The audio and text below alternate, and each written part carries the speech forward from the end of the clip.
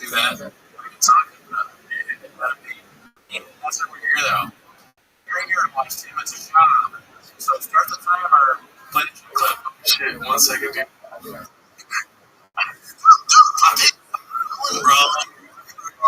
That's a fair one. Let's get this going. Alrighty. Wow. We got more coverage during the Super Bowl before we get to the statistics.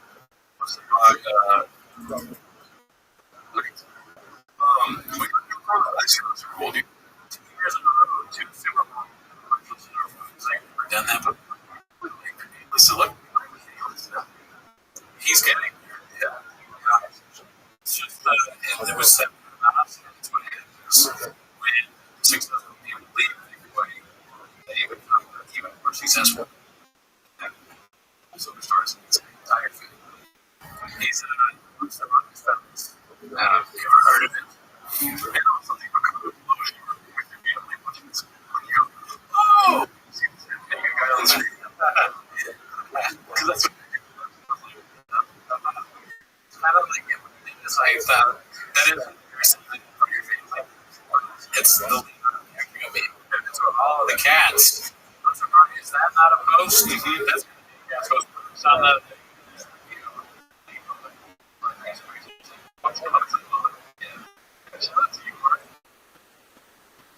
I'm going to send you a text. Here's where I go.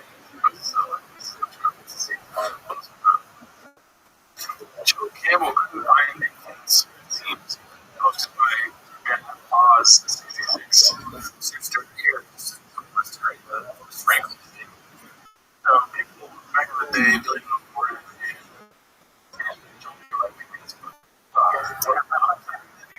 yeah, he just has a guy like his life. It's always out. When he's scrolling in there, it's not like you can't really tell.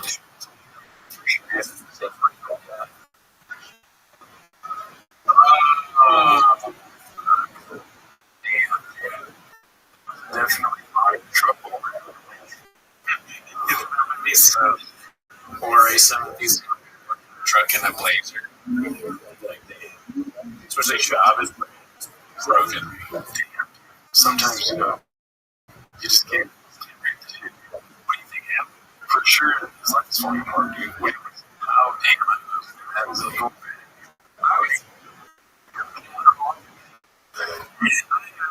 It's cocaine. Hilarious. So much cocaine. Just a bunch of people going crazy. I was thinking, he's just and he over until the very last minute. So George, you've ever seen some guy who knows it. He said, do you have a suit that grew about the same size? Where he pulls out of his closet and he like a or something.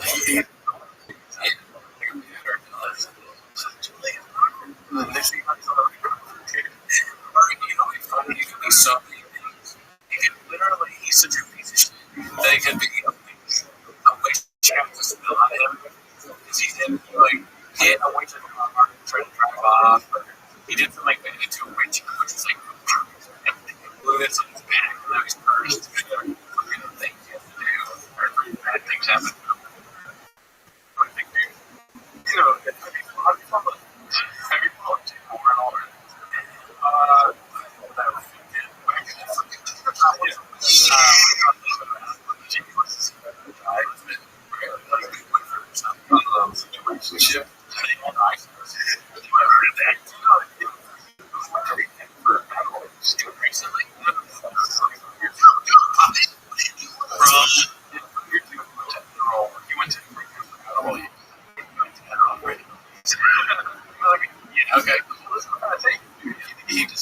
2.5 years.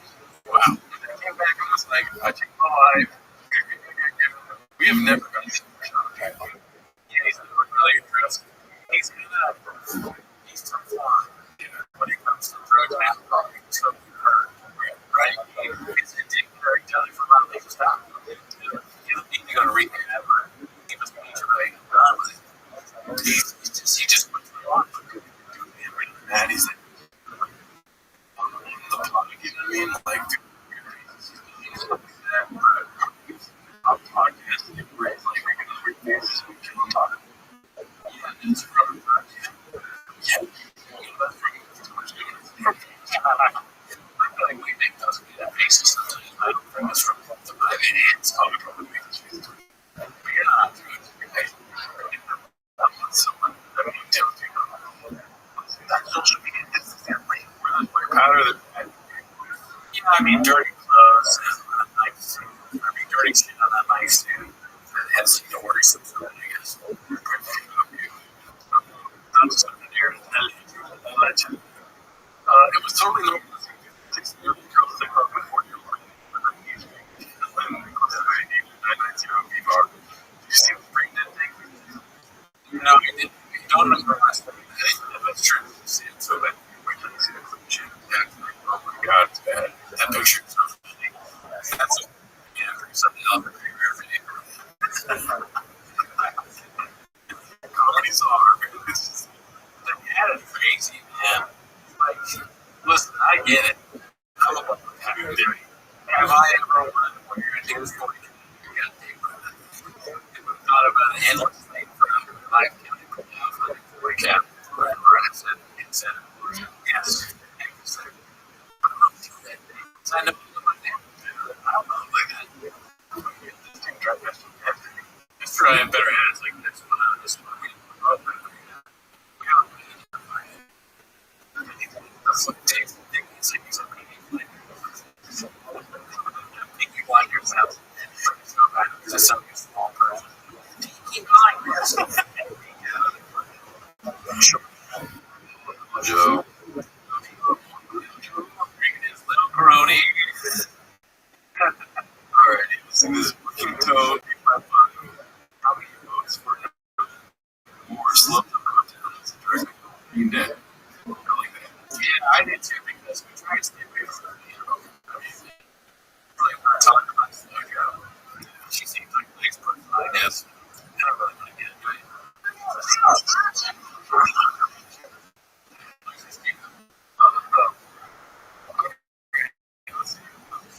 Let's move away from slow drink here, Dave. Let's crack some preach. She farts. The farting stuff is kind of funny, but that'd be cool. But just no more slow drink. It's kind of neat to make it seem like he first, but then it's obvious she's not farting. Yeah. But, when you want if you want your life on there, just constantly farting. Oh, man. When we proposed, I would have been like, yeah, my wife. I don't want that. No, none of it. Like, you want to be able to eat. You want to be attacking yourself. I attack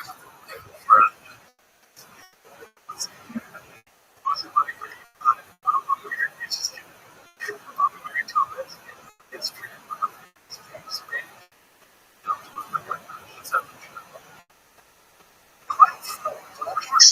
don't just say that. Last night I popped up and it's joining us. And say what else? She's in great. The kids are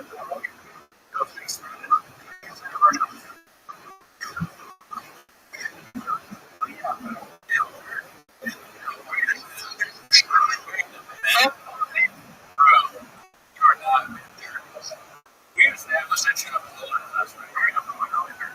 Yeah. And the shop is like what? This one. There's no way the shop is not open. I know we moved this up before, but I guess we Lee is one of my closest friends. Me and Bobby talk about this. Just scared of the idea that I can't be 42 years old. That makes sense. He's way old. He's 42.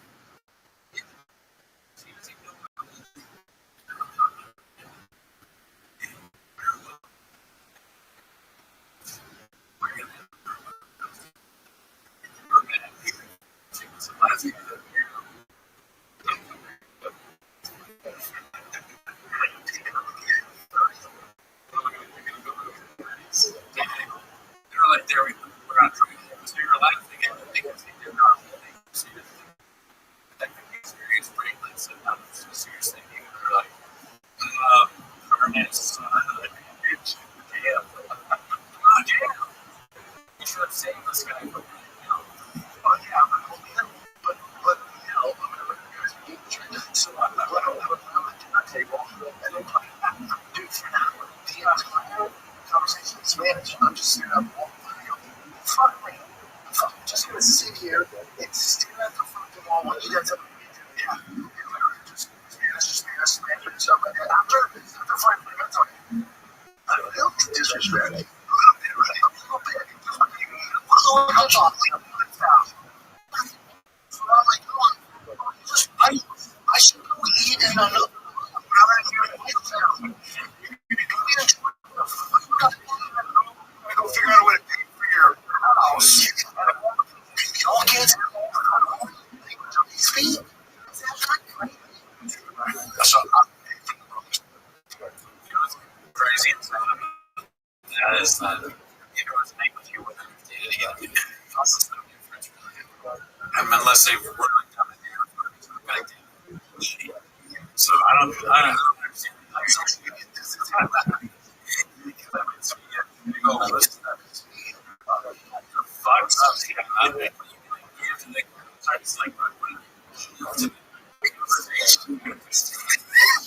it's impossible. I really want to get the conversation that much.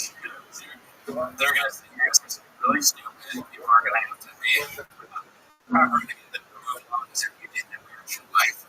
Also, yeah,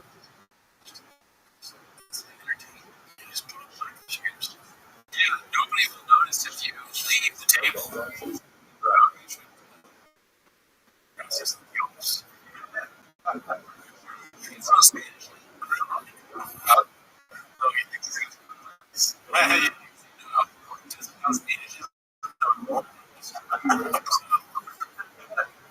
Spanish or something like that. Trying to get them to do anything. This was 5 years ago. This was years ago. I saw. Oh yeah.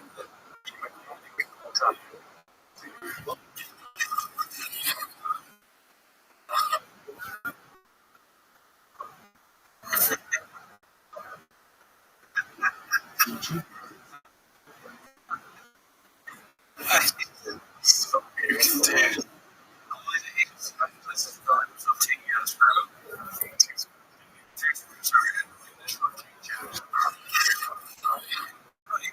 I'm a more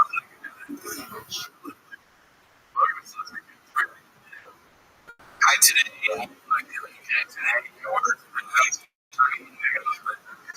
lights blinking. That's one of the lights that turns on automatically.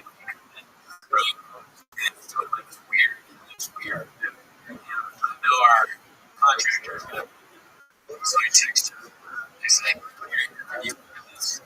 And he's like, it's just a blade, man. I go, so I go up there looking at it, and I take it, and I take a picture of it. I try to post it, so like three bucks. And he goes, pull that on ChatGPT says. So I go up there, pull it out, and they have to find this thing, so I just made my son. You can never sort of do that. I can film myself doing that and make $1 million.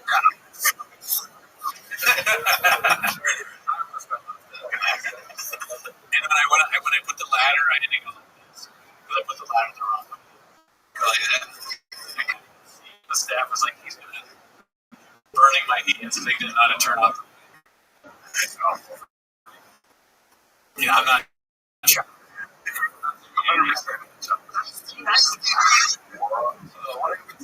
Another one from 17. Short. What music? Country music guy. Like,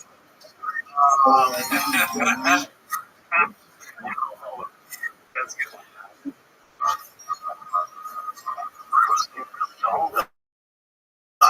Spotify. Hard to think.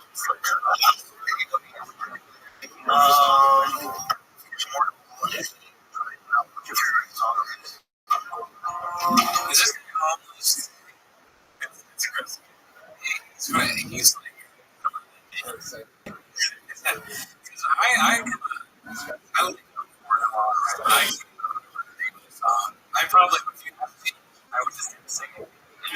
that's what I remember. The song that you were saying. But you hear this. Bless her. Which favorite music? Say house or country. No, this is what I'm saying. Exactly. Which your favorite music? Because I already said what your favorite taste. Why would you say country? I wouldn't use Morgan. I'd use somebody that I could rattle off of you. So, yeah, that's my group. George Strait or something like that.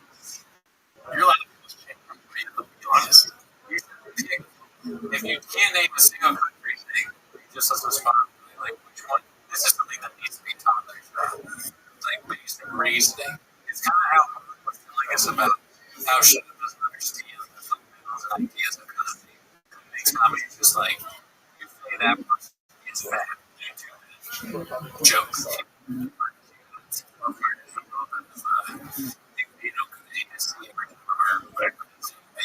See every start playing.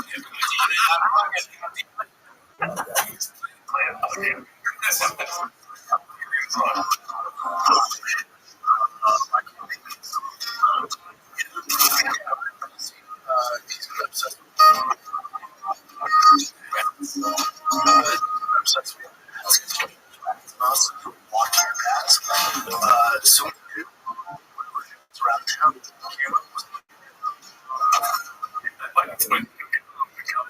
yeah. Awesome. Oh, come on. Let me see. I almost want to carry on a cap, but he would know who we were. Yeah. Every state, every state that he's in, whatever the state is associated with that thing, you're there and you hang in.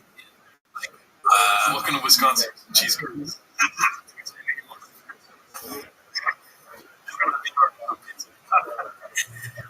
Please do that. If you ever see a shop in a specific state that has something, give it to them. Chips. There you go. Las Vegas. Colorado, there's some ski. Yes, big ass ski. Giant skis. You're not gonna believe. You will not believe what just happened.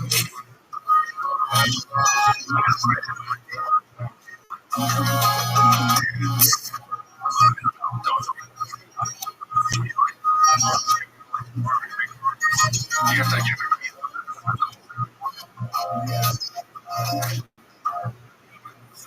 I remember that.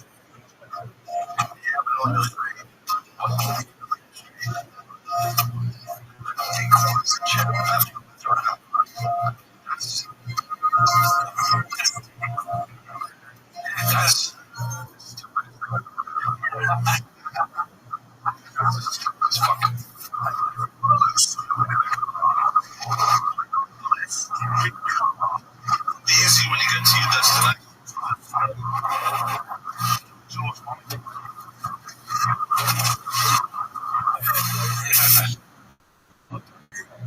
I didn't know what it was, but probably so watch the top here. Alright, let's see here. We got here 3.3. What the fuck is this latest episode? And I think we're gonna have more questions about this, but this one, yeah. No, not that. Not. Not here, right? Cal just spent 2 hours downplaying and normalizing everything in the episode. So he talked a little bit about the last episode. That goes in his stick. Just step to the entire episode. Obviously, here, these are quicker because it was definitely Rogan and stuck to it. It kept going.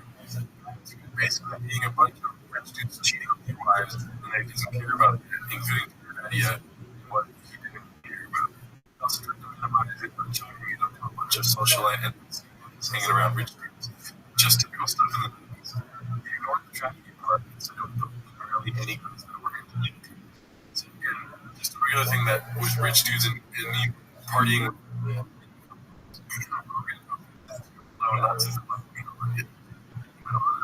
with these he's a piece of shit. also stood for 151. Did you see that tweet about Woody Allen where the guy was like, I refuse to believe that Woody Allen should be on this topic? I did see that from one of our mutuals. I don't know who he was. Never heard of the guy. BG school commercial. Up and taking health. What's up, Dallas? Coach. Fuck is your students?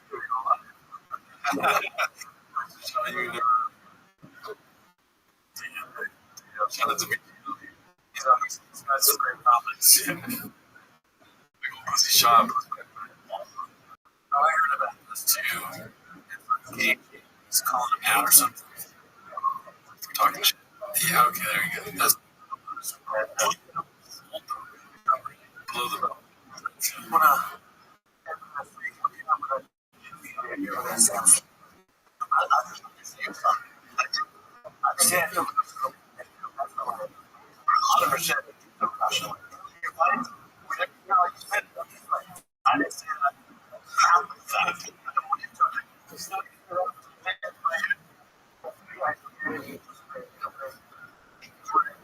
You didn't need to be.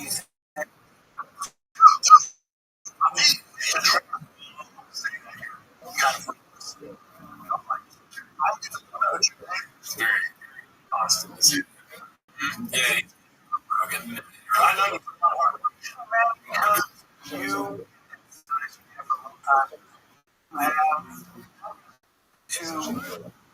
to, if you like,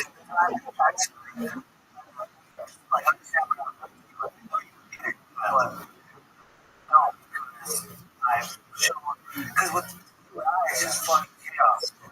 That's all it is. He's trying to come up with excuses. He's trying to explain,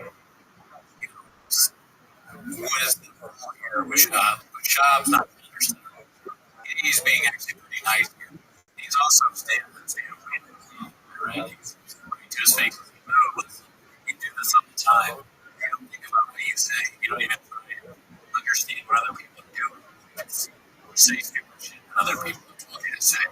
It's all from someone else. That's what I get.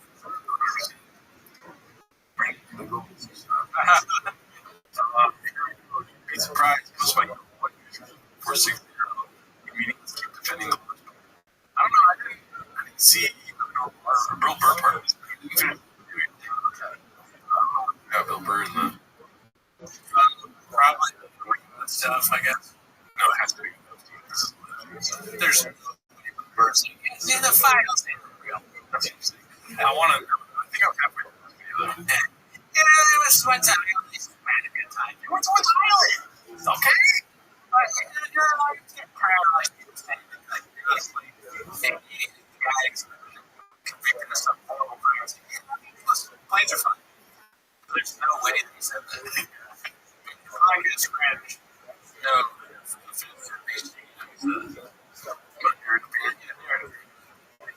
Thank you for saying me. I was really going to just get there and be like,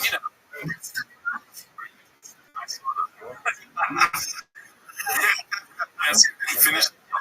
So let's see what he says about your answers like that. Yeah, petting. Bill Burr. Backlash. Still haven't recovered from the backlash, man. Honestly, dude, you never will. Now, when you to take your so it's either like British pain, he hasn't said shit about it. Clickbait, cringe. We don't do that. We don't do that at all. Not once. No, Bill Burr. He's not for that. 2 minutes ago. Let's see here. I am breathing like bad allergies. Continues to be cold. Shit. Real quick. One was announced. XJ.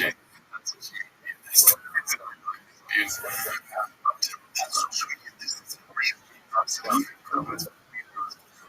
you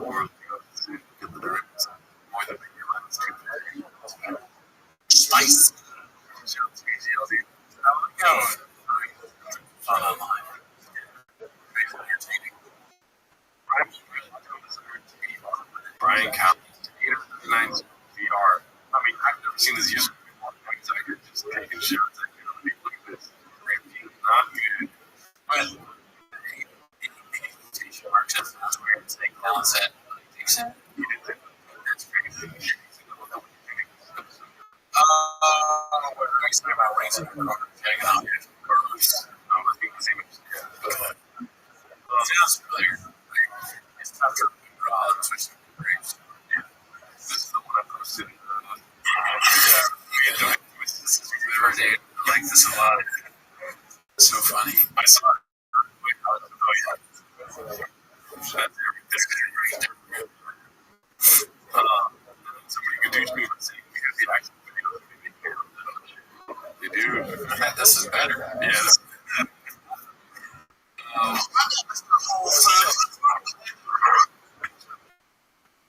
Four 16. Handing out directions to my drum.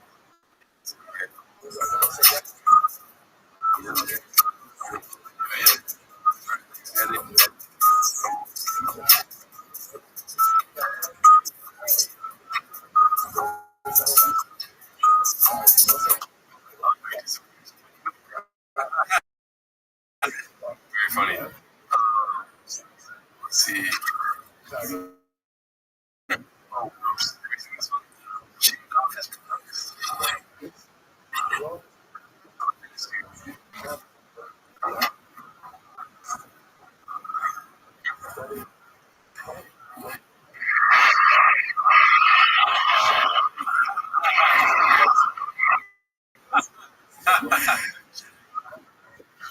half of the tribes just as like holiday. This whole thing. Drafting me to fight. Just a young kid.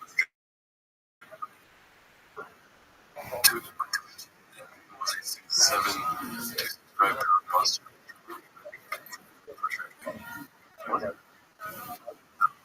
Wait, real? Just a young kid to achieve that dream. I don't know. I have to read the comments to understand what's going on. Yeah. Here's the thing for me. Just a young kid, but to achieve that dream, you're working according to but what's comes after that doesn't make sense. So, I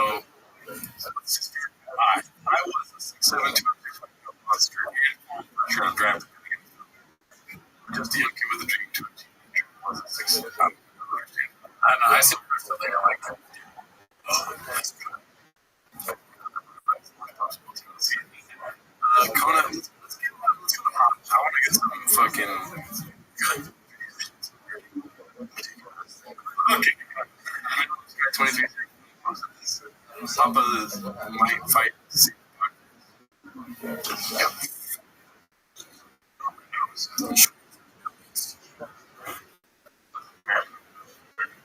Alright, next one. Joshua. Here. John Strickland. Amazing fight.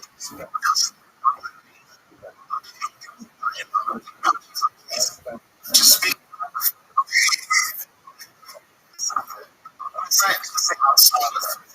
Last one. Chunk of right now, right?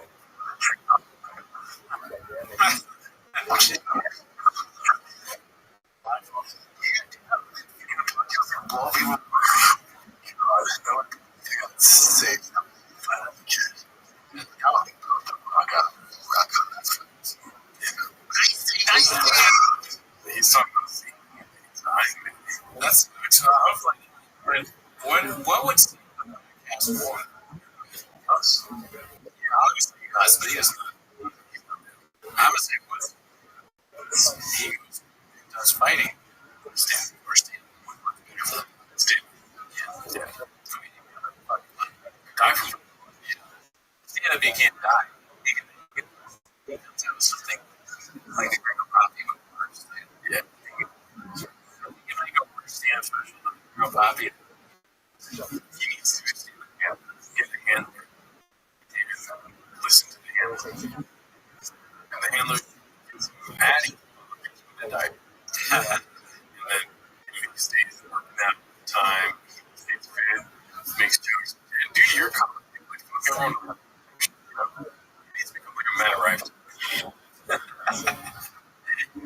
That's what I said. Yeah, like crowd work or like hot guy. 100% crowd work.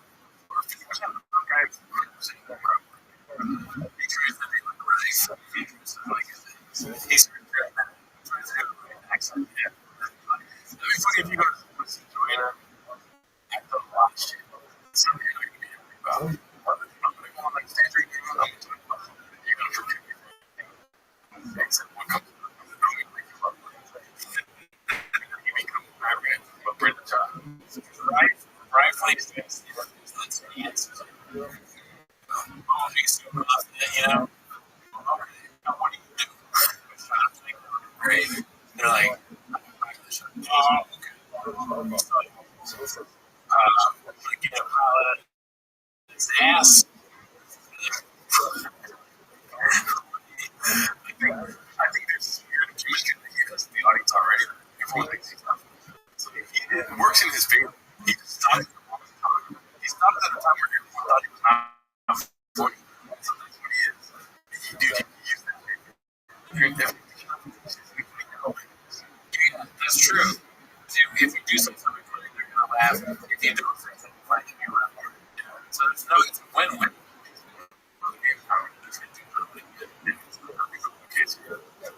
See here.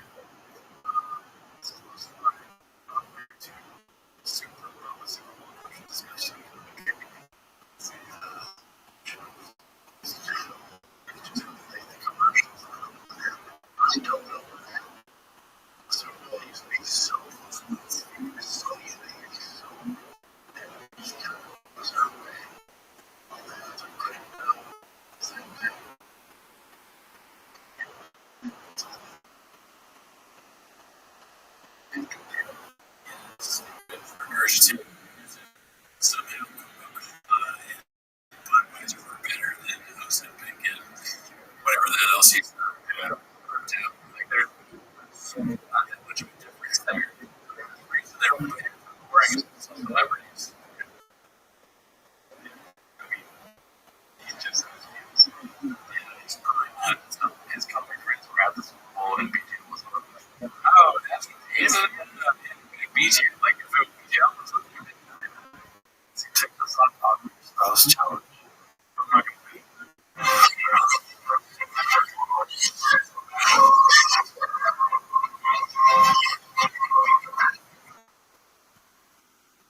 Yeah, about this is that I don't think you like just like joke around. Yeah. It's not you wouldn't feel like that's in it. You know, you'd be like last time you said last time they were like, you know, synchronized. Yeah.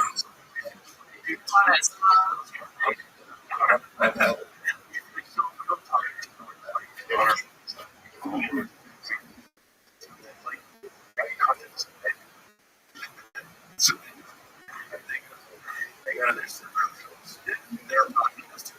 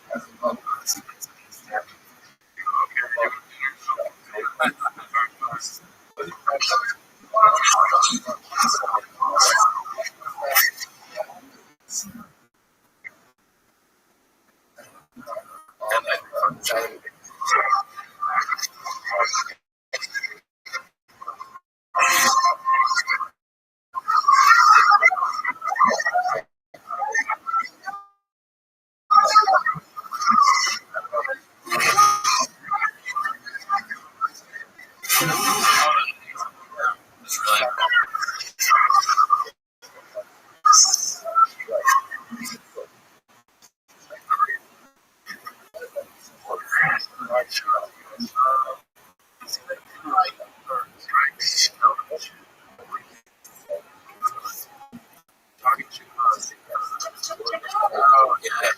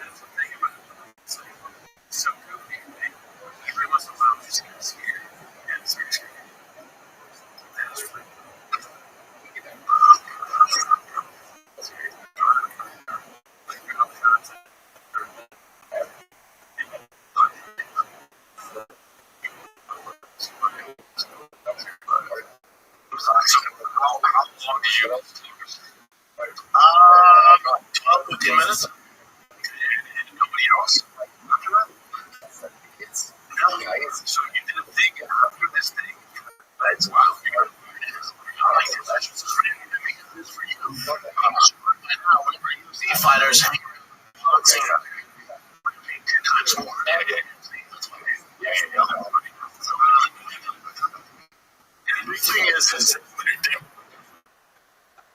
so much is getting the box all the fighters from any like from so I started roasting some fighters and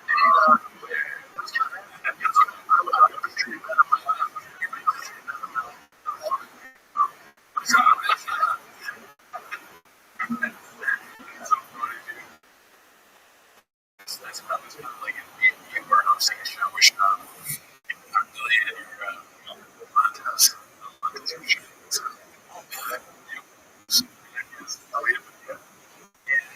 That's fair. Up and talk about the roast. So this is guy. So I think it's big. But I don't know what it was. Last time I think it was a roast. You roast.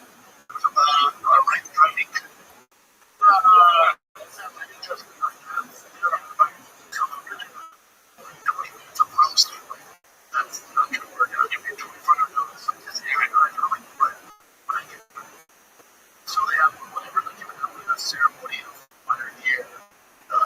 You're not going to be. No, you already got the time. Let's go damn up. That's not news about it. You're going to go out like that. He's like, this is terrible. Because I'm not paying attention. Shouldn't sit back down. You're supposed to treat bro. I'm going to so then I can do my thing. Yeah. Hello, people. And before I was out here, I was like, here's something you think that stick around because after the credits, they get those. We get something after the credits. I'm not supposed to stick around. Very well, we have like experiments really it's conference like so big. I can only imagine. I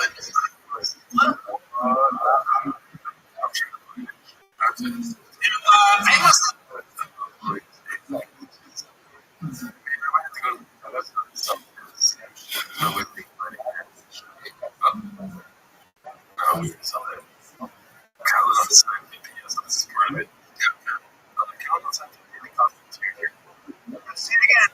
He started dating her when he was in high school. High school. Okay? Well, they dated only 4 years. Okay. You're talking about a 17-year-old daughter in high school. That's what it used to be back then. If I talk about this, I'm dating a 40-year-old famous guy, I would lose my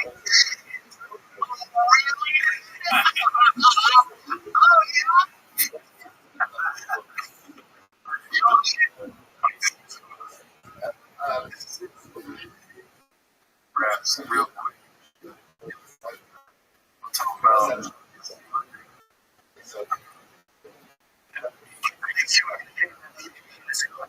more sale music out there would be quicker. Yeah. Both of them were about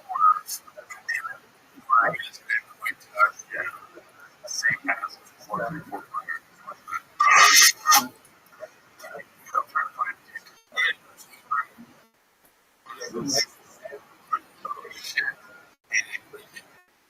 If it's AI, then that sucks, but if it's not,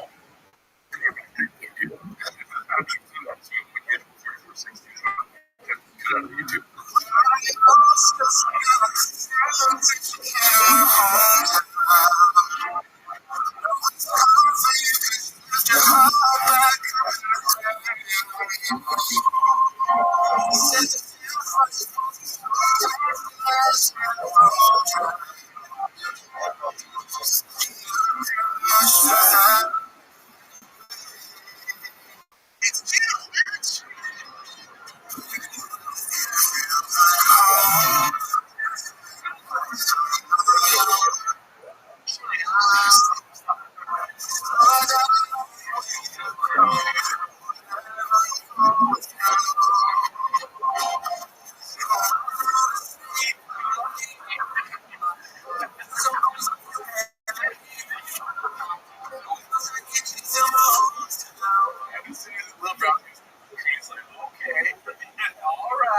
And so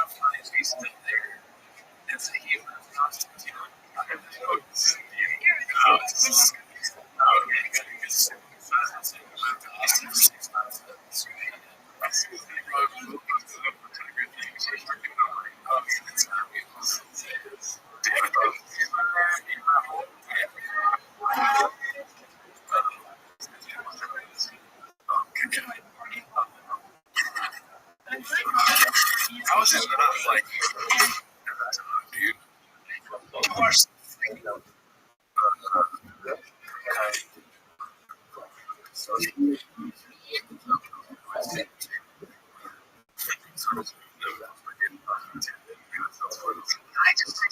heavyweights. Tied to a boss. God bless you. Because it just gets seriously. Honestly, honestly, just get the internet and let's just practice. I'm not going to be a dick. Like, tied to a boss. That's 2020. I think he's going to be such a good.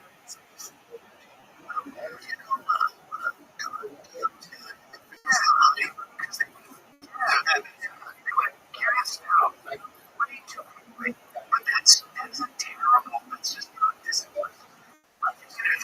If you want to go back years ago, watch the heavyweights. Oh my God.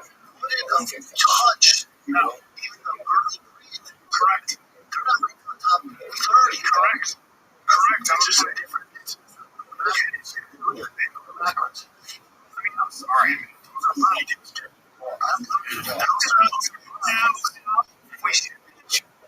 Those are all the days. It's a miracle. It was miracle. Having something as well, you're right. That it's funny. This was something. But either way, you gotta be better shape. You have to not. It's your job. It's your job. No response to the steroids. Like Austin is, you can slap.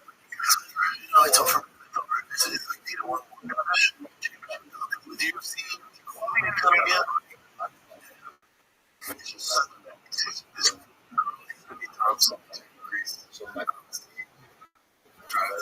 remember the much we know Robin thinks he's a great heavyweight. It makes sense that other people are bad. Yeah, it makes sense. Everybody was the best that ever lived. Anti-steroids, that's fun.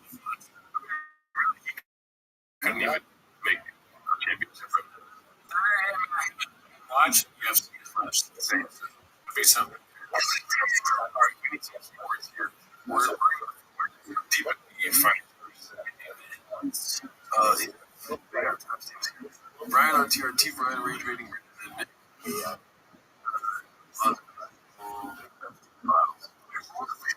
Yes. No,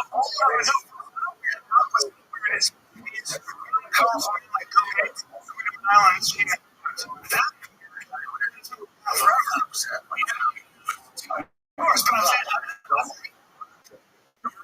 an island.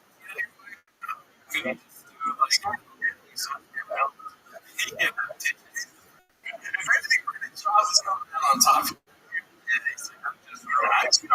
Charleston, North Carolina, dude. I'm Charleston. Sorry. You know Charleston girls do? Eat babies, eat children. Yeah. I'm a bad guy because I'm asked. It's to give some but I'm sorry about that. I'm sorry to make it go to an island for that. Don't kill me, I guess. Fancy yourself. There was a mask on the island. If somebody was they could do whatever. Oh God, that's so terrifying. Right? It's real. It's definitely that kind of sense. Like something that would be that kind of thing. Probably down north. Right? Yeah, for sure. Oh, yeah, there's a thing. It's like you're anything you want. Anyone suck your dick. Obviously, it's all sexual too. It's not like you're. If you see Ryan Callen in a mask on the rock, he's in. Yeah. Tweeting. What I'm saying is that it looks like what's the operation here, right? Well, it's the operation. Right. Basically, right. He was a worker and what happened is, well, that's basically what's happening. How did he get so rich? And working for the country. So for them to be money and washing money, laundering money. So he was basically, technically a pawn for them to basically get it. Because you can't just like hire Bill Clinton. Coffee's talking about this where it was like you can't just hire Bill Clinton, you can just hire these people. So what he did was get dirt all over them. Now you're, I'm not going to say whether I know or don't know if they showed up there knowing he was a kid. Like some of them, it seems like they know. Listen, no. I'm not saying they showed up to they probably thought it's going to be built up right. What time they get it? What time they're probably getting it?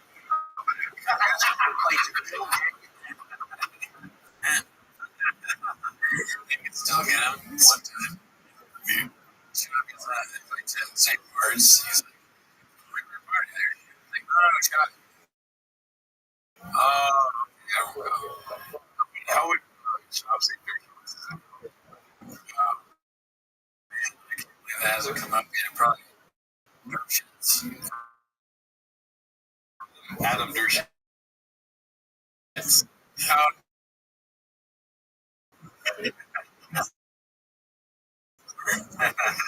Dude, Berlitz.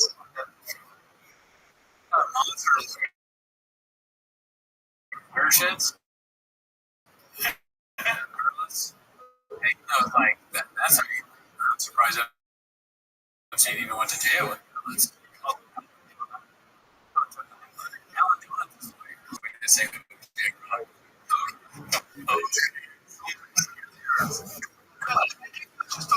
But I saw, like, you see, this is how things work in New York City. If you were a famous athlete, if you were a fucking big time financier, if you had any celebrity, essentially a conduit. It's like they were just fans, and you went into clubs and those guys. And there was a whole by the way, here's the other thing nobody talks about. I love it, but I'm really older. When you were a 16-year-old model, my wife was a big model, my first one. She was 13. There was so much money for my parents. Okay, girls were also gross. He calls his first wife on the show, and she's like, "Oh, you leave here." In the York, moron. Forget Cal's kind of stupid. He's a bad person, but he's also stupid. No, in New York, dude, like he said the agencies in New York are prostitution. All of them. That's a crazy thing to say. Like that is kind of. It's bad to say that women are just honest. You're like, wait a minute, I wasn't a prostitute. I was in a modeling industry. It's like a great party. This party is they've been with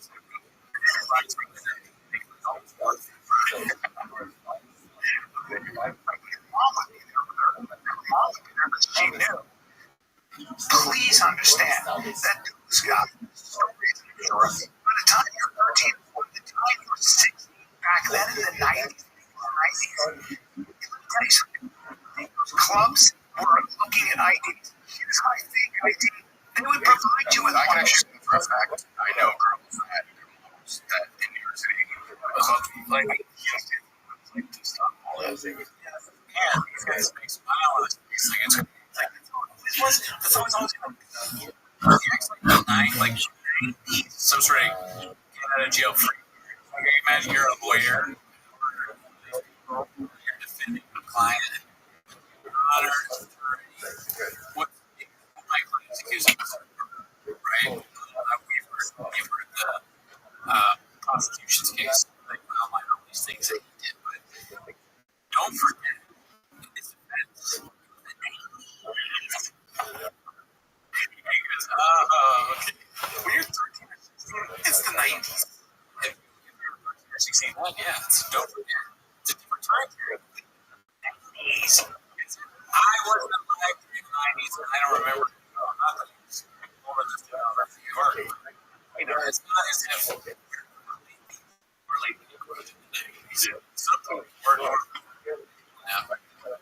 everyone was in this.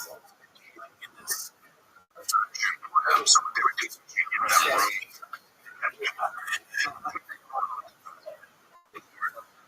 that was their job as a show clubs. Had to be just the hot girl. Of course, had to go. My God, I'm saying. When I did my first one, they called it the Irish Pub. It's not like somebody said it's the Irish Pub. They call it the Irish Pub. Okay, that's the Iron Pub. Like somebody said, that's the Iron Door. No one else. That's a hot nickname. Because nobody. Yeah, you're. The point is that it wasn't when you were a top model and you were in the lead circle of the most powerful men in the world. Hamptons, parties at the Hamptons. And everybody but one leader. It's literally the worst podcast of all time. It's so boring. So bad. Oh, yeah. Oh, dude, the models and the Hamptons, that's just buzzwords. Why were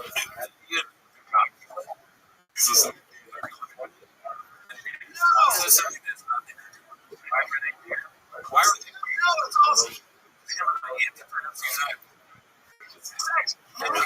Fucking yo. By the way, if you 16-year-old couples, we're also on this, that, and the other thing. People like Kingdoms.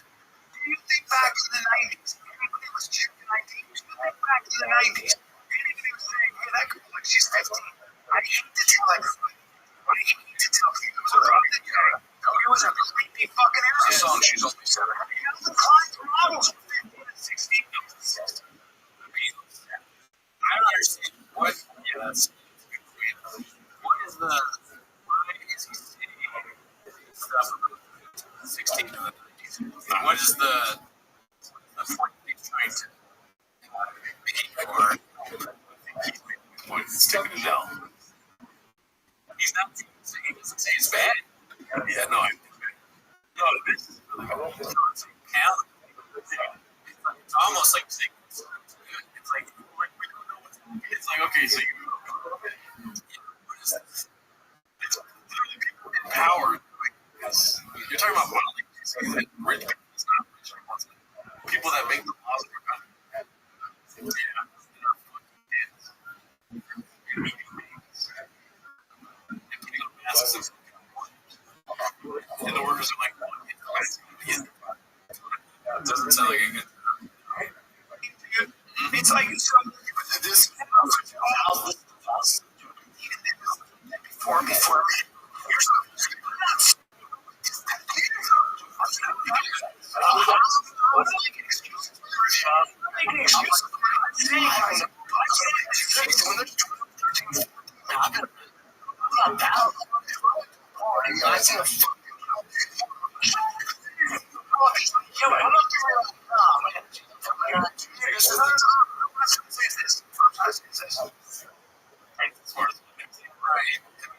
if he wasn't trying to make it go through, it's not him. This is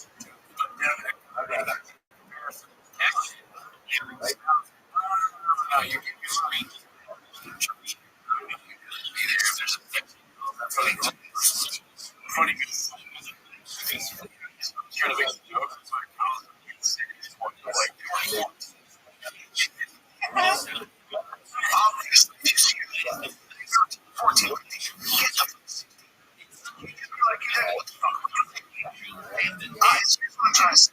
The majority of those girls who are moms, as young as 13, okay? I promise you, probably 50 to 60% of the story about how they were 16, how they were 16 and dating. Why are you saying this? Let them say it's a strange. say and they give 50% of a boyfriend that was converting. Did you say anything about this at the time? You just thought that was wrong. Maybe it's strange, but it just makes it look so what I'm a broken record. 5-year-old was fucking exit. I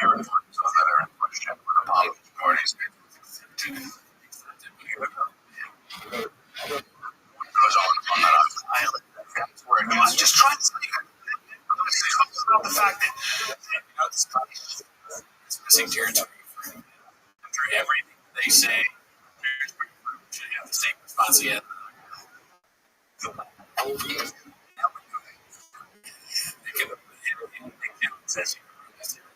Now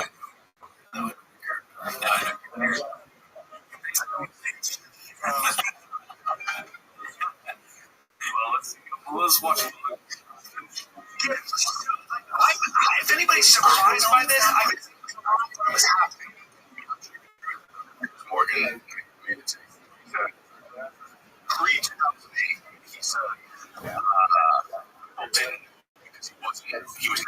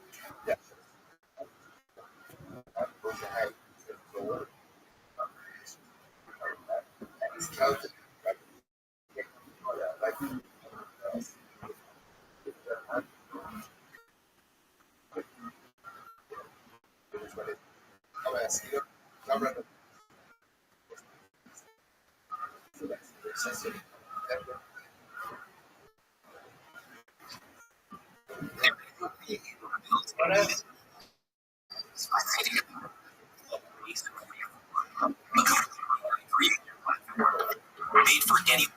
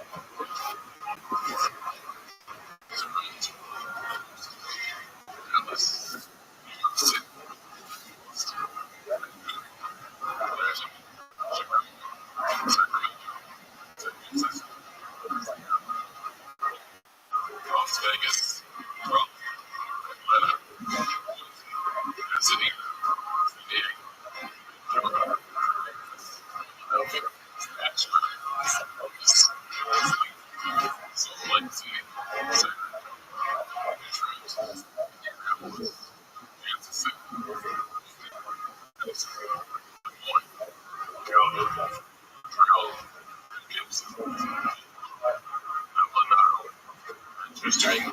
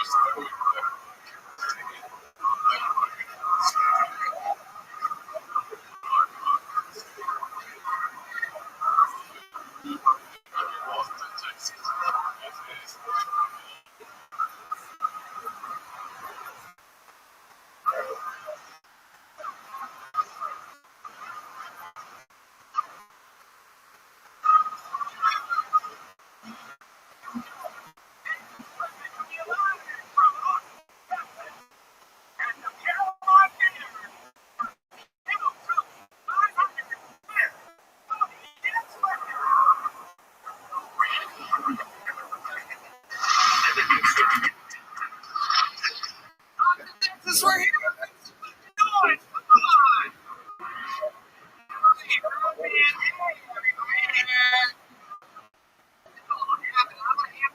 It's the Kill Tony Band.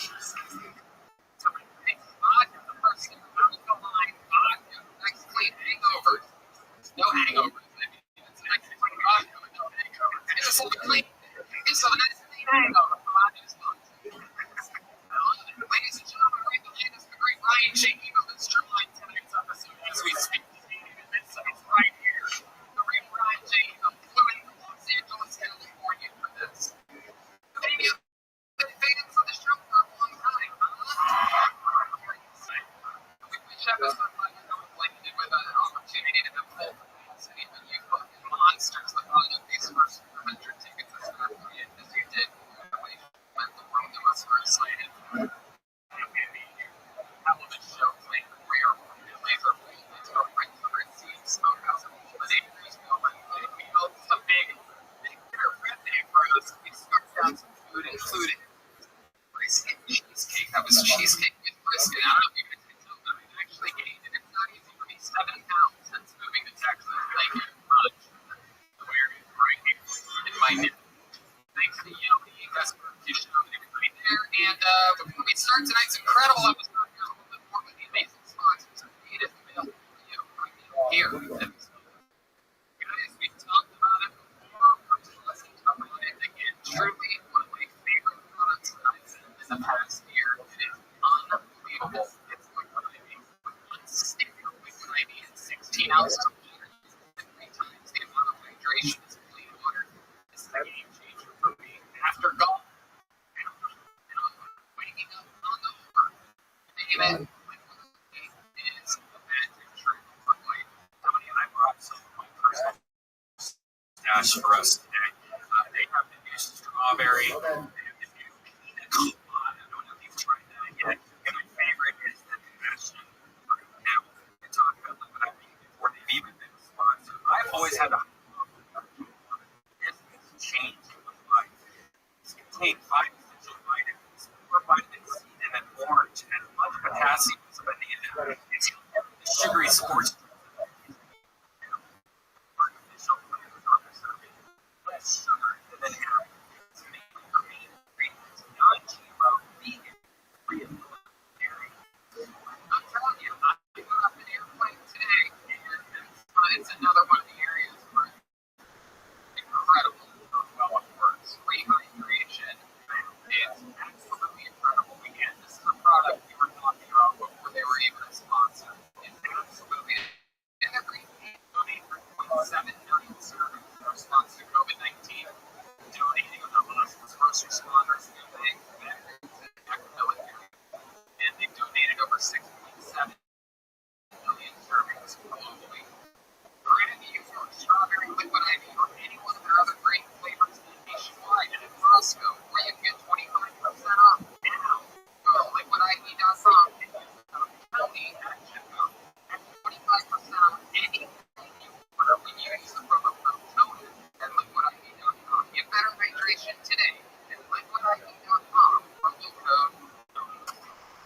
Podcast is brought to you by the Rich like industrial. In your back pocket. And it seriously changed my whole pocket situation. It's designed to easily in your front book. I was having some neck problems, and it turns out that stuff is another. Most people are still using all what's designed in the 90s, carrying around older seats, pictures of their come on. I think people like us still carry around, like, this one holds up to 12 cards. Let's go for gas. Over 30 colors and styles. Like a carbon fiber one. It's check out the 20,000 star reviews. Each wallet comes with a lifetime warranty.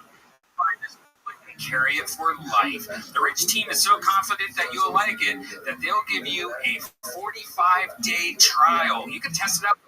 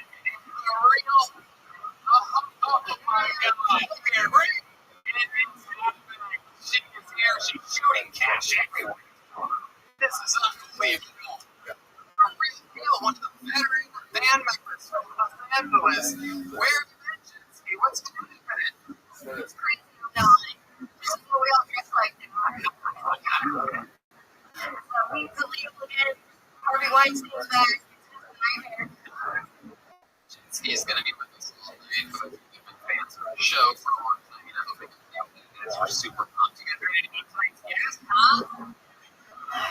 Ladies and gentlemen, one of our favorite guests, one of our veteran guests here in Austin, Texas, hangs out with us all the time. Rothschild, we love him. One of the best comedians in the world.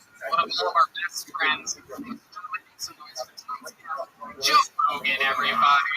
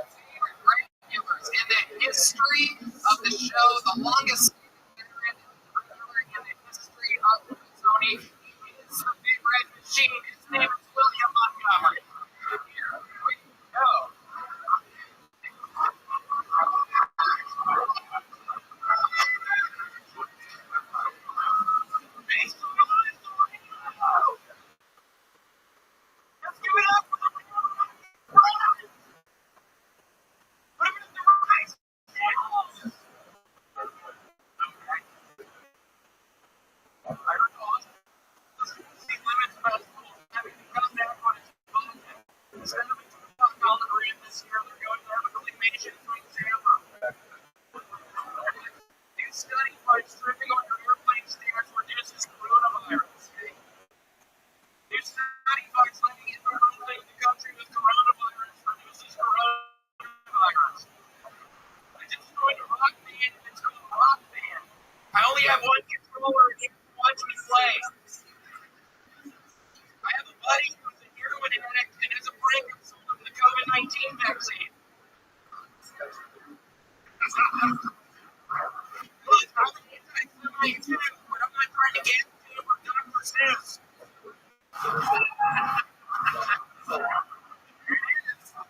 Walking down every week at New 60 Seconds. So nice to meet you. I actually took some Adderall earlier.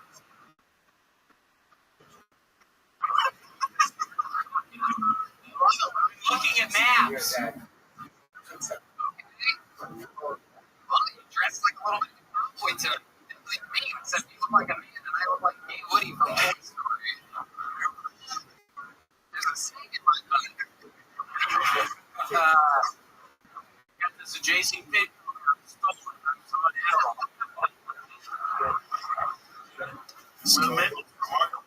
You've seen William a couple times, right, Joe? What do you think about this? Very funny dude, man. Very funny. Funny, I really think my to it. This is cool watch.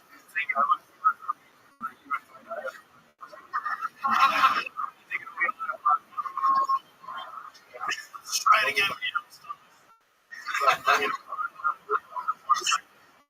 Sorry, when you were just even stealing that shirt, you were not really different to steal the belt. It's very obvious that you're not wearing a belt. What are you talking about? I mean, like, you're not only are you not wearing a belt, but your boots are like outies. They're not even like innies. No, it didn't fucking cross my mind. No. Your bell boots are like. What the fuck are you talking about, Johnny? Hoping that a belt will come to them. William, you just flew into Austin. You've been living in LA. What's going on out there? What's happening out here? What do you think about all this? Seems really cool. Who said yeah? Who's trying to fuck this up for me? This is probably the biggest opportunity I've ever fucking had. Some fucking dumbass is doing that. Please stop. Please fucking stop. I'm not kidding. I swear to God, I'm not fucking kidding right now. I took too much Adderall earlier. I'm totally fucking on edge. My heart is breathing out of my chest. William, but yeah, it's been really nice. It seems like a nice place to be. Can I ask you like a comedy question? Yeah. What's your writing process like? Because your stuff is all like silly, sort of non sequiturs. Like, do you just sit down? Do you come up? How do you do it? I will. Yeah, to be quite frank, I will. There are many times I'm not prescribed anymore, but I will take an Adderall pill and I will smoke some weed. And I feel like the Adderall sort of gets me in the zone. And then the weed, I'm thinking silly. And then I write it down. I believe you. That explains a lot. It's great stuff, though, man. Really funny. Were you on Adderall when you committed to talking about Adderall for half your set? I actually wasn't. I actually had taken Adderall today. Oh, I had to. What a twist. No, actually, my drug dealer in Los Angeles, I bought 10 Adderall pills for $600. That doesn't seem like a good deal at all. It doesn't at all. Were you on Adderall? I was on Adderall when I bought the Adderall. Joe, you might like this. I've said it once before, but one of my best jokes is the guy who invented Adderall must have been on Adderall. It really works better if you don't do it like right after the joke about Adderall and Adderall. You really step It's like a technical thing. Yeah. This is just a preview of the JRE episode that you'll still see in the future. William, what are your favorite things about Austin when you visit here? Oh, man, the color yellow is everywhere. It's my favorite color. It's like everywhere I walk around, I see the color yellow. It's one of my favorite colors. I'd say that's probably the biggest thing right now. And how does the rest of the country not know about queso? Yeah, that's crazy. That's a big deal. Do they have the white cheese dip here? Yeah, whatever the fuck you want. But the fact that the rest of the country has like bullshit queso. Did you have queso before you moved to Los Angeles though? Because when I was in Ohio and I moved to LA, I was really pissed off that the Mexican food didn't have queso, and I always. Do you think Mexican people are mad at Tex-Mex? Yeah, they are. Are you? Sure. Yeah, Michael Gonzalez, our new resident Mexican drummer over there. I don't like Tex-Mex. I was talking about Mets El Rancho the first few episodes. They get mad at you. Yeah, he was really mad. He's like, yo, dude, if you really want, you're talking about like Tex-Mex. If you want Mex-Mex. Are you really Mexican? Cool. He sent me to this place. With that said, he did. He sent me to this place called Polvo South, and I was hooked. The real shit. Yeah, now when the wait's too long at Mets El Rancho, I go to the Mex-Mex. Are y'all really black? Cool. William, I don't think you can talk like that wearing a shirt like that.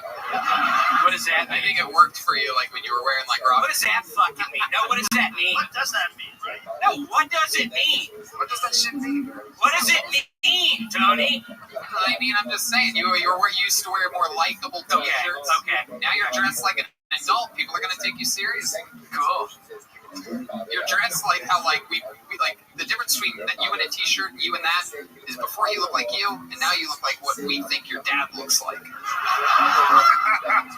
Sweet Larry Montgomery. I think it's a good curveball, honestly. I think if you came up with like a wacky like rock t-shirt on, people would see more coming. But I don't. Yeah, just wearing that. I think I'm gonna just keep wearing this shirt. Yeah, just leave it on. It's a good shirt, but it's just a framework. I think I'm gonna keep. You can build on that framework. You can have similar sort of misstyled attire. Put it all together. I'm thinking People are like, about what is this guy doing? And then boom, you hit him with the good jokes. I'm thinking about it. Maybe I'll start wearing this shirt all the time. What do y'all think, Laredo?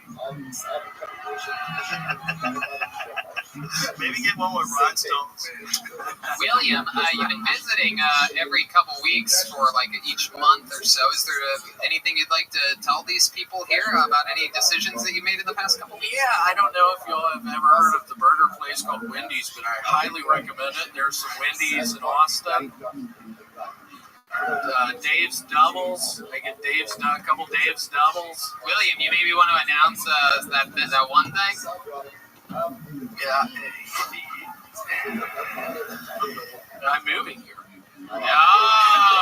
I don't think anybody saw that coming. Come on, Laredo! You got an apartment in Laredo. No, I'm still looking for apartments. So if somebody maybe has an open place, let me Take know. him in. Take him in. Take him in. Joe, you have probably an open spot. That was just like your average liberal's reaction to real immigration. Not my house.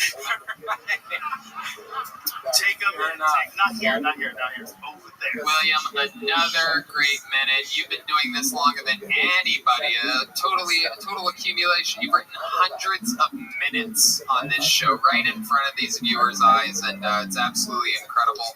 Congratulations on your new move to Austin, Texas, and way to get the show started. Ladies and gentlemen, it has begun with the stylings of William Montgomery. Dude, that was really good. Really good. It was awesome. There goes William. He's a funny dude. Hell yeah, he is. Oh, look, it's Zach Bogus, everybody. Well, Oh, we should upgrade him. yeah, we did. One day we're going to get to a point where we're not so scared to use the same microphone. There goes One day. Zach Bogus. One day. Yeah, I know, right? So people are safe here in Austin. Ladies and gentlemen, your next comedian goes by the name of Lucas McCrary. Here we go. Your first bucket full of the night. Anything can happen. We've had legitimate homeless people. We've had everything on this show. We've pulled everything out of the bucket. There's a rumor going around that there's a guy handing out 100 t-shirts with Casey Anthony on them that just say Tony Hinchcliffe underneath it. I saw that. So shout out to whoever's bombing from the sidewalk. Oh, here he is. It's Lucas McCrary, everyone. Hello, everyone. So, a little bit about myself. That's why we all came out here tonight. right. So I'm non-binary, right? So I use they, them pronouns, and I have to remind my dad about this lot because it's still a pretty new thing. So I'm like, hey, Dad, if you don't mind, I use they, them pronouns, but it doesn't matter how many times I remind him because he keeps calling me faggot.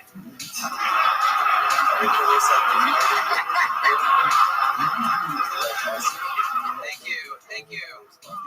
It's actually on my birth certificate, Faggot McCrary, that's my name. Better than my sister named Disappointment or my brother named Elliot, fucking garbage name, garbage person. So what's it mean to be non-binary, right? So gender is a spectrum, so you got man, woman, everything in between. So some days I feel like I am a woman, and other days I'm funny. So still trying to figure it out. Thank you. I'll leave it at that. Wow, dude, that was really good. Lucas McCrary. That was very funny. Very funny. Thanks, Joe. Hell yeah, welcome to Really good. Welcome to the show. How long have you been on stand-up? I've been doing it about 3 years. 3 years. All here in Austin, Texas? No, Tennessee. So, okay, about 2.5 months. That was some good stuff, man. Really clever, really sneaky. It was awesome. That was really funny. You're doing it all in Nashville? No, Knoxville, Tennessee. Wow. What's the scene like out there? Is it just you? Yeah. It's me and like 20 other active comics. It's very small. Okay. Would you guys set up your own shows in bars and stuff? Coffee houses, old movie theaters and stuff. Yeah. It's fun. Yeah, if you could really draw a crowd because there's nothing else going on. How old are you? You look somewhere between you look like someone like a young boy and a you? werewolf. Tony, how old are you? This is incredible. No, he might be 40 or he might be 8. Yeah. I'm 24. 24 years old. What do you do for work? I make posters and album covers. Okay. All right. And you make a living off that? Right now, yeah. I live very minimally, so. He sells drugs, right? Yeah, it seems like it. I'm looking at this guy, I'm like, get in the fucking car, shut up. Now, do we say he or do we say it, or what is the proper thing? Yeah, I prefer trash. If you want to spit on me, that'd be I mean, what is it? So is that all true though? Do you really identify as non-binary? Can you just keep the mystery, Tony? I don't know. Let's talk about it. Yeah, I do. You do. It's like what exactly does that mean to you? I think it's different for everyone, but for me, it's just like I don't really care about gender stereotypes and stuff. For me, it's just a way to get around the idea of what a man or a woman should be. Just lets me kind of do my own thing. He's the future. We're all going to be aliens, little genderless aliens with giant heads. And this is just one step. I was gonna say the exact same thing. But listen, man, you know what? You're like the first person who's like openly claiming non-binary that wasn't slightly annoying. Thank you. You're really funny. Instead of like me hearing that and going, oh, you just need extra attention because you just whatever, you were just talented. So I'm like, fine. What do your parents Say it. What do your parents think about all this in real life? Like, what do they really think? Did your dad really call you a faggot? No. They're very cool with it. They're very confused, but they're very Yeah, they live in Knoxville, Tennessee. They're confused as shit. We don't even really know what all this means still. They don't live in Knoxville. They live in Kingsport, Tennessee, even smaller. So. Oh my god. Wow. How small is that? It's like 40,000 people. Is that one of those places you see on the Discovery Channel where they catch catfish with their hands? You ever see where they go noodling? No, they go noodling. No. They get in the water up to their neck. There's TV shows about it. They're amazing. I'm sure. They get these like muddy water, you can't see shit, up to your neck, and you reach your hand in, and these holes where these catfish live, and you grab the catfish and let it bite your arm, and then you pull them out. That's where his parents live. Are you doing that? You're not even doing that here, right? There's big catfish out there. What do your parents do for work? My dad, works at this big chemical plant. The whole reason the town is there. My mom is a physician's assistant, medical. Oh, so they're smart people, they're intelligent people. Yeah. I think it's super brave to just say it, and then it's not even, you're not pandering at all. You're just being whoever you are, and you're fucking hilarious. That's what the world needs, a person who can express themselves just genuinely, where it doesn't even remotely feel performative. But then your comedy's really good. So, dude, kudos. Or whatever you want me to call you. I'll go with whatever. If you're that funny, I'll call you a they. It is great. Hey, okay. Whatever you want, man. I've always hoped that there was more male comics that would talk about Not necessarily male. Will you shut the fuck up? All right, I'll just gonna. Oh, check your privilege, you piece of shit. I'm so tired of these cis male assholes with cowboy hats talking shit to my non-binary friends. I mean, stop, man. Just fucking do better. Live your truth. You need to live your truth. I do believe you're cancel proof after saying that. I think you could pretty much do any. I think you could shoot everybody in the theater. Oh yeah, you can kill us all and then blame it on your dad. And here's money too. What else you want? You want to move to Mexico? Do you have any special skills or talents or anything like that? Anything? You good at anything other than stand-up comedy? No, I don't think so. Well, listen, you're really good at stand-up comedy, so fuck everything else. How long are you in town for? I'm living here for right now. I'd like to invite you to the Vulcan on Thursday if you. Wow! Look at that! Lucas McCrary just got a spot at Vulcan. Congratulations, Lucas. And a great set. Congratulations to you. We hope you'll sign up again at one of the upcoming shows here in Austin, Texas.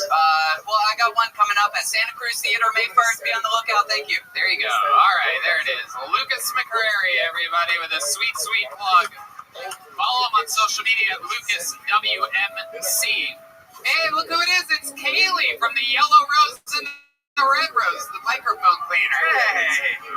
Everyone loves Kaylee. She's been switching out the microphones for us the last couple weeks at Antone's. The Yellow Rose and the Red Rose, the two premier strip clubs of Austin, Texas. Now we got Kaylee from the Yellow Rose. Be careful. Yeah. You don't want to play with it. Those are no joke. All right, your next comedian goes by the name of Noe Lopez, everyone. Noe Lopez.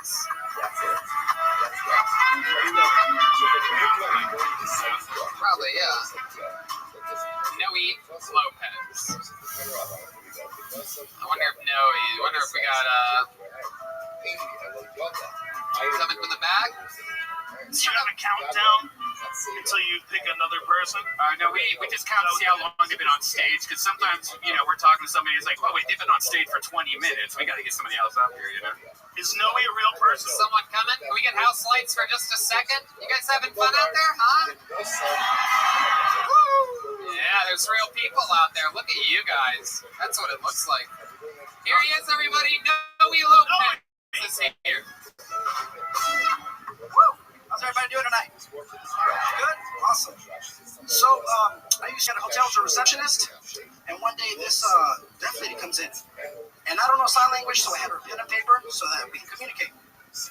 Earlier in the day, I had some Mexican food, so my stomach is bubbling, and I gotta take a mean shit. Well, she can't hear, and I figured, man, I'm gonna alleviate some of the pressure, and I fucking ripped the fart. Well, did you guys know that one of your senses failed, the others are heightened? I didn't know that. And this bitch must have had a fucking nose like a bloodhound, because immediately she stops right and looks up. And I gave her the same stupid look back. And I farted again. And so, I figured, fuck this, she didn't hear the other one, she's not gonna hear this one. Well, and she can't hear, and I can deny the smell. I don't smell anything, whatever. Well, turns out she wasn't deaf, she was mute. She heard everything. And needless to say, she didn't believe us. Noe Lopez, everybody up here talking about pooping. Hi, Noe. How's it going, You've Tony? been on this show before once, right? Yeah, I followed Halloween and Darnell. Oh, yeah. Chaos that was. The internet found out about that today. Yeah. I should have been here for that. Have you seen any of what Yes, I would have grabbed Charlemagne Darnell, but we're going to be okay. Everybody's been going back. We're like, Take your, I don't know if you guys know, take your lumps. we're like the biggest show in the hip hop community as of today. I don't know if you guys have been on Instagram at all, but Millions of views. Charlemagne, Donnell, DJ Envy, all these people are all. I think Donnell was just over it, but it just makes me sad. Who was the dude? Mallow Me. He's very funny. Golden ticket winner out of He's Iowa. very funny. Yeah. That dude's very, very funny. And he had no idea Donnell was going to be there. And he also. Well, Donnell had no idea he was going to be there either. In all fairness. Yeah. That dude's just really good. Mm-hmm. Yeah, it was a powerful experience. Was Donnell intoxicated? Yes. He was fucked up. There you go. He couldn't consent to his own behavior. Noe Lopez, welcome back to the show. What happened last time you were on? What happened like during the interview part? What did we find out? That I had a felony, and apparently I gave you guys serial killer vibes. Yeah. I was hoping you weren't going to say syphilis or something. Yeah. What's the felony from? Criminal mischief in 2013. I kicked the headlight on my baby mama's dad's truck. That's criminal mischief? Yeah. I got a felony. Mischief's a hilarious word It for a is, crime. right? What'd you do, mischief? Yeah. It's like a Dennis the Menace type of crime. He's up to real mischief out there. Mischief. Whole new thing. Yeah. Look at the windows and whatnot. Kicking out headlights. Real mischief. Yeah, man. I think, like, I feel like the attention was all like drawn towards what had happened, like right before I hit the stage, and so. Oh, totally. Oh, it's not your fault. And I bombed whatever. Like, it was rough. I'm not gonna lie. How long have you been doing stand-up comedy? This is my second time. Your second time ever. So you've only done Kill Tony. You've only done 2 sets. You've done 2 When was minutes. the last time you did it before? For episode 499, this was roughly 3 weeks ago. Yeah. Yeah. Yep. Do you really want to do this? Is that Oh what you yeah. want to do? I'll be honest, man. I've always wanted to be a comedian, but I didn't have the balls to do it. A 5-minute open mic set to me seems intimidating, more intimidating than this. And I figured, man, if I'm gonna fucking bomb, I'm here and Kill Tony. Why not? Yeah, well, maybe you should try to do good.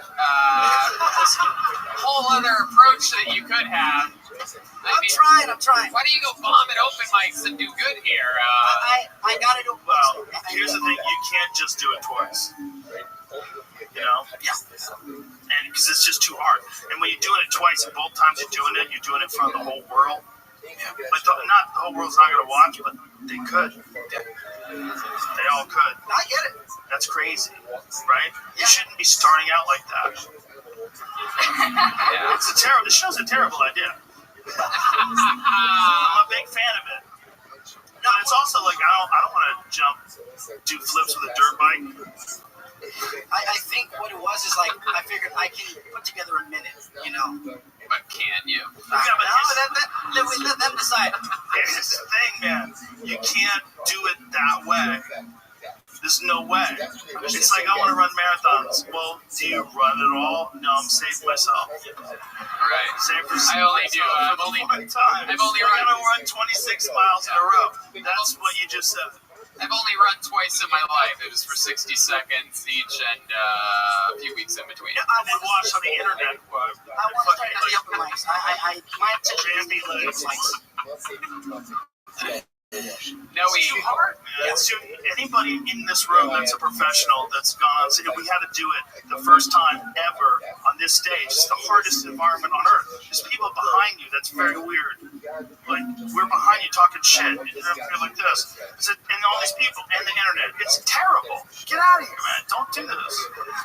What's the funniest thing you've ever done, like in your life, where you made a bunch of people laugh, or your coworkers? Or what do you do for work? I work in a warehouse. Okay, there you go. Perfect opportunity to make a bunch of people laugh. What'd you do? I don't know. I couldn't tell you off the top of my head. How about your family? Anything with your family? Do you remember making your family laugh? Or perhaps a classroom of students? I just have a knack for I don't like the way this prosecutor is interrogating my witness. Thank you, Joe. We're trying to get to the bottom of this case. Objection, leading. You're putting a lot of pressure on him. Answer the question.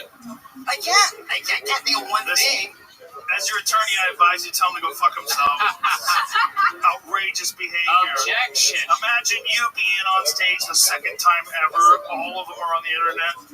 Hey, this is what he signs up for. I understand, but all bullshit aside, you just gotta do open mic nights, man. Yes, sir. You gotta get out and just go do them everywhere. Every time you can. And even if you don't want to do it, you're like, oh my god, there's 5 people here, I can't do this. Just do it. Do it. Keep doing it, and eventually you look back and laugh. Or not.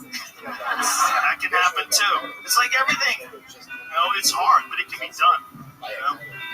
When you bought that hat, did you think you were going to have magical comedian powers? Because it works for Joe. Bro, you shitting up my hat while you're wearing a fucking cowboy hat? Little Rascals hat is what the comedian hat is on it. Only comedians wear that hat. Fuck you, man. It's like when you see a baseball player with a hard batting helmet on. It's like, oh, that guy's about to go to bat. It's comedians and ancient punk rockers. When we did that end of the world party and Bill Burr said it was a paper boy with a little Rascals hat. I've never heard that. The imagery is crazy because it's such a mirror image. You're talking about farting during yourself like this is a Mexican red band. Yeah, it's brown band. Noe Lopez, what does the word Noe mean? It's such a rare name. It's just the fuck are you talking about? Noe? That's a normal Mexican name. Oh, it is? Piece of shit. Oh. I'm back. Trying to get some virgin. Biblical name. What? It's Noah. Like in the Bible, the Spanish translation, it's Noe is Noah, but it's pronounced Noe. Okay, so you're named after Noah, basically. Yeah. He has to fix that boat. Yeah, exactly. Mexicans, the only people that can name their kid Jesus. Yeah, That's true. Imagine if you're like a regular white guy, even if you love Jesus. But they don't. They name them. You can't name your fucking kid Jesus. They're like, I can't do it. but if you're Mexican, they're like, how do you say it? How about you? You have any special skills or talents, or? I am actually a musician, and I have a reggae band. I play piano, guitar, bass, and drums. I do it decently. Are you better at that than comedy? I am, man. Probably. I always have pretty But you know that you can do that. So if you got better at that, you can get better at comedy. It's the same thing. It's like anything you do, whether you're doing music or art, or it's just how much time you spend trying to analyze what you're doing wrong. You sing? Oh, shit. I sing my songs. Yeah. We sing Happy Birthday to Tony as if he's John F. Kennedy, you're Marilyn Monroe. No, don't do it. Please, come on, No, man. don't do it. It's your 500th No, I episode. don't want him to sound like Marilyn Monroe. Happy birthday, Mr. President. I want to see if I want to hear him sing in his real voice. I want to see if this guy's good at anything. Now you're getting mean. I know, yeah, I'm about to I'm get mean. appealing to the 10% of you that's gay to get uncomfortable. Happy birthday. Do it. It's not even my birthday. I think it's 500 episodes. Come on, him doing his best Marilyn Monroe impression. No, I want to hear him sing a song that you actually wrote. Like you're Why like, are you trying to kill all the fun, Tony? God damn it, sing me Happy Birthday like Marilyn Monroe, you piece of shit. Yeah. I'm gonna sit around there. God damn it, now do it. As your attorney, I won't let him talk to you this way. I advise you to use the fifth. Sing a fucking song, Noe Lopez. Sing fucking it. Can I use your band? Yeah, do whatever you want. Oh my god, we're getting down right now. I feel like nobody's gonna blow us away. And we're gonna say stop with the comedy. Whoa, what is happening? No! La la la la la la bamba.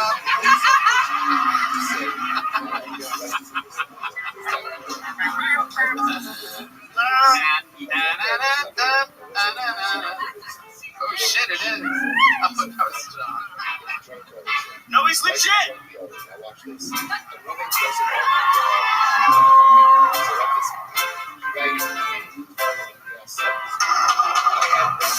I ain't got the time. Can't always be by your side. And I don't get much sympathy. I choose to bleed. But you know I try. Girl, you know I try. Girl, you know I try. Lord knows I try. Wow, look at that. Noe, guess who never gets to do stand-up comedy again? No, listen, man. You need a guidance counselor. Yeah. I'm gonna be your guidance counselor. You're a fucking great musician.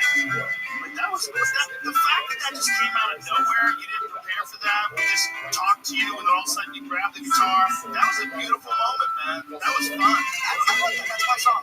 That was a beautiful moment.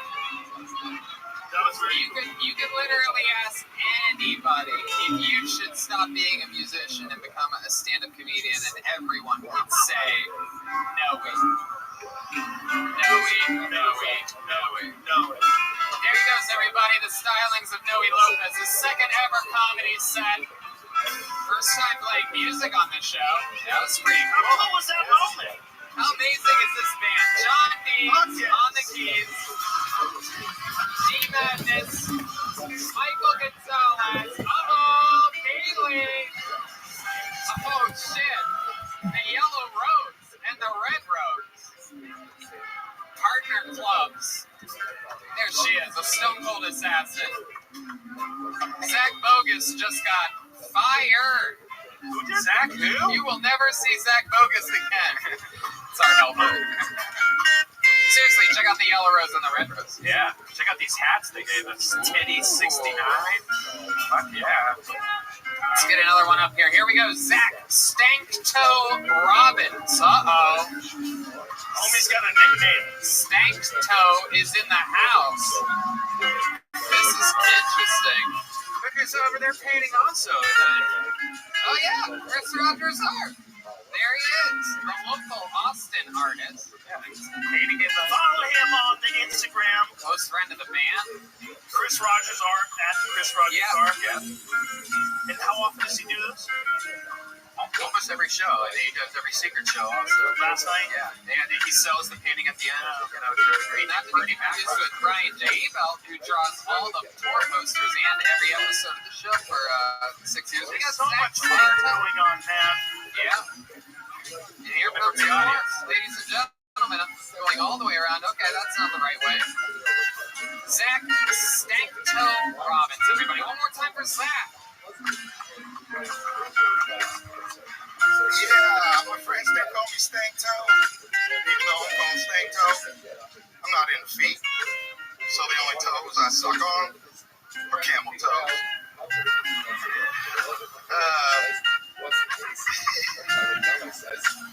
It's true, it's happened. You ever have a girl ask you for a dick pic? So later you scroll through your phone and have to look at your own ugly ass penis? It's like gross.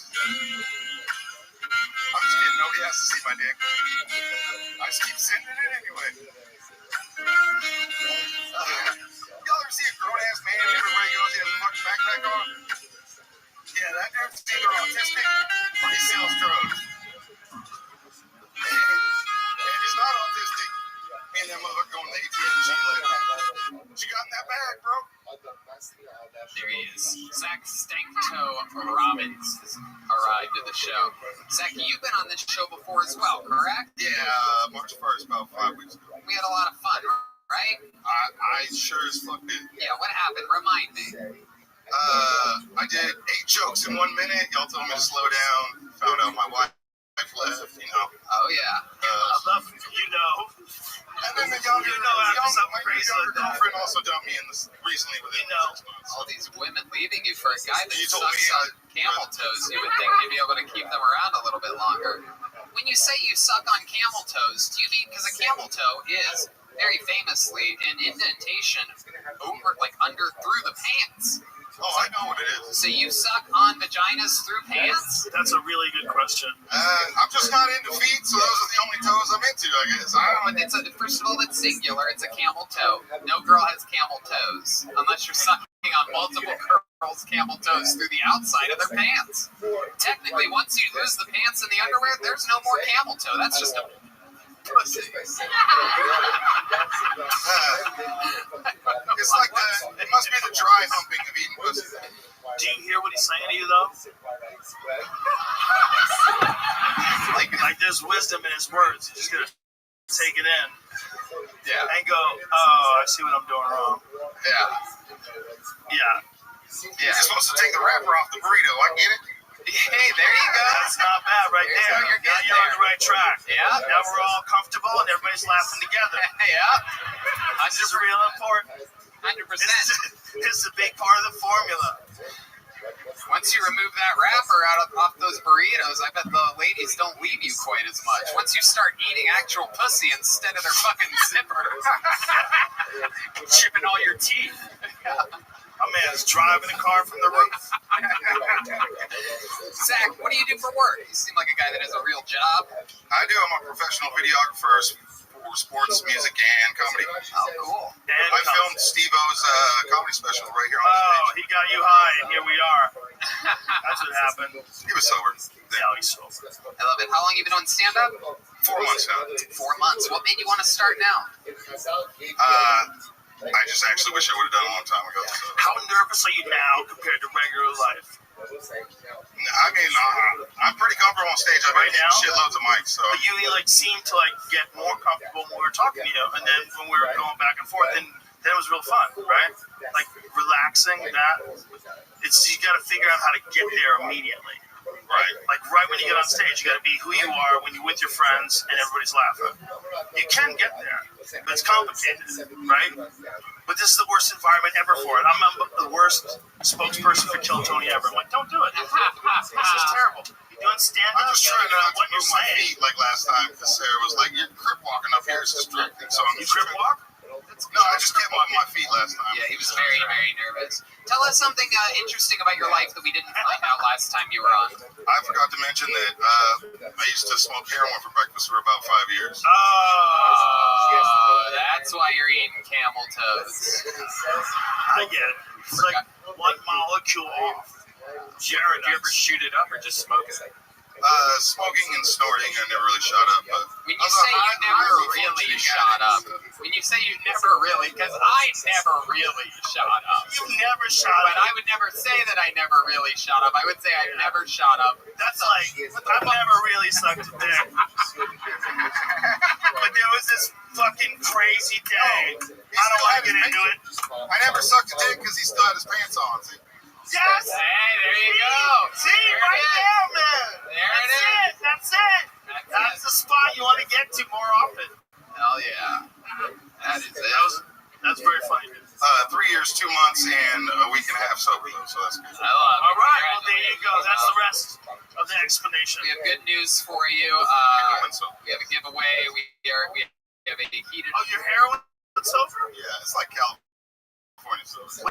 What does that mean? You I smoke don't weed? do heroin, but You smoke weed? I do. How much weed? How much you got? Do you eat it? Huh? Yeah, I'm pretty If you sure. eat weed, bitch, you are not sober. Do you eat weed? Yeah. I actually smoke so much weed, edibles don't do that much to me. They all say that until you give them the right dose. You ever take weed and heat it up on a spoon and then inject it into your veins? Jesus. Ouch. I got some dabs in my truck. I mean, that's the Because I never really have done that. You never really shot up? Did you really shoot up? I'm trying to you want to hear the truth? What? Yeah, dude. Okay, I never straight shot it into my veins, but I did like insulin and like would do the butt cheek, but I also didn't like needles around, so I just quit doing it. It was So like when you did that, how did it make you feel? high as fuck. But I also snorted it and smoked it and shot. Why are you so defensive about these injections? Because he wants another hit. Yeah, you're getting them itchy, bro. I got one. You ever do anything crazy to get your fix for heroin? Fix, by the way, is the official sponsor of the band, Fix Vodka. That's right. But you ever do anything crazy to get your fix? You ever, Suck a dick with the pants on? Like tell yourself you're not going to do drugs today, and then you kind of black out, and then you wake up at the pawn shop with your bass amp, like $50 is $50, bro. all right. Is there anything that helps you stay sober? I just came out and told my friends and family, and they're holding me accountable. I also know that I won't get to smoke the weed and drink beer if I relapse again, and that's all I got, man.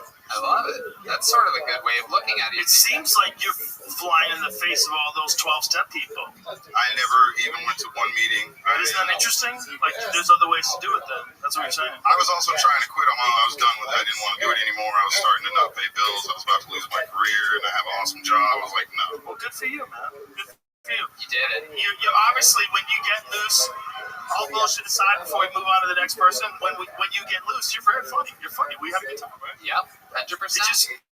It's hard, dude. This is not the way to do it. Kill Tony's a terrible way to start it. The first time we've had a guest. I love this show. Don't get me wrong. Very special episode tonight. Very fucking special. I love watching bull riders. Thank you. I watch bull riders a lot. Zach, what's really interesting is that you were just on the show a few weeks ago, and you clearly are. I mean, we were making fun of you moving your feet a lot, fidgeting continuously. Already, whatever happened to you up here a few weeks ago at Antone's mentally changed you. You're much calmer, more comfortable. Yeah, So, Jamar Neighbors tackled the fuck out of me, bro. you did what? Jamar Neighbors heckled the fuck out of me. It was great. Yeah, you probably Then he said my deserved it. jokes were lit, so. There you go, Zach Stanktoe Robbins, everybody. He's on Instagram at Stanktoe Claruso. There he goes. All right. That guy's a good example. Yeah. Don't you think? Yeah. A good example of a person. Guys, how about a big hand for Kaylee, everyone? Look at this. You know what? Before we go back to the bucket, let's get another regular up here. You guys want to see another regular on Kill Tony? Ladies and gentlemen, this guy, absolute brilliant joke writer, brilliant roaster. Ladies and gentlemen, he's here all the way from Los Angeles, California. Another big bonus for you. It's the great David Lucas, everybody. Here we go. Here we go. Yeah, what's up, y'all? I do intermittent fasting now. I don't eat till 2 p.m., but the problem is I wake up at 1:50. I start eating within 10 minutes of waking up. Ain't that a bitch? I've been watching a lot of motivational videos. I watch Eric Thomas, who's like the black Tony Robbins. And motivational videos never give you thorough instructions. Like, Eric Thomas gets on YouTube every morning. He's like, you got to wake up at 5 a.m. 5 a.m. is the magic number. You got to get up at 5 a.m. And then I wake up at 5 and I'm like, nigga, what's next? Like, should I fucking cook? Like, should I make some eggs and bacon? Like, nigga, you didn't give me no thorough instructions. Like, you just told me to wake up at 5. I guess I'll watch this video tomorrow. All right, guys, thank you.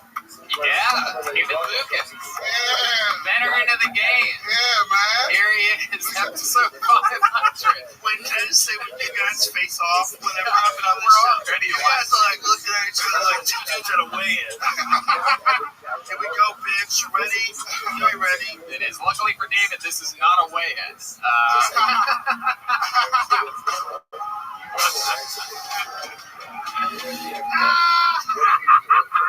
Hey, Tony dressed like he about to do stand-in work for Brokeback Mountain 2. Oh my god. You look like you're about to do work for Broke Knees Mountain.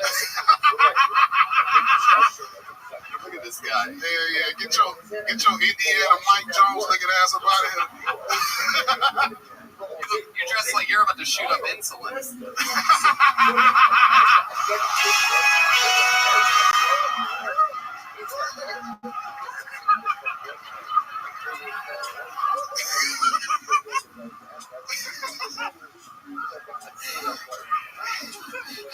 Got a new blazer?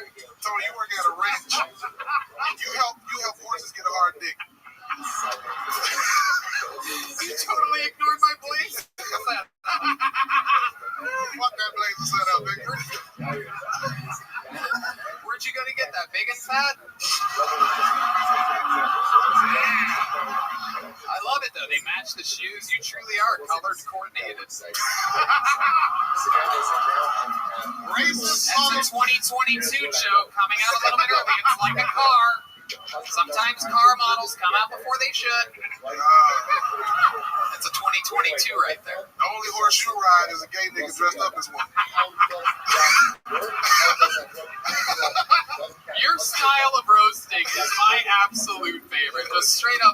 shit. Not necessarily smart at all. Just straight fucking funny. Like I'm riding a guy dressed like a horse. But then again, honestly, the funny thing is, that was almost how the episode tonight started. I almost had the people wear one of those double horse outfits. And it was pitched. It was pitched in the writer's room. Y'all can't see it, but Tony got on chaps with nothing under it. The only thing chapped on you are your elbows. I'm not telling you. This is not a joke. A real gunslinger tonight. The kid's the undisputed king. Is that a pistol filled with glitter and toenail clippings?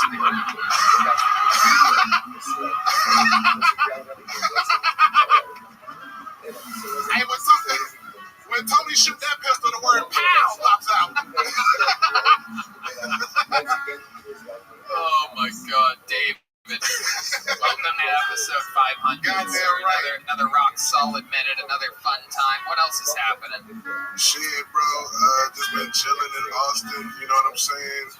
Finally found a place I'm gonna move to. Look at that, moving to Austin. Hello. Yeah. Absolutely. He did. He's moving to a table at Matt's El Rancho. Finally found the place, table 39. Tony's complaint about Austin is that too many people leave the toilet seat up.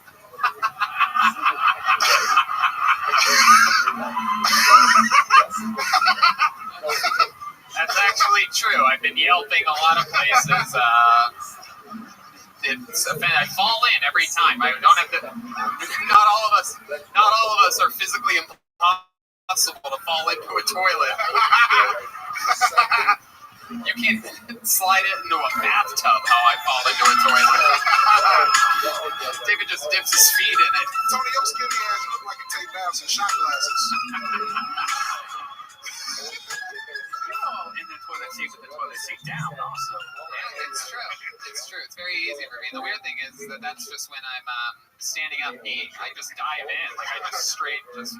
Yeah, that doesn't make any sense. If you stand up and pee, you get charged with a misdemeanor. Whatever. David, what have you been doing in town? What have you been eating? Anything good? By the way, you are gaining weight, I must say. It's one of my favorite things. If you're wondering what it's like being me and watching friends that I make fun of gain weight, it's like you checking your GameStop stock to find out you're rich. I love it. It's business is booming. You just keep gaining, David. No one wants to make fun of the skinny David Lucas. Fuck no. Hell no. I ate at that QI restaurant, I don't know how you say it. It's an Asian restaurant. Yeah, there you go. And I ate at an Asian spot right here on 6th Street. It's like Wuhan or some shit. Chow. That's my friend CK's place. Today? Yes. Chow's the shit. You ever eat me? No, oh my God. It's amazing Chinese food. Chow's legit. Yeah, that shit good. Did finally find my new favorite pizza place in Austin. It's called, I think it's Via 313. Is that a thing? Wow. Okay. Austin has some fucking amazing food. Oh, yeah. That is absolutely true. Yeah. That's undeniable. There might be more good restaurants in Austin than there are in LA. I agree. Totally agree. I swear to God. That's not bullshit. I already have my two favorite sushi places are here. Sushi ATX, number one. I don't want to rile up people in LA. Fuck you, man. Yeah. Oh, yeah. I'm positive Austin has better food than LA. And I lived in LA for 14 years, and I've lived here for, 3 or 4 months, and I'm positive this place has better More food. butter and cheese, also. Everything tastes good. It's just, you guys have a fucking dope city. You really do. You have a crazy city. It's true. It was a no-brainer moving here. And you're right. There's a lot of butter, a lot of cheese, a lot of salt, and that's just David Lucas. I love it, David. So you're moving here? Yeah. Love it. Hey, what's up, Shawty? Oh, shit. Wow. That was beautiful. There was no pause between her and him. I got the white girls on lock in Austin. Oh, shit. Damn. What do you do? Look through their drive-through windows?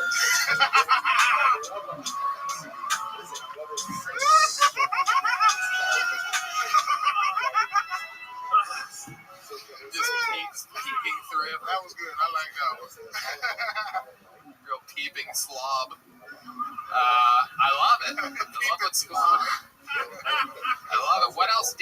else before we let you go? That's about it. Just been doing shows. Did the Death Squad show. It was lit. Joe was up there. You was up there. Redman was up there. Killed it. That's about it, bro. Going to what waterhole am I going to tomorrow? I'm going to Sculpture Falls tomorrow. Shit. Yeah. How did you know where he's going? That's my boy up there. You're going to a watering hole? Yeah. Man, you're more like an elephant than I thought.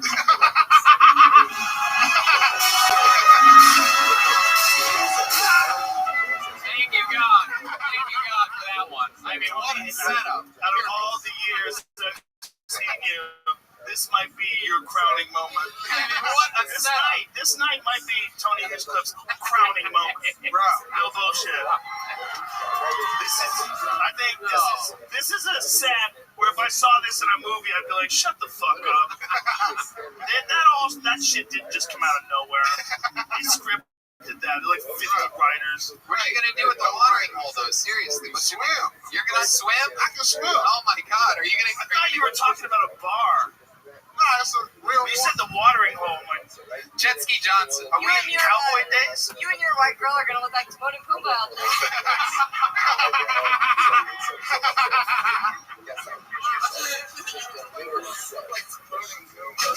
What's Timon and Pumbaa? Lion King, never heard of it, Jordan?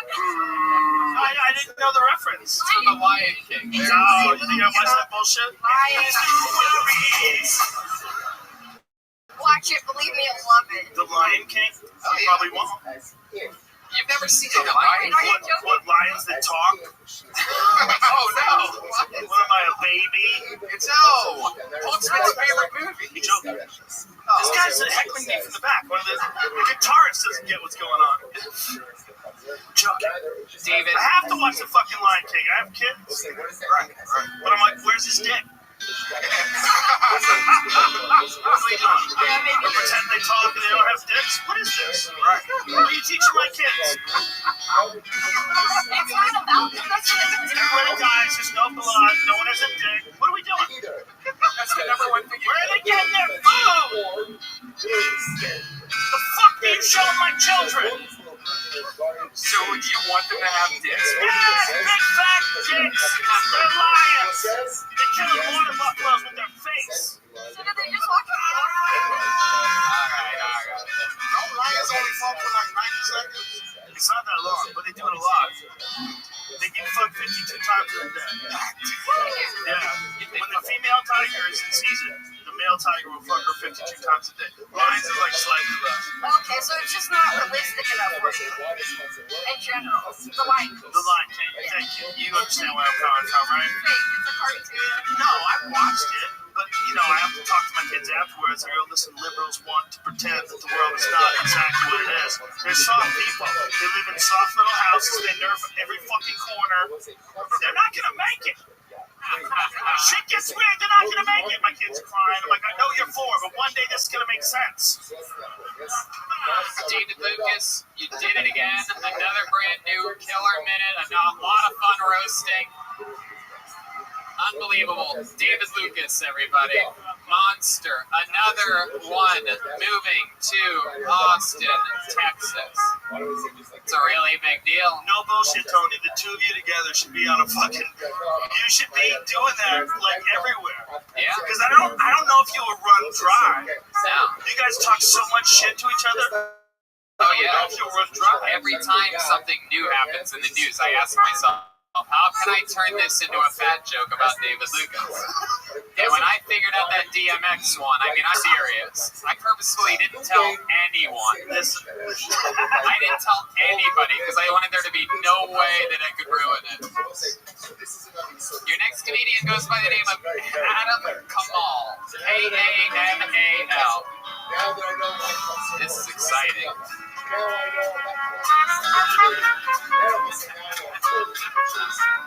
Adam Kamal. I wonder if he's coming from the audience. I like it when they come from the crowd. There's an alleyway filled with, I think, 20, 30 comedians that couldn't get a ticket because their thumbs aren't as quick as yours on the internet. there's an odd sense of chaos in this room. Yeah. Right?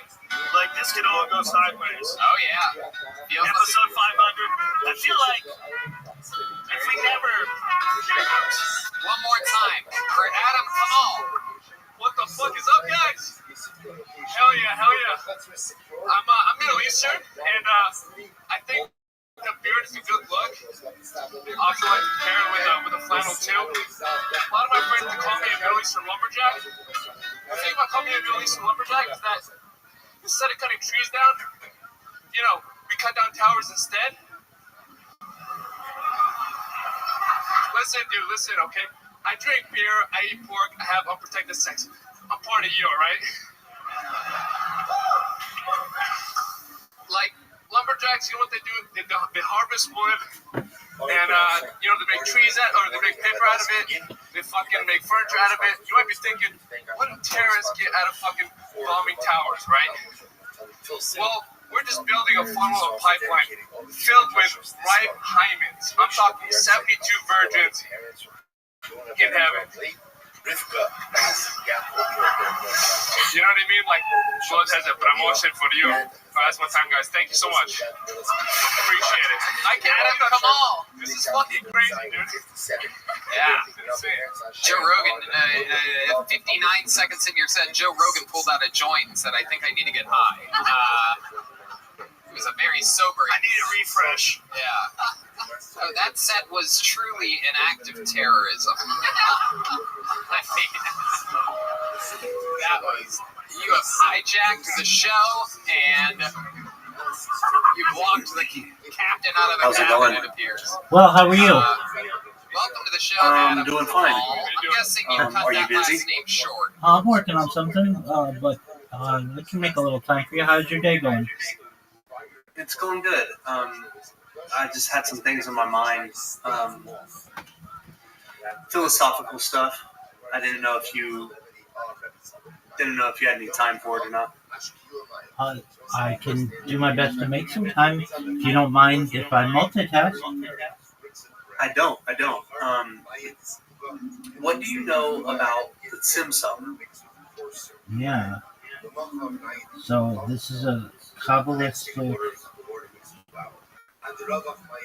concept, basically that came about during the time of Isaac Luria, Rabbi Isaac Luria, around the 15th century. Just a moment. I should say the 16th century. Just a moment.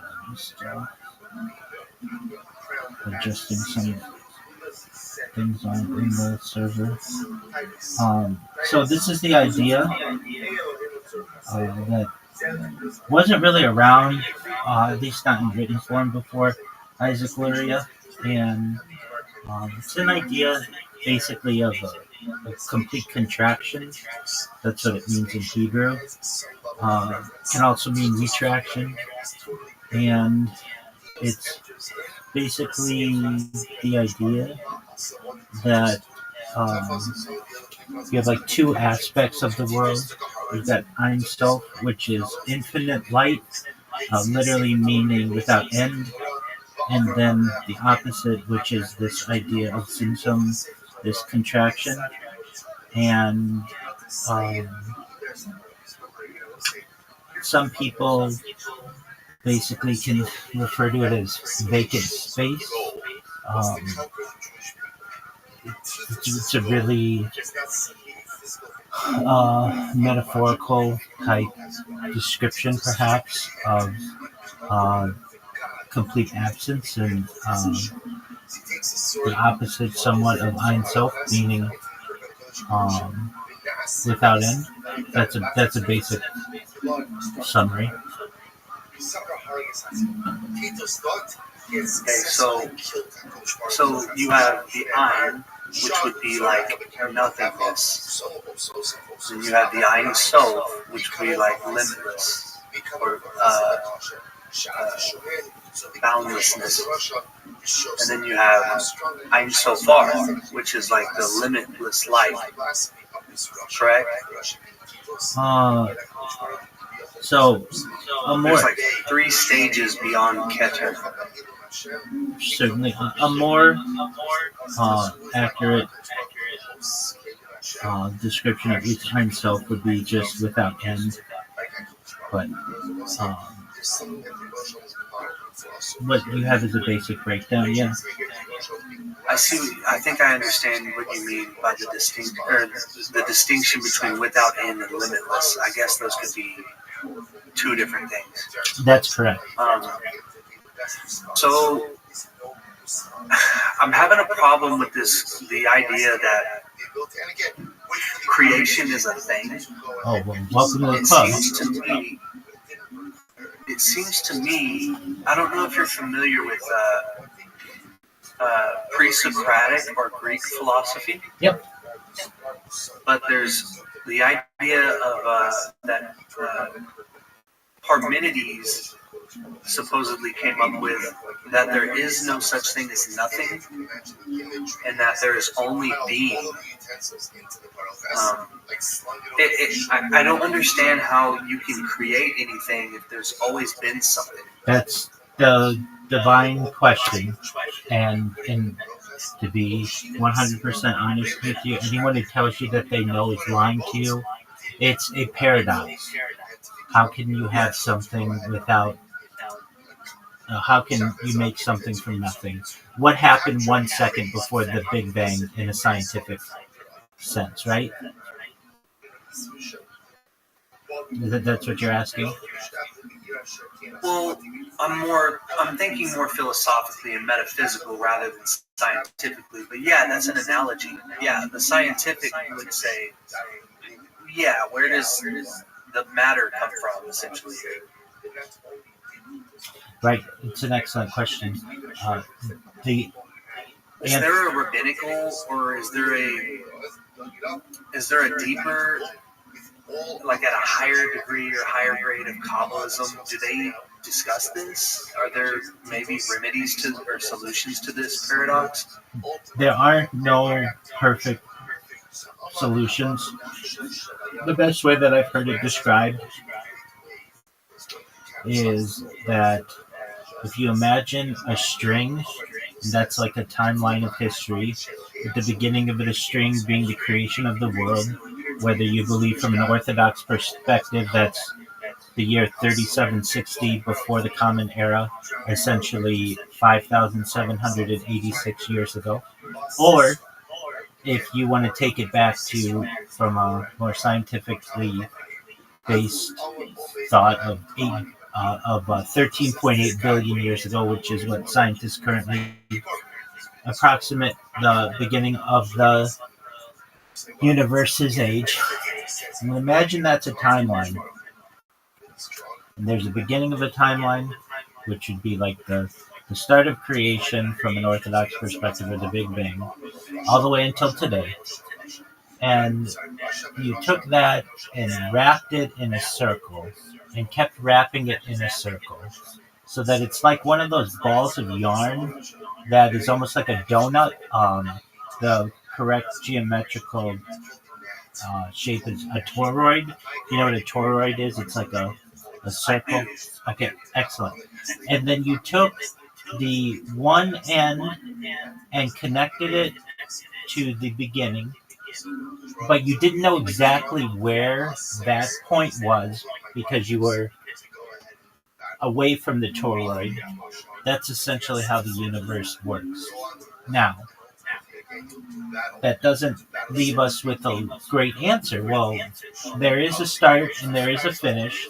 There's the Big Bang and perhaps the Big Contraction. The answer is, at least under our current human brain capacity, we can't understand anything more than something happening before the Big Bang or before creation. And we have to be okay with that.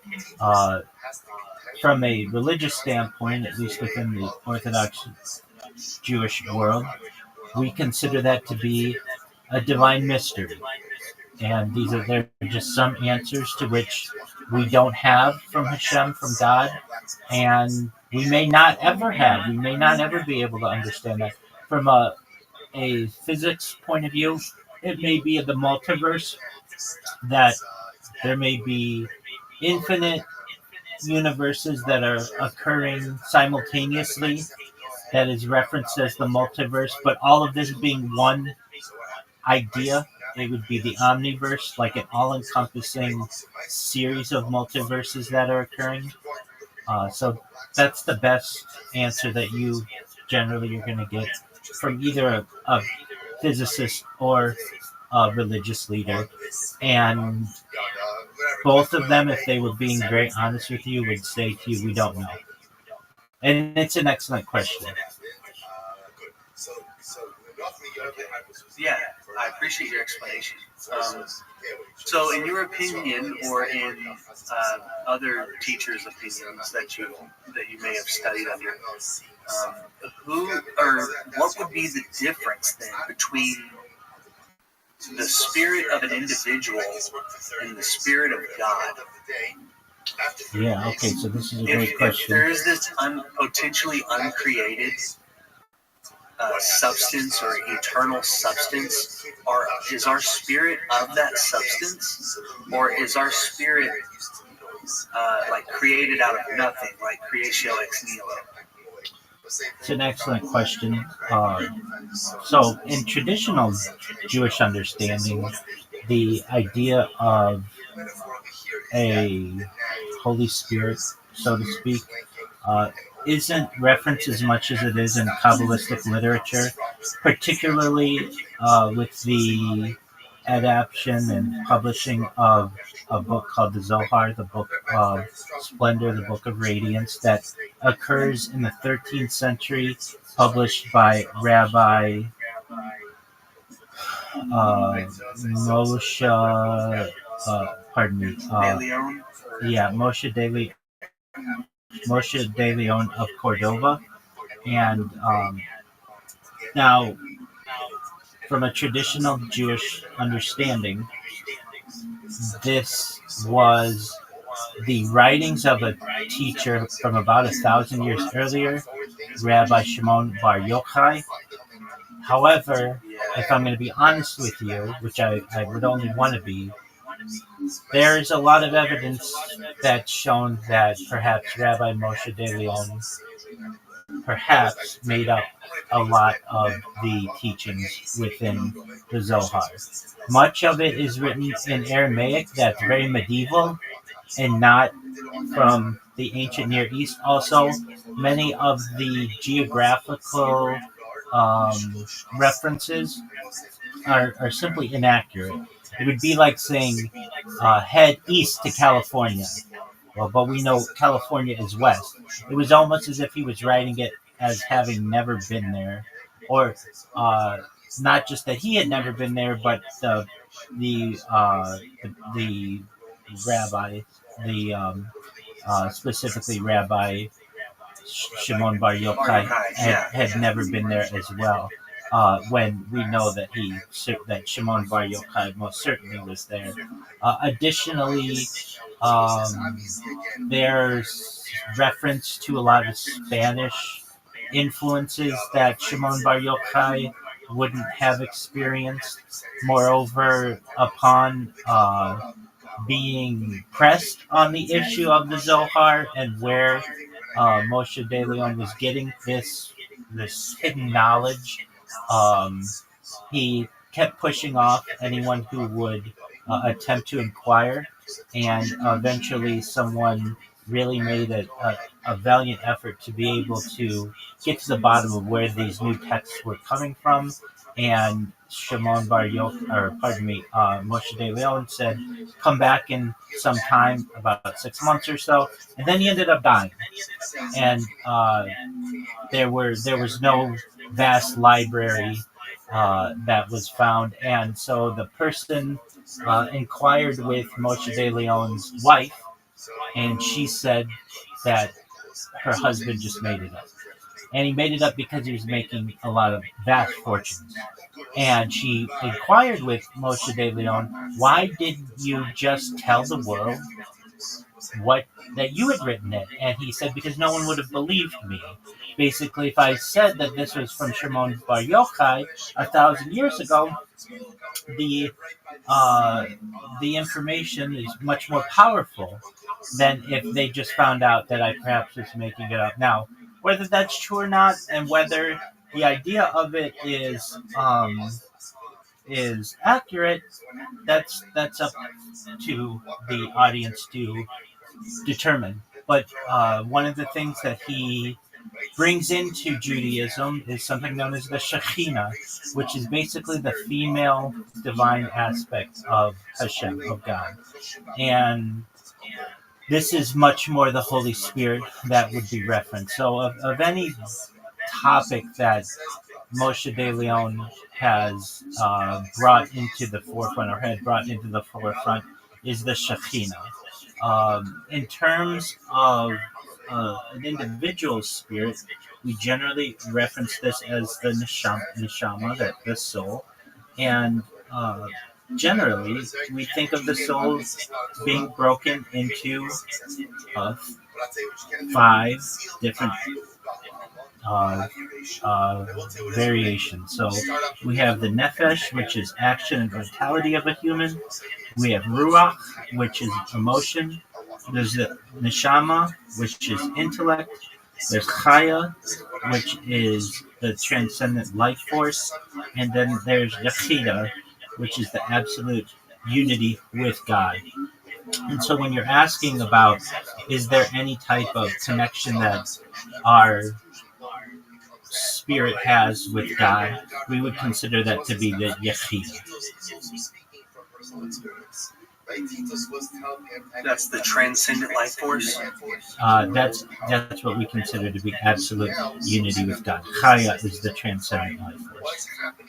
Is that like an eternal substance? Is that like a?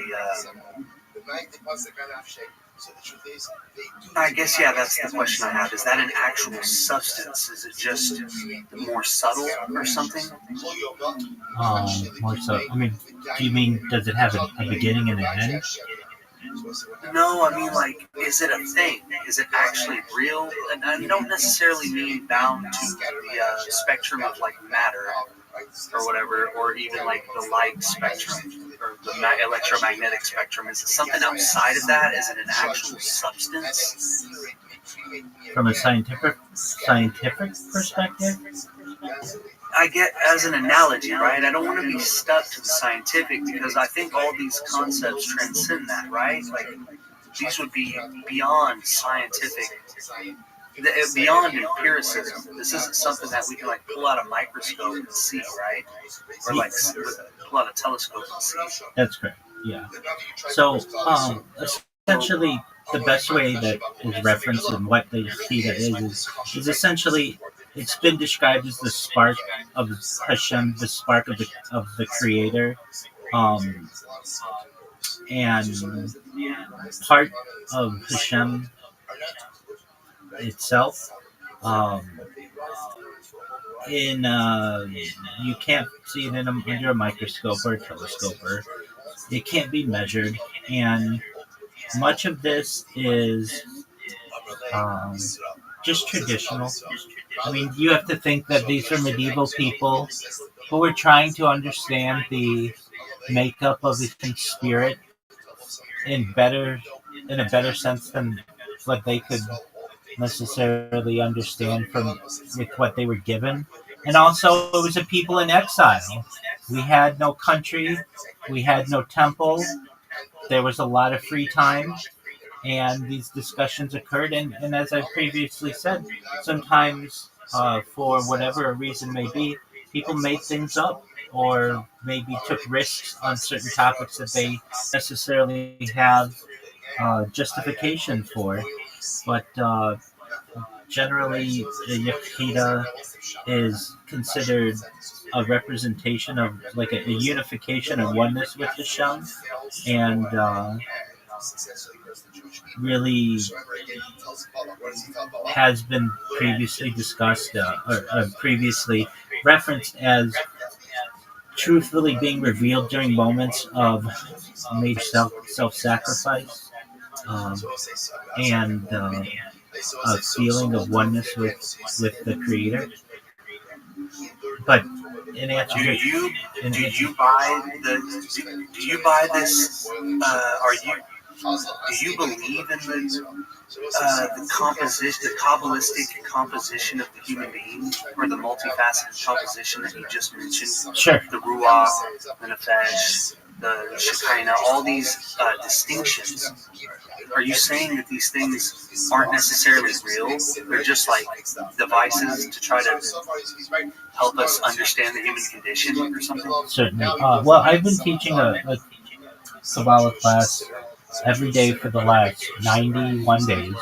And I start all of my classes with no one really knows for sure. Eluve, Elu, Divrei, Elohim, Chaim. But this is the Mazorah we live by. This is our tradition. And so I'm a realist. And I'm also open minded. But I recognize as well that I live in the 21st century and I have the opportunity at the push of a button with any need that I may desire to have all of the world's answers at my fingertips when a 13th century rabbi did not, and certainly a 2nd century rabbi did not, and they were just doing the best that they could. I see this as the Mizora, our tradition, but if you were to ask me, um, do I feel as if every single person really has something measurable? Perhaps like uh, really thinking of, do I think people have a soul? I mean, I'd be honest with you. I don't think we know, and I think that's an honest answer. Traditionally, yes, we feel that way, but that isn't even something that is has been mainstream Jewish thought for the entirety of our people. That's only something that really came about in the last 1,000 years.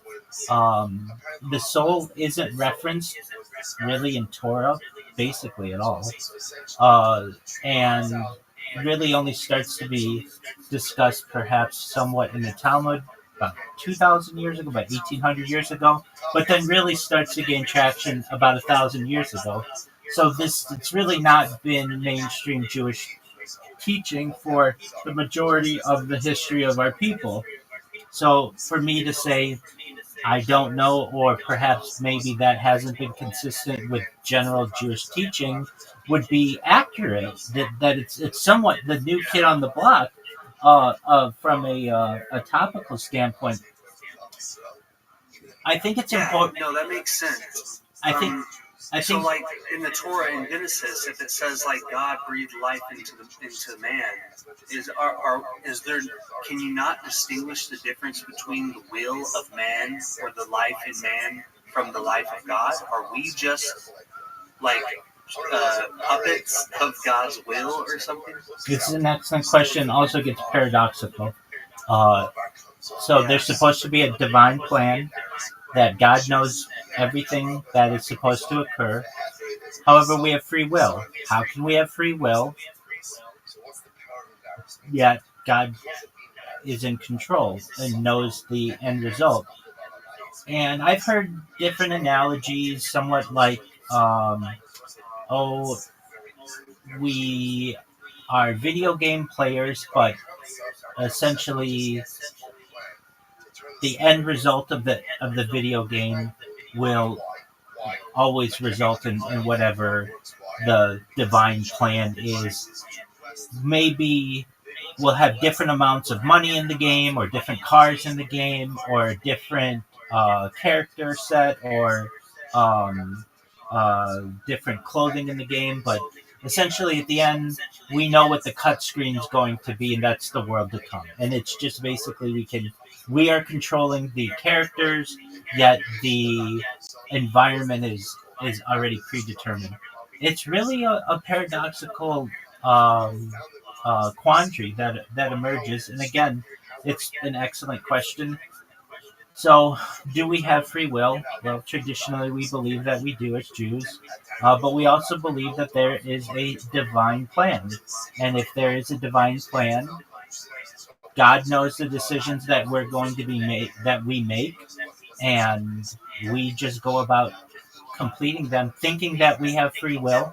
But if you only think that you have free will, do you really have free will? And that's where the paradox lies. If God already knows or could manipulate our decisions, then is it really free will? It's paradoxical. So it's the same. There's something that I picked up along the way studying. It's called the Epicurean paradox, and Yeah. it deals with this. Absolutely. It's a very interesting paradox. There's a flow chart that you can find on like Google Images or whatever, and it's pretty straightforward. I also came across something from a teacher, a French occultist named Eliphas Levi, like 19th century. He says he has a book called The Paradoxes of the Highest Science, and in that, one of the paradoxes is, he says, freedom or absolute liberation is the obedience of God. So, like, free will, absolute free will is actually just being in alignment with God's will, which is paradoxical. It is. There's a lot of paradoxes involved here. So, as I understand, the Epicurean paradox has to do with God's omnipotence, correct? And yeah, his omniscience, his omnipotence, and his omnibenevolence. Right. And another similar paradox is just known as the omnipotence paradox. If God is all powerful, could he create a rock so large that not even he could lift it? Yeah. And it's like, well, okay, when you first hear that, well, God can do everything. Okay, can he create a rock so large that not even he could lift it? It's this idea that it can't be two things at the same time. And that's where we get into paradoxes. And there's quite a few different paradoxes that occur, especially within religion, especially within philosophy. And we have to be satisfied knowing that these are paradoxes that we, at least with our limited brain understanding, cannot figure out. When I talk about these things, lend some credence to the idea that perhaps we could evolve someday into a being that may be able to understand these paradoxes in their complete form, but we currently are not evolved enough to be able to have that type of understanding, and it's frustrating. And so, if you're frustrated by it, I completely understand, because we desire answers. It's more, I'm just exploring, right? Like, I'm not frustrated by it. It's just I'm an intense thinker, and I don't give up, essentially. So yeah, no, I appreciate your explanations, and I won't take up any more of your time. There's one last question that I'd like to ask you. It actually involves a picture of a Hebrew text that I cannot find the edition of, and I was hoping that maybe if I sent you a picture over Discord of like the cover of the book, could you maybe, glean what it is or what edition? It's an edition of Derek S. Hines. And I don't know which one it is. I'm having trouble, and I really want to find it. Certainly. I don't know what this person's doing, so apologies. Okay, first thing that I would recommend that you do is just take the screenshot, put it in ChatGPT, and it should give you the answer that you need. Oh, really? Yeah. Shalom. Yeah, so why don't you do that, and that should tell you far more than I'd be able to tell you about whatever it is you're referencing. And if you still have questions, come back to me, and I'll be happy to help you, okay? Perfect. Yeah, thank you. Excellent. Is there anything else I can do for you? No, that's it. Excellent. Okay, before you go, I just am curious, how'd you find out about me? Just surfing YouTube. And I've had one previous discussion with you, and it was it was Kabbalistic. We were having a Kabbalistic discussion. Okay, So excellent. I noticed you were on live, and I thought to come back and ask some further questions. Actually, are you the person who told me about another streamer who live streams 24/7? Yeah. His name is Spirit. Yeah, I met him because of you, and I want to tell you about what I learned about him. So I'm not saying, please. yeah. So Yeah, man. okay, so to our friend here, I'm just giving you a polite warning that we're having a discussion. Feel free to listen, but please don't make any other noises unless you have something to contribute. Okay, so Spirit Peaceful Revolution. I went to his YouTube stream after you had referenced it and did everything I could to get his attention, and I couldn't. But I was not frustrated because I know people that happens to me as well. So I went back a few days in a row trying to get his attention. Didn't hear anything from him, and then about a week went by, and then he came in here, and he was like, "Hey, I saw that you were trying to get a hold of me," and he he and I. Okay, my friend. That's as I said. Apologies for those interruptions of this individual. So he, as you gave me an excellent breakdown of some of the things that were of interest to him, like the Hegelian dialectic and Hegelian philosophy, and what he was doing. And so I already had a basic understanding, and I'd been to his website and read some of his writings. And I said that somebody came into my stream or saw me streaming, and while I didn't know who exactly he was, he gave me a little bit of a breakdown. And so he streamed in here for like a month. And so we got to know each other pretty well. I know I don't want to get into some of the things that are going on in his life, but he puts them pretty publicly. Like, he's going through some stuff with the government, and he's doing what he can to start a peaceful revolution, and that's cool.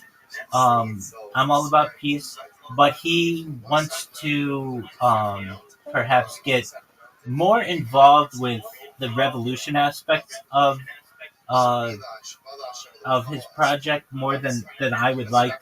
In fact, he was a little aggressive, in my opinion, of like telling me what I had to do, and I'm fine just streaming my life and being on podcasts and doing interviews and creating a community. I don't feel that I have to go to the local city hall and tell them how I feel. But you teach their own. Everybody's got their own philosophy. So he and I exchanged quite a few messages and spoke in here at length. And he streamed in here for like a month. And I know that he had some. He's still streaming. I actually looked at him today just to hopefully he was doing okay. But I did want to thank you for referencing him. I think he's at like 309 days. So I hope he is able to continue as long as possible. And we do have a lot from a stream standpoint. It was really nice to just be able to talk to someone who understood what I was going through. Like, hey, you have to start your streams every 12 hours. And he's like, yeah. And I'm like, hey, you know that you can get your account banned, so it's good to have like backups and everything. And he's like, yeah, no, I need to do that. It's good to have someone else out there who knows about the limitations of bandwidth and processors and just computer capacity with all the things that we're doing. And it was really great to just be able to bond with someone over that. And just we were both pretty surprised that we could not find other people who were doing what we were doing. We know that they exist, but it's very hard to find. It's like finding a drop in the ocean of all the content that is YouTube. But I did want to thank you for referencing him, and I followed up and was able to connect with him and build somewhat of a friendship. So thank you. Yeah, you're very welcome. Yeah, no, that's very interesting, man. I'm so busy with work and family that, all that time went by and I was unaware. You spent a whole month in here, huh? Oh yeah. I also am concerned with him because previously he was in better health and he was doing a better job at expounding his philosophy, his interpretation of Hegelian philosophy. Yes. And now you're right, it's more so focused on activism, and his hunger strike, I think, is actually taking a toll on his health. I agree with you. It worries me. I agree with you, and he's really serious about that. And um, from my perspective, I'm not about that. I don't want to self harm to get attention to my cause. I feel that it's really important that I take care of myself and maintain my nutrition and my hygiene and all of the other aspects about healthy living to the best that I can. And he he really wanted to have a lot of religious discussions with me as well. Um, I'll just say that he feels that he is a Messiah, and I don't. And he's trying to convince people that he's Messiah, but that's his prerogative. And that's a huge red flag within Judaism that we're awaiting our Messiah, and we know what Messiah is going to do. He's going to rebuild the Beit HaMikdash, the third temple, and he's going to unite the world. And he's Jewish. He comes from the Davidic line. There are some key aspects, but if you don't know that and you're saying that you're that person, okay, well, what can you teach us about Torah?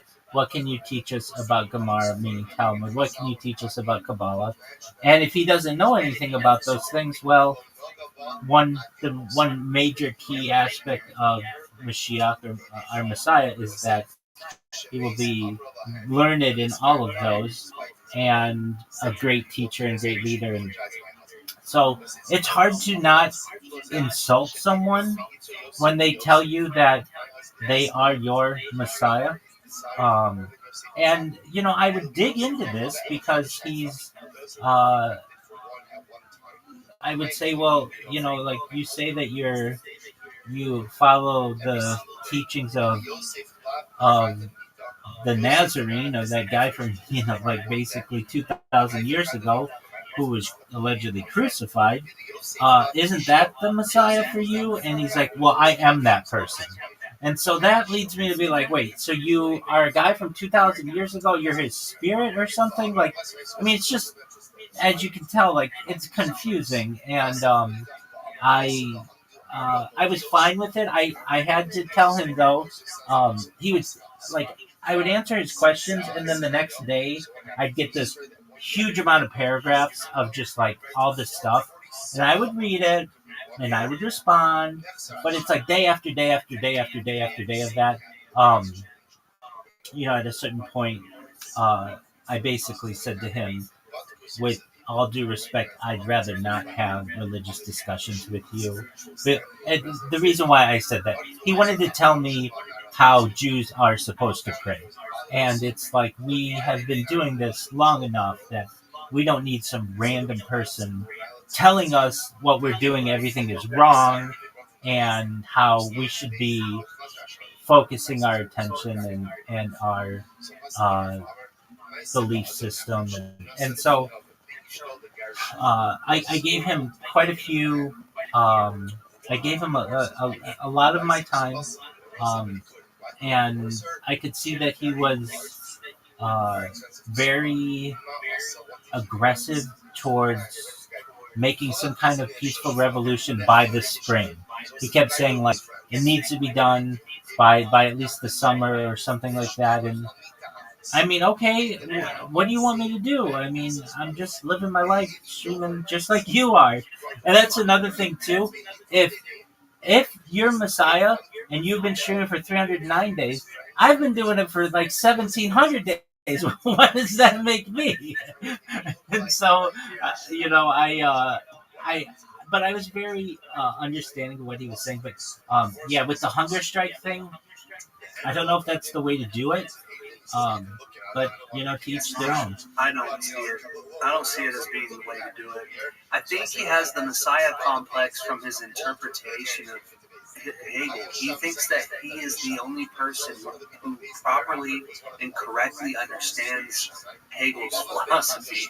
And he thinks the method is the universal logic, that the spirit is history moving through time, and that if you've ever read Hegel, it's very, very nuanced and not easy to read. It's actually a really rough read. There's so many distinctions within his philosophy. For him to claim out of nowhere, I get it now after spending so many thousand hours reading it. There's been many people before him, experts in the field of philosophy, in particular Hegel, who also spent those amount of hours, and they have a different interpretation. So, yeah, I think he's just a fan. He's obsessive over philosophy, which is not a problem. But when you try to turn it into, forcefully trying to change the world, I don't think that's what philosophy is for necessarily. I agree. And when it takes a physical toll on you, that's concerning as well. I'm not saying that hunger strikes can't work under the right circumstances, but he has no leverage. He's not in a position to be doing a hunger strike. Exactly. I don't get it. Exactly. A major aspect of a hunger strike is publicity about it. People know. Otherwise, you're just going on a diet. It's basically you're fasting, which I'm not saying isn't important and can't have excellent effects, but if nobody knows you're on a hunger strike, I shouldn't say that. He does publicize it, but it almost looks like self harm. And I didn't want him to go through that. It does look like self-harm. He doesn't have the audience to actually have an effect of it before the hunger strike.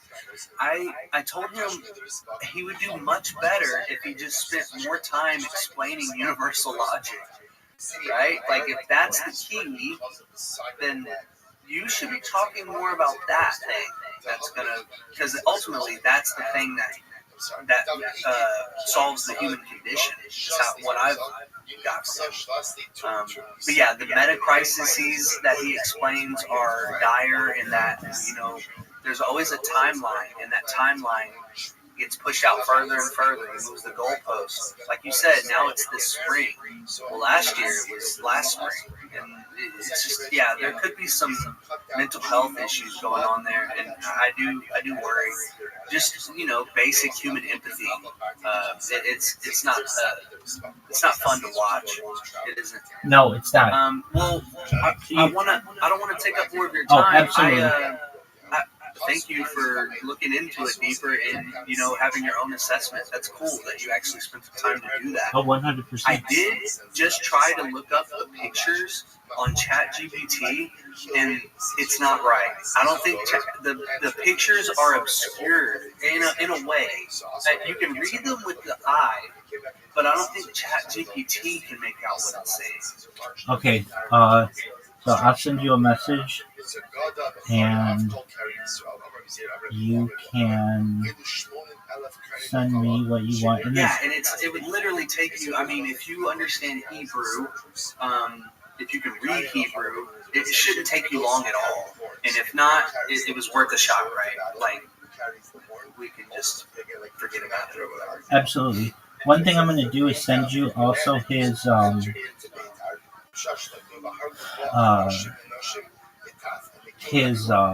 server. If you want to take a look at it, it's just called Genuine Philosophy. And send me that picture whenever you want, and I'll take a look at it when I have a second. And Set DM. I really don't know how to navigate this, so I'm trying my best here. Hold on. That's okay. So I wrote hi, and then I sent his link. And if you don't mind, I have to use the restroom. So you send that, and I'll be back in a little bit. And I'll send it right now. Actually, I found the DM. Excellent.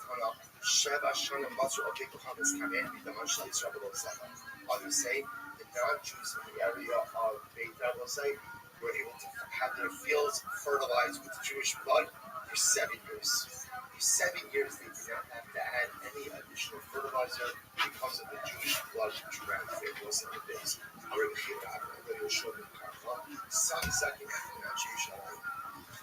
One of the elders of Shai said to me the following: the biggest in this particular valley, Harab, Zaran, Ramat, Abachim, Masai, Ba'afas, Asaran, Yom.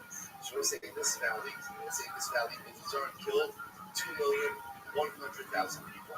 In Yerushalayim, Harab, Tishim, Arba, in Yerushalayim, he killed 940,000 people, 11 hours on one stone.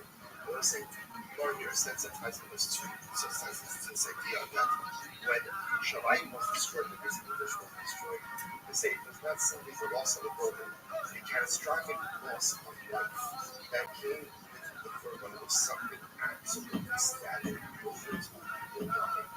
When the Romans overran Yerushalayim and smelled these things, 11 hours. Actually, Allah, the notion of Zechariah was instances when the Tsar entered into Yerushalayim, killed out people, killed so many people until the blood of the populace mixed with the blood of Zechariah. I was like, what's the blood of Zechariah?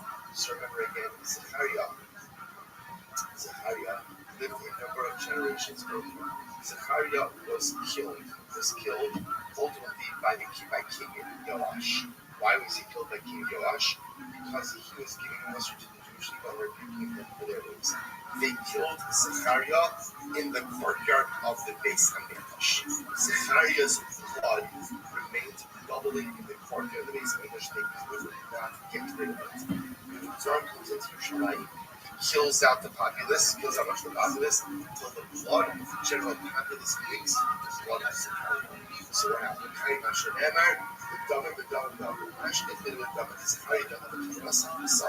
So the Tsar enters into the Beis Hamikdash and he sees that the blood of Zechariah is bubbling. Amar, my hand. What is this? What is this? The Jews did not want to tell the Tsar what this was because it was embarrassing. So they said, oh, it's just the blood of Kabbalis. So I see that maybe they'll be. So Zechariah said, sorry, so the Tsar said, because I've seen animal blood before. He brought the blood of all different types of animals, and none of them resembled the blood of the Mikdash. Our lady says, if you tell me this is good, then you go, and if you don't, last week, don't. This right for the last week, I will literally escape from your body if you come to me. Friend from the comments. Our lady, my name is Khan, Russian Titan, Via Hava, then the Kusur, Via Hava, then the Hava Kamuha, this is the blood of the prophets. The people didn't like it. So they killed him when he stood. Bahavi Kanish in a number of years already. And his blood has not settled. So the Fuzaran said, I will appease the blood of the murdered prophet. I see Sanhedrin Yoda, the Sanhedrin Kitana, so he killed out the large Sanhedrin, the smaller courts, and the blood of Zechariah did not stop bubbling. Bachurim explodes things of young women. He murders them. This is the Nehemiah. He takes children. The restrictions and restrictions of the Bible, The blood of Zechariah does not stop bubbling. or so on and so forth. So I'm just going to flip through the book. You guys can see all the parts. So at this level, you'll see that everything is almost no words at all. As you guys can see. So this is We'll say in this moment, Zorn had lots of truth. Why did he have The true Kabbalah looks like it's very advanced. It takes experience.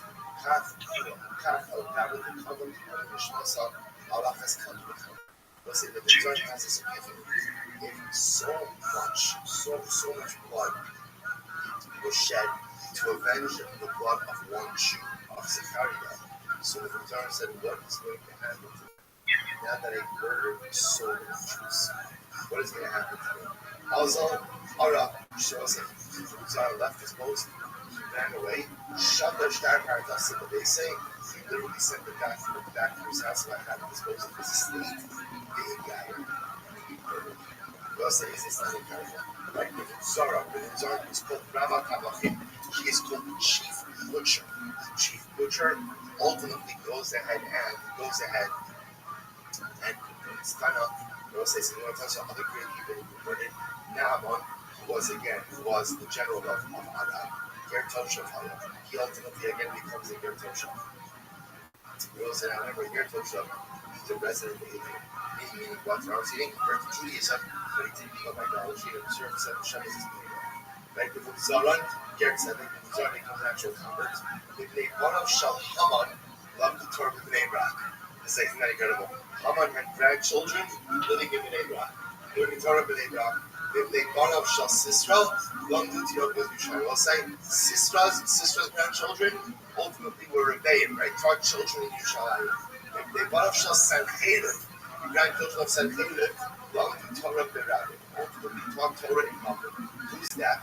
Good, sons of Sanhedrin taught Torah in public. Shemaiah Vavtalim. Shemaiah Vavtalim. And in the Seder, in Asadi Estama, Atzah, Atzati, Atzela, the Viltaxos. So we say, just as an aside, what's the pshat of this? The pshat is that the descendants of these terrible Rishonim ultimately again become Jews or become teachers of Torah. We'll say, remember again, what these individuals represented was dramatic hatred and animosity, which represents passion. Passion is the strongest of all emotions, and if you can channel it in the right way, it becomes the source of all life growth. These people who caused so much destruction, specifically for Klal Yisrael, had this passion and hatred. So passion was embedded in their makeup. What do their descendants do? Channeled it in a passion not towards hatred for Klal Yisrael, but just the opposite, a love for Klal Yisrael. Which I will say, this type of message gives us the grace and our hope. Because often when we sin, I will say we feel very terrible about ourselves. We recognize that often sin is just a negative manifestation of our internal passion. If you can just simply rechannel it and repurpose it, there's no telling what we can accomplish. If the children of Sanhedrin, the grandchildren of Haman, to rechannel hatred, the passion of their Zayda, and Allah has come and Kabbalah to be able to do as well. Incredible. So I called Yaakov and I did. So the voice of Yaakov, the hands of Esau. I called, we say, what does it mean to call? And we'll say this person really what the call means is the crying out. Zeh, Adrenos Kesar, Shagwan Sanshim, Shishim Neval, Shishim Neval. He killed 600,000 times 2 to 5 kills in Israel. Call Yaakov. He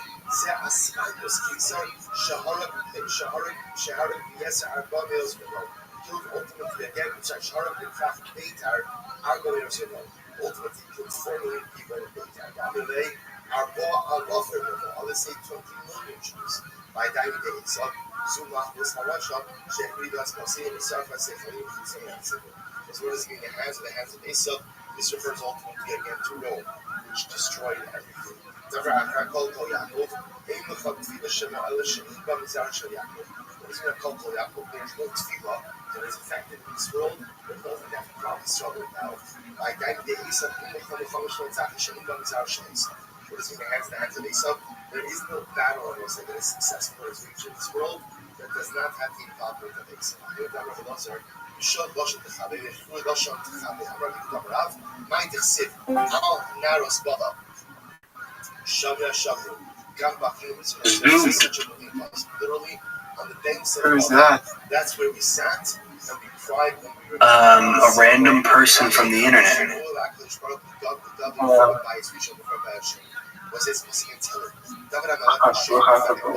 destruction of the first Beis Hamikdash and the destruction of the second Beis Hamikdash. Rabbi is Rishon.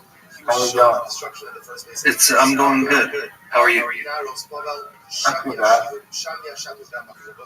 So on the banks of Baba, that's a reference to the destruction of the first Beis Hamikdash. Say that again? Have we spoke before? No. Yeah.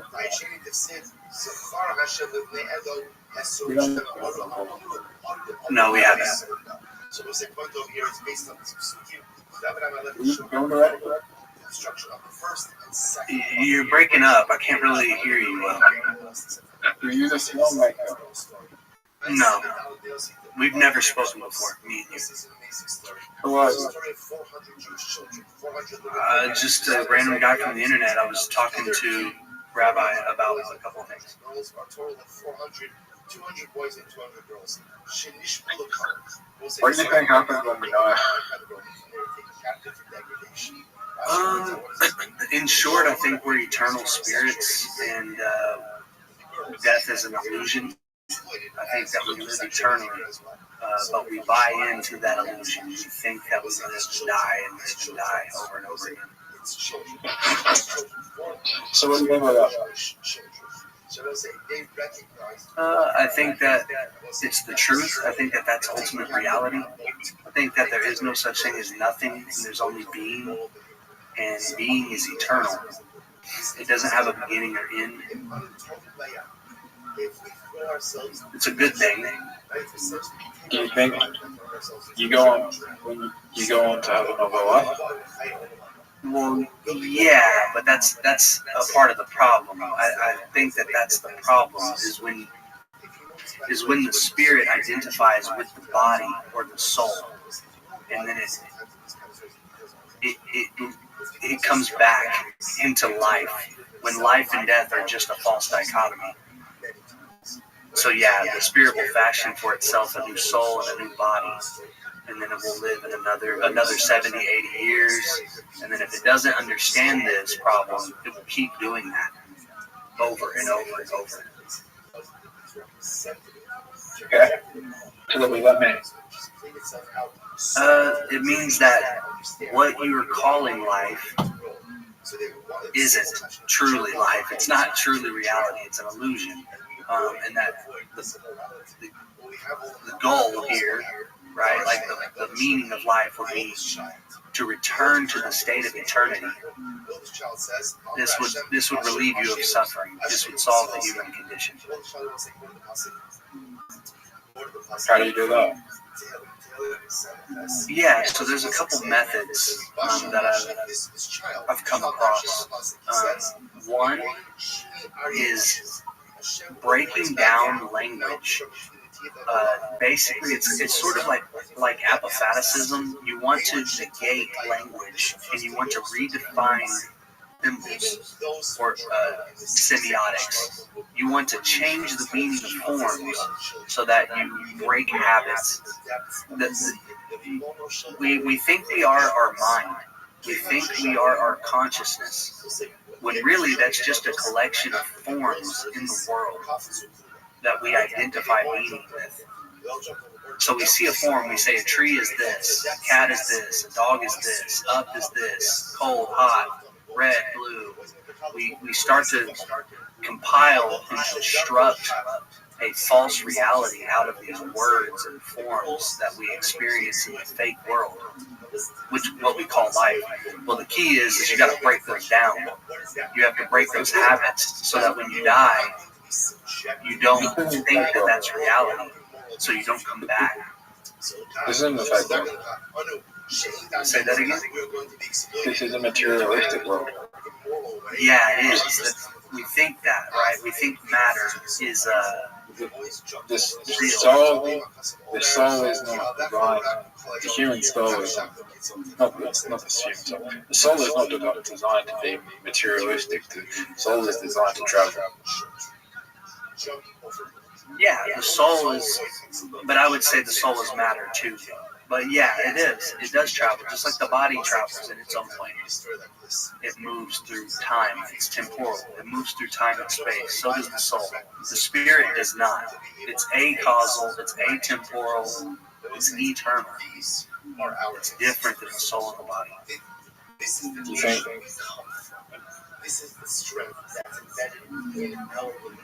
Do you know? Do you think you come back to Earth? If you don't break the habit that I just described, yes, you will, over and over and over again, because you think that's reality.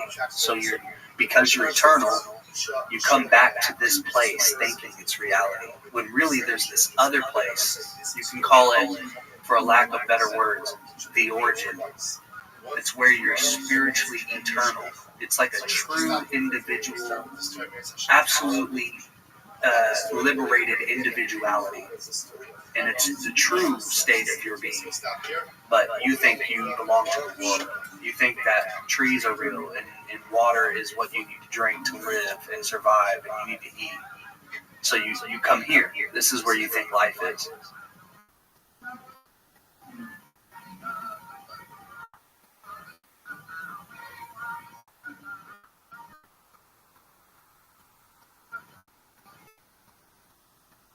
Do you think life is enjoyable? Yes, it can be.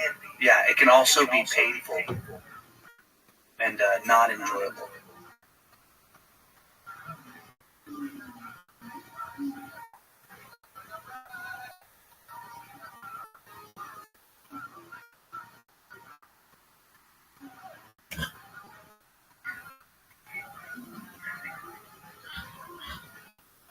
How would you end pain and suffering? Say that again? How do you end pain and suffering?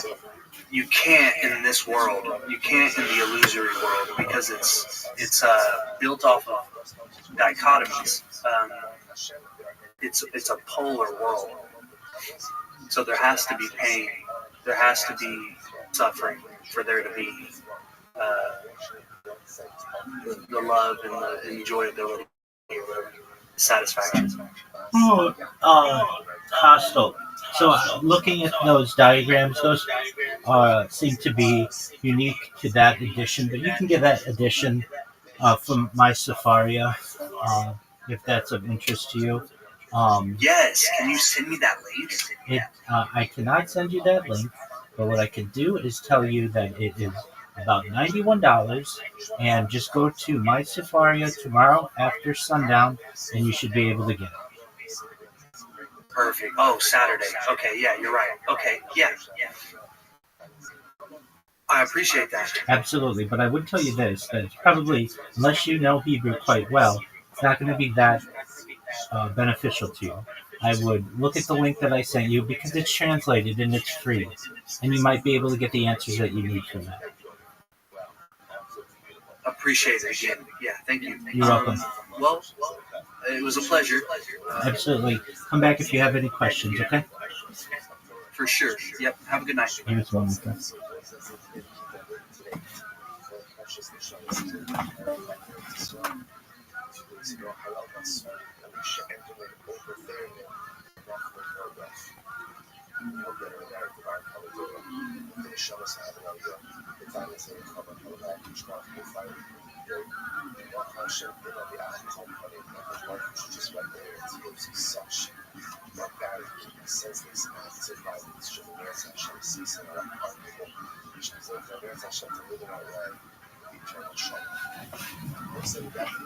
Why couldn't you just send them a link, Rabbi?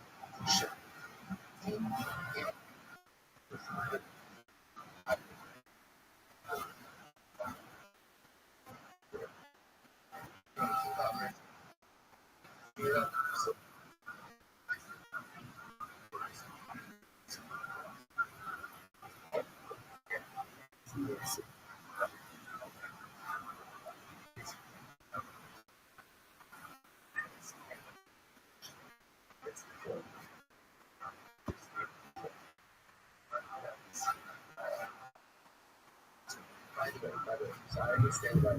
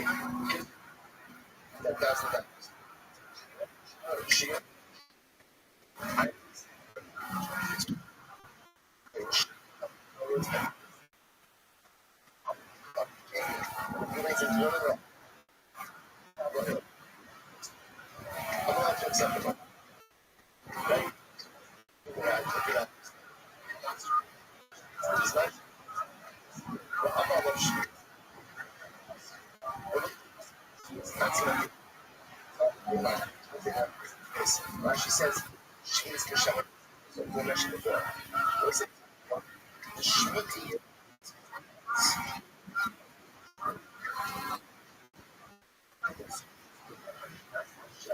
Sounds like she.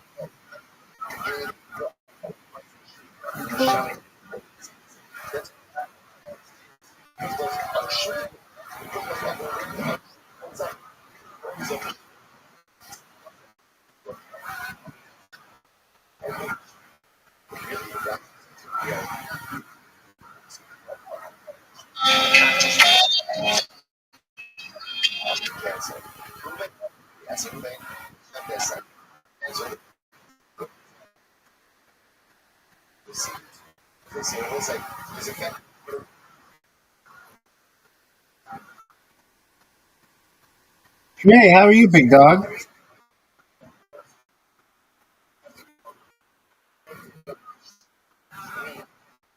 Dre's way. Oh, I see how it is.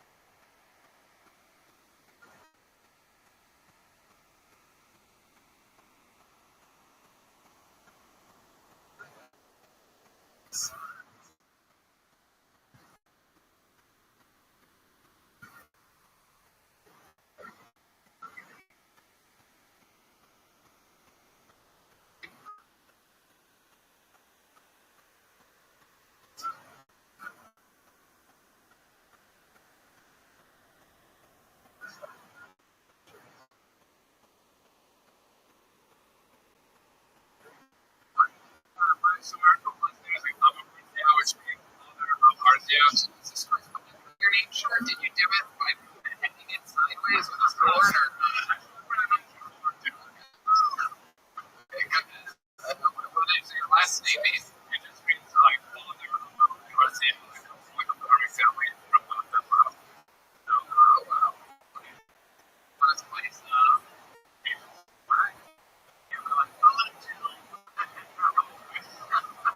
we go.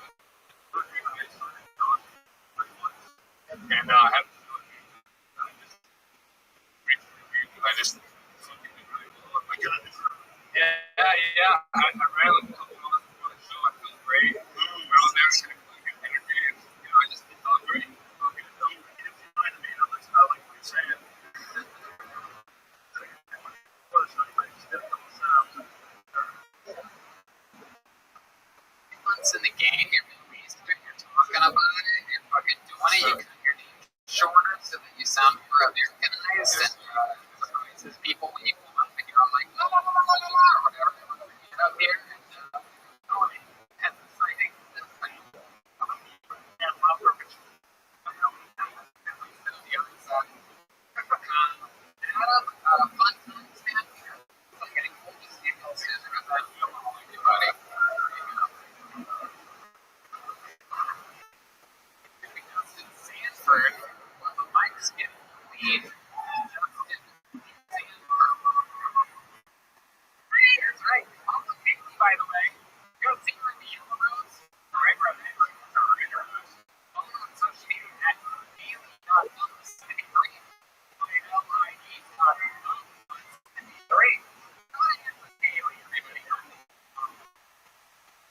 Somebody's got to do it. Much under her than back over.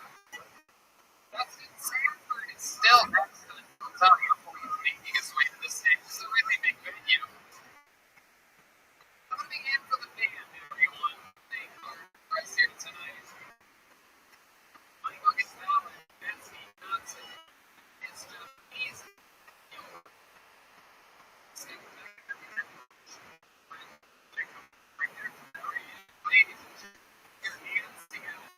Justin and Sanford, everyone.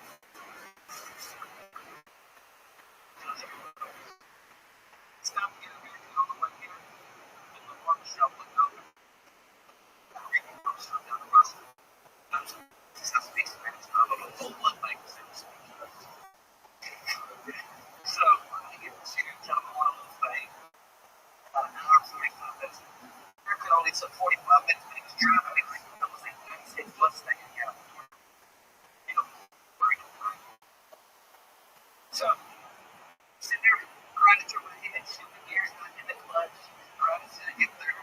Reach for my reverse. I said, hey, man, what is the question? So, 45 minutes.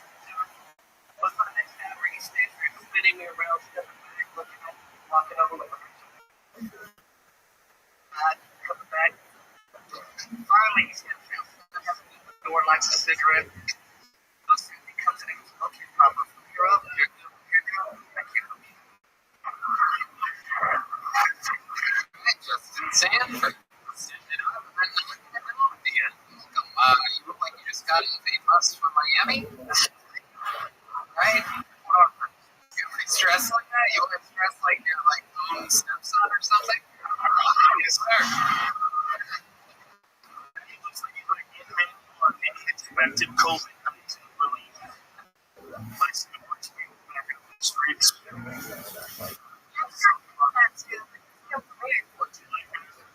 I did make What are your name tattoos? What do you got on you? Oh, you're a barber. Slash barber slash tattoo. Okay. You just you know, Slash bells. whatever. Do we confuse one another? I don't know. How's business going right now in the barber tattoo removal world? You're here in Austin? Yes, even in Boston. You normally live. So tell us something about Puerto Rico. Keep learning about these. Jazz shop was from there, Bombay. Jazz shop.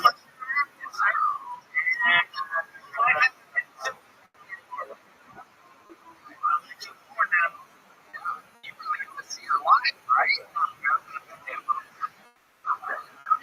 It's fun. It's only fun for me to think about like for people interested. And I'm like, okay, look, you could be doing this the whole day. Oh, 38. Let's talk about your meth addiction. Be honest, man. You've done some fucking TV. Either that or you have been stressed for 36 years. You're depressed. My kids get permanently angry, but I just have no serotonin. Really? Is that what it is? You were never really a party yet? You have serotonin. Naturally? How do you do this? How do I do it?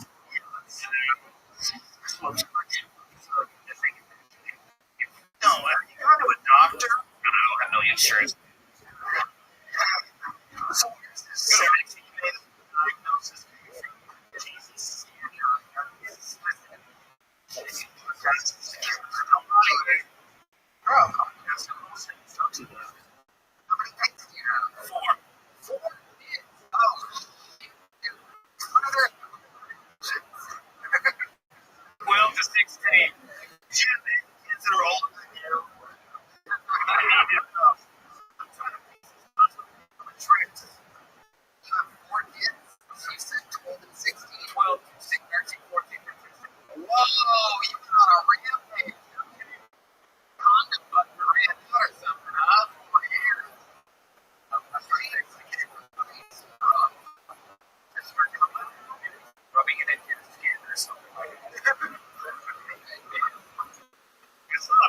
idea. No, that's what's fucked up about suggestions. You go, what? Wait a minute. Does that work? It works. If it really turned Clint Eastwood into Chris Pratt. Clint Eastwood did off his own face. Which I believe is sort of how, like, something that seems to be proud to have your kids. Actually, you know what? If you knew the term, it's making how often every day. There you That's go. what's up. That's what's real.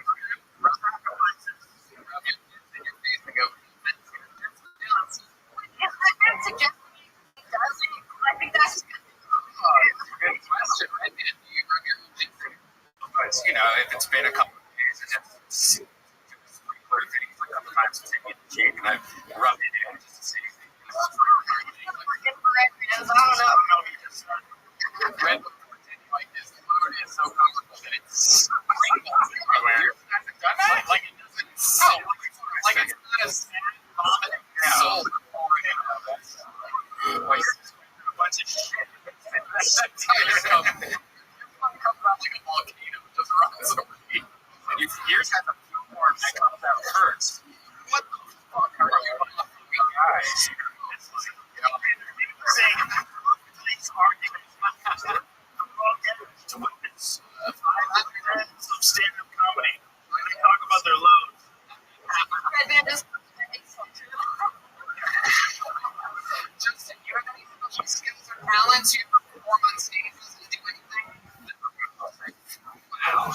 Anything else? You good at anything? You seem like a bowling or anything like that? Like a roll. You can roll a joint one-handed? Really? Let's see. Yeah, let's see it. You do it right now? You gotta pay. Rolling papers. Any rolling papers? Back when I was like other people will roll joints, I stopped. Yeah. Everybody's like, you roll a joint? I mean, I can figure it out. It's not like driving a manual. You don't like recently, they're like, still, you give people more money to just do it for you. That's so stupid. Having almost set it down in what in the world makes you the happiest? What are your favorite times?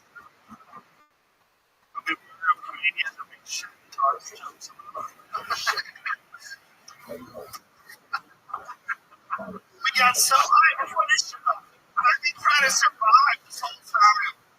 Like, I'm too high to be talking in public. What are your comedians have been coming up on looking at me sideways? So I got 16 of my network kids, man. 12, 13, 14, 15, and 16.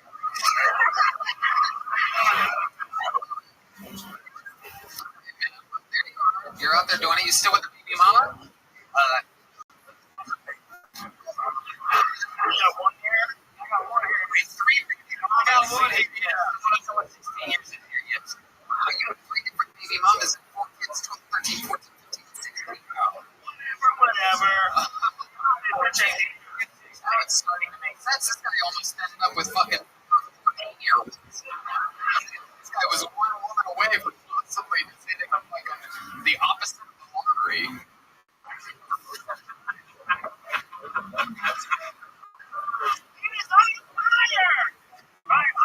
Goddamn episodes. Sometimes it's like my role. When Tommy said to turn this show down. Really? It's like one of the funniest shows that ever existed. Comedy Central. Yeah, exactly.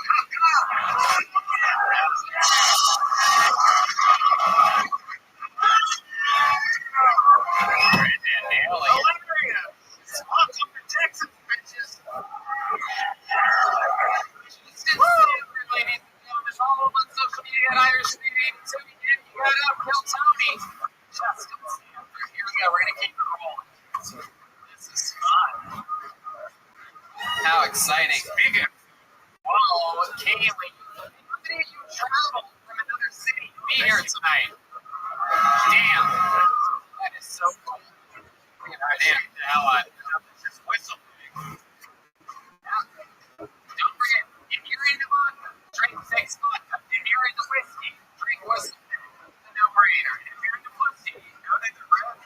Okay,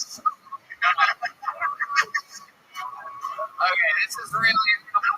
For the fucking band, ladies and gentlemen. That's a real band.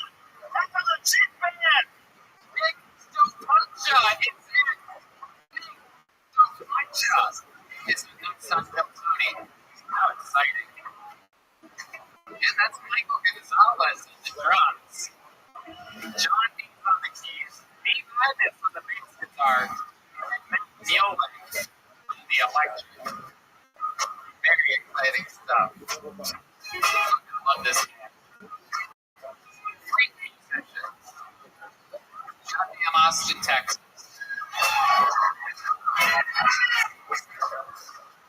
Where the hell is Nick Stopacha? Here he is, everybody. Where is he going to bring Nick Stopacha?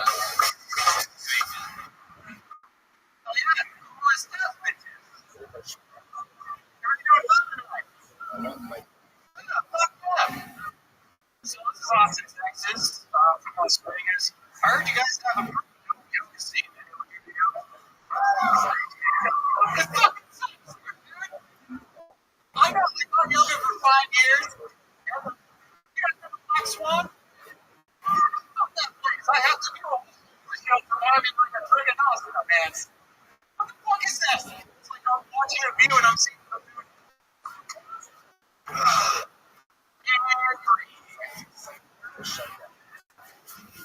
I've done yoga for 5 years, and we get a lot in that yoga instructors sexually harass their students, which is fucked up. I don't agree with that.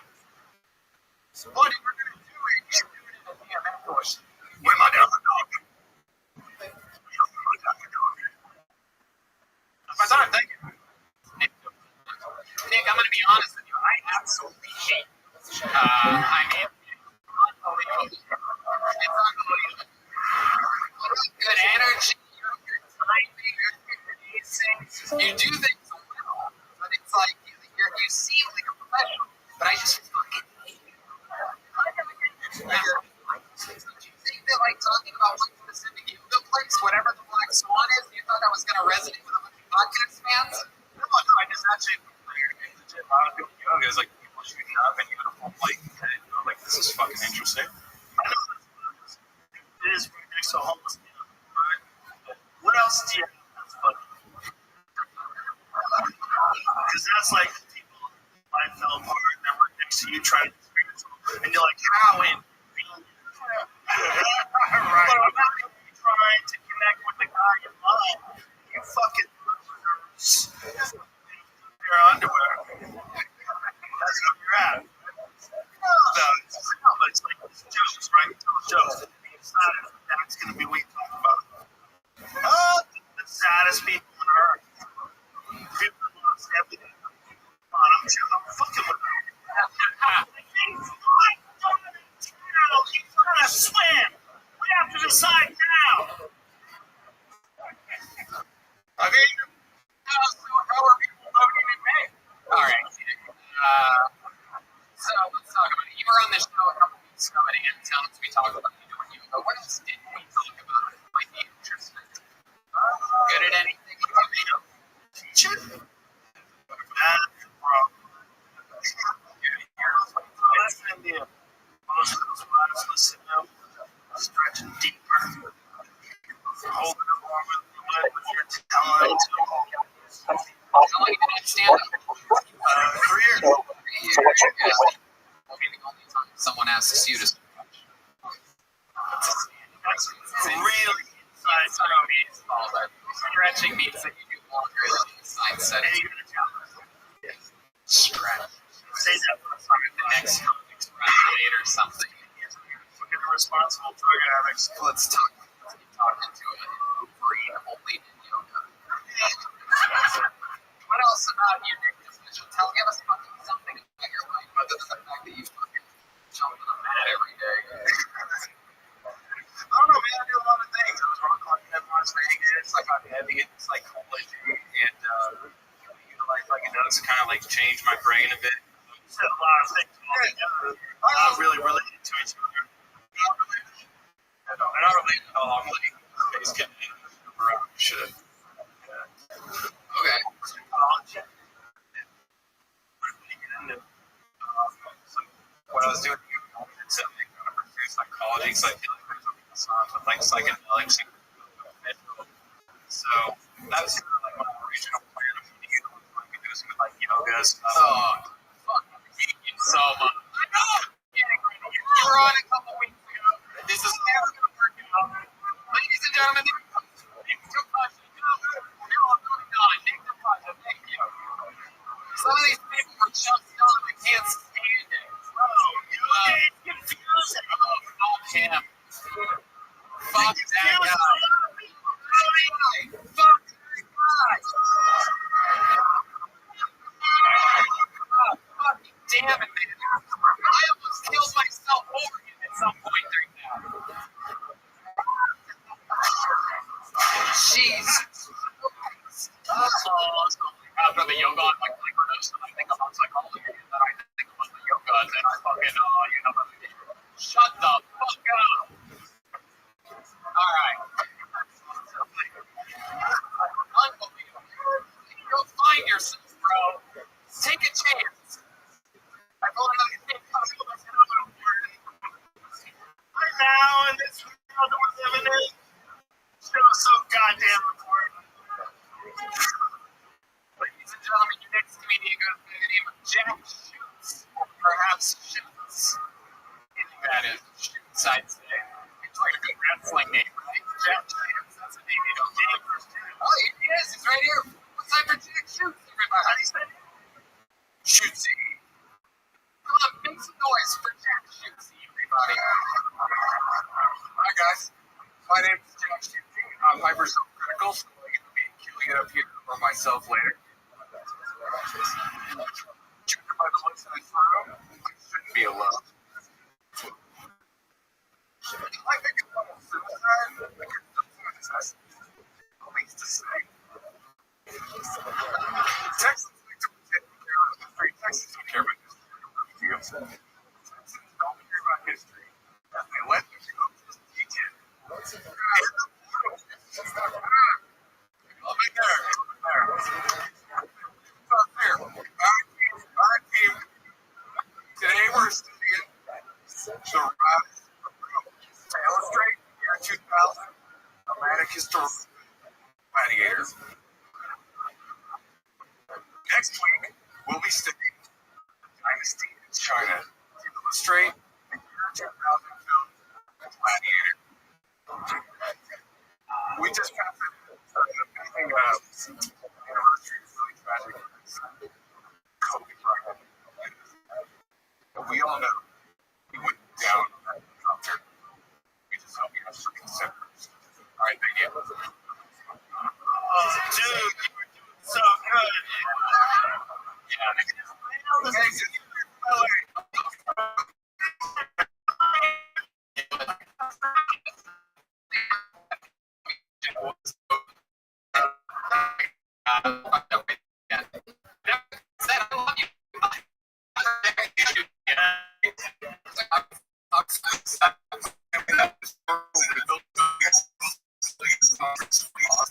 We lost it all fixed, and now I'm trying to build it back.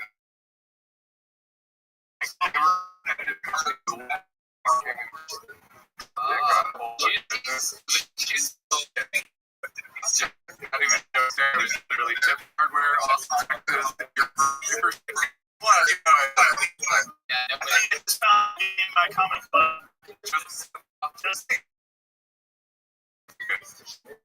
Oh shit, there it is. Alright. Look with all that.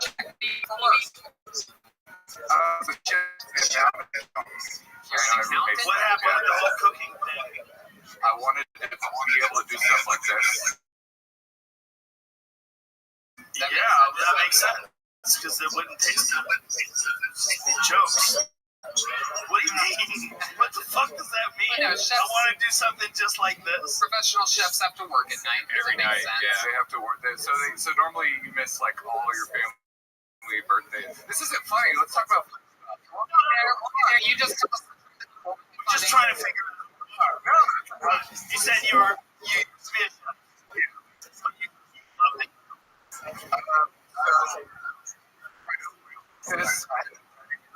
My wife, she's like for a while. Now I'm trying to stand it. Okay. Who knows? What else in life? What else do you? What do you and the lady do for fun?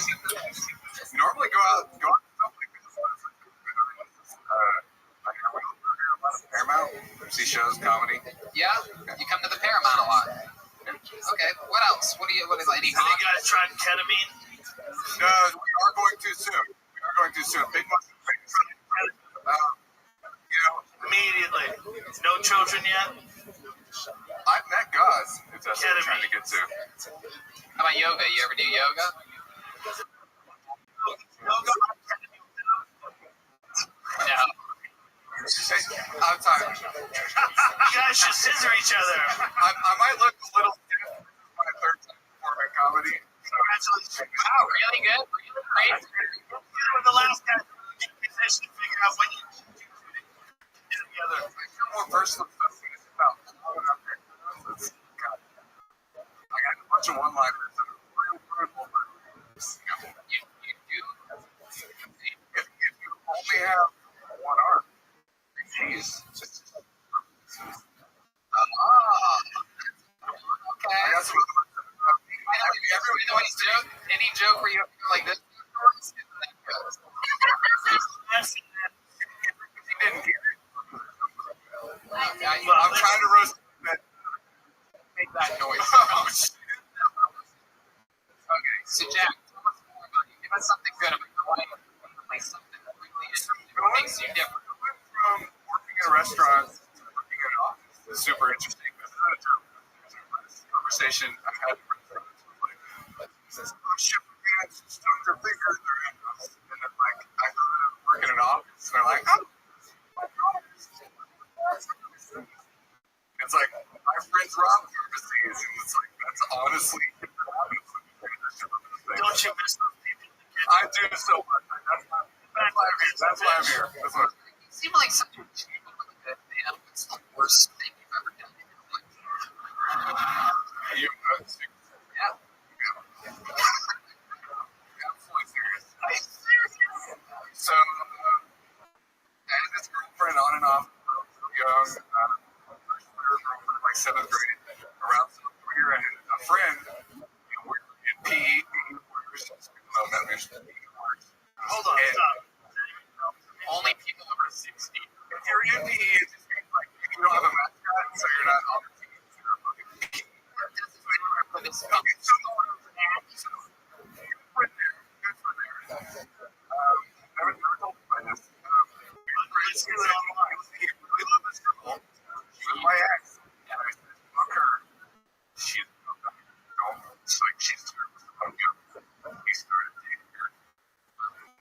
Years later, yeah, it's just one. And so I just went as a little but You should definitely edit this podcast. is that Here, listen. Ruin this. You were here, you're lucky. You're lucky you're a part of this thing. No one's ever gonna see it. you're happy your Winnie, girlfriend? call. Shut the fuck up. Winnie, call. Hey, Can we let it go? sorry. We're gonna be the first one in there to order around the show.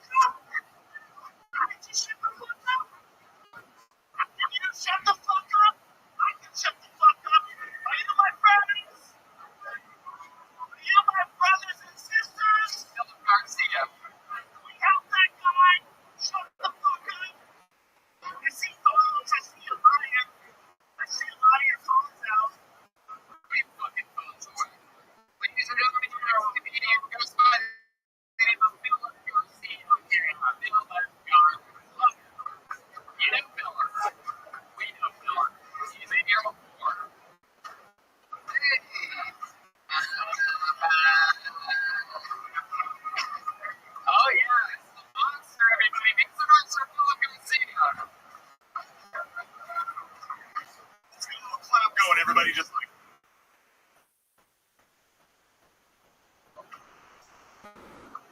Hey, everybody, here to say that my name's Phillips. Now, I'm not gay, but my dad is.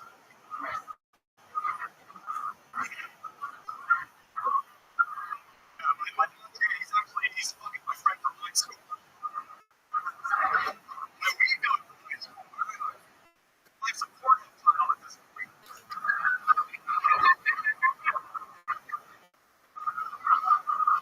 I still think you can go on weed either. Fuck is that about? I don't know how to tell my dad that he needs to suck better dick. That's a. I used to go walk there, not so much anymore. I should know when a kid to go to bicycle ride to take his seat off, and that's gonna be the fake on Phil Garcia.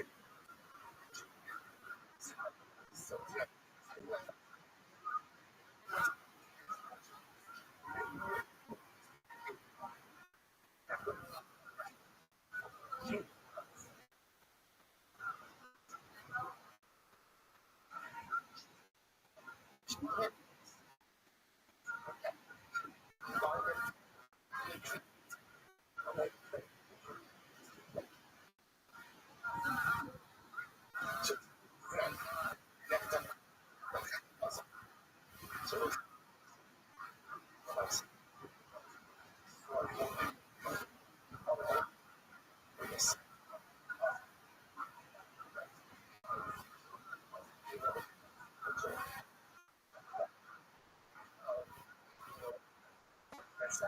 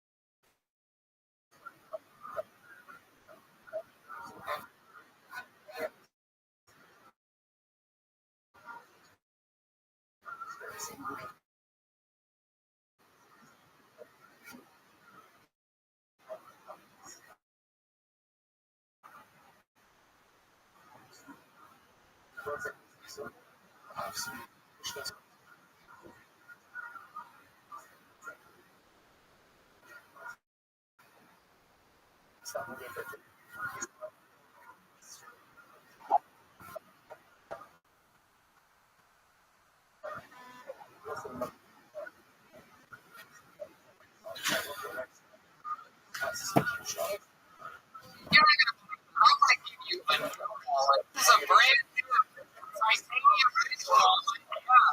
Just for you.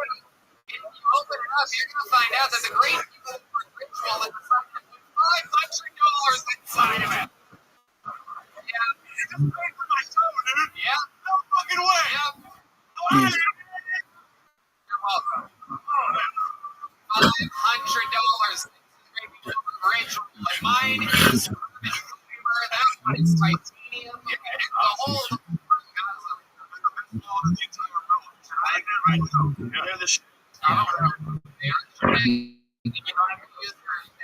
the size of that clunk is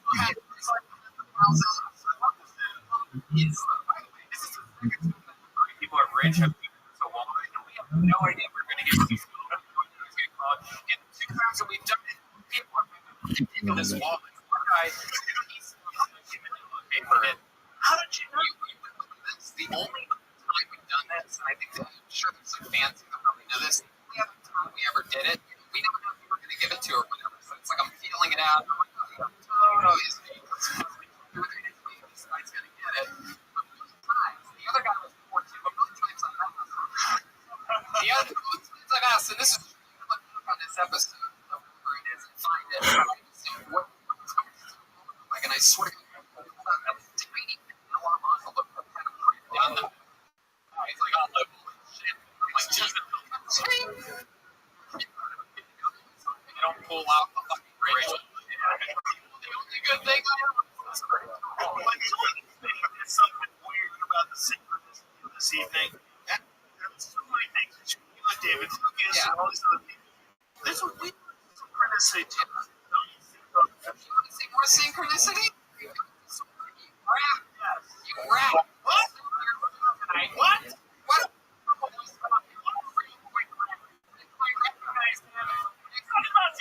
One of the most legendary rests in the history of Tony and brand new resident of Austin, Texas.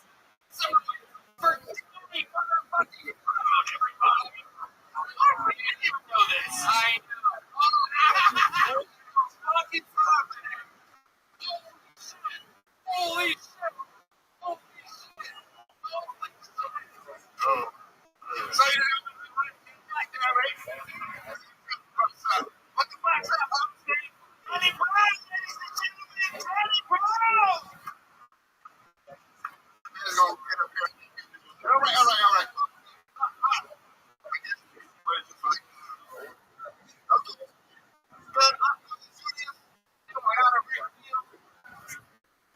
Should I say, won't be understood by executives. My weight ring. What you gonna tell me about anything?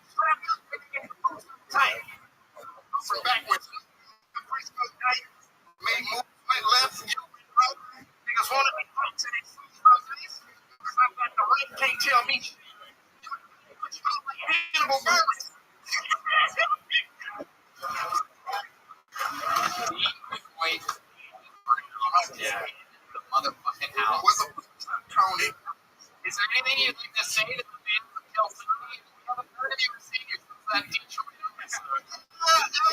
Like that time.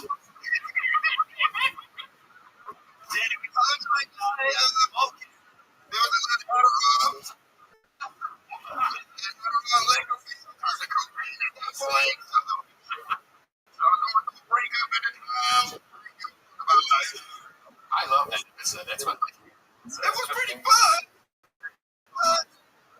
loved it. Yeah, Danny, you just moved here to Austin, Texas. that's right. We're all here together now. We're all hanging. Right. We'll get dinner this week. Yeah, man. You saw me out there. Well,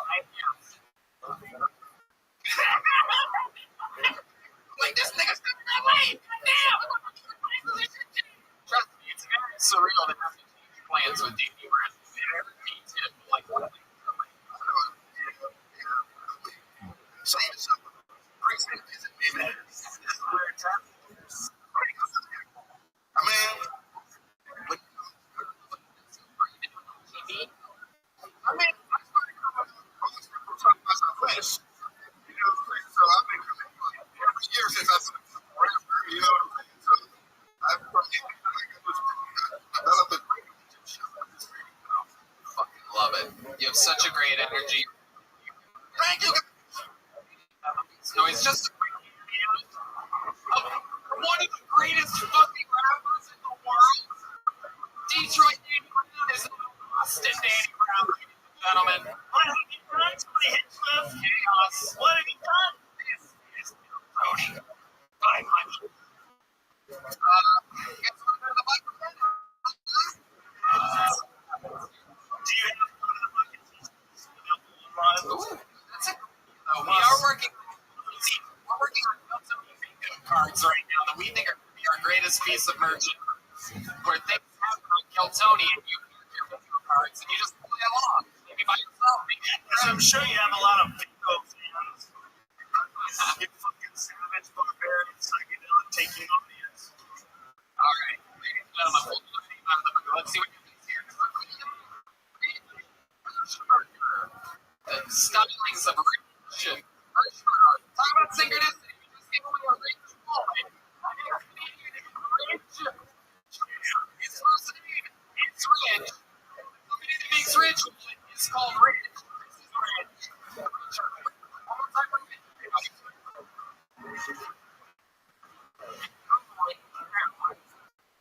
I've never seen this many people in my whole life.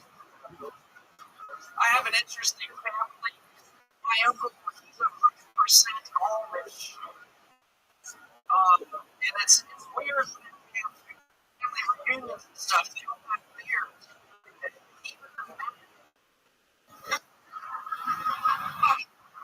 I was told this would be an Amish friendly crowd. Oh, how I was missing. I grew up on a dairy farm in central Pennsylvania. I have touched so many teeth. I might have even sucked on one or two. You know how people talk about this farm at table? I don't believe in that. No. Something under the mouth. Thank you, guys. Hell yeah, Rich Hirschberger. God, are you fucking real?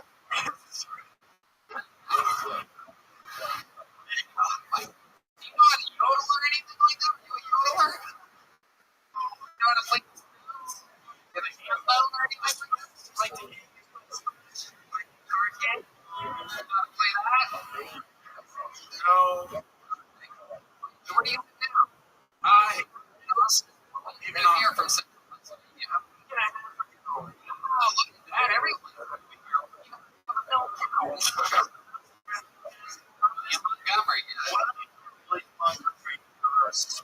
Okay.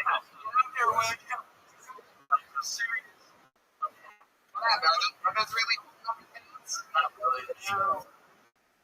They kind of give me a boost. Rich, what made you move here a week and a half ago? What? What made you move here? Comedy. Okay.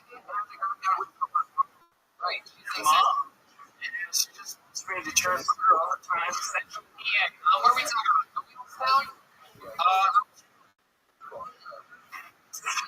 Nowhere. Yeah, Bob. What? See this? She was at the end. Oh my kid. What's up with your mom? Jesus Christ. Wow. Your milk, bro? Your milk too, huh? There's milk out there in the air. Jesus. I don't know, dude. I was in school. How old are you? 23. Suspenders. Yeah, what? What's happening? Where's your mom? Oh my God. Are you okay? I don't know. Clearly he's not. Normally the country. Listen. We him. Yeah. Scary. Oh, guy.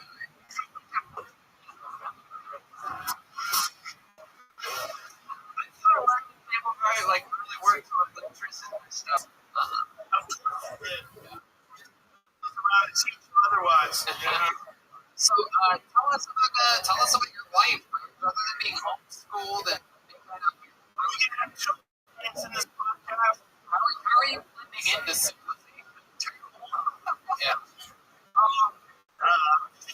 What do you do for fun? We catch men. Yeah. You own. What did you say? Trust me, it's been almost 8 years. This is 500 fucking episodes. Like 10 comedians times 500, whatever the fuck that is. 5,000 fucking people. You think I've ever got the answer? I catch bitches. I love it. Give me your shit, please. Just don't answer. All I do is eat yoga and microorganisms.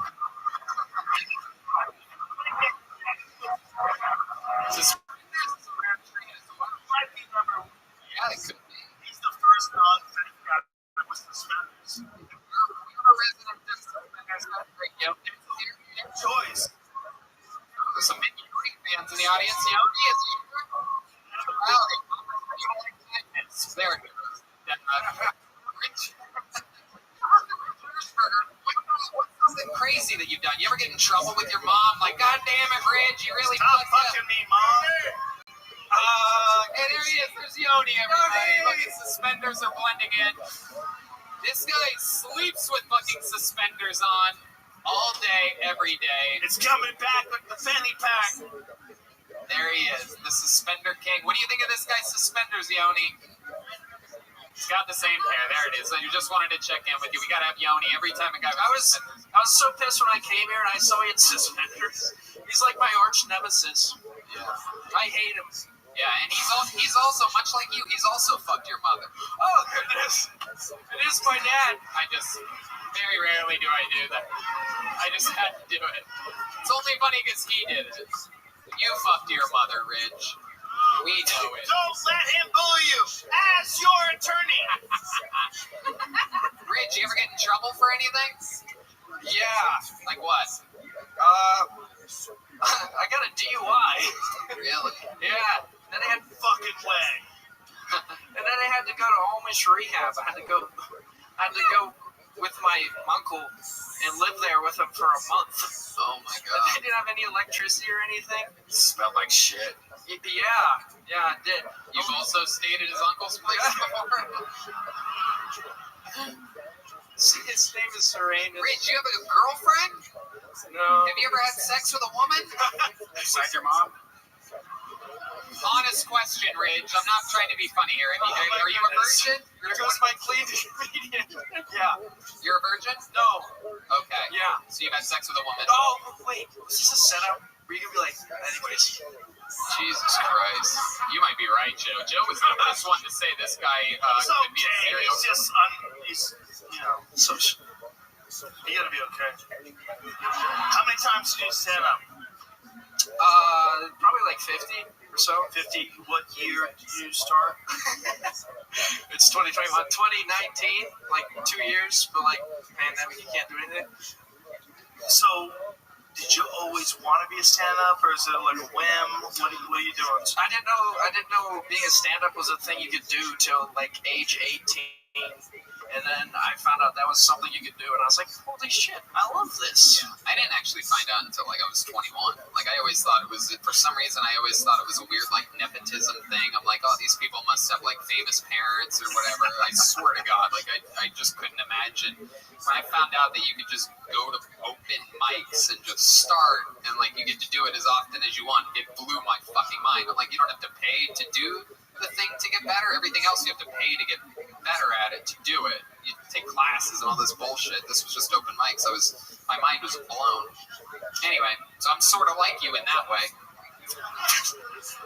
Ridge, let's talk. I need to, for some reason, my instinct is telling me to ask him why do you do stand-up? I don't know, because I enjoy it and it's fun. And What's your favorite part? about stand-up, making people laugh and having fun. When was the last time that happened? Oh man!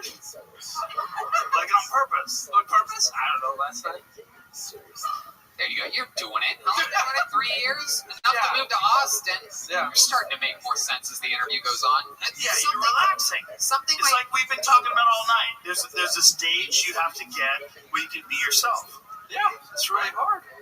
My gut keeps telling me that I have to ask you about your love life. I have to follow up on this. I got a wibbly-wobbly answer about you being, whether you've had sex or not. Are you very sexually active or not so much? No, One not so friend? much. One girlfriend? I never had a girlfriend. I mean, in high school, but does that really count? How tight are you with that funny non-binary guy? I'm sitting right next to him up there. Really? Next to each other? Side by side? I put his name. I signed up for him. He got first now. Incredible. That's against the rules of Kill Tony, by the way. Fuck. Ridge, so you've only had a girlfriend in high school. When's the last time you kissed a girl? Like 2 weeks ago. Who was that? It was a cute farm girl. Really? Yeah. Are you just saying? Was she awake? Yes. Oh my Is she god. related to? When was the last time you had sex? Over a year ago. Over a year ago? How about on purpose? Oh my god. He's killing me. All right, Ridge. Well, we tried our absolute best. You last long in the bedroom? You have any special moves? You do the fucking, you milk the cow or whatever? Fucking, I fucking milk the cow or whatever. I squeezed. I don't know. you ever gotten a lap dance before? Yeah. Oh, well. Oh, no. Not from a human. What about the wild thing? What? Tone lobe? Wild thing? Wild thing? Yeah. What are you saying? Wild thing. Have you ever gotten a lap dance to wild thing? No. What kind of American are you, boy? No lap dance to wild thing, Tony? Should we do it? How do we Should we do correct it? this issue? Come on, let's go. Ladies and gentlemen, thanks to our friends over at the Yellow Rose. No, it's okay. No, Jetski, take that back. Take that back. We have an actual chair. There you go. Yeah, absolutely. Jetski doesn't know stool. You don't get lap dances on stools. That's a death wish. Holy shit, what is happening? Wow. Kill Tony 500 presents our first lap dance. Oh my god. Rich, your mother's gonna see this. Woo! Yellow rose, red rose. Let me come in. Really? Sat there like an Al-Qaeda guy getting questioned by SEALs. Give it up for Kaylee, guys. Kaylee.funk73 on Instagram. Kaylie. God damn it. One last question for you, Rich. Rich, what do you think your mother's going to say when she sees that part of the podcast? I don't know. Yeah, this guy's hard as a rock. He doesn't need a suspender for his dick right now, that's for sure. That is a self-suspension machine. Look at that. He's got a little milk in his pants right now. There he goes, everybody. Rich Hirschberger. Rich. Good job, Rich. Congratulations. All right. You guys think we should get another regular up here? Finish this thing out, huh? Let's keep going until everybody falls asleep. How about one? Come on, guys. How loud can this place get for Kaylee, everybody? Come on. She joined the Kill Tony family just a couple weeks ago, and boy, what a wild hit this has been. Oh, yeah, your hat. There it is. There it is. The great Kaylee, everybody. That's her hat. It says titties. Ladies and gentlemen, your next comedian, regular on this show, has been through a lot. Was the first person, other than Red Band and I, out of this whole crew, and of course Joe was here first, but the first guy to move out here. He was the one who seemed to be the least likely to do so, but no one loves stand-up more than this guy. He started only a few years ago. We found him a little over a year ago in Hollywood at the Comedy Store and immediately kept inviting him back. He's an absolute monster, a super, super black belt out of Second City in Chicago. Written about in history books there, just started stand-up after being diagnosed with ALS, fresh off of coming out with a clean bill of health after the coronavirus. Ladies and gentlemen, it is the one and the only Michael Lehrer, everybody. The real fucking deal. Woo!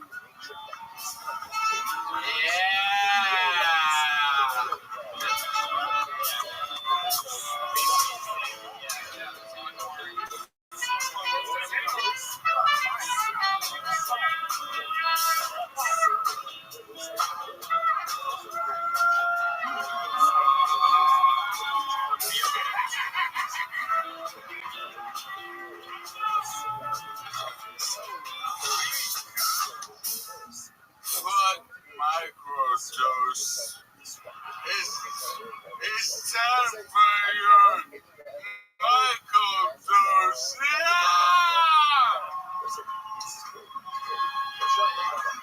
The people always are animals.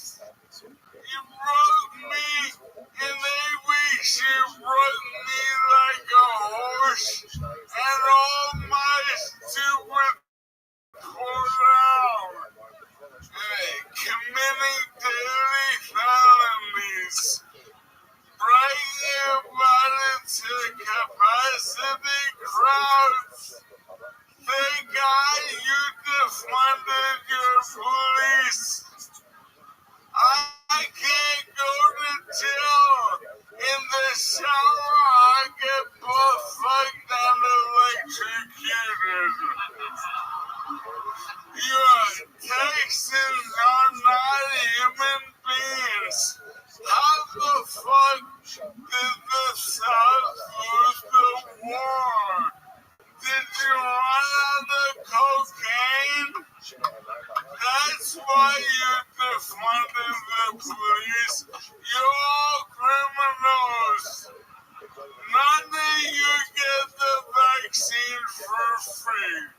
None of you. You deserve it. Show me your checking account. If any of you pre-ordered a smash burger on the internet and then went in one day to go win it on for a fucking internet hamburger during the pandemic, no free vaccine.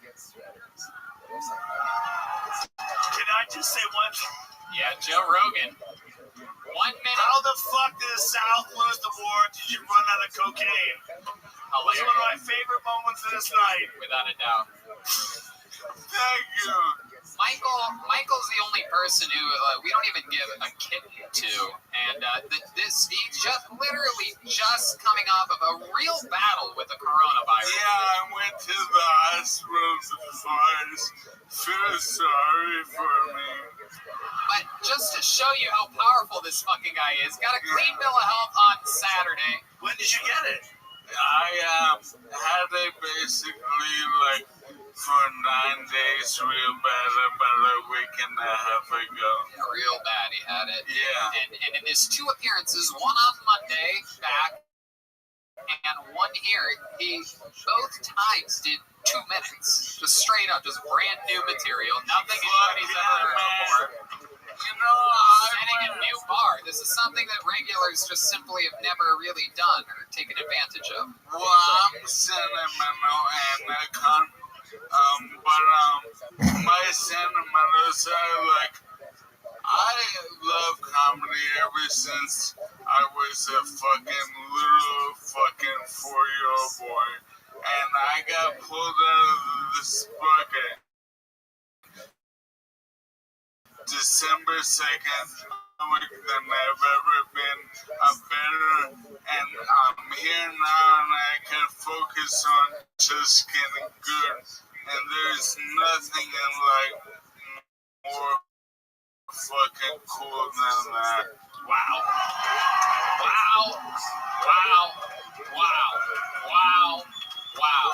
You are the opposite of that fucking yoga microdose guy. It is incredible. I love you so much. No truer words have ever been spoken. That was beautiful, man. That was so real. Yeah. That's who you are. That was who you are. That's beautiful. And that fucking joke about how the South was, that's funny. That's funny as fuck, dude. That's real. Did you run out of cocaine? What happened? And that's another part of this wild story is everything he's saying is true. He went down like he was on a real bender for a few weeks. He was hanging around some wild people, and Austin is fucking, I guess everybody, no one warned me that everybody's on uppers here, but we need to kill a mediocre homeless person and transfer their energy into your body. Yes. Rise from the ashes like a phoenix. You came back from that, you're back from the coronavirus. What else has happened, Michael? Well, I have a very special announcement. May I take over, Tony? Sure, go right ahead. I love you so much. Now, thank you. Now, ladies and gentlemen, 22 years ago, around now, I had a baby.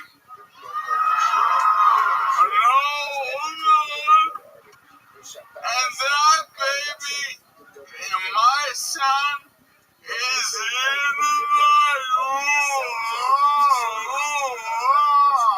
Shut up!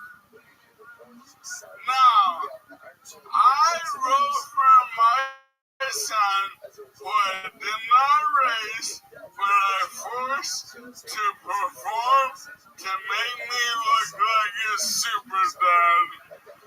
I wrote for my son a blind middle Kentucky jokes. Yeah! Who wants to hear my son do a minute of blind, never before read jokes I'm forcing him to do, cause I know it's funny and he doesn't, and he's so fucking impatient with me. Ladies and gentlemen, welcome to the stage, my boy, Colin Eden.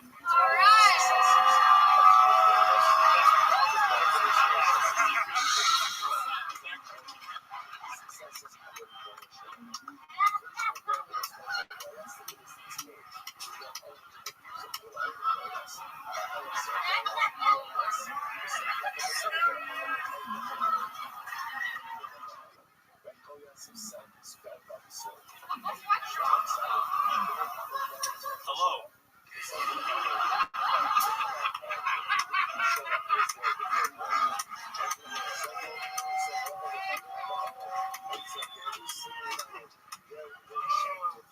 I'm Colin. I'm from Wyoming, but I've been preparing for tonight for over 2 years by waiting tables at Texas Roadhouse. And if that popular steakhouse chain has taught me anything about Texans, y'all love America. Fried pickles and free refills. Besides being a top young rising comedian, I'm also an actor. Hashtag. Hashtag thespians. Do it on stage. And thanks to gender-blind casting, I'll be playing Shirley Temple in an upcoming biopic.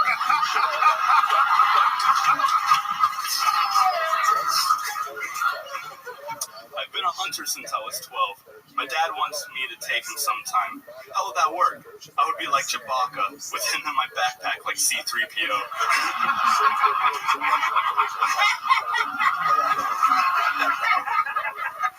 He'd shoot off half my curls. Kanye now lives in Wyoming. We go camping. It's convenient because we can both sleep in Kim's butt. Thank you. Wow. Let's hear from my son. That's a real deal. Colin Laird and Michael Laird. How fucking cool is that? A father-son moment. Hell yeah. We've been doing this every year on vacation for 10 years, and we always find a fun bit, and it's the best fucking thing ever. Now, Cool thing. get upstairs since my moment to leave. There he goes, Colin Laird. Now, Tony, Uh-oh. may I say something? Yeah, absolutely. Permission granted. Now, thank you. Now, I talk a lot about what garbage people live in this city, but I know that it's a great place.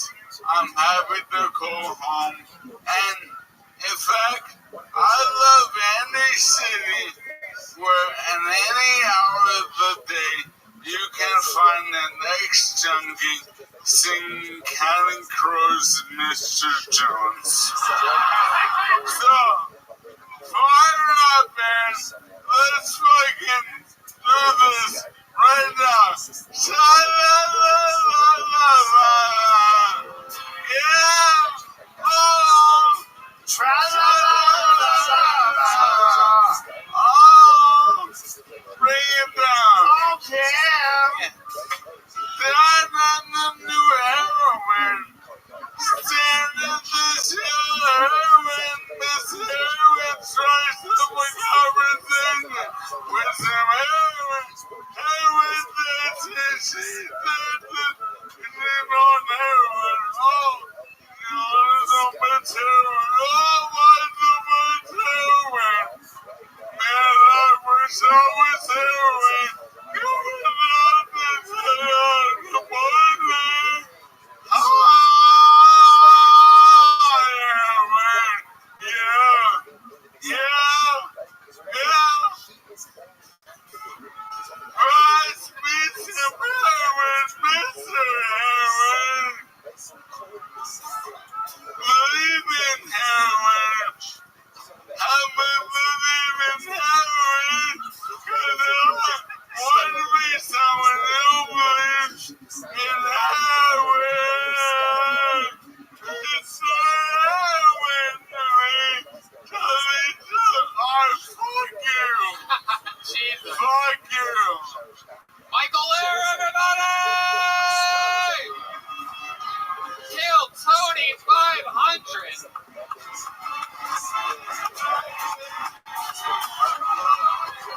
Wow. Unbelievable. MichaelLairdComedy.com for everything Michael Laird. What do you guys say? Should we go to the bucket just one more time, huh? Alright, this is it. And then we're out of here for sure.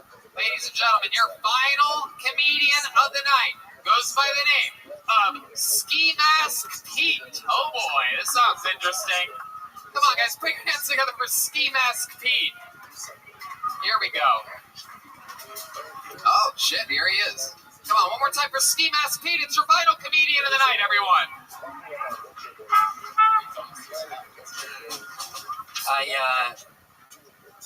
I think I have a chameleon infestation, but there's no real way of telling.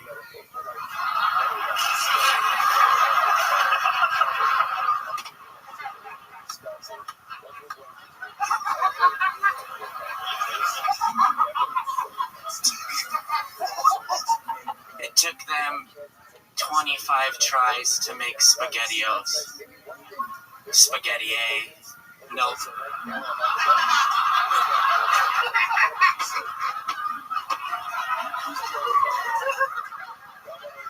I went to a palm reader last week, and then she said, if your hand is bigger than your face, then you have cancer.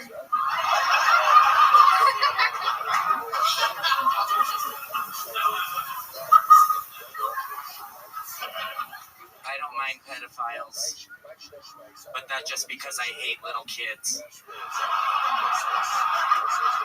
Wow.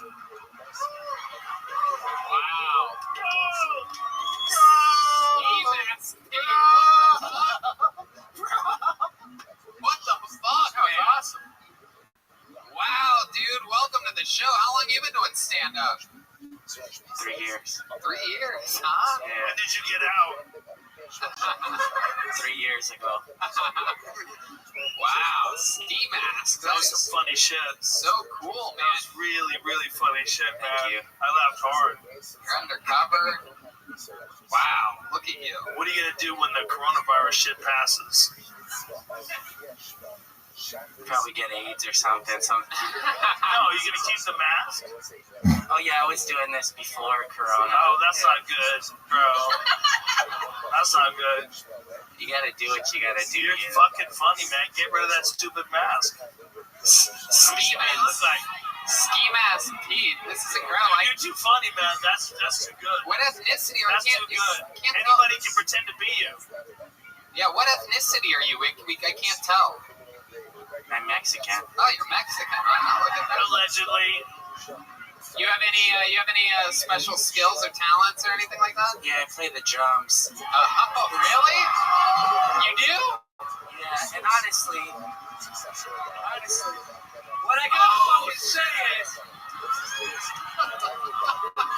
what the fuck is up, Austin?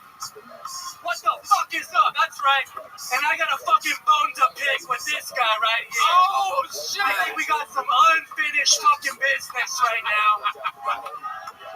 And like I said, I'm ready to die for this shit, and today's a good day to die. What the fuck is up? Oh my God!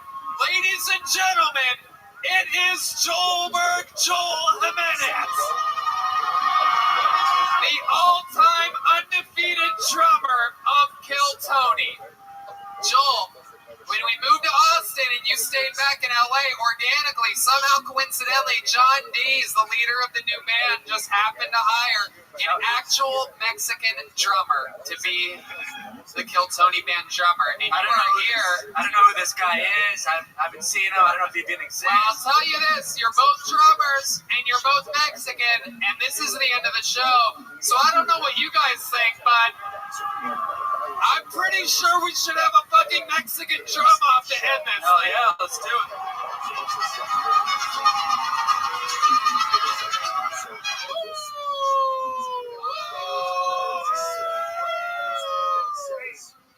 Oh shit!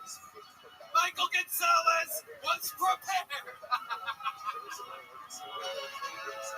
I feel like I'm in a Robert Rodriguez movie. This is wild. It is. Since Joelberg has never lost Mexican drum off, I feel like it's right that he gets to go second. Austin's own Michael Gonzalez will be going first. Oh shit! That's already more Mexican than any Mexican drum off I've ever been. Ladies and gentlemen, you're gonna decide. We have an unbelievable situation. A guy who's never competed in a Mexican drum off, that's the legit resident Mexican drummer of the Kill Tony band, is vying off against a man who is literally 36-0 and has defended his throne across the world, never losing a Mexican drum off. This is unbelievable. Going first, anything can happen. This is a drum solo by the current resident Mexican drummer. Ladies and gentlemen, make some noise for Michael Gonzalez.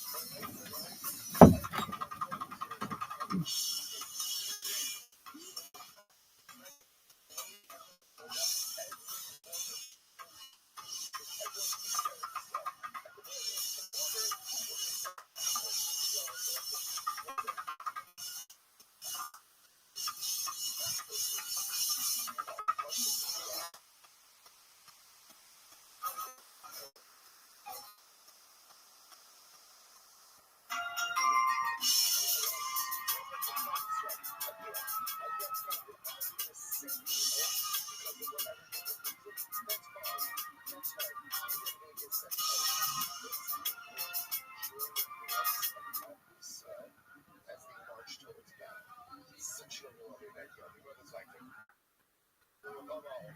I say that's the first speech. So the first speech kind of show the how it is that the more American Israel, and where he says essentially the exemptions. What's the second? So you'll call now over.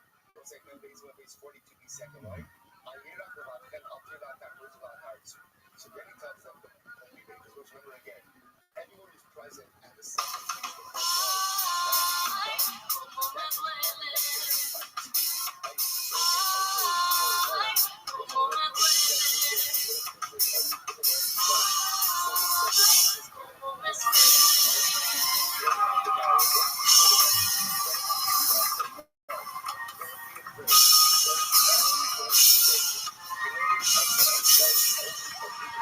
Wow! Holy shit! This is the first time we can truly say Schulberg has his work cut out for him. This is unbelievable. Ladies and gentlemen, I mean, again, we've seen it in Australia, in England, in Ireland, all across America. This guy has always said he's willing to die up here before he ever loses a Mexican drama. Ladies and gentlemen, I present to you a guy that was the drummer for this show for literally hundreds of episodes. It is the return of Schulberg Joel Jimenez.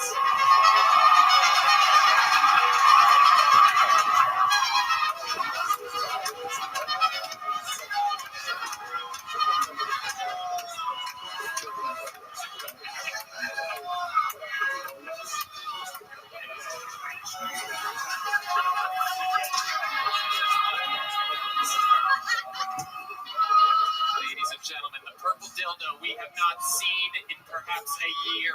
Ladies and gentlemen, it is famous amongst Hiltoni fans. He's making adjustments. You're chanting.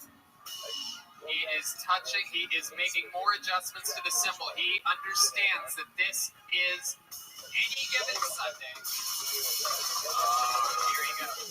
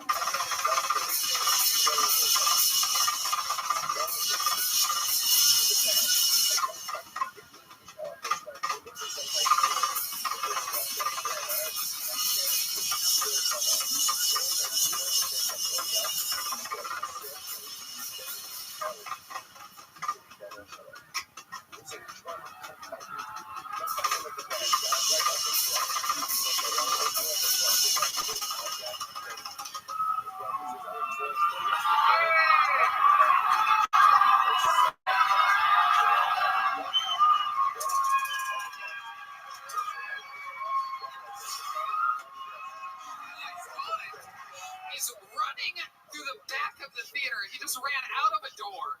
He ran all the way out of the exit door. Oh my God, he's coming through the other exit door. House lights. Here he comes. Up the stairs. Hold on, he's out of breath. He falls down. We've seen this before. He still has the dildo. He just let it go. He's taking off the singlet. What's happening here? We've never seen this one before. This is very interesting. I don't know exactly what's happening. This is the part where we get kicked off of YouTube. And, wow. Okay. I forgot how weird his ass was.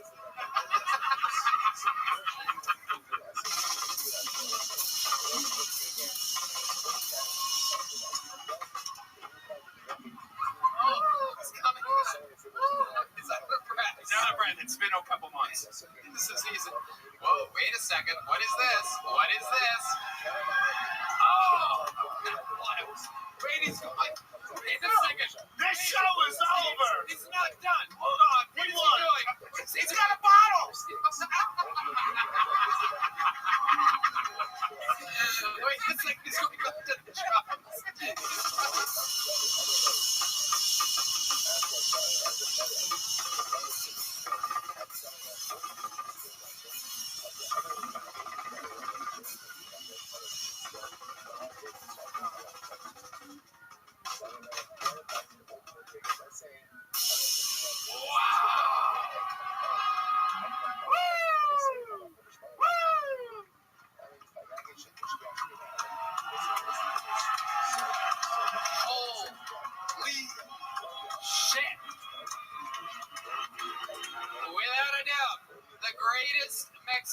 drama of all time. Brought to you by Whistle Pig. This drama, Whistle Pig whiskey, one of the only 100% rye whiskeys. I love this stuff. I drink it all the time. I just tried to talk into my whistle. I mean, my goodness, I think we all won this competition, but just for the sake. And that's his real dick, by the way, guys. Yeah, by the way, there's no stuffing. That thing needs its own sombrero. That's for Joe. Michael Gonzalez putting the sombrero. Michael, stand next to Joel for a second, though. Just for the sake of historical statistics, we have to ask, how many of you have Michael Gonzalez winning that Mexican drama? That's good. That's good. How many of you have Joel Jimenez winning that? I voted for everybody. You know what that means? That means it almost wasn't fair. Well, it's he kind of should have went first. Wait, but you know what that means? Defending Joe, you know all about that. I do. I appreciate what you did. He still has glass on his head. Oh, he's gonna do it again. There it is. Wow. One of the greatest drummers in the game. One of the weirdest asses I've ever seen in my life. There was so much else going on. That's the problem. One guy drummed. The other guy did a lot more. Absolute chaos. It's not fair. Joel, it's like, what are the parameters of what we're doing here? You're right, dude. But Joel has a huge piece of glass still on his head. Yeah. Piece of glass sticking out of his skull currently. He said that hurt more than I thought it would. Wow, what a way to end the show. Thank you, Joelbert. Thank you, Michael Gonzalez. Thank you, Whistle Pig, for sponsoring the drama. Thank you, Fix Vodka, for sponsoring the band. Guys, how about a big hand for the band, everybody? Jet Ski Johnson. Also brought to you by Ridge Wallet, as well as that incredible giveaway. We have the coolest sponsors in the world that really stepped up for this one and hit some real home runs with us. Jet Ski, this is your first time on the show in months. We're so happy to have you. Anything you want to say? It feels so, I said before, it feels like my parents got divorced. Now I'm visiting dad with his new family. And I love it. I love being here. This is great. And Guys, make some noise for Jet Ski Johnson. I know I'd say real quick, the rest of the band really wanted to be here, but they all died. No, they really wanted to be here. They love you guys. We love you guys. And the second thing is we have merch. If you want some cool shit.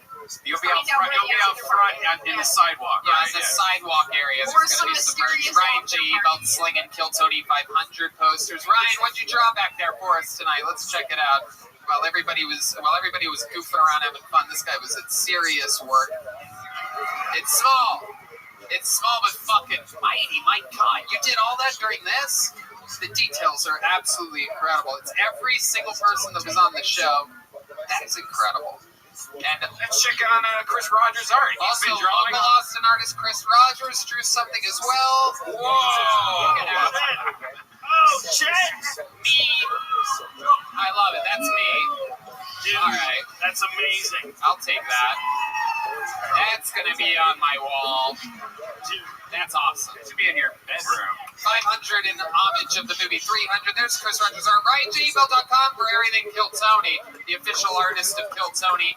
All the tour posters, the new Kill Tony, the coloring book, RyanJebelt.com. Support great artists. Chris Rogers' art. Guys, here to say something, and also, wow, what a performance. How about one more time for Joel Jimenez,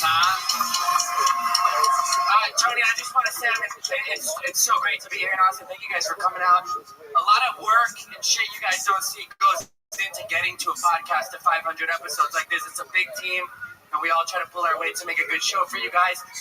That being said, can we get a big hand for Jeremiah, for Chroma Chris, for Pat Reagan, everyone that's been a part of the band in the past of this show.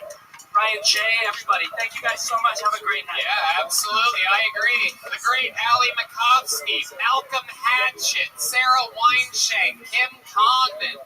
These people all born and bred through the fucking tough work of writing a new minute every week in front of the public. An incredible, crazy system. And guys, how about a hand? What cooler guest to have in Austin, Texas than Joe Rogan, everybody? Come on. All bullshit aside, this is a wild show. This is one of my favorite shows I've ever done, ever, in any format, in any medium. This tonight is one of my favorite shows ever. And one of the reasons why is I tricked Tony Hinchcliffe into moving into Austin, Texas. You did. Move here. Get away from all the homeless people in traffic. We got a plan. And one of the reasons why we even wanted to do it here is because this place has a very unique and awesome energy. It really is. It's amazing. The key is we just gotta not fuck it up while it expands. I think we can do that. Yep. Thank you to the Paramount Theater for having us. This is chaos. I'm sure they're used to incredible symphonies and musical acts that don't come in with dildos and broken bottles and lap dances. That's all the comics that waited that didn't get up. Yeah, absolutely. And how about one more hand for the band, everybody? Michael Gonzalez, D. Mandis, John Dees, Matt Mueling. Absolutely incredible. Thanks one more time to our amazing sponsors of this show, Ridge Wallet, Dick's Vodka, and Whistle Pig. And the Yellow and the Red Rose. Yes, the Yellow and the Red Rose. Rock solid. All of those sponsors are local Austin companies that are already having fun playing with us, goofing around, taking a chance, and we're all growing together. Till the next 500, guys. Thank you, Thank you Austin, so much. Texas. Good night, everybody. Thank you. We are all in this together. We love you guys.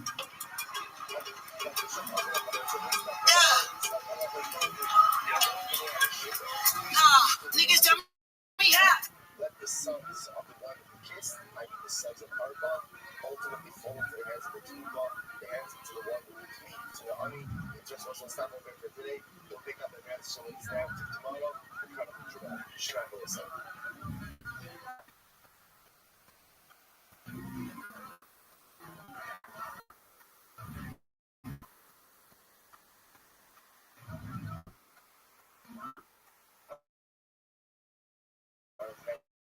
Have a great day. Good to see everyone.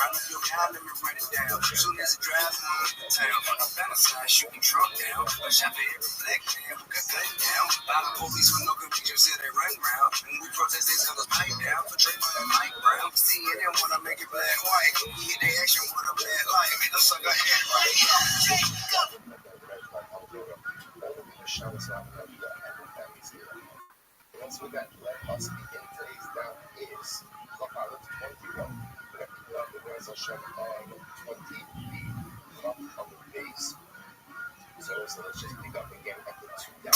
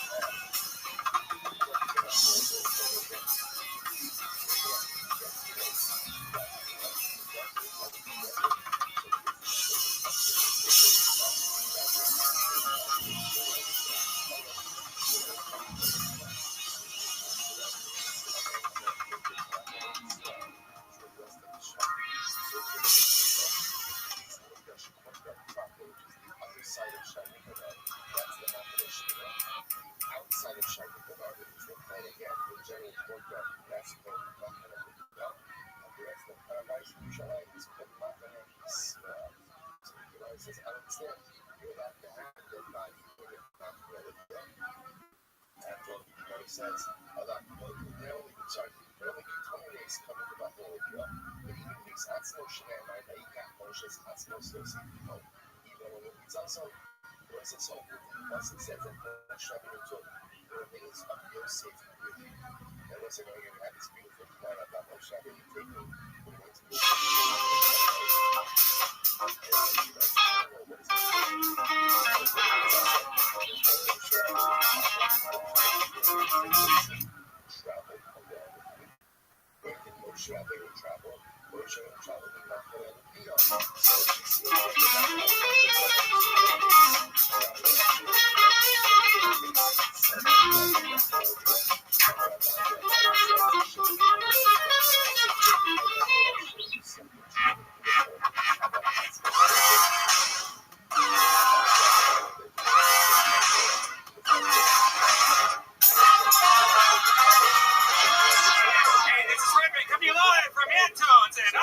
Texas, for a brand new episode of Kill Tony. Get up for Tony X-Men!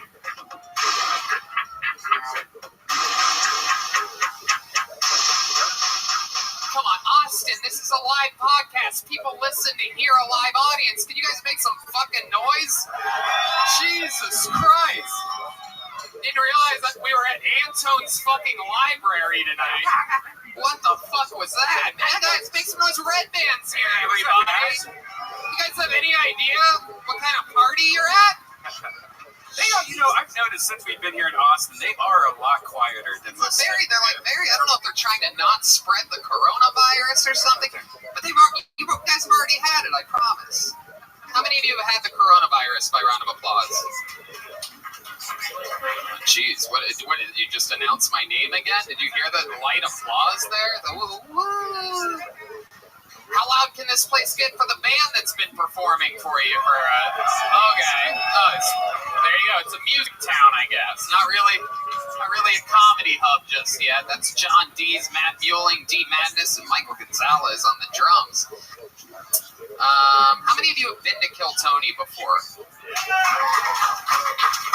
How many of you, make some noise if you haven't been to Kill Tony before? Wow, very excited. People are excited that have never been here before. Isn't that interesting? Well, we're going to have a lot of fun. It's a show about stand-up comedy. We meet people. We see how it goes. And, things like that. We have the great Ryan J. Ebelt in Los Angeles drawing tonight's episode. He's in LA right now. He drew an amazing poster for Kill Tony 500. It's going to be available. He's coming out for that event. Very exciting stuff. He draws every single episode, every single road poster. All those are available at RyanJEbelt.com, including the brand new Kill Tony the Coloring Book, selling like hotcakes. What kind of comedy podcast has their own coloring book? The one that you're at, that you half clapped at the beginning of? The one that you're barely excited to be at? But before we start tonight's show, here's a little bit about the amazing sponsors that made tonight's episode possible for you right now. Hey y'all, are you hiring for spring? What type of role are you hiring for? Maybe you need to hire someone to wear many hats, which can be challenging. Or you might have a simple position to fill, but it's taking forever to find someone who's a great fit for your company. That's where ZipRecruiter comes in. ZipRecruiter can help you find qualified candidates fast. And now you can try it for free at ZipRecruiter.com/KillTony. Whether you need to hire a civil engineer in New York, a nurse in Nebraska, an attorney in Colorado, or a mascot in Missouri, ZipRecruiter's matching technology finds people with the right experience for your job and actively invites them to apply. It's so effective that 4 out of 5 employers who post on ZipRecruiter get a quality candidate within the first day. From accountant to zoologist and everything in between, ZipRecruiter makes hiring easier. And right now, you can try it for free at our listeners get it link, ZipRecruiter.com/KillTony. If you go to ZipRecruiter.com/KillTony today to try ZipRecruiter for free, we get credit for sending you. Once again, that's ZipRecruiter.com/KillTony. You know ZipRecruiter is the smartest way to hire. Mud water, yum, yum, yum. It's a coffee alternative with 4 adaptogenic mushrooms and Ayurvedic herbs. With 1/7 the caffeine as a cup of coffee, you get the energy without the anxiety, jitters, or crash of coffee. Each ingredient was added for a purpose. Cacao and chive for mood and a microdose of caffeine. Lion's mane for alertness. Cordyceps to help support physical performance. Chaga and reishi to support your immune system. Turmeric for soreness and cinnamon for antioxidants. Yeah, it's great. I drink a lot of coffee, but I always get those caffeine jitters and stuff. This doesn't give me that. It gives me energy. I love to put a little bit of honey in there, a little lemon. It's great. Sometimes I use a little nut milk. It's delicious. Mud is 100% USDA organic, non-GMO, gluten-free, vegan, Whole30, and kosher. Yes. Go to mudwater.com/Tony to support the show and use the code TONY for $5 off. That's MUDWTR.com/Tony. Use the code TONY. Get $5 off. Thank us later. You know what we absolutely love? I mean, we swear by it. Morning, noon, and night, Kill Tony reps Liquid IV. When we push our body hard or we're just feeling run down, it's extremely important to take care of ourselves with the proper vitamins and nutrients. That is why Liquid IV created Hydration Multiplier Plus Immune Support to maintain and strengthen your immune system. You know about this, right? Yeah, I actually have a whole cover just for my Liquid IVs. I've posted photos of this on Instagram. My favorite is the Hydration Multiplier Plus Immune Support, the Mandarin Orange one. I love it. I have one in the morning, I have one at night, I have one in the middle of the day. I probably go through a pack of these every 2 days, I swear. And what excites me the most about it is that the Hydration Multiplier Plus has vitamin C. It boosts your immune system, and at these times, it's the perfect thing to have. Yep. Yeah. No doubt. Vitamin C, zinc, and Wellmune in convenient single-serving packets to help strengthen your immune system. Works perfectly for me on the golf course. I can get cold bottles of water out there or put them on ice, and then you pop one of these packets in there. It works out perfectly. This way it's not sitting around all day. It's fresh. It tastes great. Everything is great about Liquid IV. Makes you look better. Makes you feel better. Liquid IV can provide 2 to 3 times more hydration than water alone. Plus, it tastes good. What's more boring than the flavor of water? The blend is powered by cellular transport technology, which is designed to enhance rapid absorption of water and other nutrients. The optimal ratio of glucose, sodium, and potassium delivers water and key nutrients into the bloodstream faster. It's the perfect balance to help you strengthen your immune system more quickly and effectively. Plus, Liquid IV's great people. They donated 4 million plus servings in response to COVID-19. Products are being donated to hospitals, first responders, food banks, veterans, and active military. The company has donated over 10 million servings globally. Get your Liquid IV Hydration Multiplier Plus Immune Support in bulk at Costco or order online and get 25% off when you do. Go to liquidiv.com and use the code TONY at checkout. That's 25% off anything you order. And you get better hydration. Do it today. Use the promo code TONY at liquidiv.com. And we're back. Are you guys ready to start tonight's show? By the way, I forgot to mention, somehow I forgot, that the band is sponsored by Fitz Alkaline Vodka. Yes. Some really incredible stuff. They have a less acidic vodka. It's alkaline. And it's distilled 10 times, and it's amazing. It gives you, if you have a lot of like heartburn when you drink or whatever, it really helps with that. And less hangover. Who doesn't love less hangover? So try Fix Vodka. Then plus they support local artists like the Kill Tony band. Ladies and gentlemen, on this show we usually have an amazing guest. Today we've upped ourselves and we've had the probably the best possible fucking guest we could have in the world.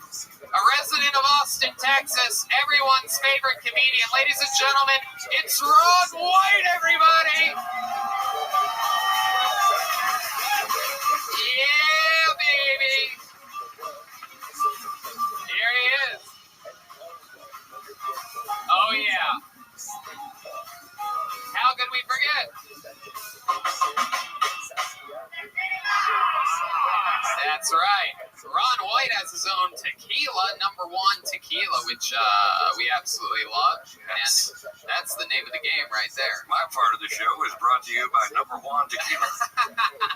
Everybody's got a different liquor sponsor here. I'm obviously a White Claw guy myself, you know what I mean?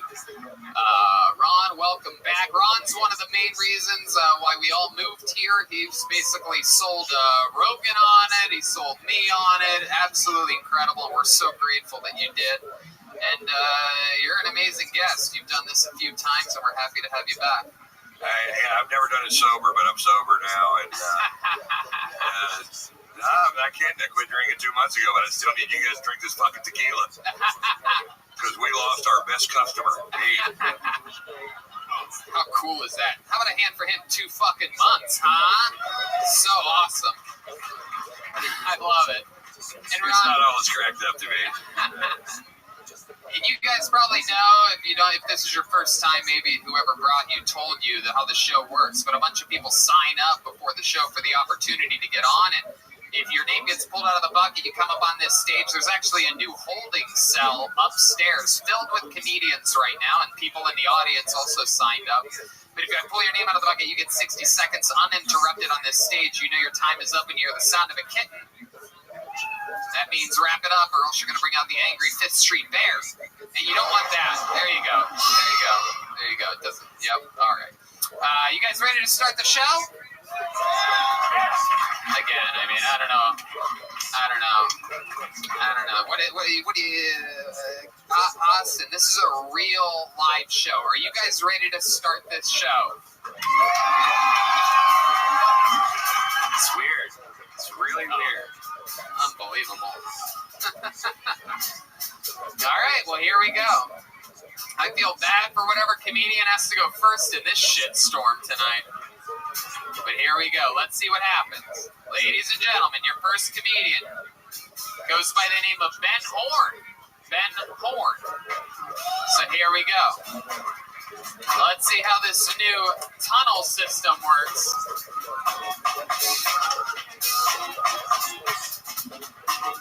Here we go.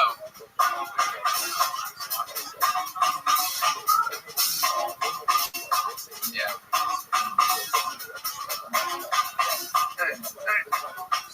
Here he is, everybody. Ben Horn. Thank you. Everybody excited about these COVID restrictions getting lifted? No, I'm not. I'm fucking pissed. Everything was going just fine. I didn't get sick once. And this asshole opens everything back up and boom, chlamydia. You know? I mean, it was kind of like getting the vaccine because I didn't know I'd have to get it twice, but could have been worse. She could have given me something worse than chlamydia. She could have given me, like, a hand job, you know? I'll take dirty puss over a hand job any fucking day.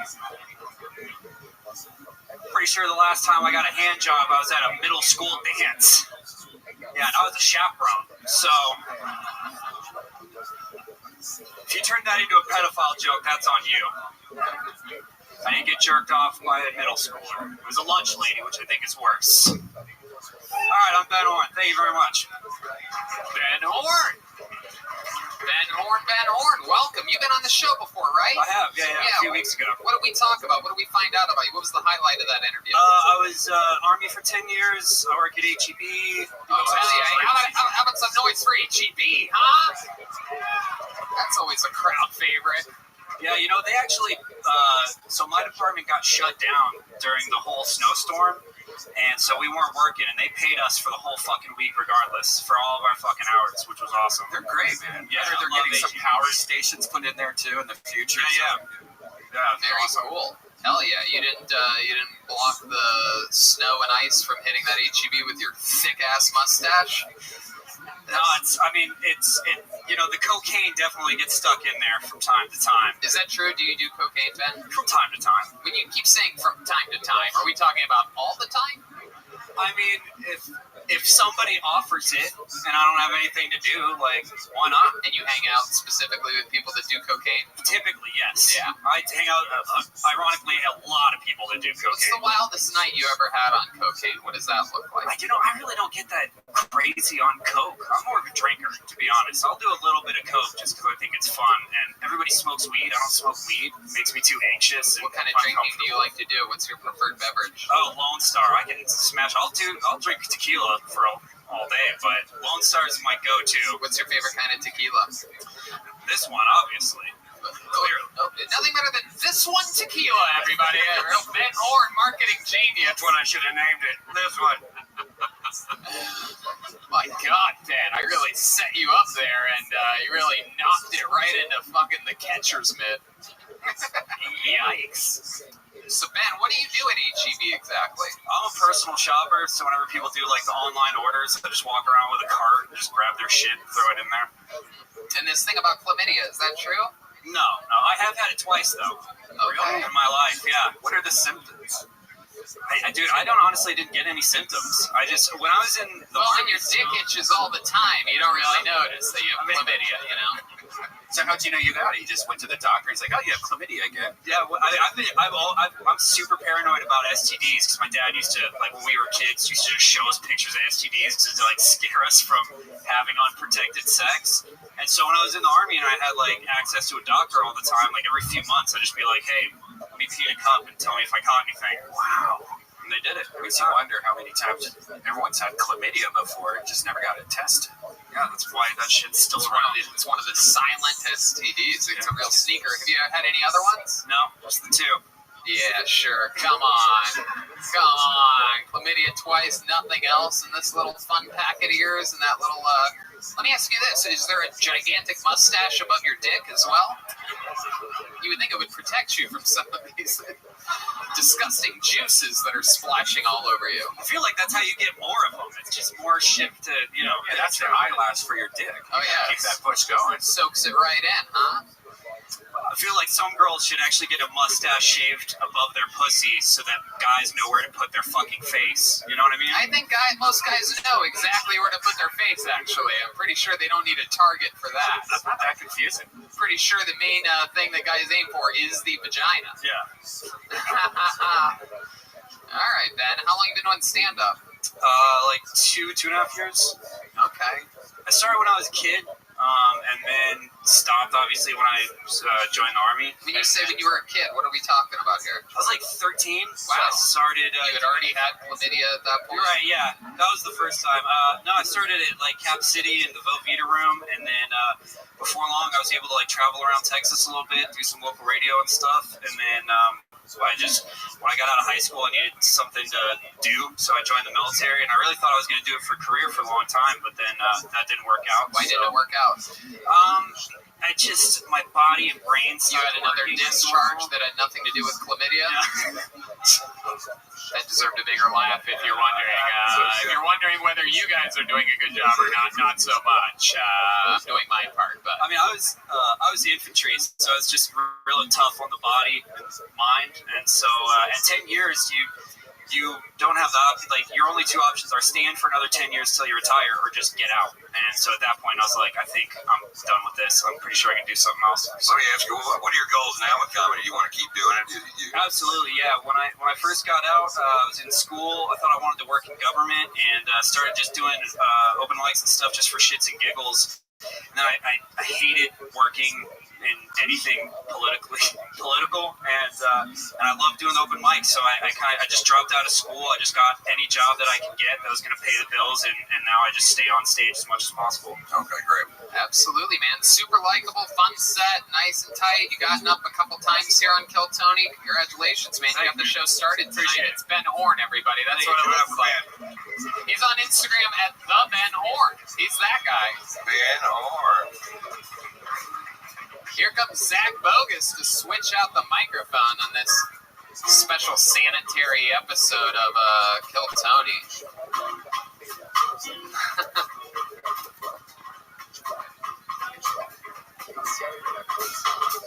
You guys having any fun out there? There seems to be a real...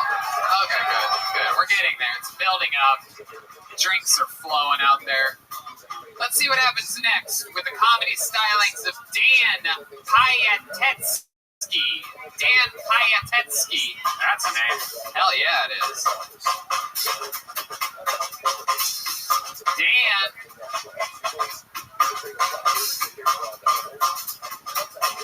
Dan Piatetsky coming down the stairway. This is very good. This new system is working. How about a hand for Antones, everybody?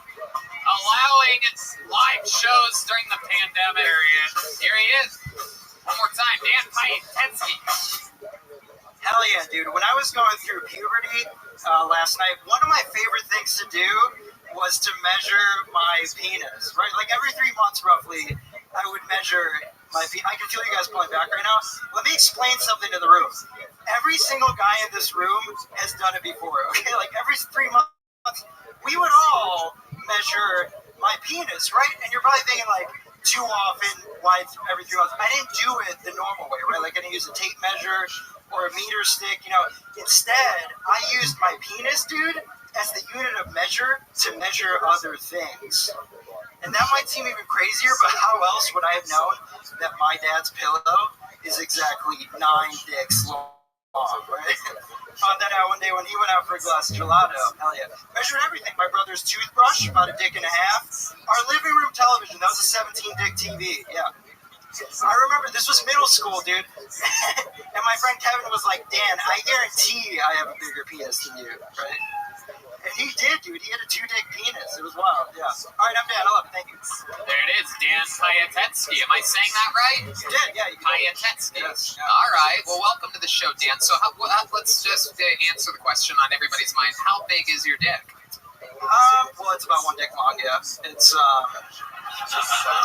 have a 1 dick penis. Thank you. Yeah, pretty good joke. I don't know.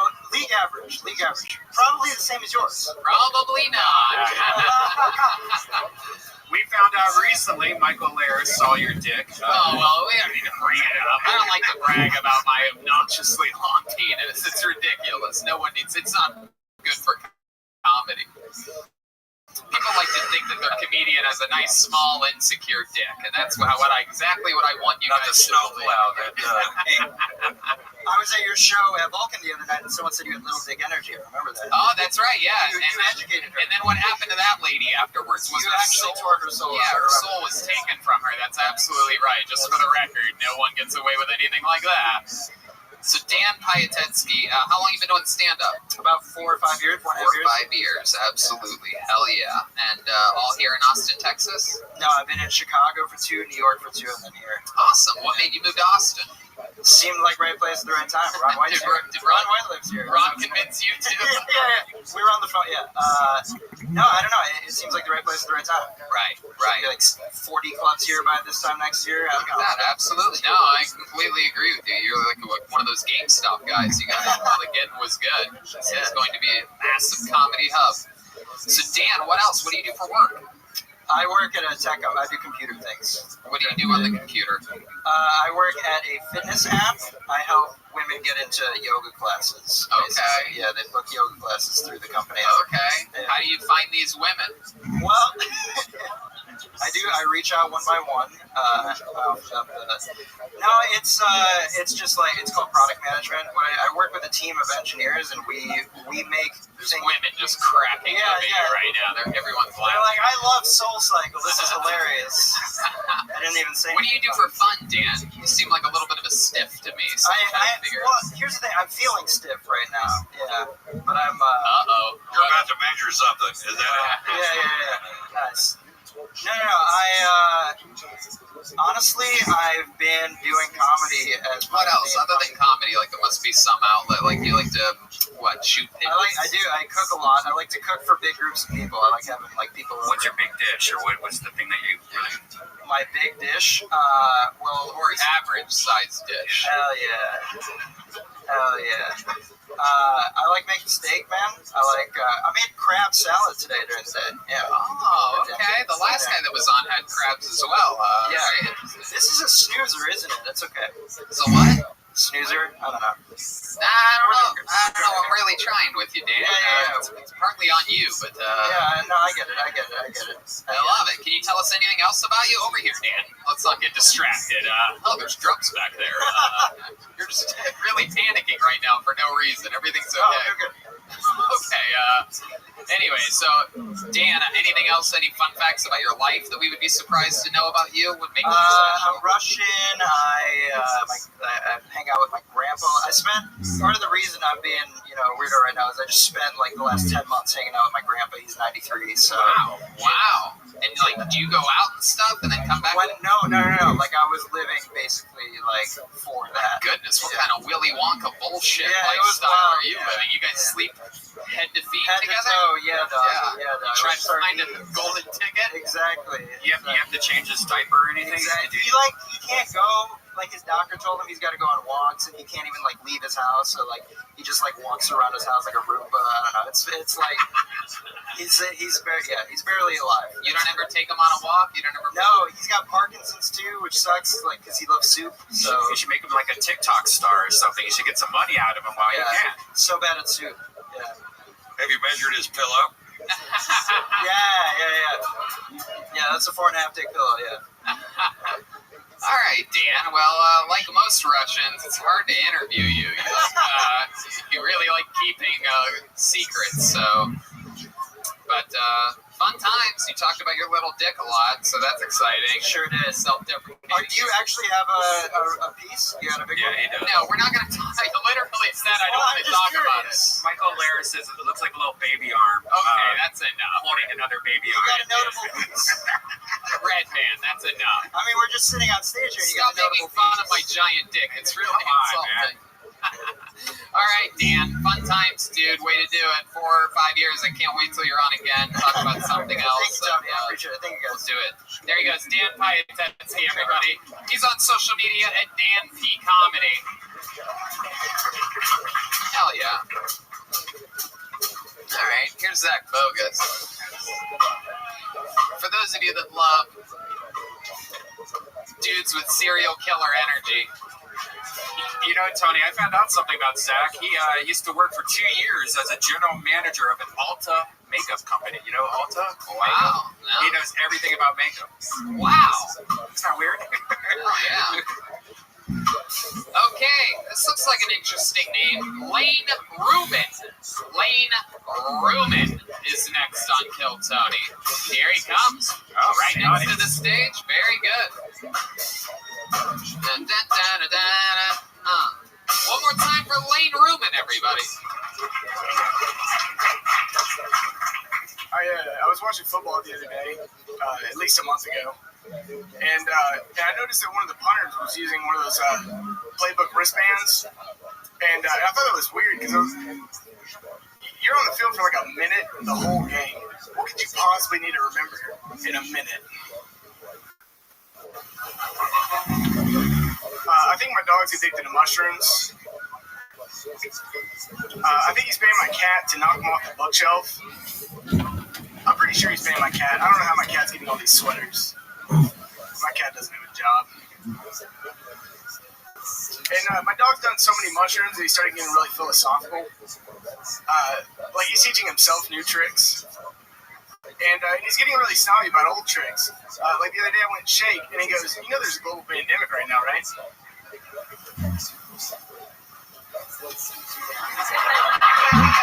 All right. Lane Ruben. Absolutely. I didn't hear the cat. Did the cat go off? Yeah, it did. It just happened. Very sad. 4 seconds after he thought it would, because he left space for laughter that didn't happen. No, when I was practicing, I paused a lot more, and then I was told not to pause so much. Who told you that? My girlfriend. I practiced. She was right. You think she predicted how unfunny it was going to be? Yeah. You're not going to need those pauses. Incredible stuff, Lane. How long have you been doing stand-up? Roughly 3 weeks. Roughly 3 weeks. Okay, awesome. Congratulations. That takes some balls right there. Absolutely. That makes sense. That explains a lot. If you had said anything longer than 3 weeks, I was going to prescribe killing yourself. So, very exciting. Did you start here? Were you on this show? Okay. I went up first 3 weeks ago. Okay, awesome. Who was the guest for that one? It was the oh boy, Sarah Weinstein and Jamar Neighbors. Oh, okay. Very cool. How did that go? Would they go better than this? Yeah. Yeah, it did. Yeah, it went a lot better. Is this only your second time performing? No, I did a couple open mics. Cool. How did the open mics go for you? The first one went really well, and then the second one I bombed because I was getting heckled the whole time. Oh, who was heckling you? Just some drunk girl. Damn. What'd you say to her? Did you try to get her back? Did you respond to the heckles at all? I was pretty new at getting heckled, so I didn't know how to handle it.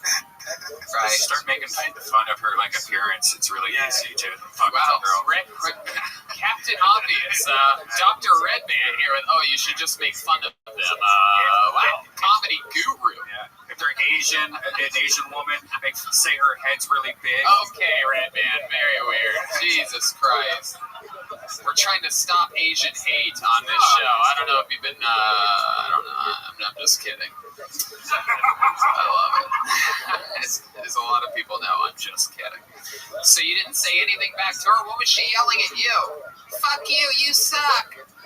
Well, I was making a joke about how I talk louder. Sorry, I was making a joke about how I look like I hate Jews, and so she kept like she was walking like almost onto the stage saying I'm Jewish, and then like why was she coming to this? Did you drop a coin or something like that? Why was she? What would make her walk to the stage like that? I don't know why she. We're trying to stop Jewish hate here on Hilltown. I don't hate Jewish people. I just look like I do. You should have said she was like coming on the stage. I guess my observation was right, or something like that. Yeah. Okay. It really makes sense. The heckle master Brian Redman again, giving more advice. You should have said something to her. So is this true? You have a dog and a cat? Yeah, I have several dogs and several cats. Why do you have several dogs and several cats? I feel like we went over this last time, but just... let's do it again. Okay. You didn't even remember the show that you were on 3 weeks ago. Well, I just couldn't remember the guest names. Okay. But, tell us about your dogs and cats. Yeah, I've got 6 dogs and 3 cats. I did say last time... I misspoke. My retarded cat has cerebral hypoplasia. I'm glad that you corrected that for us. We had a lot of listeners contacting the Kill Tony hotline asking, what was the exact condition of the retarded cat on that episode with Lane Ruben? Well, palsy sounds a little worse than hypoplasia. Cat cerebral palsy sounds worse than hyperplasia? Yeah, well, palsy's more regular. Was the cat offended? Like, when you went home, was the cat like, Lane, sit down, we have to talk about this? Yeah. That's Redman's impression of a retarded cat. We actually have retarded cat sound effects, but I'm glad that you're doing it. All right. So, okay, Lane, what's something about your life that we didn't talk about last time that you were on and that we might find interesting? Have you thought about that in the past 3 weeks? Well, something that happened in the last 3 weeks was I got bit by a dog on my face. Was it one of your own dogs? No, it was at work. Where do you work? I'm a dog groomer. You're a dog groomer. Okay. And what made it bite your face? Didn't like the haircut you gave it? No, it was the owner didn't tell us that it bit, and I was trying to pick it up, and it leapt at my face. Wow. That's awesome. Did you lock lips with it or anything? For a minute. Wow. Was it a Jewish dog? Okie dokie. Really, any second now, this episode's gonna start. I promise. Pretty incredible. So that's fun. Wayne, what's your girlfriend like? What does she do? She's also a dog groomer. Wow. 2 dog Which groomers. we also discussed last time. Okay. All right. Okie dokie. Really, really fun stuff, Wayne.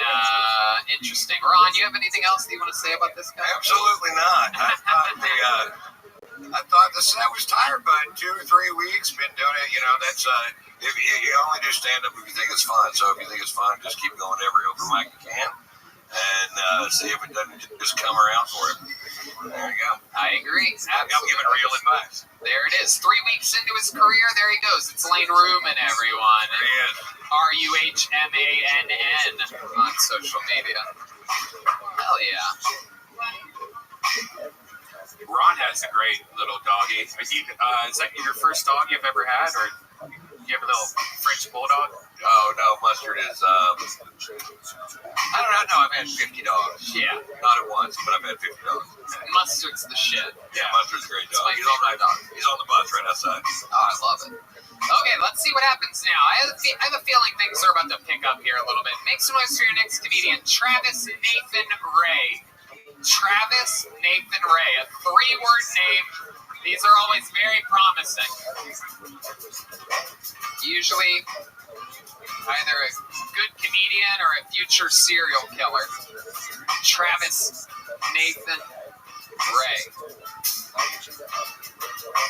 Coming from the upstairs holding station here at Anto's on 5th Street in Austin, Texas. Temperature 60. Hell yeah. Here we go. Make some noise for Travis Nathan Ray, everybody. People's lips are the same color as their genitals. I hate when people say that white people don't have any culture. Like this one time, I overheard this girl say, "I should have never got that dog. It's an Aquarius." Didn't appropriate that from anybody. I tried to teach myself how to wink my own butthole. You know, like the strippers do. But I ended up just farting on a mirror.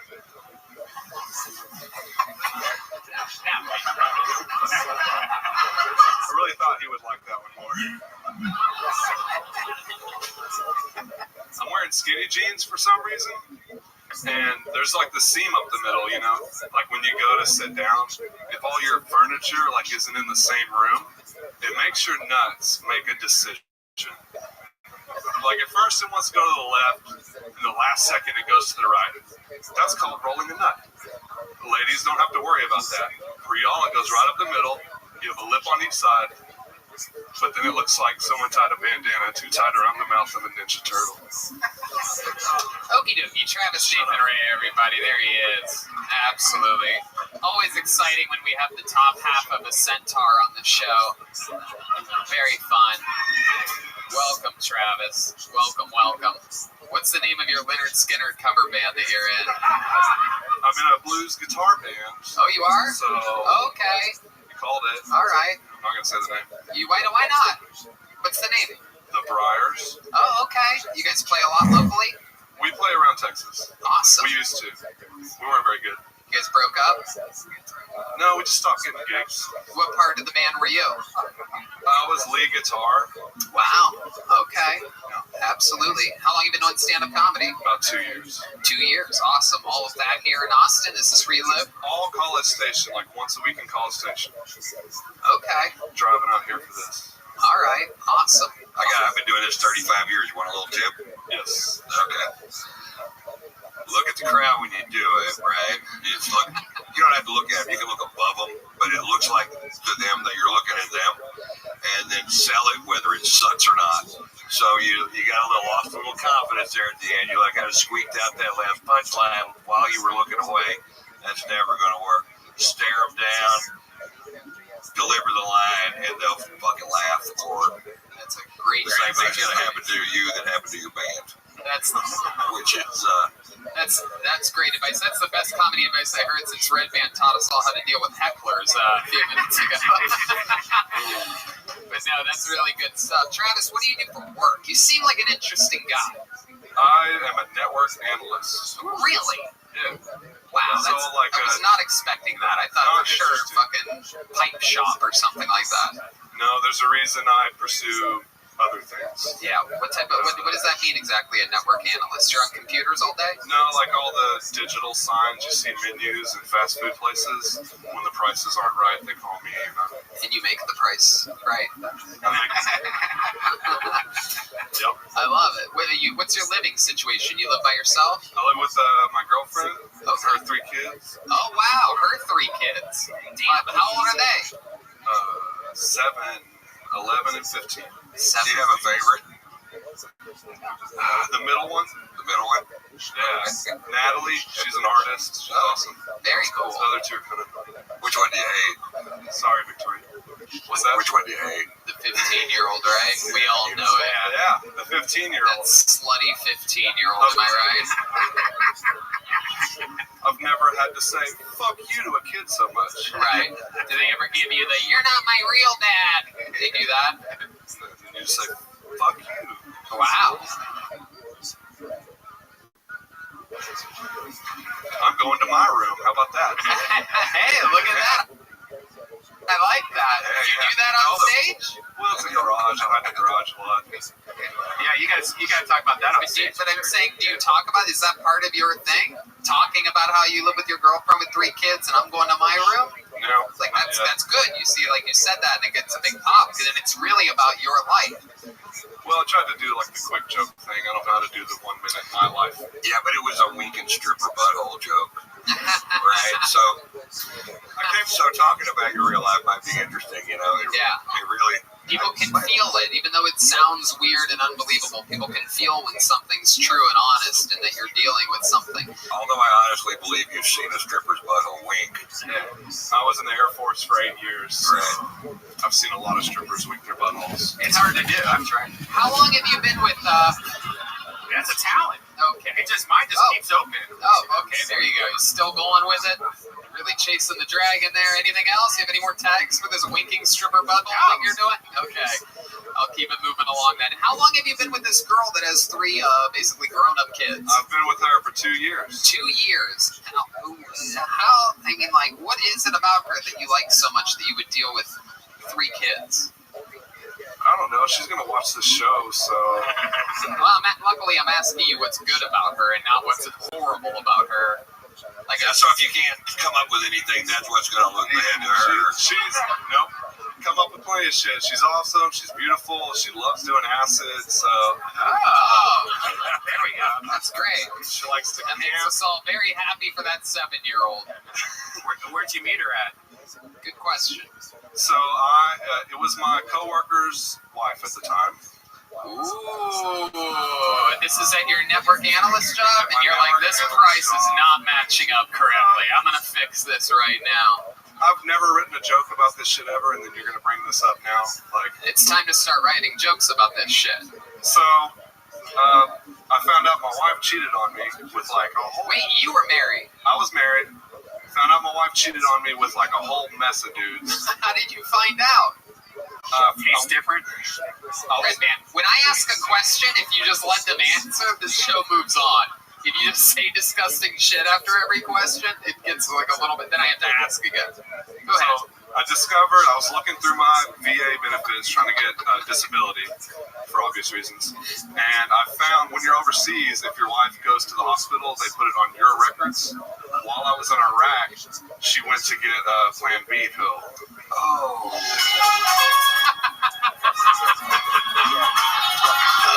How much was it? What'd you say? I'm gonna guess $39.99. Hey.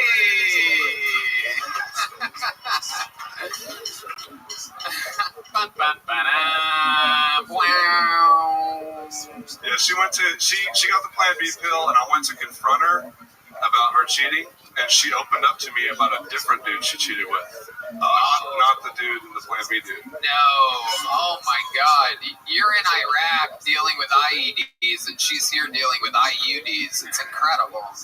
Again, that was another really brilliant joke. You can't make these things up. There's no one that has, like, you can't just have it from error to be able to do an IUD joke like that. But I get it. There's a lot of initials there, a lot of math to be done on a Monday night, so I don't blame you guys for that one. So do you know, like, who the guys were? Were they white guys? Really interesting question. Just what Red Band wants to know if it's his worst nightmare as well. No, actually, it's funny that you would ask that because we were in Japan at the time, and it was all Japanese dudes. What?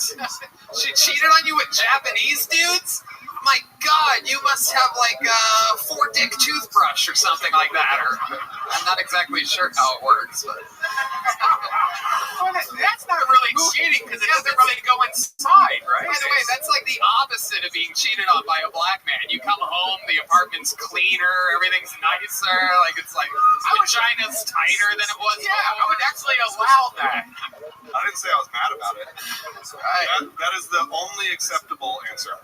Absolutely. My God. All Japanese guys. You guys were living in Japan while you were in Iraq? Yeah, we lived in Japan for like 3 years. I was only deployed to Iraq for a while out of Japan. And this came out. I was with her for 13 years. The final total, once she was telling me every story, the next story. It was over 30 people. Oh my God. Jesus. All Japanese. 13? Well, no. We came back to the States, and she landed some Americans. Oh, yeah. Okay, so she got some Americans on this list of... So, to bring the story back, I found out about all the cheating. And you decided to fuck your buddy's wife. All right.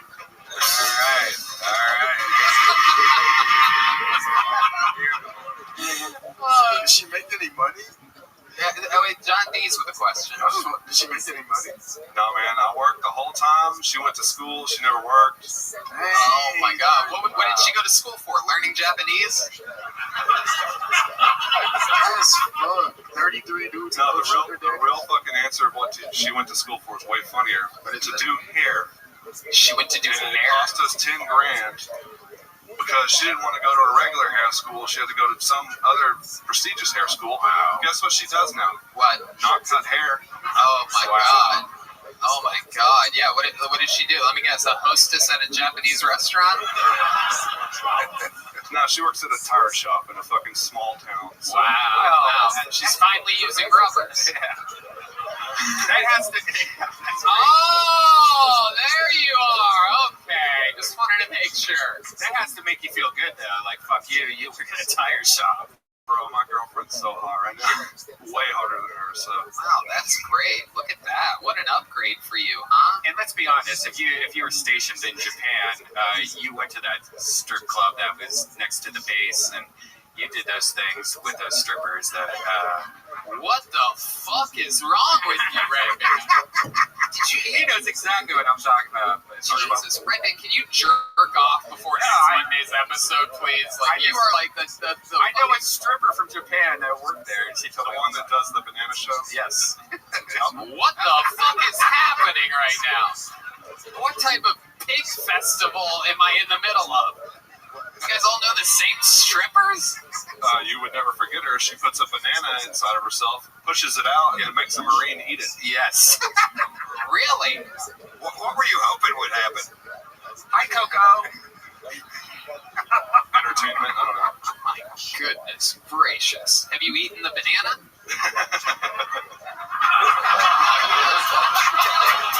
My goodness. I'll tell you this, Travis.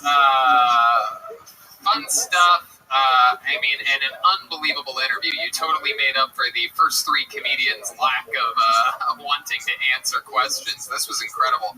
And you've been prescribed some really good doses. All this stuff that you talked about during the interview is infinitely funnier, realer. It feels like you. It's your real life. It's going to make you feel better about these things that have happened. And you got to start really knocking it out, because as you hear by the audience's responses, this stuff's really funny, man. Right on, man. I appreciate that. Hell yeah. How about a big hand for Travis Nathan Ray, everyone? He's on social media at Travis Nathan Ray. Okay. Here we go. Time for a special treat. You guys like special treats? Where's the real Kill Tony fans at here, huh? All right. Ladies and gentlemen, your next comedian, one of the Kill Tony regulars from Los Angeles, California, famous for his incredible roasting abilities and great joke writing. Ladies and gentlemen, it's the real deal, David Lucas.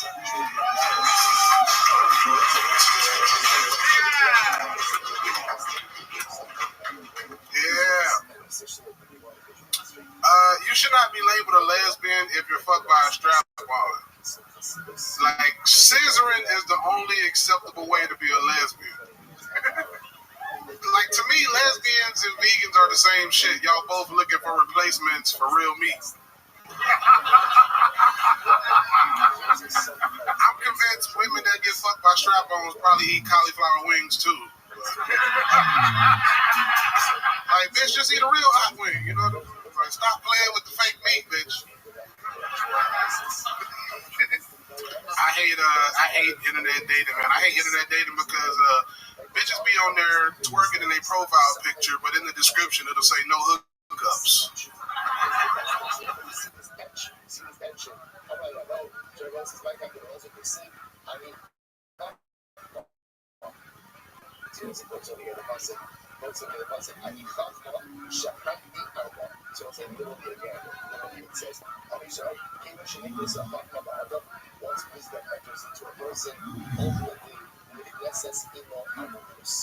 Ultimately, there's a certain cunning nature that has entered the person as well.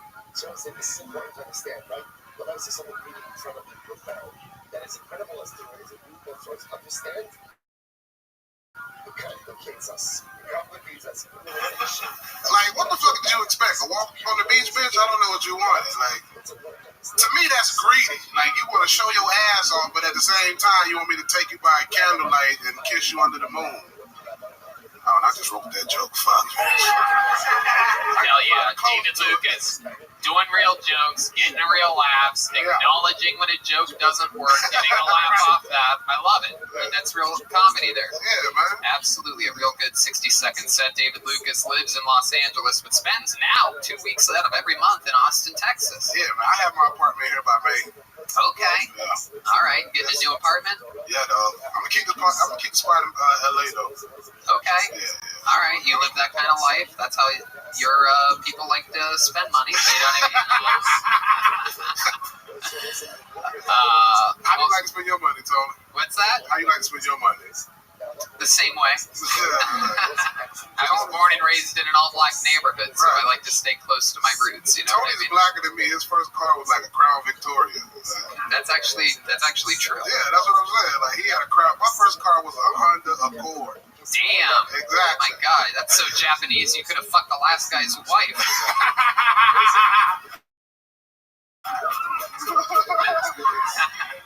Welcome, David. Welcome back. It's always great to have you in town. Yeah, he was a sucker for that shit. Yeah. I would have beat that bitch ass. Really? My goodness. What would you do? You would just get her in the missionary position and just let your weight go? Smother. I mean, you in Japan, you could have threw that bitch off a building and they would have thought it was suicide. David Lucas is here. You're talking about online dating. Is that true? Do you really try that? You on any of those sites or anything? I'm trying to see who watched this show that I fuck with. Come on. Yeah, I did some online dating. I spent the premium money. You look like you eat plenty of fish. And Tony is subscribed to plenty of dicks. Oh, come on. POD. Come on. Over here looking like Lil Nas XXXL. Over here looking like Klondike Black. Hey, Tony, I heard you was a silent investor in Grindr. Well, actually, I wasn't that silent about it at all. Hell yeah, bro. No, I love it. That's your also your favorite kind of sandwich, right? You like to put them suits on so you get naked real quick? pants. Yeah. Unbutton it and pull it to your ankles. Yeah. At least my pants can go to my ankles. Looks like they're gonna hit some real trouble there when those pants hit those swollen kneecaps of yours. Sorry, baby. Hold on a second. Let's just fuck with my pants halfway on. Let's do it. You keep your t-shirt on while you fuck, like when you swim? No, nigga, no. Girls that fuck with fat boys want the whole experience. Girl be telling me, take that shit off. Hell yeah. And then do you take your bra off afterwards too? Oh, goddamn, Tony. Oh, I always miss it when you go away for a couple of weeks. It's so much fun to have you back. Hell yeah, bro. What else has been happening, David? It's been a couple weeks since we've seen you. Let's see, that's about it, bro. Same old, waiting for LA to open up a little more. Texas wide ass open, I love this shit. You know, hell yeah. Still doing the same shit, eating barbecue, see them smokehouse, Acres, still going on. Oh, that's right. I actually accidentally forgot to mention that CM Smokehouse. Best brisket in Austin, I might say. Best brisket in motherfucker. Which one? CM Smokehouse on Lamar. Yeah, I gotta take you there. Ron introduced me to the great Terry Black's. My first meal here visiting. I was just visiting back in November to see the play. I fuck with Terry Black's, but trust me. And yes, yeah, I think it's the other way. Yeah, man. I ate at like 8-9 barbecue spots in Austin. Well, you're really good, man. You're really funny. What are you gonna do? Are you just waiting for LA to open so you can spend more time there, and you're gonna focus on this career doing stand up? And I'm a stand-up comedian career-wise. I'm a door guy at the Comedy Store, so it's just about having a balance because I like what I'm doing in Austin as well. Because I got like a show that I do at the Vulcan that's picking up pretty good. Very good. And also, a lot of big things coming to Austin that I want to be a part of. So, it's nothing to fly back and forth. It's like $90. So, to plant seeds over here and then still be in LA. I love the honesty. You're absolutely right. It's $90. You can't beat it. No, you can't beat it, bro. It's weird. It costs more to drive here. It's so weird. It makes no sense. Yeah, it really doesn't. Yeah, sometimes it's less. I saw JetBlue flights for $45 round trip. Don't get on that shit, bro. That's Soul Plane. No, JetBlue is not Soul Plane. That shit ghetto, bro. It is not. That shit one step above Spirit, dog. It is. You're totally wrong. You must have been on one flight from like Atlanta to fucking Detroit. Right. I don't fuck with JetBlue. I went from Atlanta to Detroit. It was like Soul Plane. I swear to God. Yeah. JetBlue's awesome. I went to Zimbabwe the other day. You wouldn't believe how many black people were on the flight. I feel like they're going to change it, though. They're like just getting us all used to it, and then out of nowhere they're going to be like, oh, it's $600 now for a round trip. Well, I will say JetBlue got the best snacks. Unfortunately, it's going to take a while for the economy to get back to where it was just a couple years ago when everybody was complaining about everything. Yeah. Anyway, we'll see, man. All right. But yeah, I'm an LA guy at the end of the day, Ron. I've been out there since I was 19. Oh, there. Yeah. Left my home in Georgia. That's right. How are your parents doing? My mama cool. She just got a new iPhone, so she don't call me no more. She don't be FaceTime. Okay. That's kind of annoying. Yeah. But other than that, she chilling, bro. I don't know what my daddy doing. I ain't talked to him in like 3 weeks. Oh, wow. Yeah, the rumor's true with black people. Right. We don't got the best relationship with our fathers. Yeah. He doesn't want to FaceTime, right? No, I guess he got turn on the speakerphone out in public so everyone else can hear it. I think he got an Android on some real shit. I think he got an Android. Okay. All right. Well, David, amazing set as always. Always so much fun. A real professional, showing how 60 seconds is done. There he is, the great David Lucas, everybody. He writes and performs a brand new minute every single week. What? Yeah, stay in Texas. There you go. There's the head of Austin tourism right there in the middle of the room. Stay here, don't go home. The guy's got children back in Los Angeles, sir. Let him go see his kids every once in a while. All right. Okay. Corey Wolf. Corey Wolf is next on Kill Tony. How about a big hand for the band, everybody? Come on. Yeah. Out here just killing it. Who knows what can happen? Hopes and dreams on the line here at Kill Tony. A lot of people prepped months or years for this. Some people decided today that they would sign up. You never know what's going to happen. Corey Wolf on the way to the the stage.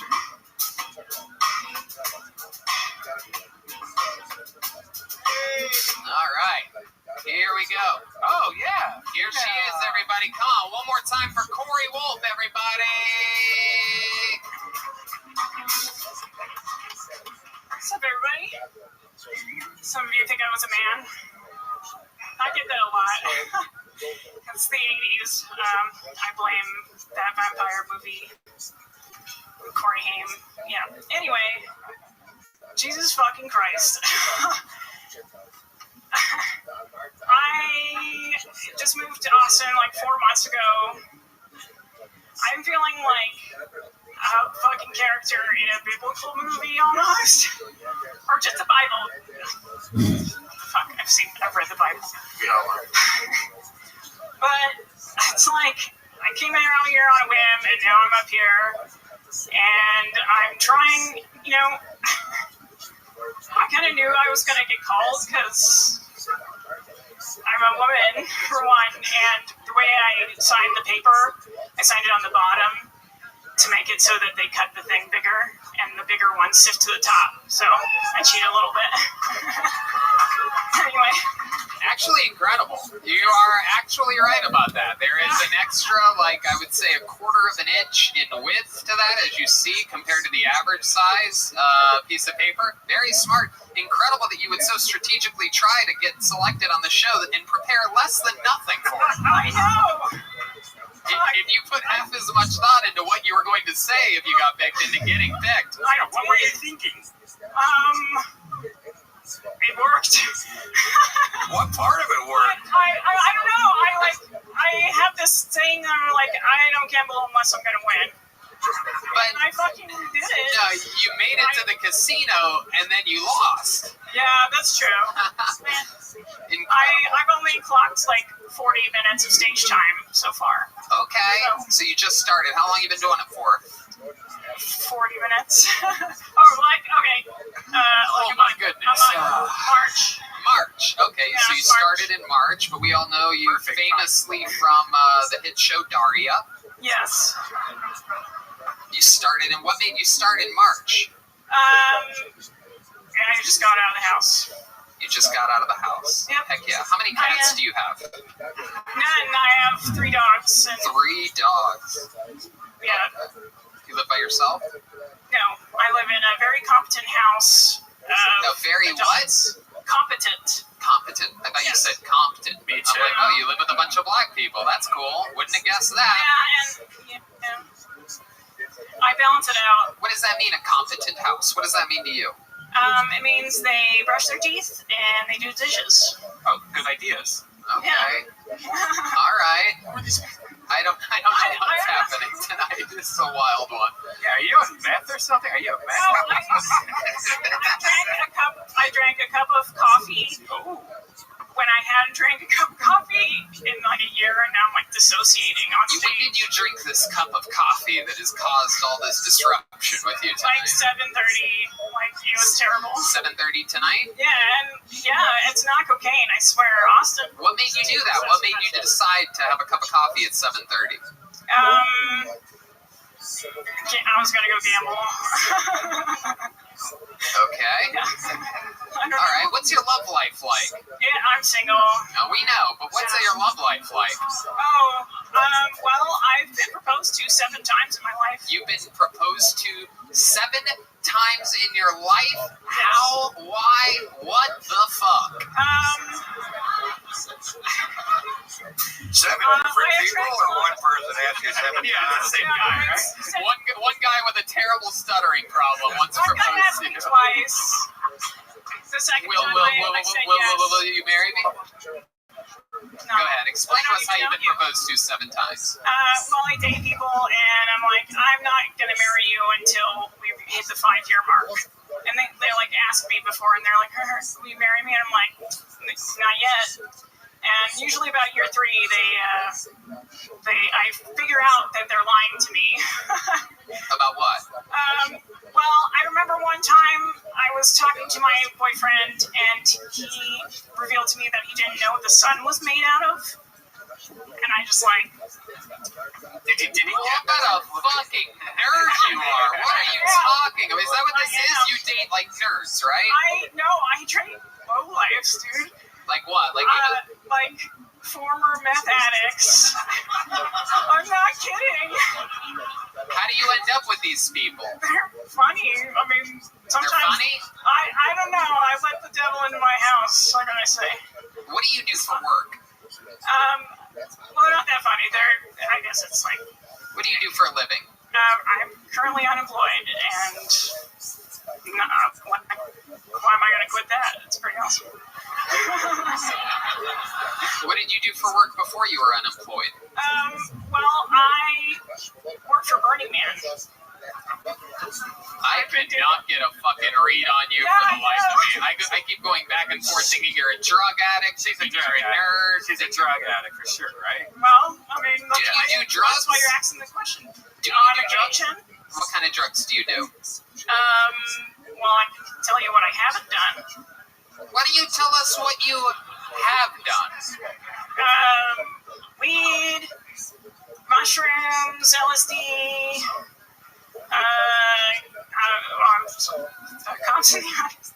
cocaine, ecstasy. But so that's everything you need for stand-up comedy. So you're on the right track. But cocaine's a bad one, and you have to use it as a tool.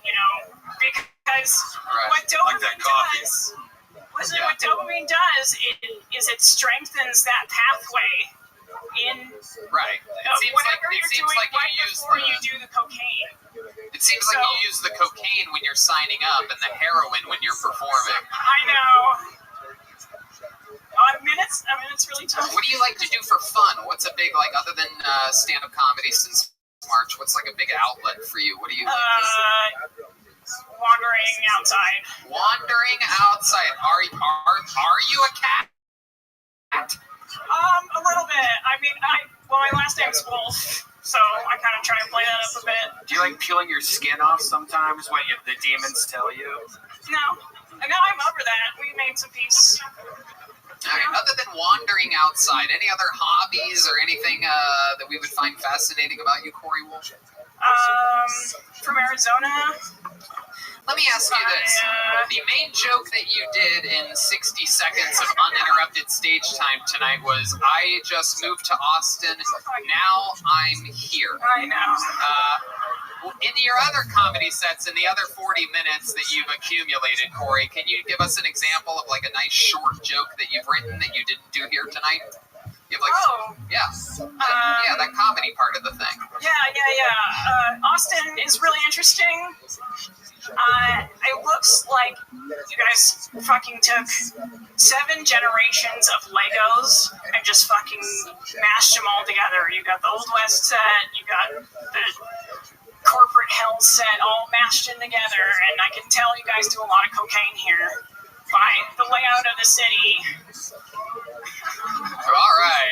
Wow, this is so random audio. We have no idea who that man is. Never heard a voice like that before. Can't believe a stranger in the audience would yell something like that. I can't believe that guy doesn't love horribly written Lego jokes. I think that's the guy that I photobombed outside. They were taking a picture and they're like, and I gave him the Texas Cross. Boy, my goodness gracious. All right, Corey Wolf, I'll tell you this. I mean, through it all, I gotta say, one of the funniest performances by a female stand-up comedian we've ever seen. It's really way better than Schumer, right? Anyway, there she goes, Corey Wolf, everybody. On to the next one. My goodness. Ron, I'm sorry, I don't know what's happening here tonight. Clearly, we have a tunnel coming from a psychiatric ward. It's a special field trip. There was a bus trip from. I think we should nail that door shut and just open a new door. Yeah. Pretty wild. Some people like it when episodes are off the hinges. I kind of get it though. When you're listening to the audio, that bad shit's actually entertaining. Yep. Okay, pulling another name out. How about Ben Bug? This sounds like a real comedy name. Ben Buck. Oh, look at this over here. Ben Buck is next on Kill Tony.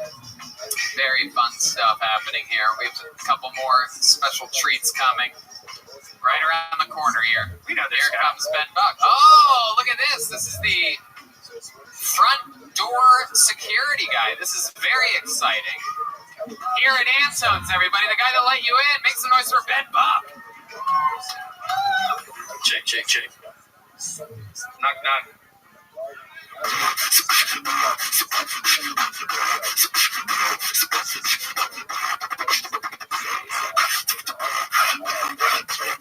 Clap your hands.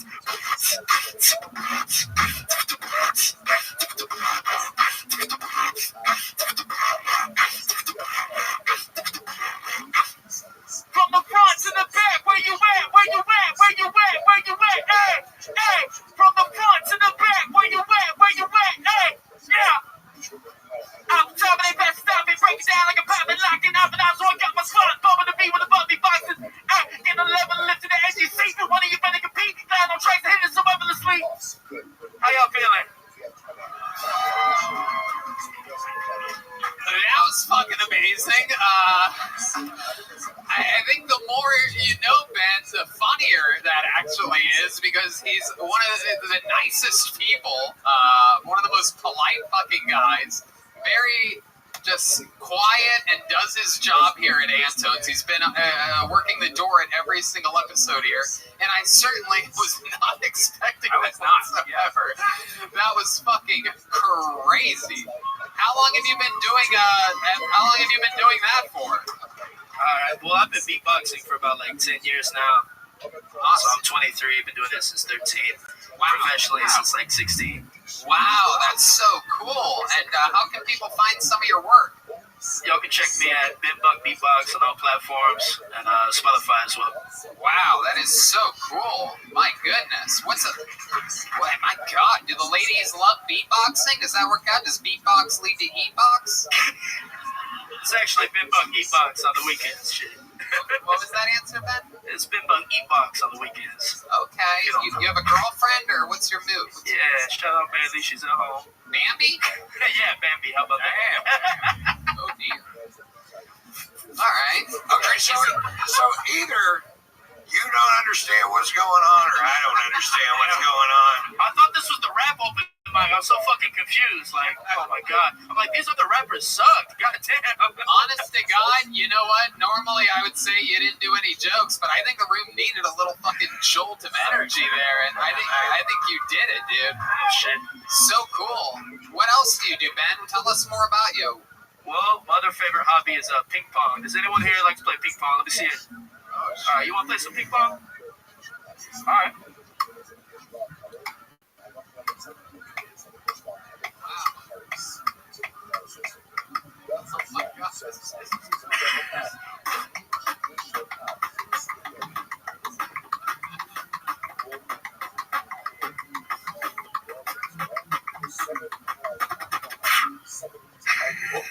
Wow. Jesus Christ. My mind is completely blown. How does he do it?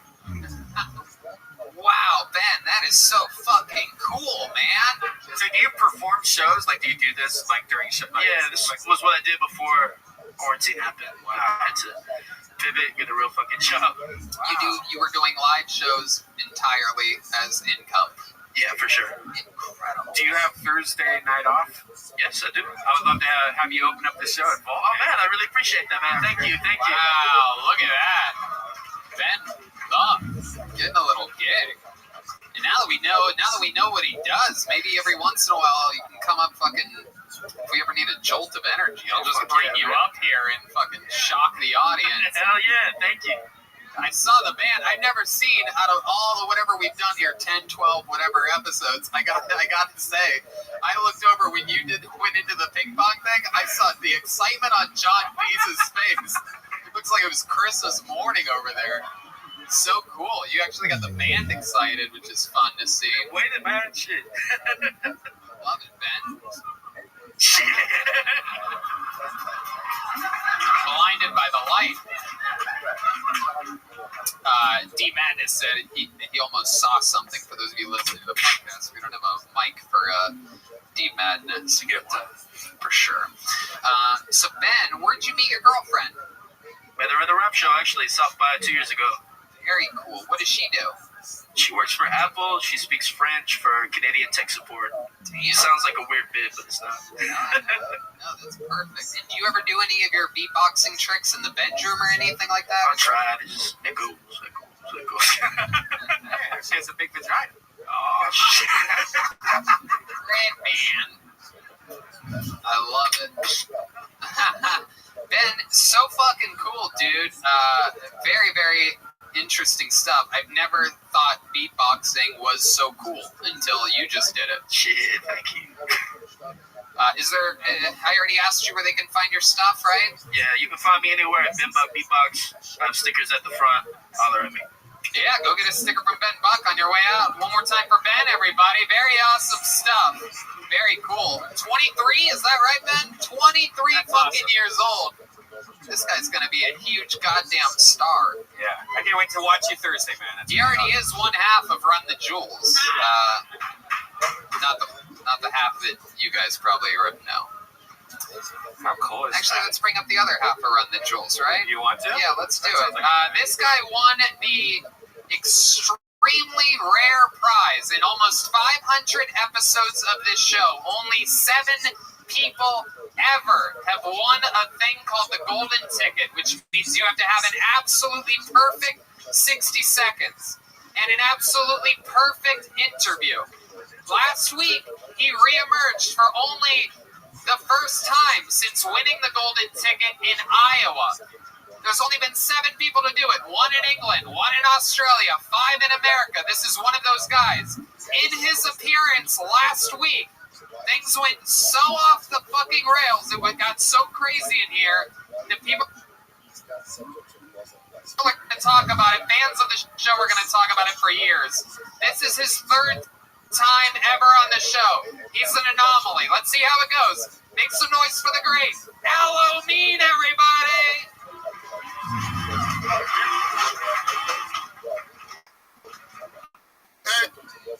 Hey, Austin, motherfucking Texas. I've been here for 1 week, and this is all I gotta say.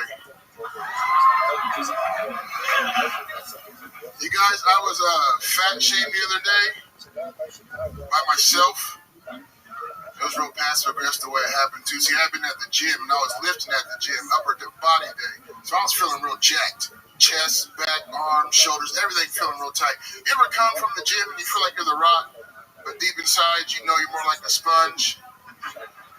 Anyway, I go home, take a shower, I get out the shower, go to the mirror, wipe the steam off the mirror. Swipe, swipe. That's where I fucked up that second swipe. Usually I just do 1 swipe. All I need to see is head and shoulders. Anything more than that will mess up with going on the side for myself. You see, that second swipe happened, and I stopped moving, and my midi kept shaking. And it fucked me up. Now, if you don't know, a midi is a man titty. I've had them all my life. When I was a boy, they were biddies. But now they have hair on them, so they're middies. I don't want to talk about it. Halloween, absolutely. Talking about it. Getting it out. Welcome back, Allo. Hey, good to be here, good to be here. Last week was crazy. The episode hasn't come out yet. We have a couple of episodes banked because we did some road shows and people don't even know exactly what happened. I don't really want to give anything away to this audience that might see that episode, and I don't want to scare anybody or frighten anyone. It's going to be talked about a lot. It's definitely a highlight in Kill Tony history. Long story short, let's not even do that. Allo, how's your week in Austin, Texas been? It's been crazy, man. No, wait, I want to find out what the fuck happened. What happened last week was, the great Donnell Rawlings was here, and Donnell famously housed David Lucas in a roast-off. Donnell did his research on his first appearance on Kill Tony as a guest a couple of years ago, and he researched the show deeply, and he realized that David Lucas likes to make fun of the guest. And Donnell decided to get ahead of it by making fun of David and not letting David talk. And since then, they've gone back and forth and whatnot. But Donnell specifically did not want to get roasted by David Lucas. And last week, David wasn't here, but Halloween was. And Donnell made a single joke about Halloween, something about his jeans. And Allo decided to summon all of the gods and devils that have ever existed in the world. And he made fun of Donnell until basically Donnell left in the middle of the show. He went to the bathroom, and then the eternal bathroom of the exit door. It was, I guess everywhere's a bathroom out there, according to the homeless population. But pretty wild, Allo. You are the first person in Kiltony history to make a guest leave the show. Yeah, that was intense. I really wasn't planning on that. I didn't expect him to be here. I saw him walk on stage when the show started, and my mind just flipped into, if he comes at me, I got to be ready to come at him. And it was wild. He didn't have time to prepare. He did not know Donnell was going to be the guest. But when the moment hit, Allo absolutely went into survival mode. And it was pretty crazy. It was awesome. So, Allo, what else has happened this week in Austin, Texas that's interesting? A lot of hanging out over there by other spots. Vulcan. I went to David Lucas's fucking crazy ass show last night. That shit's dope. Y'all out here, check that out. Did you see me there? Yeah, I saw you there. You walked right past me. That's okay. Oh, I was wearing a mask though. I was wearing a mask. I didn't want to bother you about to get on stage, so I know how that goes. Awesome. No, I wish you would have at least said hi. But yeah, I probably should have. You also got to witness Thursday. Danny Brown almost beating up Steve Kerr. Yeah, that was some crazy shit. Did you see me almost get attacked by a Chinese man? I saw him standing at the front of the stage, fucking. Very wild. Thursday night, we did a show, and I was doing jokes about Chinese people, just jokes. You know what I mean? No big deal. And it turns out that I deeply offended a Chinese man, and he decided to come right up to the front of the stage and stand there staring at me like he was going to physically do something, which in turn led me to make fun of him and the Chinese people relentlessly, thinking that he would eventually leave angrily. Minute after minute, he decided to stay there. I kept doing more Chinese jokes, and he started to physically threaten me, at which point the three security guards had to escort him towards the exit, and I said, that's what I call Chinese takeout. The rest is history. Beautiful. He's been tagging me on posts on Instagram. Yeah. Funny thing is that he actually said that I was making fun of the killings at the spa that happened, which you were not. I never made a joke about that. In retrospect, I sort of wish I did. I would have had I thought about it, but I didn't. But it's interesting how someone will lie in order to make their story seem fit to other people. Right, wants to cancel me for a Chinese takeout joke that hurt his feelings. I probably shouldn't say Chinese takeout 3 times in front of you, Allo, or you're going to have a blood sugar attack right now. So you're leaving tomorrow. Fly back tomorrow. Allo lives in Iowa, by the way. I know if I gave you 100 guesses, you probably wouldn't guess it in Iowa. And that's where you're born and raised? Yes, sir. Yeah, we grow black people out there in corn. There's a few. It's a small plot of black people, but we're out there though. Okay. Like, what did your parents do for work? Like, what did they do in Iowa? My dad, he did a lot of stuff that I probably, I can't really mention. But my mom was a teacher for over 25 years. Okay. All right. Your dad was like involved in some criminal He dabbled in a little bit of this, a little bit of that. You know how it goes. I didn't see him too often. He was selling little baggies of corn or whatever. You ever think about moving, or are you just like, what? I've always dreamed about living in Iowa. Dreamed about. Yeah. What's the move? Because appearances like, especially like last week, it had all of us really, and what you did in Iowa, So, you think about getting out of there? I think eventually. I mean, this is a nice spot. If I did come somewhere, it seems like this is going to be the new spot to be. So, Yes, I think that's the plan. How many of you think Aloe Meat should move to Austin, Texas? There you go. That's what I think. It's a little local encouragement. Hey, I want to say something. At the show Thursday, I did some nerdy shit. Ron White walked past me after he fucking destroyed, as Ron White does.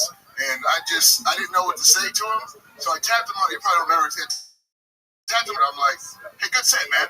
That's all I can come up with. Like we're at a or some shit. And he was like, yeah. I just kept walking. So I'm glad I get to come here. Oh, man, how about what, shitty? Was I shitty? No, not at all. But that's the response I deserve for coming at you like, good set, man. That's all. I just tapped you and walking by. I was like, good set, man. That's awesome. Did you remember that, Ron? No. You shouldn't. You shouldn't. No, If I would have seen you now, I would have remembered that for the rest of my fucking life, though. If I would have seen you now, I get some redemption.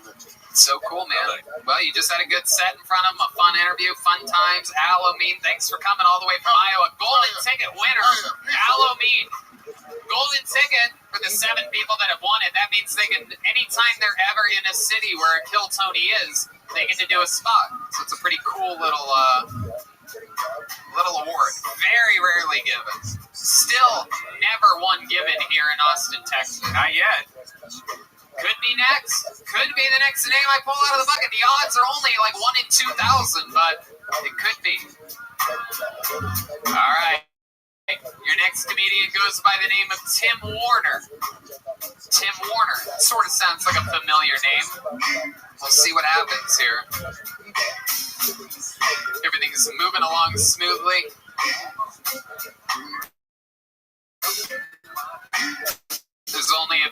We only get through about 7 or 8 maybe on average of these names.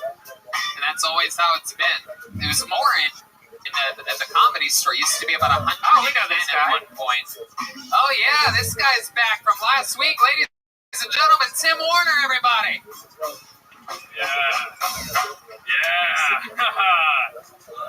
Yo, so 2020, I kind of think was a war on hope. You know what I mean? Like, fucking, we had an election. How do you have any hope in that?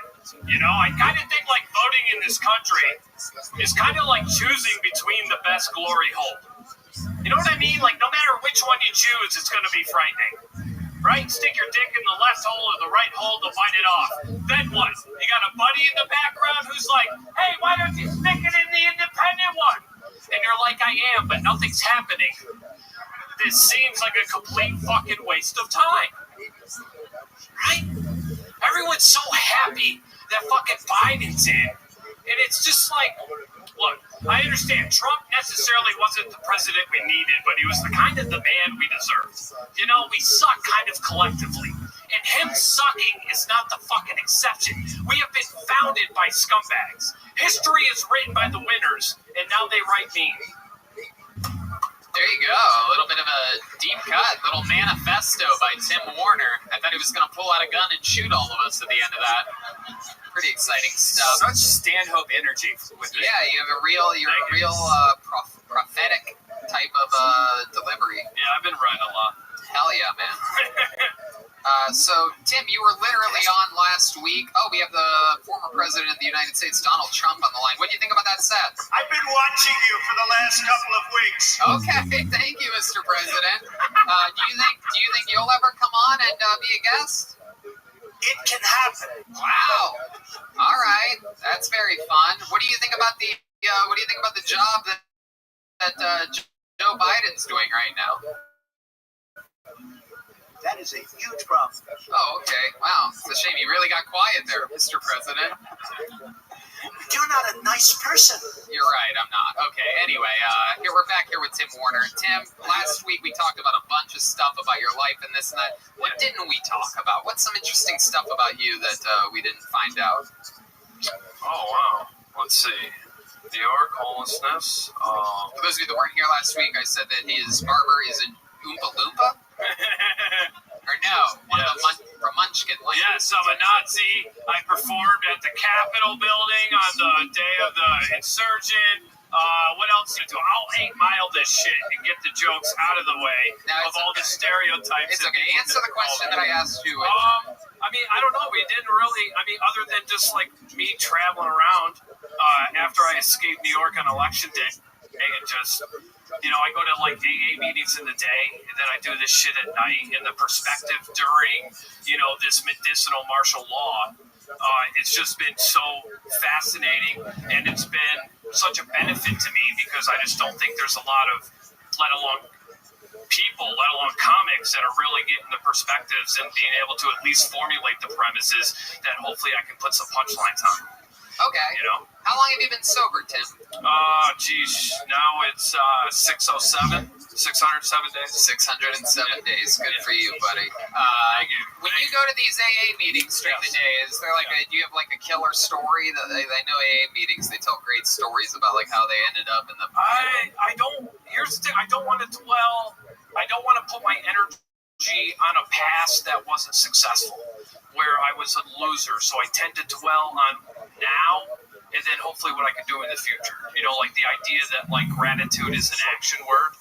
So it's like gratitude. Gratitude. Oh, gratitude. Yeah. There's a very silent G on that. Yeah, it's sorry. It's an action word, and like being the best version of you is saying thank you to the universe. You know what I mean? Like this is a fucking gift, and like being in New York, especially this past fucking year, it's like you're not even guaranteed the next fucking hour, and then it's like going to places where, like New York, you can't fucking do this. They banned fun, and like to go to places where you can have fun and watch people take it for granted. I don't know. It's kind of a beautiful thing to watch, and also heartbreaking. Wow. It's one of the least funny answers we've ever gotten in the history of the show. Sorry, I got real for a second. I just started thinking of all my boys back home and shit. That back in New York. You get busted doing a show outside by cops, fucking. Right. And if the governor catches you, he's going to grab your breasts. Yeah, they gave him the fucking Clinton rule and all of this, but they're all scumbags. All right, Tim. Well, you got up last week. You got up again tonight. Yeah, we're just going to speed through it. It was so much fun to have you back. Definitely a different type of style. Ron White, what do you think about Tim Warner? Great stage presence, and that's always a great place to start. So you got that going for you. I could understand every fucking thing you said. I just didn't understand why you said it. Perfect. Tim Warner is online at I am Tim Warner. All one word. There he goes, Tim Warner, everybody. All right. We're doing it. We're getting through it. What do? We started 10 minutes late, right? Let's go back to the bucket again. Let's see what happens here. We had a couple quick ones that we went through. We're coming around the mountaintop here. Zach Bogus, a little bit of extra sanitizer on that one this time, huh? Just kidding. Kidding, Tim. Okay. Let's see what happens next. Hunter Stower. Okay. Here comes Hunter, I do believe. A very confident walk. That might be Hunter. Could be Hunter. And it's not Hunter. There goes. That was Cool J. A random human being getting through security. Zach Bogus just watching him walk by him. Yeah. Just letting him up into the green room. Very interesting. Okay, here comes Hunter Stower. Hell yeah. Guys, make some noise for your comedian, Hunter Stower. Alright, let's get it out of the way immediately. I look like Shaggy and Velma had a kid. Yeah.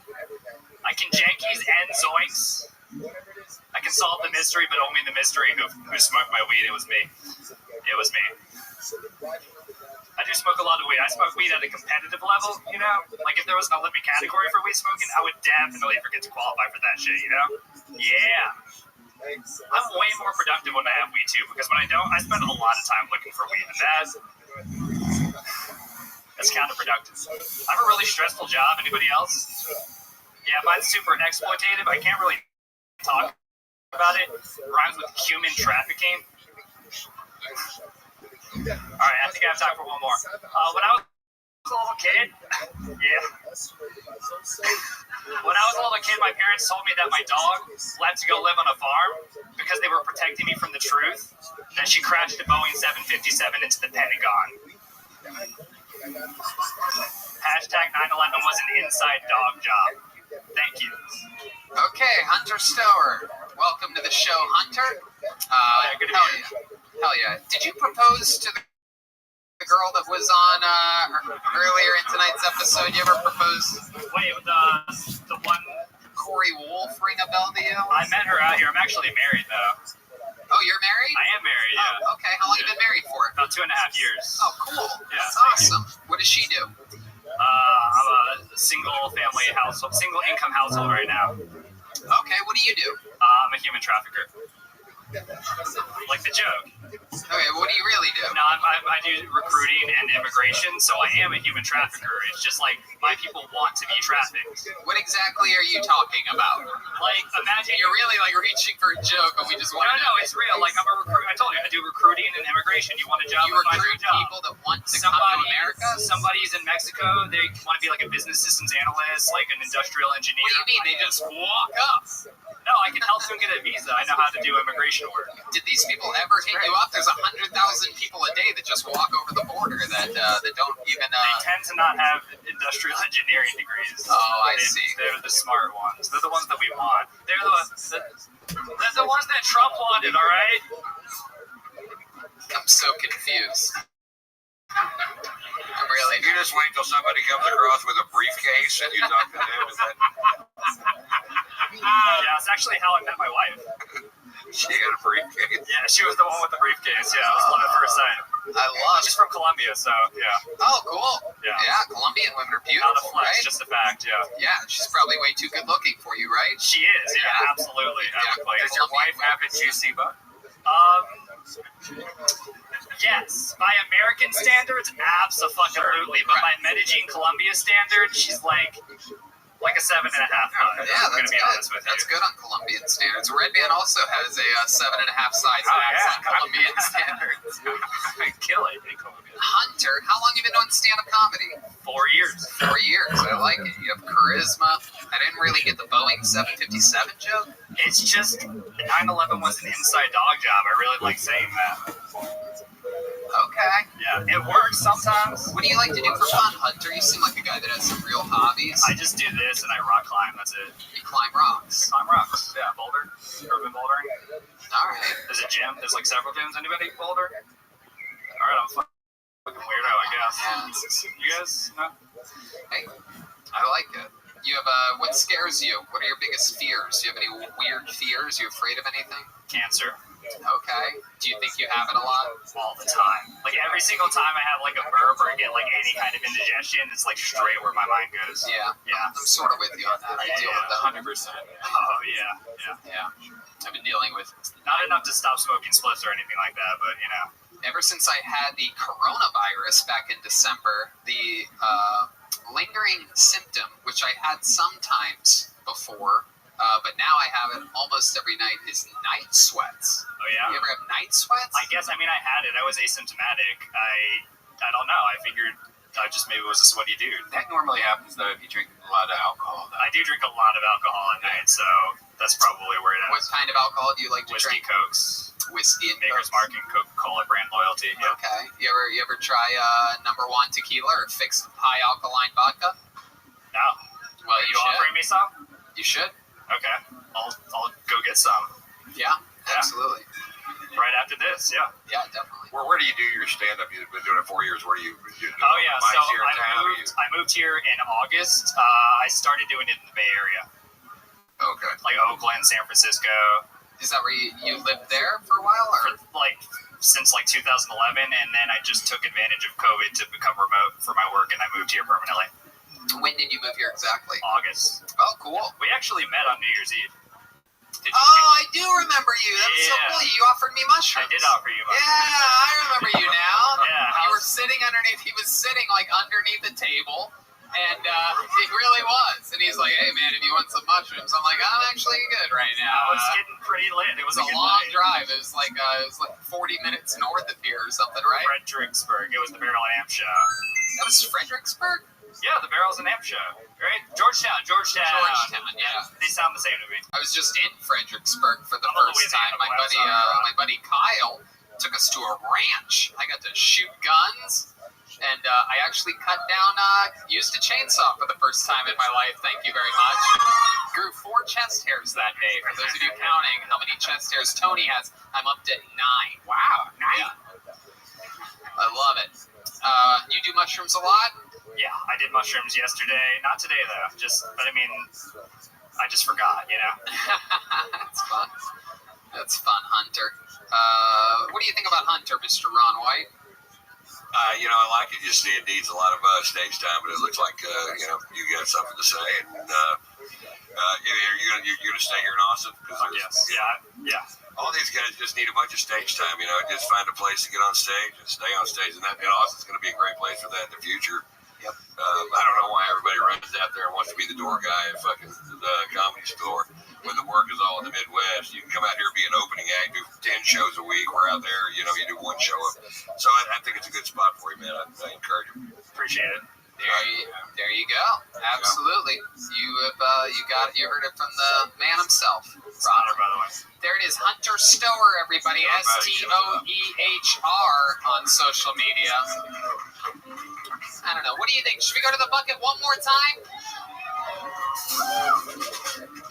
Guys, I don't know. That wasn't very convincing. Should we go to the bucket one more time? There we go. There we go. Let's see what happens here.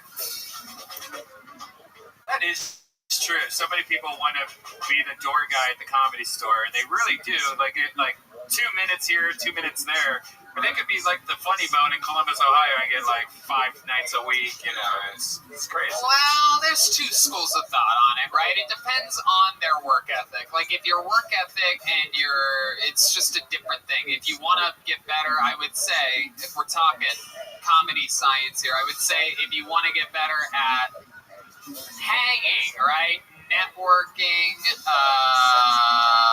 looking for opportunities. If you want to study the art form more, if you're at the Comedy Store, you can do that. If you yourself want to get better and get stage time, yes, being on the road could be good, but there could also be competition there. It goes both ways. I think every year it changes, and you can also get a lot of spots in LA. But I agree with Ron. Right now, Austin's the place to be. Definitely over Columbus, Ohio. A lot of people, it just depends on the person. It's weird. And when that person gets to the Comedy Store. Anyway, who knows? Let's see what happens here. Your final comedian out of the bucket tonight is going to go by the name of Philip Garcia. And then, and also if you get stage time where you're from and then you go to the Comedy Store and become a door guy, then you sort of have everything, right? No, you skip the whole fucking door thing. You go out in the Midwest to middle and comedy clubs doing a half hour a night, 7 nights a fucking week, sharpen the blade till somebody gives a fuck in California, and you go out there and skip that whole goddamn doorknob thing. Absolutely. That's what you do. All right, well. He's brainwashed. Yeah. Because I got a career from working the door at the Comedy. Oh, it's Philip Garcia.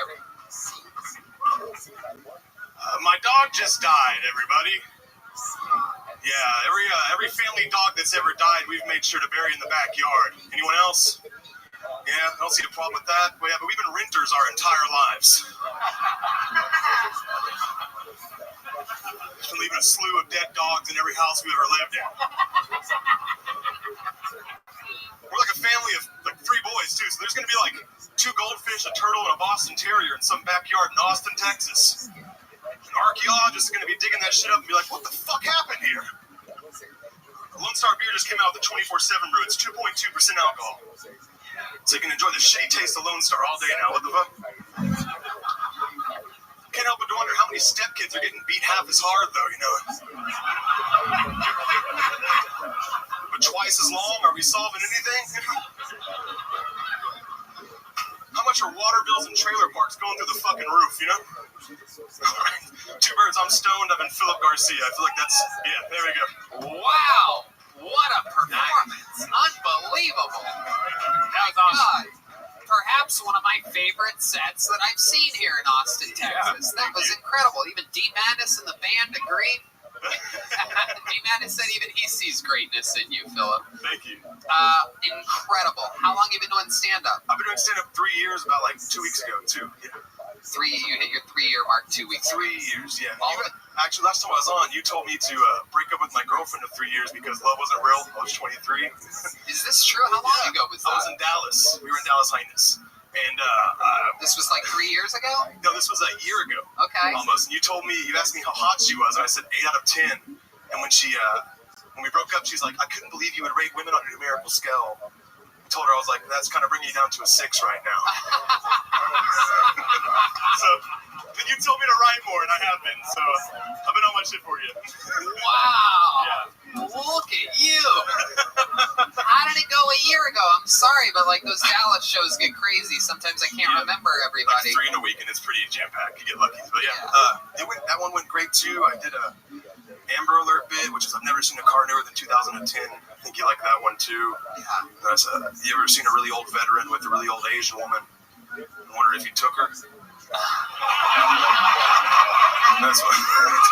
You got fucking jokes, bro.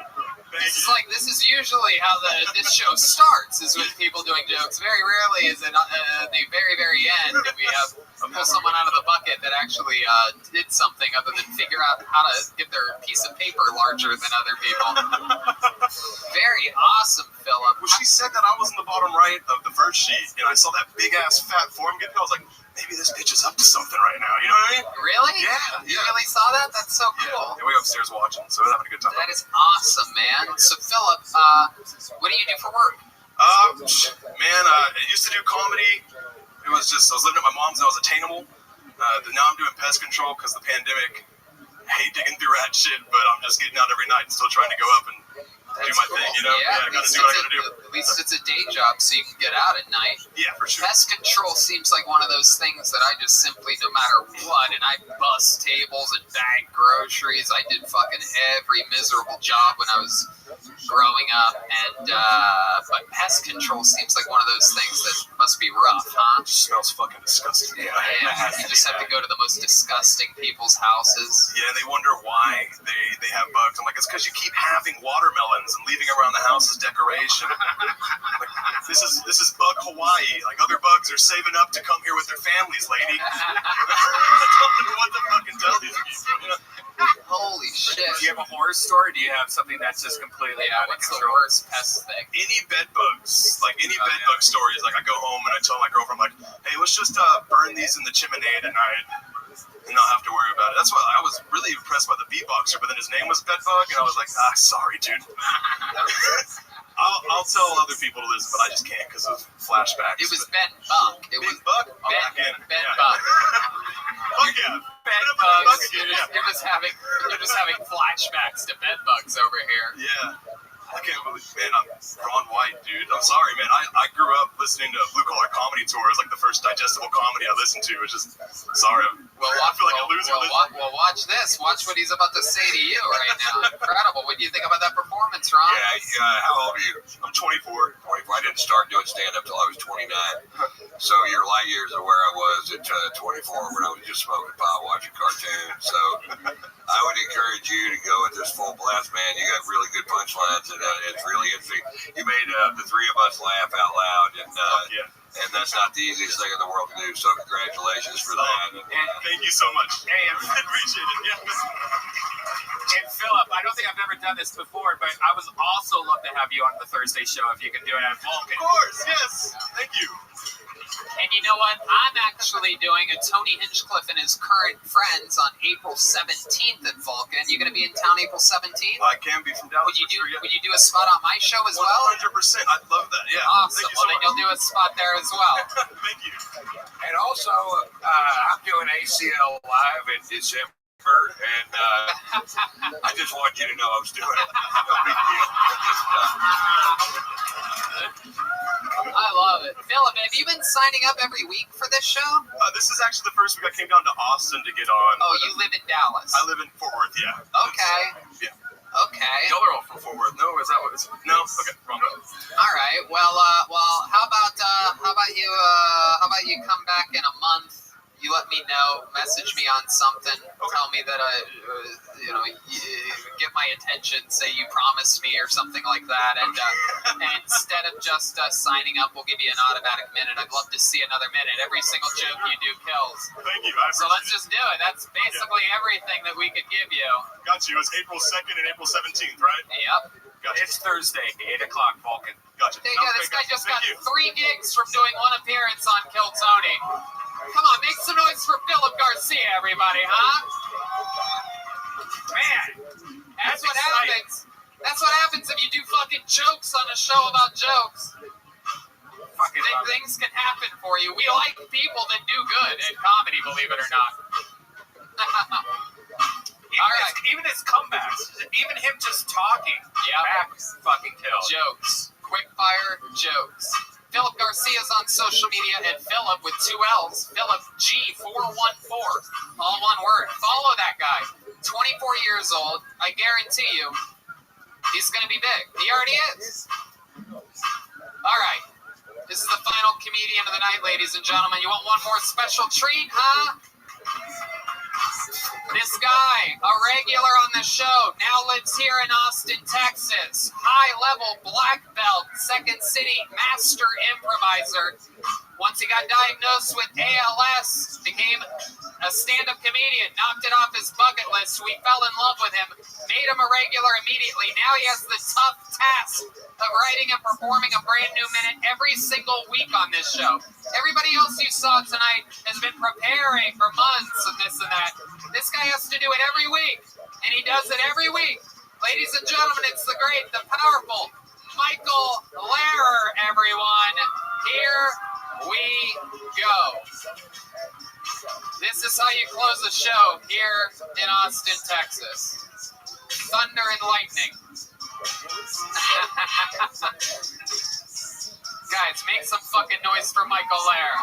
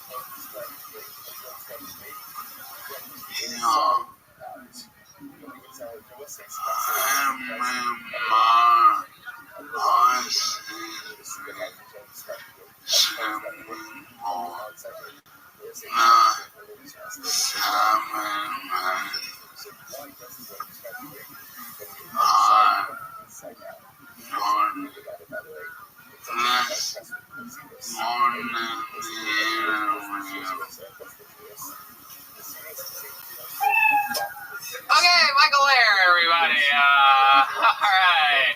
For those of you that missed last week, we found out that Michael Lehrer has been on a 3-week cocaine bender, and it appears as though the effects are really starting to show. Michael, what's up? I'm dying quickly in the time that was right than any other time I've ever lived in. He's dying quickly in a town that's the most ratchet than any other town he's ever lived in.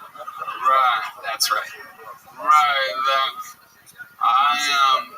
I live a quarter mile away from this venue, and I try to take my time. It was Indiana Jones and the Last Cocaine. Okay, Michael. Wait, it was Indiana Jones, the last cocaine? Is that what he said? Yeah, he lives a quarter mile from here. He drove here in his wheelchair, and it was like Indiana Jones and the last cocaine. Wow. When we understand it, it's quite incredible what's going on in that brain of his. Yeah. Yeah. I'm losing the ability to use my arms, and I get up here every week, and I give it my all, but a lot of people think that means I'm getting better when I'm not. So, fuck you. There you go. Absolutely. There's a little button on that one right there, huh?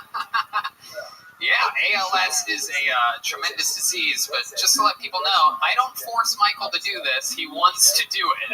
For those of you wondering, he says that this is the highlight of his life and that he loves doing it every single day. No, we're past that. When me, Tony, and Rabbi were in Miami. When we went to Miami. Yeah.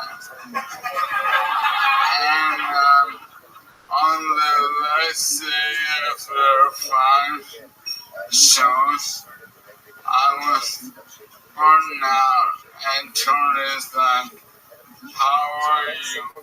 You sound worse than you do after the show.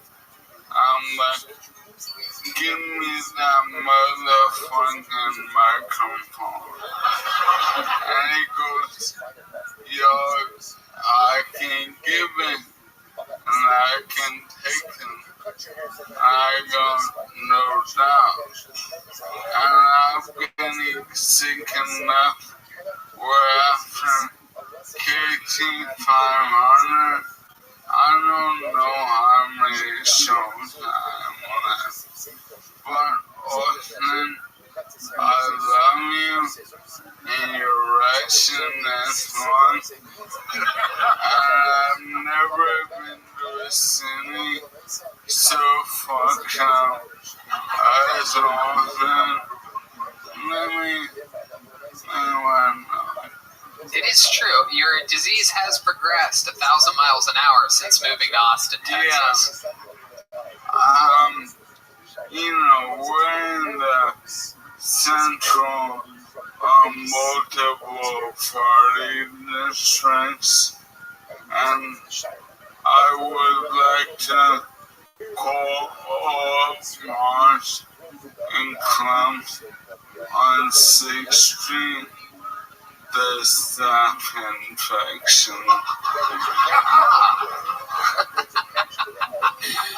Some good fucking local humor right there. No.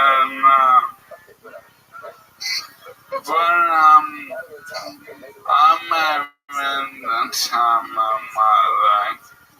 Too much.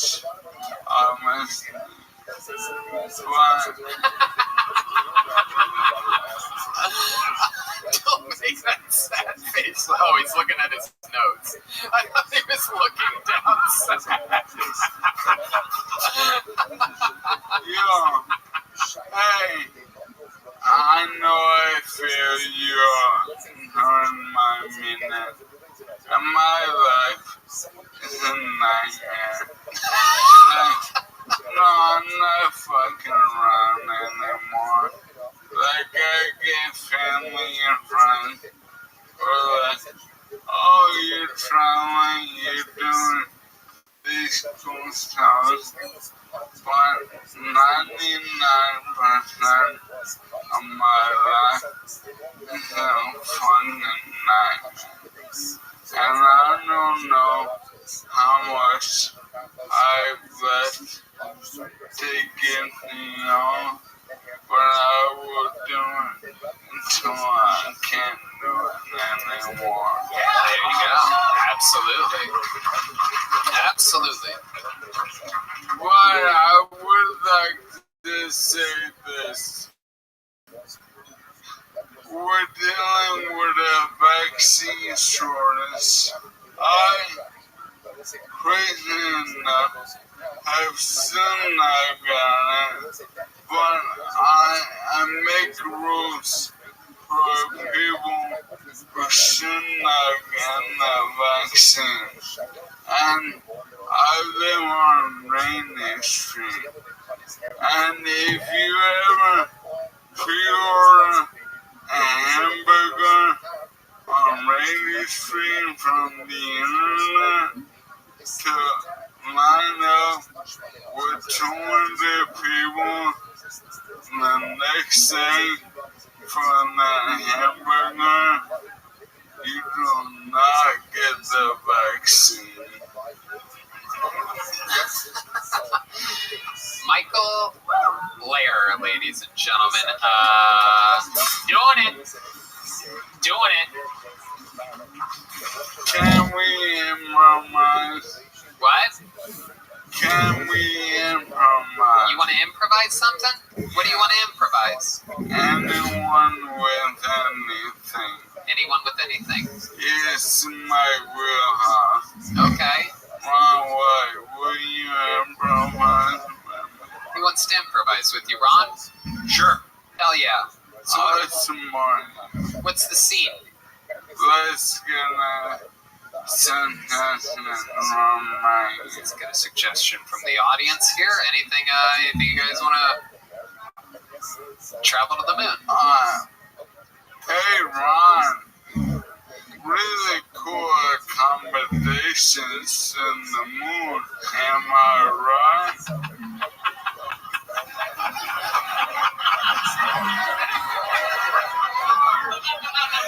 Yeah, I think it's one of the nicest Airbnbs on the moon, and I'm glad you could make it out here. How'd you get up here today? Well, I'm as surprised as you, because I have a 2.7 rating on Airbnb. Like, literally every Airbnb I've ever taken up, I've turned into a brothel. Well, you know, I love brothels and I love rental units. So I think you and I could do some business sometime up here in the moon. No doubt. I think we can spread your brand up to the moon. No doubt. Now, Ron, I heard you tell this story one time. And correct me if I'm wrong. You're a legend. But you served in the military, correct? Yes, I did. And wasn't it through documentaries decades later that you realized that the blowjobs you were getting were from ladyboys? I think about 150 men sucked my dick while I was in Hawaii. If that's the story that you're getting to, I think it was about 150. I don't know what the record is, but I know that I was right on up there. Philippines is a weird place. Yo, I shave my head so I can lie about having cancer too. I'm just kidding. I'm dying really fucking fast. I don't know, because I've actually watched your condition improve over the last 10 minutes, so it's actually pretty wild. You're actually the only person tonight that I've watched get healthier as their set went on, so it's pretty ironic that you're the one dying. Michael, we absolutely fucking love you. We're gonna end tonight's episode. How about the improvisation talents of Michael Lair and Ron White? MichaelLairComedy.com for everything Michael Lair. It's got a bunch of really cool stuff there. Guys, how loud can this place get for the great Ron White? Come on! Tony Hislip, everybody! Thank you, Ron. Thank you. And make some noise for the band, everybody. The Fix Vodka High Alkaline Vodka Band. John Dees is on social media. Follow him at John Keys, JONKEYZ. Matt Mueling is at Mutation, at MUEHTATION. And Michael Gonzalez is at Mike A. Gons 13. D Madness, ladies and gentlemen. D, you have any shows this week? Thursday night at Sam 1, Sam's Town Point, ladies and gentlemen. Go see D Madness play some music. Michael and John, Matt, any gigs this week that you want to plug or anything?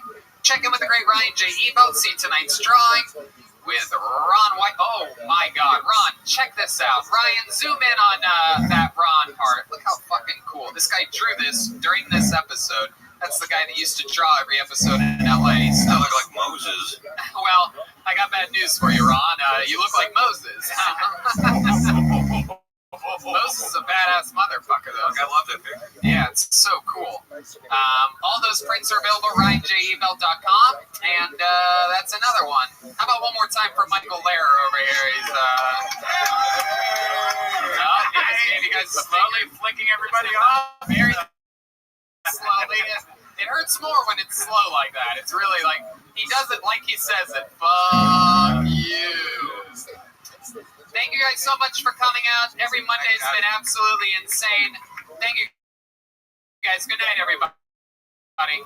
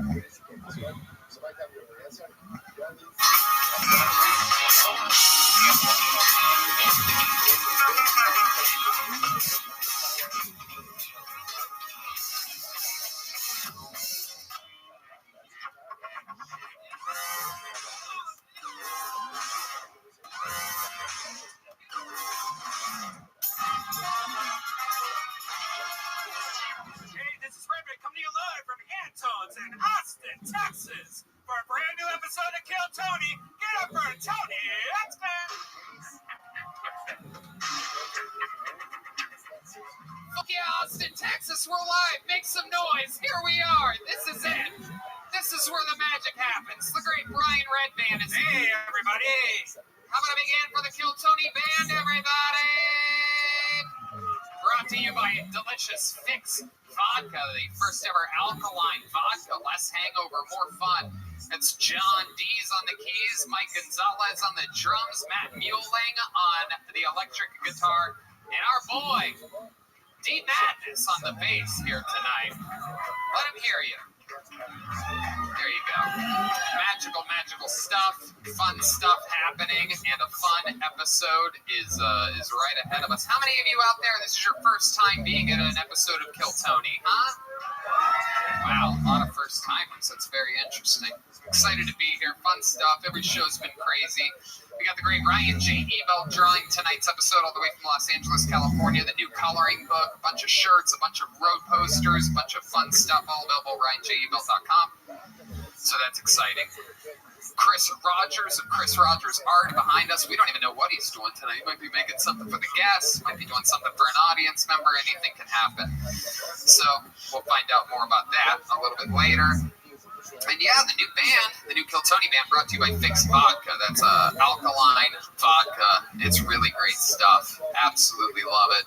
Clearly the best of what they do, and they support local artists. So it's an Austin brand. Yes, it's delicious. I have it. It's distilled 10 times. If you have, like acid reflux issues, it's great vodka that helps you out. A lot of fun with new local sponsors coming in. Austin loves Kill Tony, and Kill Tony loves Austin. You're going to find out more about that in just a little bit.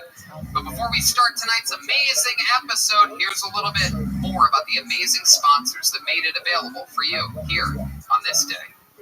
Hey, y'all, Redman and I just moved to beautiful Austin, Texas, and I'm going to be honest with you, it's a lot more rural and suburban than Los Angeles was. We have lawns now.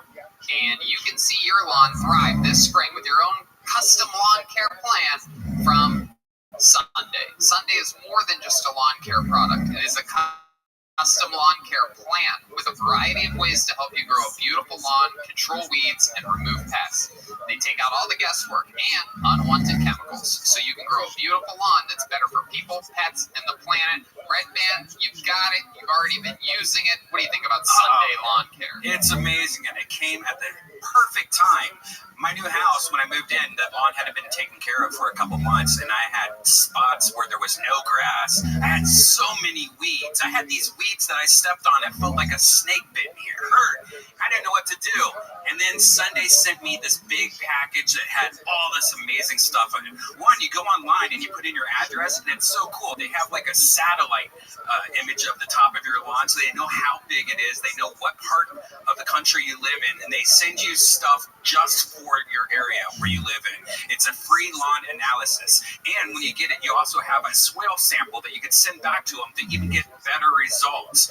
And they have weed control. They have seeds for your lawn. They have pest control. Amazing. And this is the first time I'm going to get serious about having a lawn. Yeah, absolutely. It is incredible. It's like all these incredible technological advances lately. You know, Postmates for food and Uber, right? Uber for cars, and they really nail it. Sunday makes taking care of your lawn easier than ever. I just went to get Sunday.com, put in my home address, and their free lawn analysis took care of the rest, all in just seconds. So mine's about to go down. You are already a huge fan. We absolutely love the idea behind it. It's just incredible. And to think that they're doing it all chemical-free, clean, and safe for pets and animals. You can have your little doggies running around out there. And it's easy to use. You just put it on like your hose, like this little pouch, and you spray it. It took me like 10, 15 minutes for my whole lawn. It was simple. And I saw it. Your grass looks better than ever. Let Sunday take the guesswork out of growing a greener, more beautiful lawn this spring. Visit getsunday.com/killtony to get $20 off your custom lawn plan at checkout.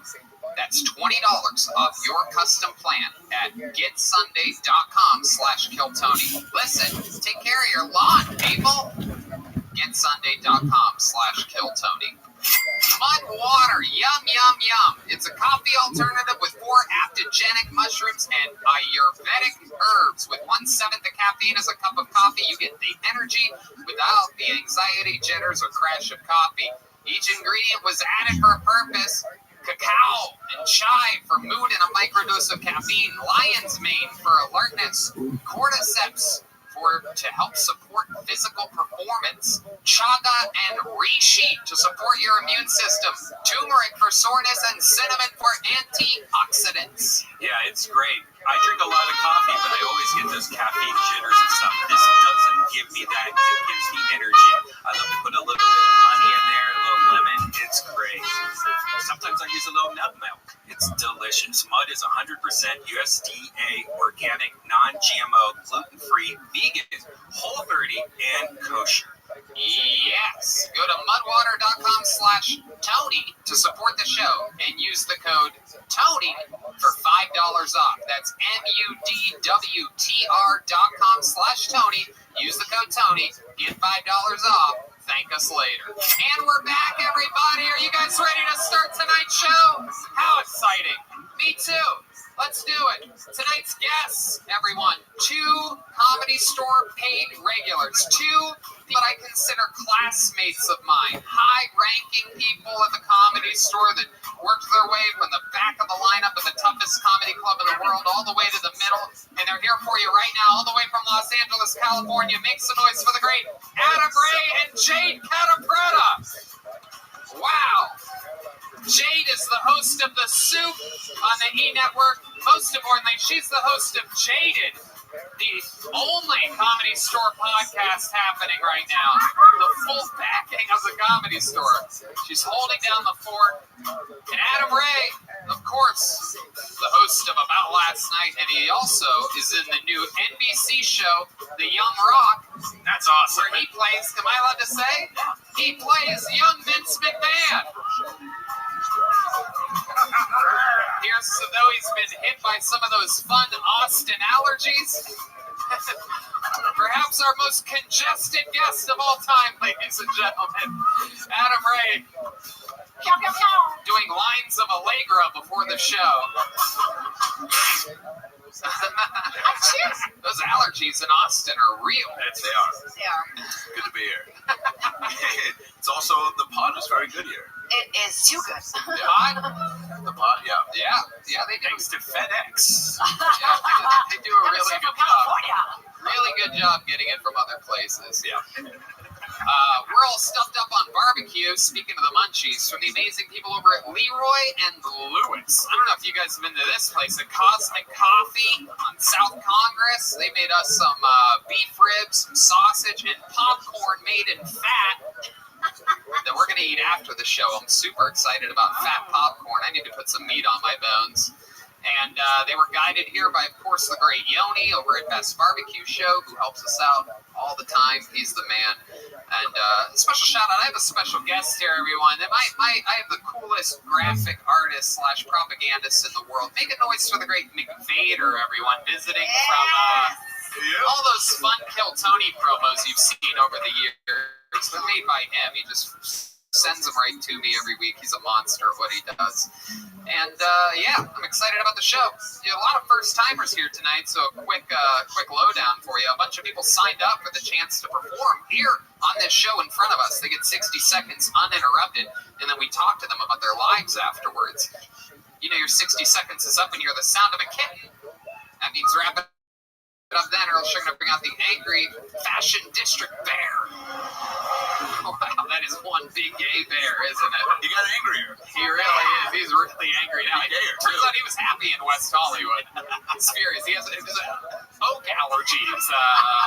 When he's not stuffing his mouth with cock, his nose is stuffed with pollen. You guys ready to start this fucking show? Yeah, baby. I like this crowd tonight. It's a big upgrade. Feels like the energy is up there. Almost feels like a Tuesday in here. You know what I mean? Jeez. Yeah, I can see that guy's knees. It's really getting crazy. Wow, yeah, look at those. His knees look like just really long thighs. There's barely any bone or anything there. His big Texas knees, they're just blown out. There's no more joints. Lots of salt on them. Hard for me to get my Silverado, Tony. Pull the name out of the bucket. Let's fucking go. Your first comedian. Shaking. I'm sure nervous as hell right now to get things started. Make some noise for Leo Konopka. Leo Konopka is first on Kill Tony. Anything can happen here. A few weeks ago, we had a completely homeless guy go first. Turns out he just signed his name on a piece of paper. He was standing out there. I called his name. He came up. Truly as homeless as it gets. Anything can happen here on Kill Tony. Anyone can sign up. There's a holding tank of comedians up top, some comedians on the sidewalk, and some people signed up, I'm sure, that are sitting in the audience right now. Here's Leo Konopka, everyone. What the fuck is up? How we feeling, Antones? Hell yeah. So I've been working on my discipline. So I have one cheat day a week, but I never tell my girlfriend. Yeah. Sometimes I want to eat a pizza by myself, and I also don't want her to know that I'm fucking her sister, so. Cool. I'm 5'8". I found out recently men who are 5'8" and shorter are 2 times more likely to kill themselves than men who are 6 foot or taller. Yeah, I think it's because men who are 6 foot or taller, when they try to hang themselves, their feet still touch the ground.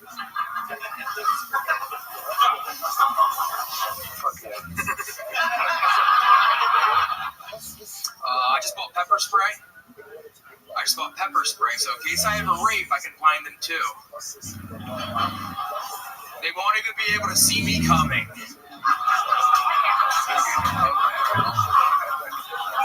I'm Leo. Thank you guys. Leo Konopka Maka is a place to stay. A funny little name, huh? You have a Hawaiian last name and you're white as fuck. Yeah, dude. What's up with that? Let's make things more confusing. My stepdad's black, and my ex-girlfriend's a stripper, so there's... Oh, so much more. Wow. I love how strippers now count as their own race of people. Funny you should mention, Tony. I'm actually part Native American and stripper. What the fuck are you talking about, bro? I'm trying to spice up the interview for you. So let's talk about it. Your ex-girlfriend was a stripper. How long were you with her for? 2 years. 2 years with a stripper. She comes home. What happens? She takes a shower? Yeah, it's like her. Guys that have strippers for girlfriends are always ultra romantic, right? It's like, hey babe, I already have a bath run for you and rose petals all over the fucking place. Cover up that fucking sweat. Your sodium levels must be out of control from that. Such a salty lady.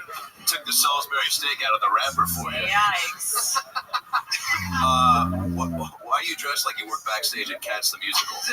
Listen.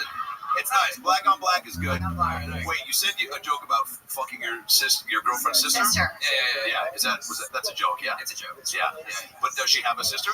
No, she has an autistic brother. Wow. Have you fucked him? Yeah.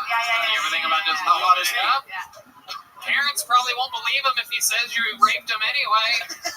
He's autistic. You know, shh. I do like this audience today. Yeah, this is exciting. Yeah, this is great. What a relief. What a relief. We're in it tonight. We have launched. All right, Leo. So, what do you do for work? Sell mushrooms. Wow. Oh, yeah. He thought about it. It sounded like he was about to lie. Yeah, I know. What was the lie you were Yeah, thinking? what is the teacher? Fucking, it's also not a lie. My ex-girlfriend sends me like $200 a week because she thinks I'm gonna make it. So, Make it in what? Daddy. comedy and Wow, look at that. The stripper girl believes in you. Yeah, that's incredible. She's taking other men's money and giving it to you, Yeah. dude. fucking the cycle of life. Yeah, it's the circle of life. My God, that is incredible. How long has she been giving you this fucking New stripper per diem. Yeah. I think it's called perennial, right? Wow, how long have you been getting this fucking whore alimony for? Let's talk about it.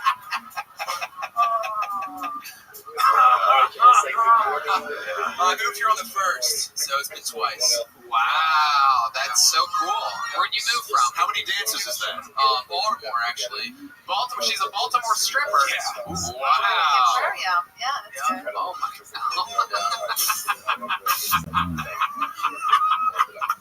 If that's the song she comes up to. Wow. She's just, That's incredible. And so, what did you do when you were in Baltimore? I worked at Magoobies. I was a door guy at Magoobies. Okay. is that a strip club? No, It's a comedy club. it should have been. Magoobies is a famous comedy club. They're very close to the McCormick seasoning factory, so you can smell like cinnamon and parsley and whatnot in the air when you're driving by. That's the only thing I remember about that trip to Magoobies. So much fun. You make it big as a comedian. You have to go places that are called Magoobies. I made it, Mama. I promise. Catch me at Magoobies. Work hard, kids. Follow your dreams. And you too can make it to Magoobies. I love it. Leo, what do you do for fun? You seem like a guy that has some deep, dark hobbies. Your set was great, by the way. Yeah, your jokes were really great. Good jokes. Way to start off the show strong, for real. Yeah, scary first spot. Yeah, right before I came down, I'm like, I'm going to take the fucking bull. Yeah, you're shaking. And I did. I'm like, I'm going to shit myself. Yeah, take that energy. Use it. Yeah, I thought you had a really good opportunity to bring back a tag on the second one where you don't tell the sister about your diet either. Your diet cheats either. You know what I mean? Like, I thought that would be a good spot. Where'd you meet the stripper in Baltimore?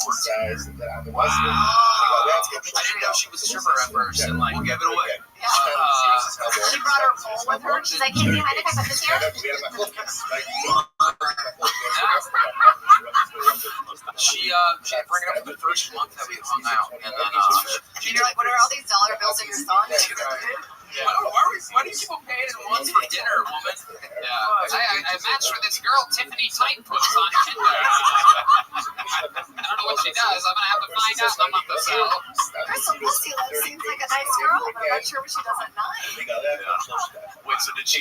What was your response? Do you remember? Were you like shocked? Were you excited? I don't judge. Yeah, whatever you got. However you make your money, right? Yeah, and then she was like, I want you to move in with me, and I'm gonna pay all the bills, and I did that. And So wait, you're a sugar baby. You're like a stripper sugar baby. Yeah, she's 2 years younger than me. So What do you think she liked so much about you? Are you good in the bedroom? Were you doing chores or something? Yeah, I did actually. Funny enough, Are you looking for her? no. Ladies and gentlemen, straight from Baltimore, Tiffany Tightpuss is here. I started a fucking like under the table cleaning business for like 5 strippers. I made like $800 a week cleaning 5 different strippers' houses. Under the table. That gives a whole new meaning to under the table. Yeah, what are you cleaning? What are you cleaning? Like a lot of eyelashes? Strippers are dirty as fuck. Oh yeah. Fucking dirt balls. They are. Jesus, Wow, I thought it's all true. It's all true. I mean, come on. I dated a stripper that used paper towels as a tampon. You know, Okay, Red Man. I want you to watch this. That's a testament to who you date, not who strippers are. I mean, Oh, paper towel, tampon, Red Man. The stories this guy has are insane. What was the breakup like? No, I decided to move to Austin, and we lived together for the last 3 months as just friends. And I was like, hey, moving here, and I'm gonna just try to pursue stand-up full time. And she was like, can I come with you? I'm like, no. And Why'd you say no? because I don't need that. There's a lot. You don't need somebody providing for you? Yeah. I don't need that, but please keep the checks coming. Keep sending money in the mail. Sure, you love these $200. truthfully, it makes things too easy. It made things way too easy. Yeah, you're like, I want to sell mushrooms myself. Yeah. I love it, Leo. Do you think you'll find like a new stripper mentor down here? But you know what I'm saying? Like, do you think you'll allow yourself to find that type of a situation, or are you like not taking handouts? Or hand jobs, whatever she was giving. Also, does the couch come in ones, or is it a Venmo situation? How does it? Okay. No, but just a linear focus on trying to sling jokes and shit. Leo, I love it. You're in the fucking game. Clearly, you're a lucky guy. You got pulled out of the bucket. There's like 70 names in this mamma jamma tonight. You made the best of the situation. You got the show started with a bang. I believe in you, buddy. Keep coming back. Leo Kanaka, everybody. Follow him on Instagram at leo.comedian. That's him. Yeah, he's got a face of a tall dude and a body of a tiny dude. And now for something you guys will never even guess is real. I'd like to introduce our new microphone cleaner and microphone switcher outer from the Yellow Rose and Red Rose, our favorite local strip club. It's Kaylee, everybody. This is a real life catcher at the Red Rose. Catcher at the Red Rose. And go to the Yellow Rose and Red Rose, Austin's premier strip club. The Red Rose celebrating their 1-year anniversary this upcoming Thursday, April 29th, and the Yellow Rose, an Austin legend for 45 years. They have a world-famous cheeseburger. Most places have complimentary limo service 7 days a week, and the hottest dancers from around the world. Yeah, they do. How about one more hand for Kaylee, everybody? Huh? Yeah. It really is the best strip club in the United States of America. Yeah, it really is. Yeah, if you're wondering if that was just a smooth segue into a real strip club advertisement that was scheduled for today, and then the first comedian pulled out of the bucket coincidentally talked about having a stripper girlfriend. That just happened because the comedy gods love us. So the Yellow Rose and Red Rose. Go to www.redroseaustin.com, www.yellowrose.com. Find your location. Red Rose is in South Congress.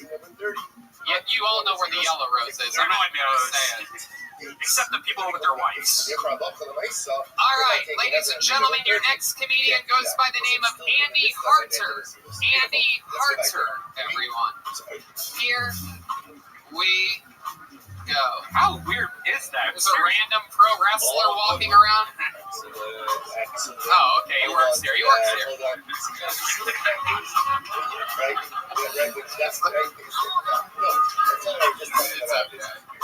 Andy Harter is coming, I'm sure. We got movement on an Andy. Where is this motherfucker? Yeah, get him here. Come on. Here we go. Okay, he's coming. Thank Jesus Christ. Here he comes, everybody. Ladies and gentlemen, one more time for Andy Harter.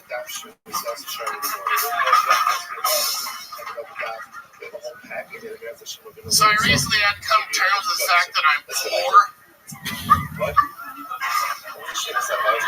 I got fucking creditors calling me. You have a negative balance of $14,232.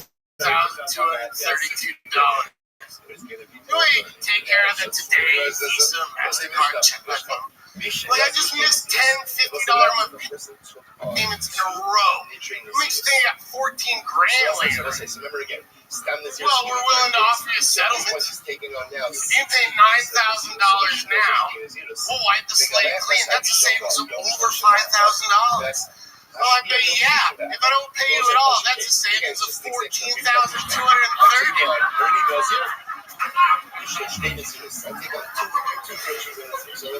It's like, will this negatively affect your credit score? My credit score? What are you gonna do? Lower from 440 to 430? I don't give a shit. Take 10 for yourself while you're at it. I'm never gonna miss it. There it is. Andy Harter, always making it look easy. This is your second time on the show? Yeah. Incredible stuff, man. He is a big fucking little softie pie. Yeah, you had the confidence of a white guy before me too. I like it. Yeah, old school. I think I bought cigarettes from you. You're so cute. Look at your dimple. He's cute. For those of you listening to the podcast, not watching, he looks like a young, healthy Michelin man or something. And he sounds like Jim Norton. Yeah, he's Yeah, got you got great voice. You got sitcom neighbor voice. And timing, I took special note of your just execution. Like, you really have a grasp. You take us on an adventure. You have mic control, volume control. Everything just was funny. How about the entrance? And this thing. Yeah, that thing represent fucking coming in. Washington, motherfuckers! Yeah! That's not a play. Wow. And by the way, Crowd goes wild for his shout out to some. by the way, Fargo my whole life. Wow. Represent. Kenton. and I'm from Washington, and I've been to Renton, and this is Renton. Yeah. And it's awesome, and there's this much pride. So good for you. Yeah. By the sounds of things, I think he's going to be Renton for the rest of his life. This guy ain't from Mayan, Washington. He's from, please give me a loan. Love my mom city. Andy, what do you do for work? Remind us. I hustle, man. I love it. Tell us more about your hustles. The last I got like 6 of them. I drive a van for a guy that resells like shit from thrift stores. I move furniture. I'm a dog sitter. I do like surveys and focus groups. Okay. Whoa. You do like tests and stuff or what? Well, like they'll sit down and they'll pick people who have a credit union versus a bank account, which do you like better. Okay. But it's cool, like 30 minutes, like $100. Wow. You're out the door. Fuck yeah, absolutely. 30 minute thing where you did 30 minutes for $100. Pretty good deal to me. Yeah, keep your clothes on too. That's hooker money. Yeah. Hey, speaking of hookers, I went to the Yellow Rose on your recommendation last week. Oh yeah, that's they were right. Just so that we're clear about our new sponsor, it's not filled with hookers. It is a gentleman's luxury strip club. This is a brand new sponsor. I happen to know for a fact. I do believe the owner is here, and I want him to know that we do not believe that it's filled with hookers. And hey, speaking of murders and serial rapists, I'm into the Yellow Rose. And to be honest, this was not set up about 4 episodes ago. I did tell you to go to the Yellow Rose because it's my favorite one. How did you like it? I got a lap dance with this girl that looks like Winnie Cooper. I love it. That's fine. awesome. Yeah. I got red pants and the girls that look like Winnie the Pooh. No pants and a red shirt. You go.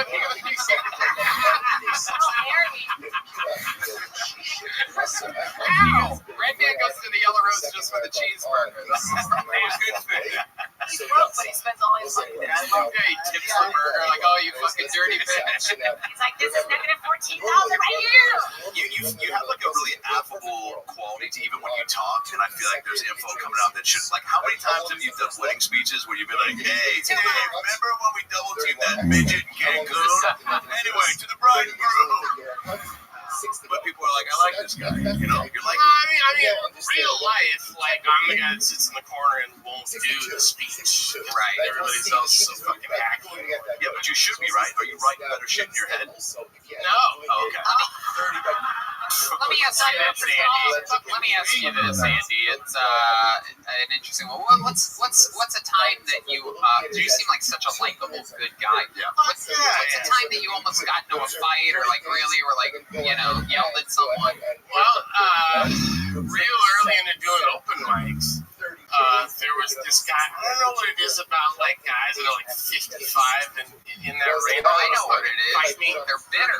Yeah, well, it's like they still want to feel like a man. You know what I mean? I'm like, I ain't the one, man. Sorry, but the thing is he was just talking like he was in his fucking living room, and I was like really polite, like, hey, You were on stage? No, I was behind him. But you're about to perform at some point, Yeah, so right? sure, yeah. But yeah, I mean, he was just being rude, and I was like, hey, man, there's a show going on. And then the whole rest of the night is all stomping around and fucking Look at that physical comedy. Yeah. like showing, he'd like hug everybody in the bar and look at me like, look, we're friends. You know what I mean? Like, and I'm friends with this big dude, too. So, to answer your question. Wait, what was the question? What are you doing now? You didn't really yell at him or anything. You just said, hey, man, there's a show going on. Yeah. I knew it. That's exactly what I figured. Fight all night after that, though, just clearing out. Right. Have you ever been in a fight? Yeah, I mean, I don't think I really have in my adult life. It's kind of a scrappy. I had a guy last week. This is a true story. He asked me if he could be my security guard. He goes, "Hey, you know, Austin's crazy. He's filled with crazy people. You give me some money, I'll be your security guard." I said no. He goes, "I'm gonna beat the shit out of you." Can't even make this shit up. True story. Like I'm literally like, do you know any good security guards? Now I'm actually threatened for the first time by a guy who just offered to be my security guard. And I like how you hold the mic to throw friendly, like just right up top, you know, by the shaft. I love that. He's a sweet, sweet guy. I mean, this is how likable John Pavrulo could have been. Like, it's just for us. What's the longest set you've done? I think I did 20 minutes. You know what? I would love to have you at Vulcan on Thursday and do a 5 Right to Hollywood. Andy Harder just booked a gig for being on Kill Tony. That's how the magic happens. There he goes. Andy Harder, everyone. He's on Instagram at Andy.Harter, Harter.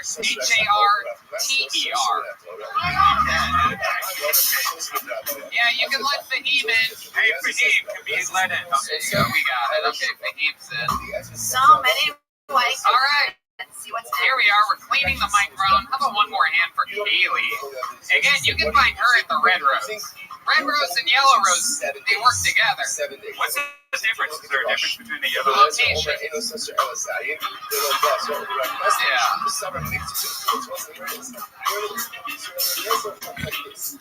All right. Moving it along, ladies and gentlemen. Your next comedian goes by the name of William Ray. William Ray.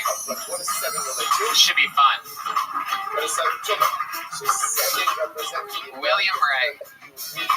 I'm going to start pulling the name, and then we'll have the cleaner clean, and then the person will be here. That's the new move. Yeah. And maybe she shouldn't be wearing clothes? Red band, that's enough. All right. Red band's alcohol starts kicking in, everybody. As I said, we've made it 25 minutes into the episode. This is where here comes William Ray, everybody. It's really him. Thank you so much. What's up, y'all? It's great to be here. For me, it's honestly great to be anywhere. I was addicted to heroin for years, and I barely made it out alive. On 2 separate occasions, I was revived by the Los Angeles. So shout out to those guys for ruining my buzz that day.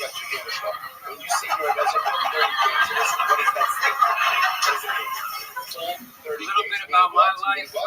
My ex, who's also the mother of my son, she was recently diagnosed with autism spectrum disorder. So now she has a legitimate medical excuse to be a cunt.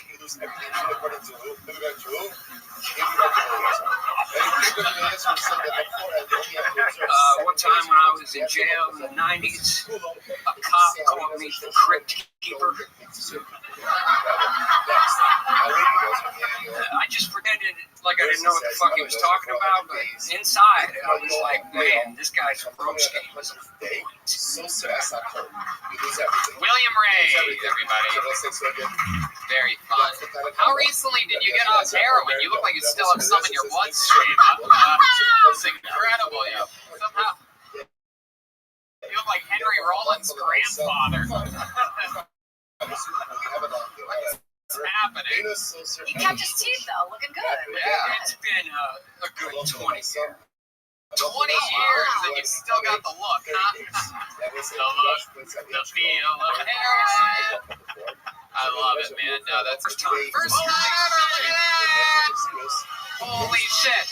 Holy shit. Holy shit. He's gonna be chasing this dragon forever. Yeah, exactly. First time, man. Thank you. Yes, definitely. You must feel quite the rush right now. You must be really Absolutely. What's better, this rush or the heroin rush? Yeah. This. bullshit. That's not what anyone that's ever done. Can we get this guy some heroin and then we can ask him at the same time which one's better? A little bit closer. Let's refresh your memory a little bit. What's under the hat? There's something going on. Like, oh, wait. Why does the hat look bigger when you have it on? It looks like Toad from Super Mario Brothers when you have it on. It's fluffy. I thought you would have a tiny fro. Yeah, you look like the bad guy from Mega Man with the hat on. The guy with the giant brain. When you take it off, there's just a tiny little head on it there. Look at that little baby. Look at that little fucking real deal over here. Okay. What type of construction are you doing? You got a wheelbarrow or something? Like hardwood floor installations. Okay. That's good. That's good. Good construction job for a guy with your mill. Just give you the floor. Just everything's low. You don't have to worry about things so much. I don't want you to get high. So William, this is something that you always wanted to do, right? How old are you? 51. Okay. Hell yeah. All right. Good for your age and an ex-heroin addict. Yeah, it's good. Yeah, it's pretty good. You only look 60, so that's perfect. Hey, you got kind of a Stanley Tucci leukemia type thing going on. Yeah. Oh, thank you. Are you still with I gotta be honest. As that came into my head, I go, don't say that. I do want to say your jokes were the flow, the pace. I really enjoyed. Like the first one, I was laughing very hard, and I like the little. I don't know if it's a nervous tick, though, kind of walking forward, walking back, moving, kind of without a purpose. But it almost felt like there was room for a. It's probably too charactery, but like, what was the first joke? It ended on what again? About killing my buzz. Yeah, they ruined my buzz there. Yeah, every joke felt like there was a pause for like and that's what's up. Some sort of like, and that's just me being me. You know what I'm saying? Like there was a little bit of the way you walked back and like fucking heroin, some shit. You know, like. Or like I survived heroin. You know, the guy's done stand-up comedy for 60 seconds and he's already got branding. And I still got all Hey, when I see talent, Tony. So William Ray, tell us what else in life? You seem like a guy that's seen and done a lot. 51 years on the planet. What else about you? Yeah, man, I used to play rock and roll in Hollywood in the 90s. Really? Yeah. What kind of rock and roll would you do? You'd stand there with an electric guitar or something? Or? Yeah, I'm a guitar player.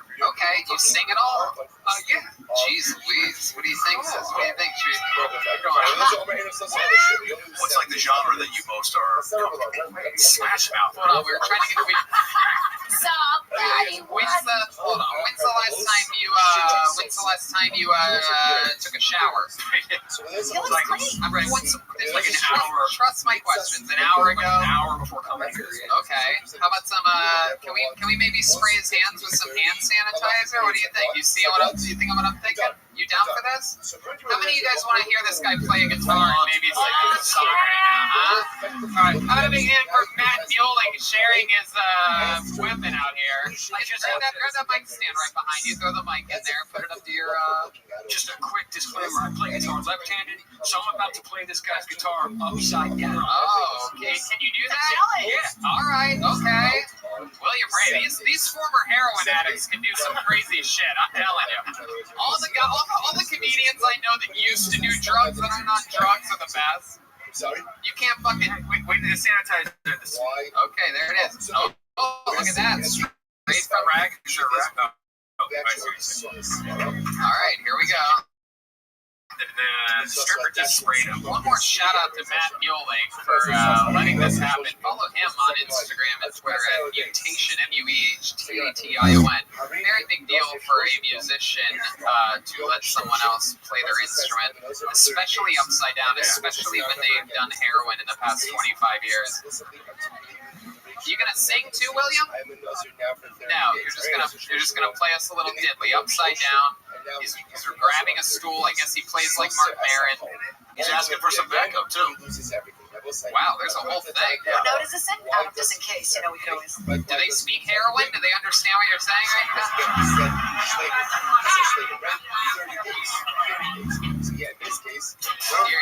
Wait, okay, that's not.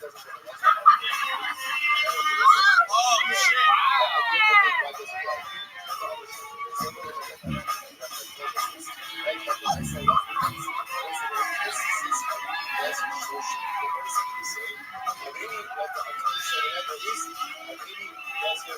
Wow.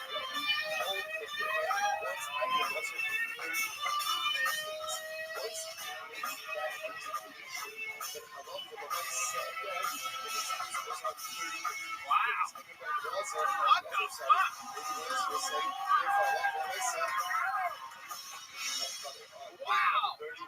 Ladies and gentlemen, his first time doing stand-up comedy. This guy fucking shreds on a guitar. What? He's into music. That was what it was. I'm telling you, dude, you rip it like that, and then you look at the camera and go, and that's what's up. Come on, man. The toys. Did heroin do that? I love it. William Ray, you're a part of the Ray family. I just realized Adam Ray is our guest tonight. Dad? Oh, shit. I was hoping that wouldn't happen. Wow. That would be fucking nuts if we're related somehow. My last name's Hamilton. Oh, okay. Well, then you're related to Lord Argus Hamilton. So it's like his middle name's Ray. Stevie Ray Vaughan kind of energy, so it would be William Ray Hamilton. Absolutely. There you go. How come you got rid of Hamilton and went to Ray?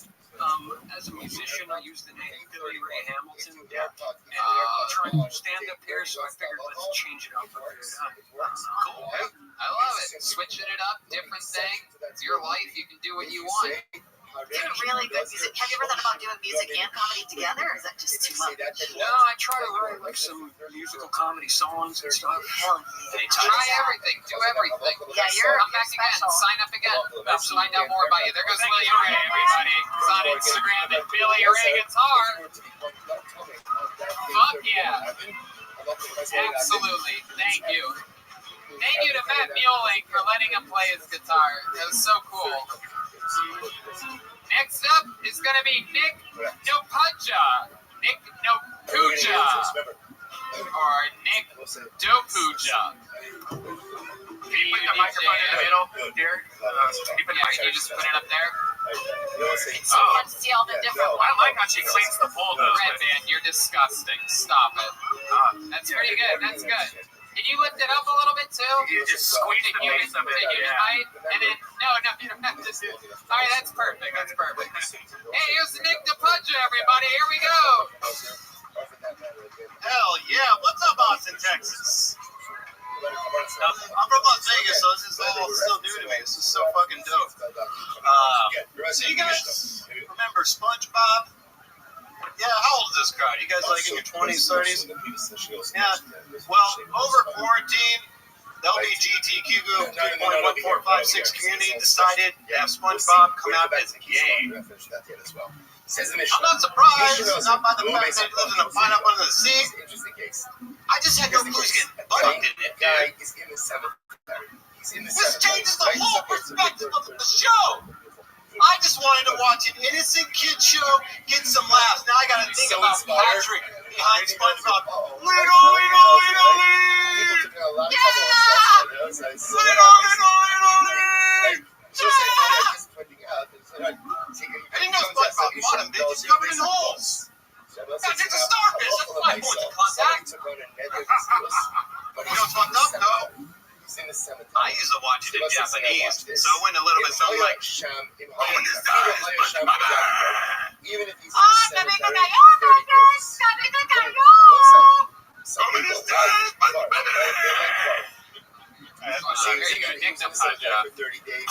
What's your name? Nick Dopuja. What ethnicity are you? Croatia. Croatia. You have any stripper in you? I dated a stripper who was also a dominatrix. You did? How long did you date her for? 6 months. Wow, what was that like? Hell. Why? It was like a drug I never experienced. Yeah? Is dating strippers a gateway to comedy? What's happening? It might be, I'm not gonna lie. What happened? Where'd it go wrong? What was the worst thing that happened? You said it's like hell. So there must be one example of a time that you remember it was like eternal flames. Yeah, there's one. This isn't why we broke up, but one day I was just like sitting down reading that book Sapiens. You know that book? Yeah. I know. No. I was just reading that shit. And nothing's going on that day. She just comes in, grabs the book, and fucking throws it across the room, starts screaming. I'm like, I don't know if it's a stripper thing or if you're just crazy. Throw a book. Yeah, across the fucking room. Yeah, they don't like. Did you say it? They don't like books very much. They hate books, man. What are you trying to learn for? That's what it felt like. What are you doing, dummy? I love it. So Nick, you're from Vegas. What brought you to Austin, Texas? Comedy, man. How long you been doing stand-up for? 3 years, and the past year was like the pandemic year, so I've been trying to get up at San Diego, Las Vegas. What do you do in Las Vegas for a living? Teach yoga and do body work. Really? Wow. Yeah, I would do like yoga, CBD, psychedelics, and yeah, I would like kind of combine it all into my own thing. I feel like you should lead with that. Like, I feel like you should lead more from your truth rather than from like, hey, he's gay. You know, like. Yeah, is all of your material like based on stuff that would kill in front of 10-year-olds? SpongeBob be like, At the point in time, yeah, my material's great. I feel like even as you are right now, I'm more intrigued than when you were like, you know. I think like that guy is more intriguing than the comedian. The comedian's still like in infancy. You know what I mean? This guy's cool. I want to know more like about the yoga and the I don't really want to know more about this one's ovulating over here. So more about your fucking yoga pose. I want to know about your breathing techniques. You look like you're so fleshlights out there. Which isn't a bad thing. So Nick, tell us the truth. You got fucking spiked hair, you got a good tan, you have that dirty facial hair, you're teaching yoga to fucking innocent girls that ate too much that week, right? They're trying to fucking shed some pounds. How often do you get laid? When I was teaching yoga, pretty decent amount. Right. What's a pretty decent amount? Are we talking about fucking 60% guys, 40% girls? Like, I had like 3 girlfriends at one point. wow. like no better than 50% guys. That downward facing doggy style. Yeah, pretty much. How many of them know you can do accents? That's a callback to the SpongeBob Japanese butt fuck joke. No, that's just how I fuck. That's enough. We already are. I'm sorry I brought that up again. Alright. What do you like to do for fun? You seem like a guy that has some weird hobbies. You into axe throwing or something like that? No. I'm actually really into Muay Thai. That was like my Really? thing. Can you show us some of your your Muay Thai?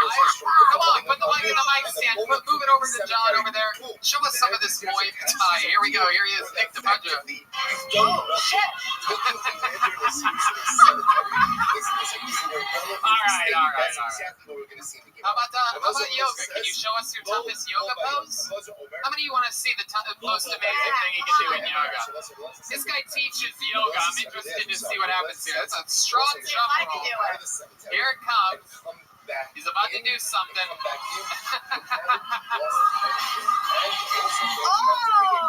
come on. I could do that. I could do that. I think I could do that. You can do it. All right. So, Nick, how long have you been in Austin? 3 months. 3 months. What do you love about it? What's your favorite thing about Austin so far? Yeah, that's crazy, right? What else? What else other than tacos? oh man, it's just such an active community. Like, you can actually go to the park, everybody's doing yoga and running and shit. Adderall is what he's saying. Everybody's into Adderall. Everybody's on uppers out here in Austin for some reason. Yeah, it's very, very bizarre. Do you have any other side, what was our man with the 6 side hustles name again? Yeah, you have any side hustles? You have any side hustles like our friend Andy Harder? Oh, really? I mean, like a that was a suspicious answer. Yeah. I don't know if I should get into it. Come on, that's what's going to be interesting to the interview, or else you just come across as every other yoga instructor we've had on. It's not really so my side hustle was I would take groups of people, I would chop up psychedelics, and I would put them into chocolates, and I would guide them through like a whole yoga thing, and I would just break down their body. That was like kind of my thing. So I would not sell, but you would drug your clients. I feel like that's the kind of experience I'm looking for. I was hired for it. They wanted me to. Where they hired you? Where would you do this at? Las Vegas. In your apartment? No, just wherever they wanted me to. They kind of knew on the underground I did that, so I would do it. That's a Groupon activity if I've ever heard one. Yeah, it's a Groupon. For those of you keeping track, 50% of the comedians sell drugs. And all used to date strippers. Yeah, And they're all white dudes. Yeah. Well, Nick, fun times, man. Thanks for coming on the show. Thank you so much. Yeah. Stick to what you know. Stick to what you know. There goes Nick Napunta, everybody. On to the next one. You guys having fun out there? Good crowd. I knew it right from the get. Riley Gilmore's going to be next on Tilt Tony. Pull it out, baby. The great Haley. Again, you can find her at the Red Rose. RedRose.com, YellowRose.com. The band. She's going to get wet if she... What? Nothing. She has the spray bottle. Man, you really don't have to be disgusted every time. Oh, look at that. He's getting into it. Oh, wow. Redman just came and farted at the same time. Riley Gilmore! Here he is. It's Riley Gilmore. Thank you so much. So I've been dating online. You guys dating online? Here we go. Makes sense. No, I just met my girlfriend on 23andMe. And we have a lot in common, actually. So I think it's going well. Thank you. Speaking of family, I just got into a fight with my aunt. You know, she keeps eating my food, but I keep stepping on her friends. She's an aunt. And a great woman, too. I got these jokes online. No,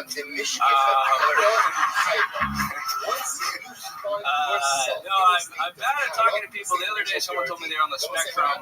I said, I'm on the AT&T. But, you know, it's great internet all around. I'm starting a Christian R&B group. It's called Men Into Boys. Check us out on Spotify and various porn sites. Thank you. Wow, Riley Gilmore, what a performance. Incredible. Everybody's bringing the heat today. Thank you. Hi, Riley. How long have you been doing stand-up? 2.5 years. 2.5 years. All of it here in Austin, Texas? No, I just moved here like a week and a half ago. Sweet. From where? I want to be my friends. North Carolina. Awesome. Yeah. Raleigh? Yeah, that area. Okay. Raleigh, Durham. Yeah. Thank you. Absolutely. You had great recovery. How North Carolina are you? Like, what do your parents do? They are, well, I'm a child of divorce. They're both therapists. Oh, wow. That's got to be super fucking annoying. Riley, why don't you sit down and talk with me about your feelings? Damn, that sucks. Jesus. Comedy instead. Yeah, they wanted me to go into business, but chose this. Wow. My God. So you came here with no budget, you said? Well, I have some friends. You guys are my friends. Wow, this is getting really I'm like That's a therapy move right there. Yeah, I'm deflected. I'm just. when you walk off the stage, they're staying here. You know that, right? Like, I'll be outside. come on, let's go, everybody. Let's get out of here. Me and all my new friends. Oh, it's just me now, walking alone. Yeah, no, it's great. So, Riley, did you drive here or did you fly from North Carolina? Drove here. So, I drove a Kia Optima. Okay. Okay, you came solo in the Optima? Solo in the Optima. I got room for one more, though. Oh, still looking for a friend. This guy will never give up. Always swinging. He will never give up. Just him and his blow-up doll all the way. A lot of guys do stand up to try to get laid. Not this guy. Just looking for a true friend. That's it. This guy's looking for someone to just fucking go ride a bird scooter with or something like that. Hey, buddy, want to go all the way down Congress? Ride around the Capitol? 50-50. I love it. How many, a week and a half, what have you done that's fun? I went for a bike ride the other day. I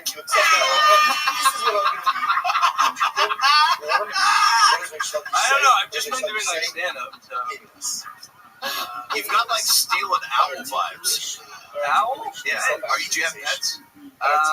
No. What? Yeah, you said he has the energies of an owl? Like steal an owl. You know what I'm saying? Like he would steal? it. Yeah. I feel like it's hard to steal an owl. Well, I feel like that's what you say before you do it. You gotta take risks. So. That's what I'm saying. Yeah. What kind of risks? You want an owl? What's that? You want an owl? You want to be best friends? It's a real whodunit. All right. What else about you, Riley? We've barely even gotten to know you. We're just having so much fun up here. Check my blog later for more details. But I'm like 22. I'm just looking to get, a job and 22? Yeah. How would you like to work at Joe Rogan's new comedy club? Oh, that would be great. Oh, yeah, I don't have any pull there, but I just wanted to ask you. I wanted to ask to make sure that you wanted to. I'll talk to him. It's 22 with jokes like yours. It seems like that would be a perfect place for you. That would be good. That would be a lot of fun. It would be. The odds of it happening are almost non-existent.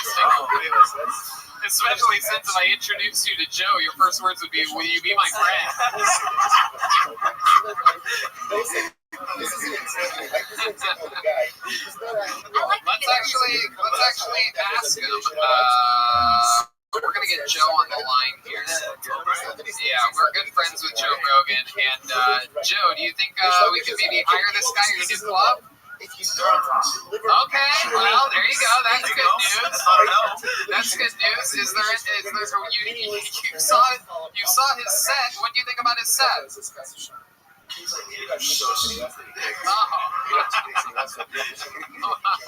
Wow, Joe. Yeah, is there anything you want to specifically ask Joe? Joe, how'd you meet your wife? Jesus Christ. Hold on, see, this is why it'll never work out for you.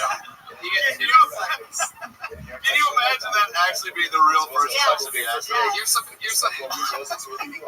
supposed to ask for a job, you fucking Nimrod. I'm playing the long game. How'd you get that person to stay with you? Yeah. Guys like Joe love it when people play the long game. They just don't have enough friends, so they keep a bunch of buffoons around for as long as possible. Ask them for a job. Hey Joe, can I get a job? What do you Hey, okay, yeah, I'll do it good.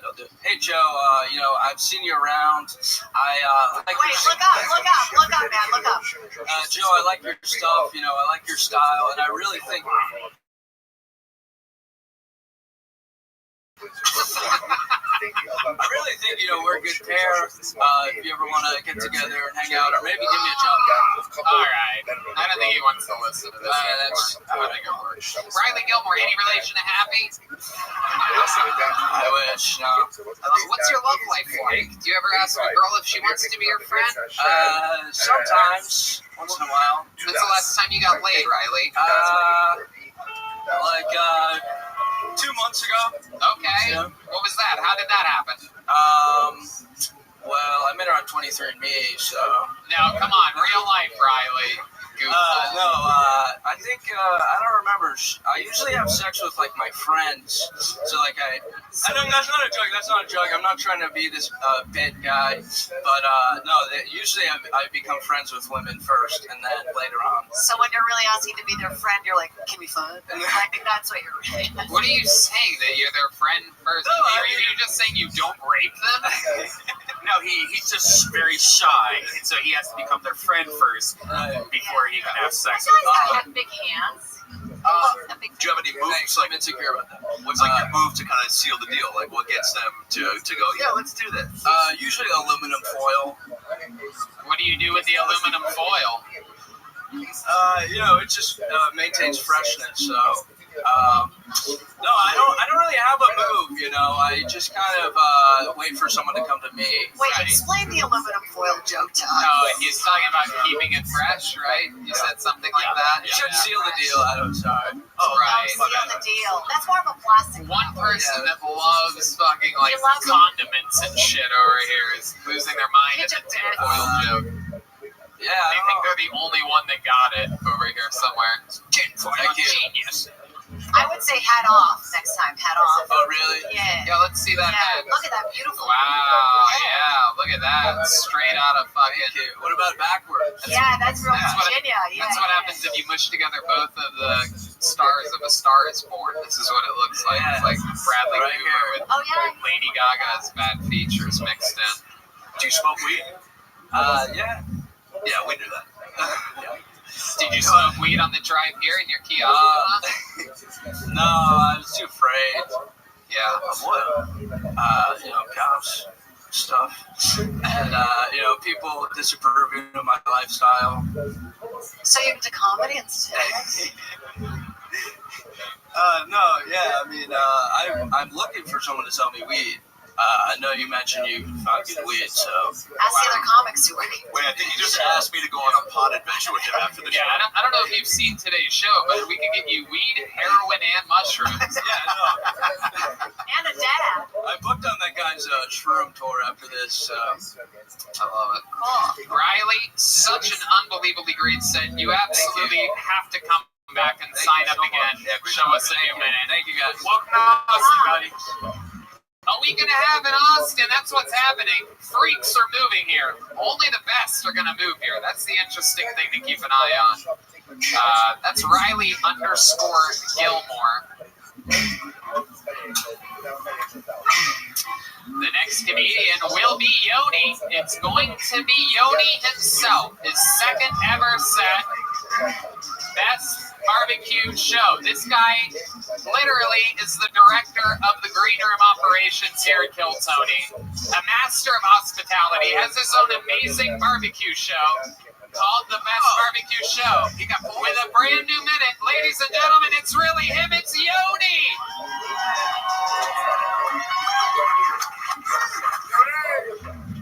I was hitting on a girl the other day, and she said I look like I use barbecue sauce as lube. And I was like, well, if you're into that. I got a million views on TikTok last week, which means I'm popular with 10 to 18-year-olds. And with this mustache, I really shouldn't be popular with 10 to 18-year-olds. But there's a lot of crazy stuff happening. SpaceX has more money than NASA, which I feel bad. NASA's like the poor space program.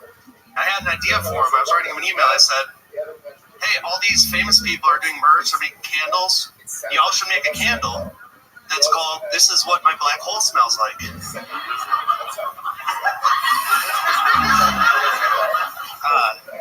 The pandemic just gives me too much time to think. I've been real disappointed in myself. I'm almost 40, and I'm not married, I don't have kids. I drive the same truck I've driven since 2005. And I keep going to take a dump, and I just end up peeing sitting down. Thank you. Is there more to that? Is that it? No, I just end up peeing sitting down. I love it. I love it. Feels like there's space for more. How about one more time for Yoni? One more time for Yoni. There's space for more. Your second time ever on Kill Tony. You've been doing open mics for a few months now, right? Yeah, got a couple dozen under my belt. I love it. It's awesome. You're going a little bit, you're going a little bit fast. That'll probably naturally, you're nervous. You're trying to squeeze the classic mistake, trying to squeeze a minute 15 into a minute. You know what I mean? There's some fat to be trimmed on the setup for the peeing sitting down thing, for sure. The pandemic's happening. I've been really disappointed in myself. I'm 40. I don't have kids. Like, the reason why I didn't get it is because there's so much setup. And then in the end, you're like, I pee sitting down. You know what I mean? Accidentally. Right. So, Yoni's one of the few comedians that look like both Mario and Luigi. My jokes. And Mario. Ooh, John Dees has that shit on lockdown. The hard left hand. Yoni, have you ever done any plumbing? A little bit, not much. Wait, is that what happens? Wait, jump again. Wait a second. Wait, what else can you do? Do something else. Do the star. You have a star? Wait. Yeah, what's when you get the fireballs, right? When you're running in. This is so stupid. And people at home cannot see it. That's the best part. That's the end of the level. Wait, how about getting a the one-up? star? Hold Hold on, what else can you do? Yeah, getting a mushroom and growing into a What's the bigger yoni. mushroom one?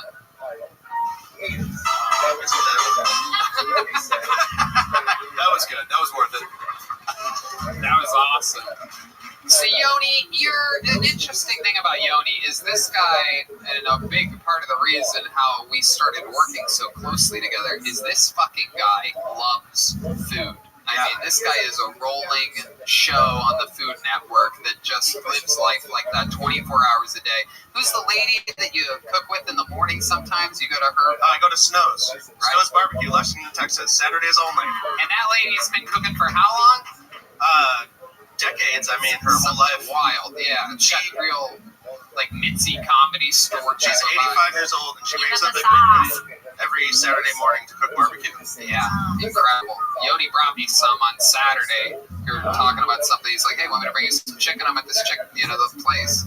Yeah, but anytime we've been playing in Texas for like the last, 3 years, he's been bringing us barbecue from different places in Texas. Yeah, you've probably heard through every episode of the show since we moved here to Austin. He took over for Vito's Pizza, and in Los Angeles, we've switched from Italian to barbecue full time. We eat good, Tony. We eat good. Yeah, absolutely. What's your nationality, first of all? I'm half Lithuanian, half Israeli. Oh, wow. That's funny to play with. My goodness. But you just look Italian, so it goes more with your brand. Well, I look Italian in New York. I look Mexican in Texas. Oh, that's great. That's a great joke. The first week I moved here, people just walked up to me and started speaking Spanish. So I love started how much learning. more comfortable you are now. It's just flowing out. Look at that. Do you know any Spanish? Did you fire back? Sí, un poquito. What the fuck does that mean? That's that one. I love it. Yoni, tell us something else interesting about your life right now. I just got sponsored by a local edible company. Okay. Wow. I love it. It's called Early Bird CBD. They're the first edibles to have like actual THC in them, legally sold in Texas. Wow. I'm not sure how legal that actually is, but I got samples. Come find me. I love it, man. That's so cool. You eat edibles a lot? Yeah, I like these because they're light. You know, you can take one and just chill. You have any crazy edible stories that Well, you just saw something right there. Please elaborate. I went to the creek in the cave. We're hanging out there before it's open. Some of the guys are nice enough to let us party there. Here in Austin, there's a new club coming, and yep. And there was a big bag of Sour Patch Kids on the table. Oh. And I was like, I love fucking Sour Patch. Of course you do. And so I was eating a bunch of them, and then someone was like, whoa, how many of those did you eat? And I was like, I don't know, like a couple of handfuls. They're like, oh, those are all dosed. Oh, shit. Oh, shit. What happened next? I did some stand-up, gave me a spot, and I was so thankful that she probably won't give me another spot because I talked her ear off for like 20 minutes. Right. Come to find it wasn't a girl, it was just a lamb. Tony, that's one thing. We've known him for a while, but have you ever had a female in your life? And when was the last girl that you? Yeah, you ever pick up a little fucking piggy at one of those barbecue pits? All right, everyone groaned in piggy. I didn't get to finish the barbecue joke. It's made me seem like a real asshole up here. It's a joke about how much barbecue he gets. I'm not calling women pigs. Again. All right. I only do that in my stand-up, not on my podcast that has sponsors. Go ahead, Yoni. You ever pick up a real slob? Yeah.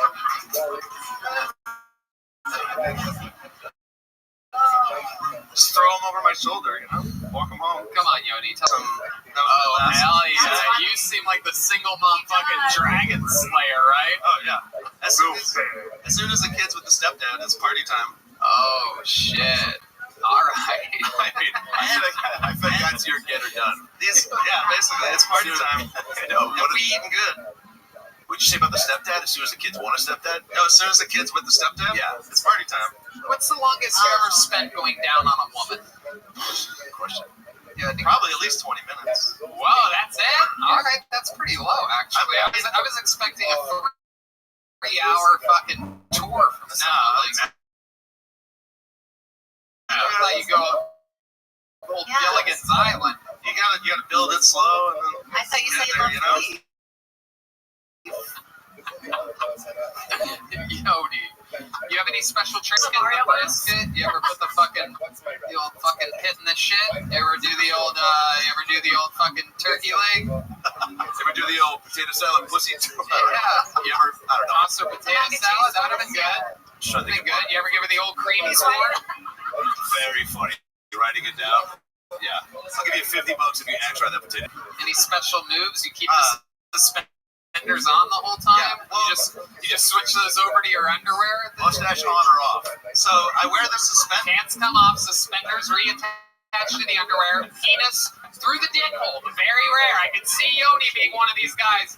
Very rarely does a guy pull the penis through the dick hole to fuck with. Like Yodi.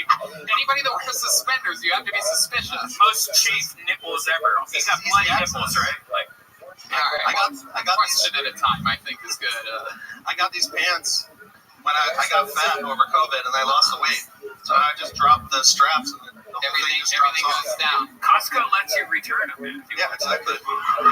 Actually, I go to the feed stores. Buy Wranglers. Wow, look at that. All right. And that's what's up. Yeah. How about a hand for the staff here? How about your hands together for this guy? I think are those for us? That's Tommy. He's a little bit shy, I guess. Oh, yeah, I do have a move. What? I do the standing up. Oh, I like that move. That's my move. Okay. You standing? Yeah, what do you lift them right up? Oh, you hold them the whole time. And then do you bounce with your knees, or? No, the trick is they put their feet on your calves, so you can get a little squat going. Then you're good. Yeah. Where do your hands go? Where do your hands go? Do you spread the cheeks open as you do it? Just play with the suspenders. A lot of girls. No, the suspenders are gone, bro. Yeah. Suspenders are gone. First thing to go. Oh, camera. I thought you kept them on. Take your shirt off and rock the suspenders only. Yes. Like if you're around the house and stuff, if it's hot, that's a thing, guys.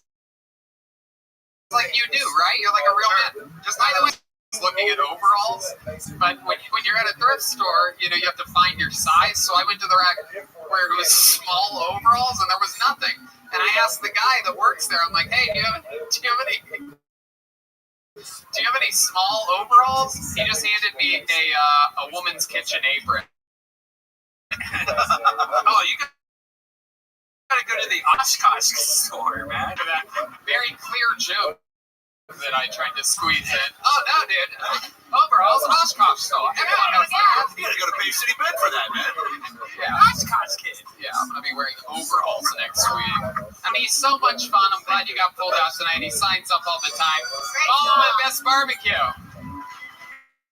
Let's do a special treat. Martin, him towards the stage. Get over there. I'm gonna bring you up again. Over there. Get over there.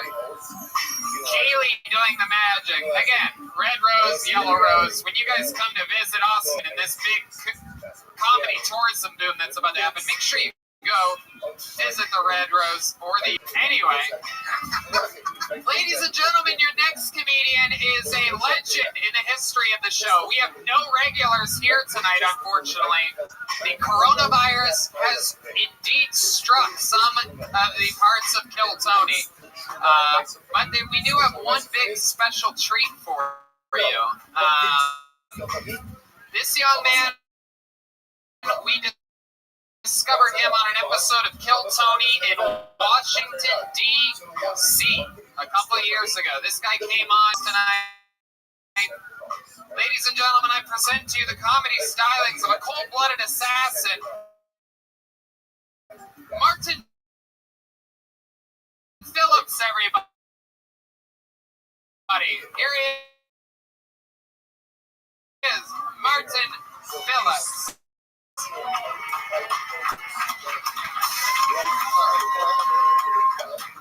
What's up? I haven't done any live things. I've been doing something through Zoom, like comedy and therapy. The only difference between those two is in therapy, all the people are in my head. This person killed their child. That's not a joke, but they found out because they Googled how to kill a baby, which is crazy. You need to Google that, right? That's what you can't Google something that you have to Google how to kill a baby theoretically.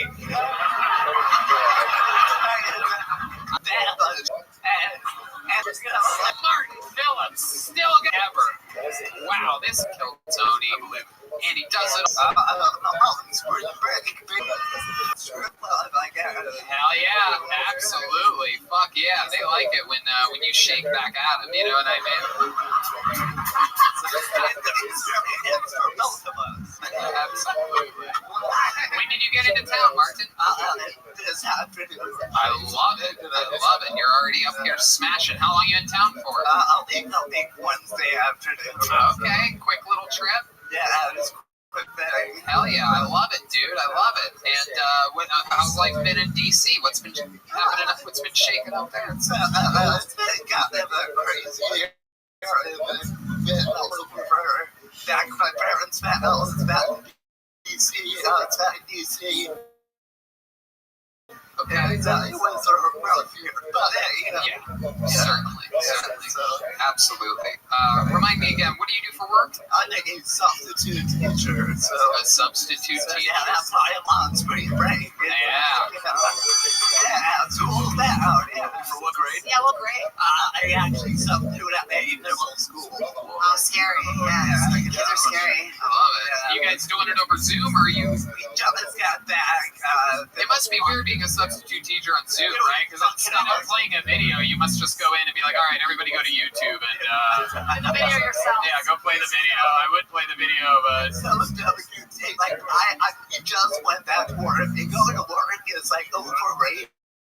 Like, you know, every where it's at. Like I could just be in my bed and they have all the works. I just turn off my camera.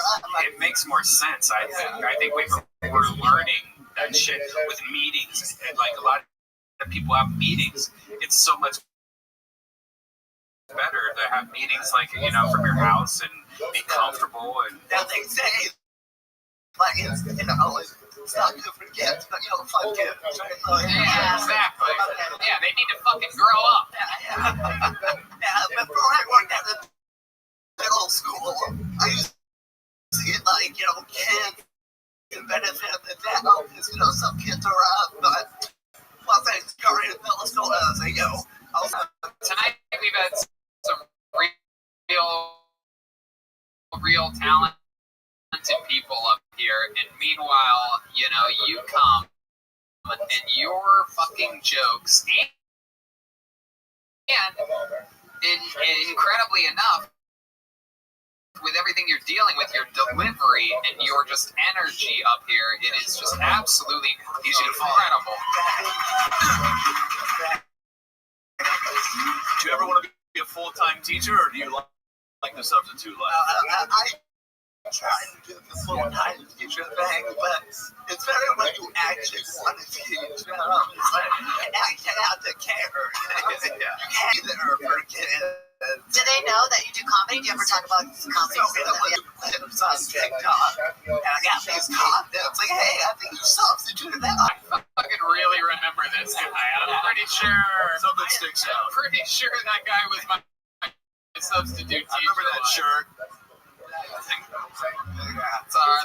what you're talking about. Wasn't me. Must be a totally different guy. It's like, well, that's kind of what So let me ask you this, Martin. The pandemic's been crazy for everybody. How did you find some relief? What were you doing? Any new hobbies or any new passions during the thing? I started playing golf. I'd imagine you didn't do that. I actually tried your range last week. You did? Yeah, I mean, I wasn't good, but my friend said my friend will let me play 9 holes with him. It's gonna take like 6 hours. He's a patient friend. Said he'd do it. So hopefully we can go this week. I love it. Those videos of you at the driving range must have killed on TikTok. I can't even imagine. Yeah, it was. I love it. What else, Martin? Anything else during the pandemic that you did for fun or got into? Not for fun, but this summer I worked for the census. I was a census taker. Oh, wow. I know I've always avoided census people when they answer the door, but if you came walking up to my place, I would just every fucking lock the chain, like, nobody's home!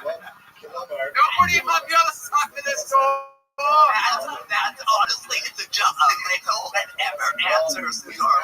So when they just see you coming up, like, hey! I just want to make sure you was happy with that. I was like, hey, I don't want to talk to you either. Fuck kids, right? He just sees the people through the window, like, waiting for him. So that's just...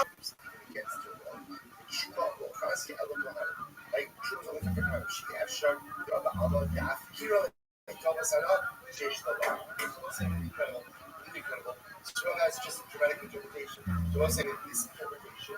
So if that's the case, as a matter of value, case number 2 makes sense. Case number 1 is the alcohol.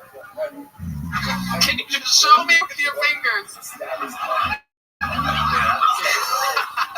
That's hilarious, man. Like that guy. That's my dad. No, just he's like a contractor. My mom's actually a history professor at college. Okay, super cool, man. So, they're pretty pumped. How old are you, Mike? Actually, this summer I actually turned 30 years old. 30. And you got off an airplane today in Austin, Texas. Yes, actually for my 30th birthday, I jumped out of the airplane. Really? You did? Oh my goodness. So that's how you got the cerebral palsy, huh? From the plane. It was a rough landing. Rough landing indeed. My God. That parachute must have been like, you gotta be fucking kidding me, bro. You're on your own, buddy. Did you say anything when you jumped out of the plane? Because that's like a scary moment, right? I don't think any quick jokes came to my head. I was like, Did you pay for the video of yourself? I got the video. It was pretty cool. Yeah. Oh, big spender. Those are pricey. It was my birthday. Oh, yeah. You gotta spend big on a birthday. Oh, you probably had someone connected to you, right? I didn't have anything to do it. Yeah. That fucking guy earned his money that day. Can you imagine that? Pissing shit all He's like, I'm next. The funny thing is, the guy is a paraplegic.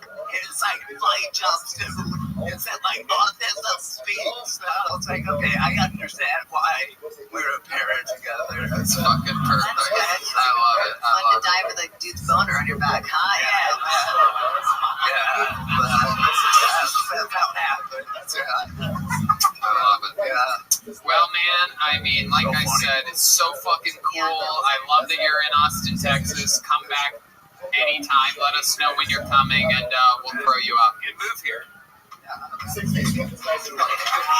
man. Anything else?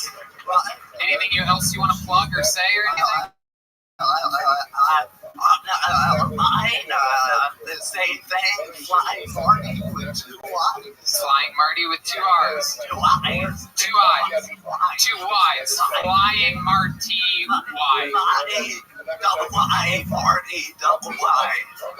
That's wow. I think you actually just lost followers by fly with 2 Y's and then Marty with 2 Y's.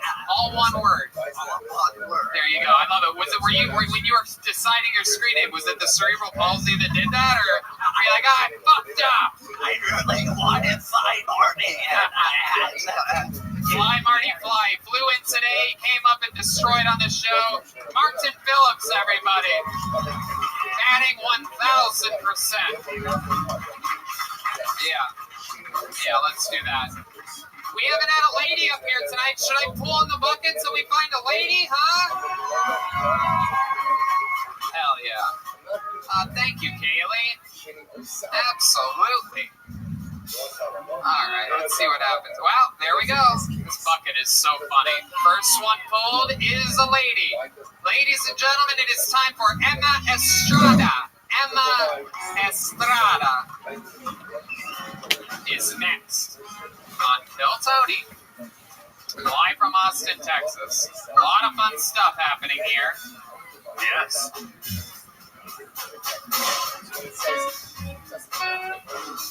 Hey, remember how I talked about the night sweats last week? Yeah. This isn't a paid ad, but I tried a new mattress called 8 Sleep. Do you know about this? It's like a Tesla for mattresses. All right, here she is, Emma Estrada, everybody. Emma Estrada. One more time for Emma, everybody. Come on.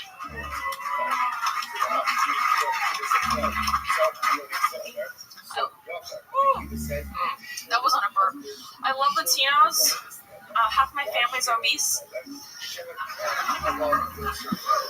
Latinos are great. I love their parties. They have really fun food and dancing, and old men check out your ass. That's everything you want in a party.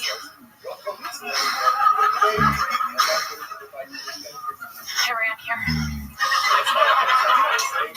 I was a mile away. I love Latinos. The woman, they say to me, do you have any kids? Do you have a husband? And I say, no, I don't make mistakes. And then they show me their young man of the group, and they say, and I say, oh, you're my cousin. And then we had sex. He wants to be a firefighter. Wow. Another very, very strong performance. Emma Estrada, welcome to the show. How long have you been on stand-up comedy? I've been doing comedy since high school. It's in my blood. But I started doing stand-up last year. Okay. When you say it's in your blood, what do you mean exactly? Well, I'm Jewish, and we're very neurotic, and yeah, you have the look on your face like you just found out you were going to be strapped to Marty jumping out of the plane. Yeah. 9/11, yeah. Yeah, you're actually the first person who's made eye contact with me up here, so that's cool. A little bit too much eye contact. Let's square up to the audience. So Emma, that's so fun. So you've been doing stand-up for a year. What do you do for a living? I do a lot of temporary work, so I'm a substitute teacher right now. Oh, really? Yeah. Wow. Look at this. The market for substitute teaching is wild right now. Yeah. You have any? What's your move? Like, you play videos too? Is that your thing? It's like a video day? Like playing TV shows for the kids? Yeah. Educational videos? Oh, I don't do shit. I just stand outside the room. Okay. Yeah. How'd you get the job? I showed my boobs. No, I applied for the Scoot Education, and it's like a temp agency for substitute teachers. Huh. That's a very, very honest answer you just gave. Are we talking about like kinder care or like an elementary school or middle? These kids were 10 to 12th grade. Okay, so grown-ups. Yeah. Yes. High school. Like, not illegal, but, you know. What else are you into, Emma? They're hot. What else are you into? What do you do for fun? I'm a dancer. I love to dance. Really? What kind of dancing? Contemporary hip-hop, jazz. Okay, not that. What kind of contemporary? You guys have any contemporary hip-hop that you could muster up real quick? I don't even know what that means. And I think that's what Jewish people call rap music. It is. I can confirm it. I'm into contemporary hip-hop. Play some of that Macklemore. Oh.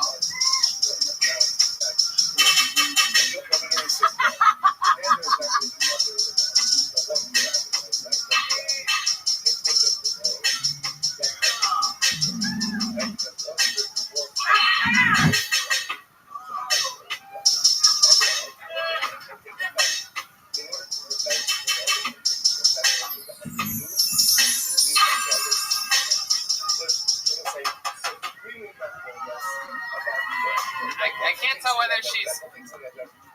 whether she's dancing or doing her impression of Martin Phillips, but very jolty and jittery. A lot of abrupt movements. Are you suggesting a dance battle? Between her and Martin Phillips? Or you? What are you? Her and Martin. Yeah, no, me and her. What's in the backpack?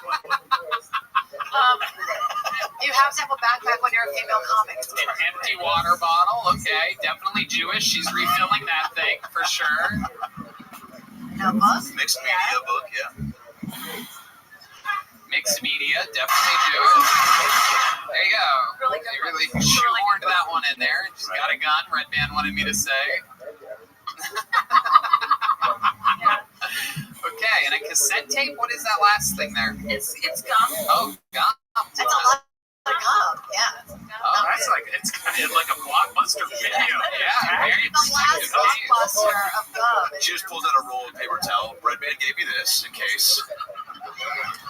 Oh, whole cashew. Nice. Absolutely. So wait, what's it? So you're Jewish and Spanish. That's the mix. Ooh, that's a good Want one. them all in Palestinian. And like, how good was your cousin in bed? I was better.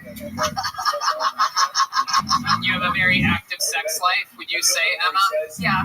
Why is that? What are you into? What's your favorite? Just like sex. What's your favorite type of guy? Like, what are you into? Are you a more like just like hot, and like funny, and like just nice, and not rapey would be great. Well, good luck in Texas. That's fun. 1 year she's been doing stand-up. And you live here in Austin, is that right? I live in Los Angeles. Okay, what brings you out here? Austin's open. How long have you been here? I've been here a couple days. How long are you staying for? I'm staying till April 3rd, Saturday, April 3rd. There you go. Would you like to do 5 minutes Thursday at the Vulcan? Wow, look at that. There's two ways to get spots on this show. Either you do really good or you are a female that is sexually active. And Red Band books you right away. That's how I got Look at that. All I have to do is be nice and funny. No, honestly, if I could be honest for a second, like Jade asked me earlier, why is there no females on the show? There's not many females that sign up here in Austin, and there are few females we have. It's like their first time or second time, but you seem very unique and very funny. I would love to have see what gotta give them a you got. chance, man. There you go. Thank you. Look at that. The water bottle filleth over. One more time for her. It's Emma Estrada, everybody. She's on social media at the Emma Estrada. You guys think we should squeeze one more out of this, huh?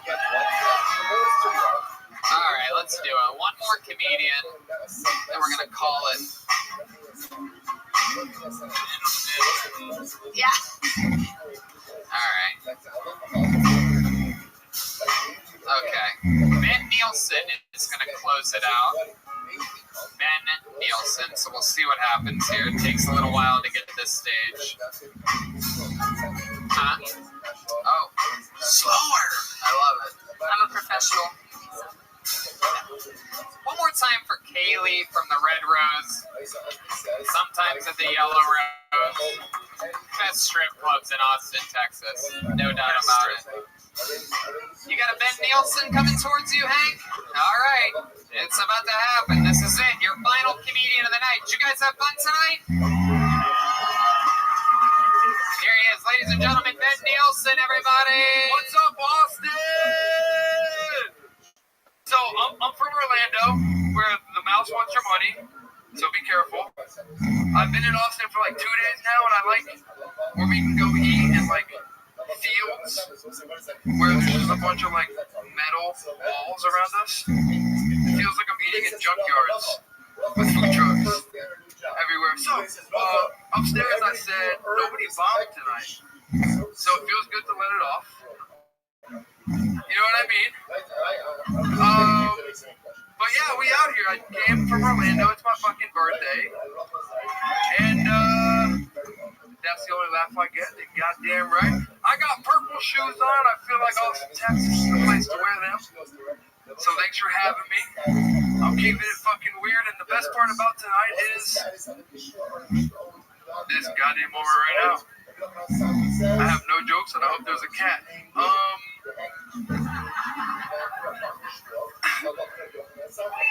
Hey, goddamn right. Thank you. I'm Ben Nielsen. There he is, Ben Nielsen, everybody. I think we finally found a friend for Leo Kanopka. Leo! What's up, bro? How are you, Ben? I'm good. I'm really good. What are you on right now? Love? I took some mushrooms earlier. Okay. Yeah. Boy, I took some mushrooms. I bought them from the second comedian. Okay, there you go. We've now just witnessed a felony, everybody. That's exciting. It's a misdemeanor in Texas. I looked it up. Most people rat out the dealer after they get arrested, not this guy. Not with the second guy. He made me buy him. He told me I had to. I love it. So welcome. It's your birthday. You flew all the way from Gilligan's Island to be here. Thank you. I made that joke last night. I love it. How old are you? I'm 30. Happy 30th birthday. Thank you. This is your first time attempting some form of stand-up comedy? Yes. I get a performer vibe from you. I'm a rapper / poet. Really? Can we hear a little bit of can we get a beat? Can I go a cappella? You want to go straight a cappella? I do. Okay. Fine. Spontaneous, I hit an angel dust, you're outrageous, but you can't outrage Justin, brother, bang the bus. And I met that girl on a party bus, didn't tell her my name cause she heard of us. Smoking blunts is a must if you want cunts to lust, but notice I said you cause I don't fuck with sluts. I'm a gentleman, telling lies again, a motherfucking hypocrite with no time to mend. Yup, that shit's banned, I got some fucks for friends, but I know I got my back until the very end. Now let me begin where you fell off, cause that girl's on my dick, even though it's soft the week before my ranch. Your salad toss? Jesus, man. Wow. Well, you should have asked for the band, man. Yeah, you should have. It's always good, yeah. I should have asked for the band. Hey, let's do it again.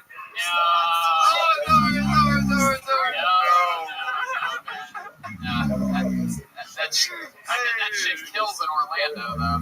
Always next to the mouse, bro. Florida shit. It is Florida shit. The crocodiles go crazy for that. Goddamn right. You got a question mark. Go Gators. Guys in their 60s love you, yeah? Yeah. And their wives. Oh, shit. There we go. Go on. Some swinger shit going on in Orlando. Really? I was at a club once, and the guy next to me, his wife had huge fake titties, and some other guy like my age was next to her. And I said, "What's up?" And she goes, "This is my husband, and this is my boyfriend." And then the husband looked at me. He goes, "You want to see your titties?" And this lady in the middle of the club showed me her tits. Wow. Show me the face you made. And did the boyfriend punch you after that for looking at his girlfriend? No, they invited me over, and I did. Oh, you were part of the thing. No, I went home and smoked weed. No, come on. What really happened? What really happened is I went home and smoked Come on, weed. you cucked that man. I wish. Fuck, man. You do wish. Yeah, why not? With those things, are you a risk taker? Yes. I'm here.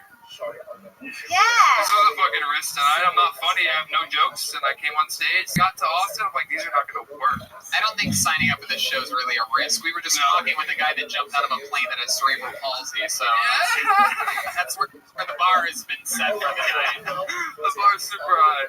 So you said you thought the jokes were not good enough. You were okay. Yeah, I'll just get on here and talk about what I saw in Austin. And it was a bunch of... Thanks, Rabbi.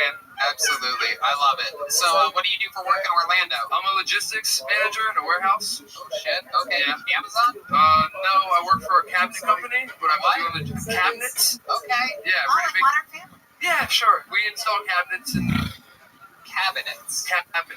Okay. Or windows, or it's a lot of home improvement shit. Okay. Yeah. All right. How about for fun? What are some other things other than contemporary hip hop and poetry? I started a live podcast at a nightclub in Orlando. They do house music every Wednesday, and we just sit in the back of the club and do a live podcast, talk to the patrons. And wait, you do a live podcast while there's an actual nightclub happening? Yes. In the same room? Yeah. The people I love it. People complain about our audio. Can you imagine what that must sound like? It's not. I don't post it live. I edit it in 2 days and then post it later. So it's a lie. So I'm allowed to, but it's live to where people come and sit down. No, I understand. I interview the patrons of the club and just hang out. That's a good idea. Yeah. I mean, other than that, I'm fucking chilling, man. I rap. I work. I'm trying to. What stresses you out? I feel like you're very even keeled. Like, I'm chilling. Yeah. If you found out some bad news tonight, I feel like you'd be like, "That's cool, man. I'll just look at some titties and it goes on." Yeah. Nothing really bothers me too much. What kind of car do you drive? I drive a Mazda 3 hatchback. Oh, okay. Yeah. Absolutely. Hey, fuck you and your Where do you people live in Austin? You guys all take Ubers here. Did you just do all of your your work at once? All of them. Where do you Every live single in one of Austin? them. Where are all the houses? I've been here for 3 days. Love it. Yeah, we're finding his way around Austin when he's not fear and loathing in Las Vegas. Hey, real estate. Fear and loathing in Austin, Texas. I love it. So Ben, how much longer are you in town for? Just till tomorrow morning. We're going up tonight. And where are you going tonight? I don't know yet. There's Come a on, Russian tell me. place. I want to know which place to definitely not go to. Right next door. Perfect. Yeah, don't go next door, and don't go to Dirty Six, apparently. My buddy got abducted by the mafia last night. Oh, no, your buddy did drugs. Yeah, he got abducted by the Mexican cartel on 36. No, he didn't. He tried crack for the first time and then made an excuse. I am my buddy. Ben, fun times. We were waiting you guys for so someone. much. It took all the way to the end for us to find someone to truly struggle on stage tonight. Yeah. You did it for us. People love it. Thank you guys. Yeah, do you have one? Wait, you did write jokes? You were sitting for a bunch of jokes. Can you do one of them? Do you guys want to hear one of his jokes? Come on, right? Alright, hold on. Landon. Oh shit. He's looking up memes right now. Looking up all the memes. Hold on, it's right here. And it can't be one you heard tonight. Also, I'd like to take the time to ask if any of the girls here have a tampon. I actually. Hey, get some paper towels from the back. Alright, I guess. Let's give it up for LSD. Man, I love acid. I took acid with this girl once. She's sitting on my lap, and all of a sudden I feel this energy exchange. It started in my chest and moved down to my stomach, and it ended at the tip of my penis. Like, our souls connected. I fucking blacked out in tie-dye. It was amazing. Turns out she just farted on me. Alright, don't do any jokes. Don't ever do a joke. I have no more jokes, Adam Bray. I'm sorry. Make some noise if you want Ben to retire from stand-up comedy. Thank you! There he goes, Ben Nielsen, everybody. One more time for Ben. There he goes. Good night, Ben. Hella to fool. That close out yesterday, so I realized I could have closed it out and shared, but I just knew we were out of time. Remember again, yesterday's doc, we spoke about 3 different cases. We spoke about Konam Yain Shemin Koe Hayom, or Konam Yain Shemin Koe Hayom Nachat. What's the Hayom? social media. That's on me. That's good. I worked out. He wore these cool purple shoes. He did a leg kick. I was like, there's got to be something. That's on me. We love you, buddy. How about a big hand for our guest tonight, Adam Ray, About Last Night podcast. He's on the new show, The Young Rock. Jade Catapretta, new podcast, Jaded, available everywhere. You can follow it on social media at Jade's Podcast. Of course, the host of The Soup on the E Network. How about a big hand for the band, everybody? John D's on the keys tonight. He's on social media at JONKEYZ. Michael Gonzalez on the drums. He's Mike A. Gons 13. At Matt Muling is at Mutation, EHTATION.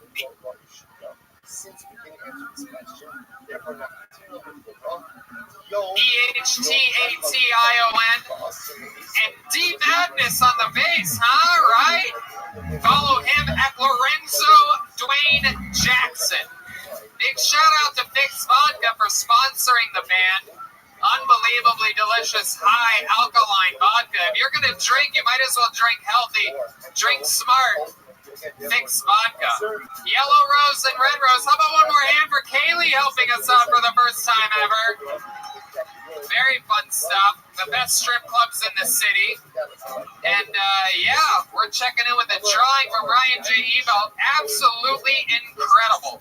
That's Adam Ray. That's Jake Catafretta. That's me. That's Red Band. Mind blown. RyanJEbelt.com for all those prints, including the brand new Kill Tony 500 poster. Selling like hotcakes everywhere. The new Kill Tony coloring book. So much fun stuff happening. And yeah, every week it feels more and more like home in Austin, Texas here. I think we're having a lot of fun. Red Band? And don't forget, every week we have a show at Vulcan. As you see, 2 of the people are going to be on the show. We have a lot of surprise guests every week. Vulcan Gas Company. Thanks a lot, Secret show at Vulcan. Live audience, you're the ones that make this a whole different ballgame, so we appreciate you guys coming out. We just got word that they're adding 4 more tables here for next week's show, so it's going to get a little bit more wild, a little bit more fun. And yeah, thank you guys so much for coming out. Good night, everybody. Thank you so much.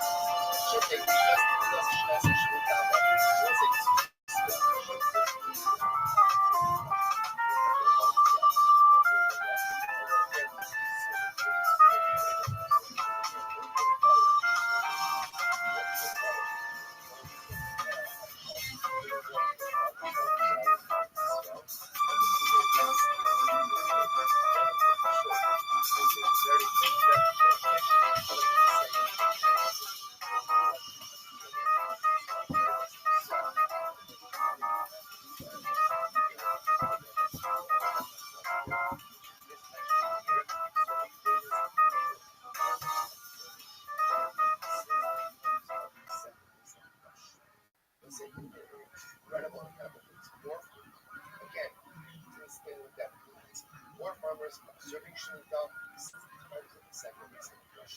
incredible. So I was saying, so in any event, what I'm saying here is like this. Agriculture is cycling. We're used to thinking about things.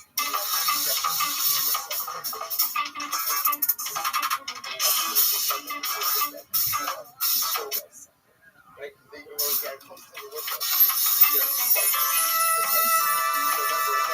Also important because remember, also Nobel, you have certain, we'll call it real estate transactions that are reversed as well. We'll get into more of that.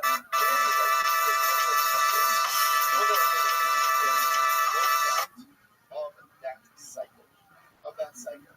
The Nobel year does not of the next cycle. That was like, remember, why is there attention? There's attention because your thing is technically that. First, you have the next cycle. So again, that's what this stage.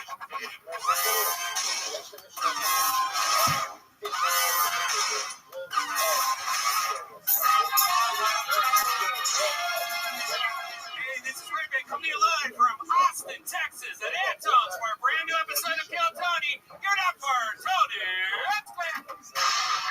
Fuck yeah, what's up, everybody? You guys excited for a big night or what, huh? Brian Redband's here. Hey, everybody. We're at Kill Tony live from Anton's. How about a big hand for the band, everyone, right? You guys hear that? John D's on the keys, Matt Muelling on guitar, Daniel Watson. That was insane. On the drums. That was so good. Filling in for Michael Gonzalez, Daniel Watson joining the crew tonight. You might recognize him as the drummer from the movie Get Out. Okay, just a little test to see where you guys are at tonight. How about a big hand for our bass player, D Madness, everybody. He's here. Very exciting stuff. The band, powerful. Things are wild. The State of Union is strong. The great Ryan J. Emel drawing tonight's episode from Los Angeles, California. He draws every episode, including the brand new Kill Tony 500. You see that poster? That was amazing. I got it framed in my place. I don't even have it yet. How'd you get it? Well, I asked for it immediately when he sent me the prototype. Yeah, does it have like every past episode in it? I think that's what it is. Yeah, I think it looks like it. Yeah. There's a lot there. It's absolutely incredible. It's all available at RyanJabel.com. And yeah, he draws everything, including the new Kill Tony coloring book. How many of you, by round of applause, have the new Kill Tony coloring book, huh?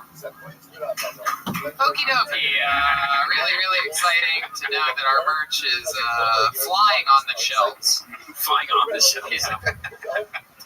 Exciting stuff. Fix Vodka too, man, is here. Yes, how could I forget? This is of course, the official band of Fix Vodka, alkaline vodka. So less of a hangover, cleaner beverage, just an overall better buzz with Fix Vodka.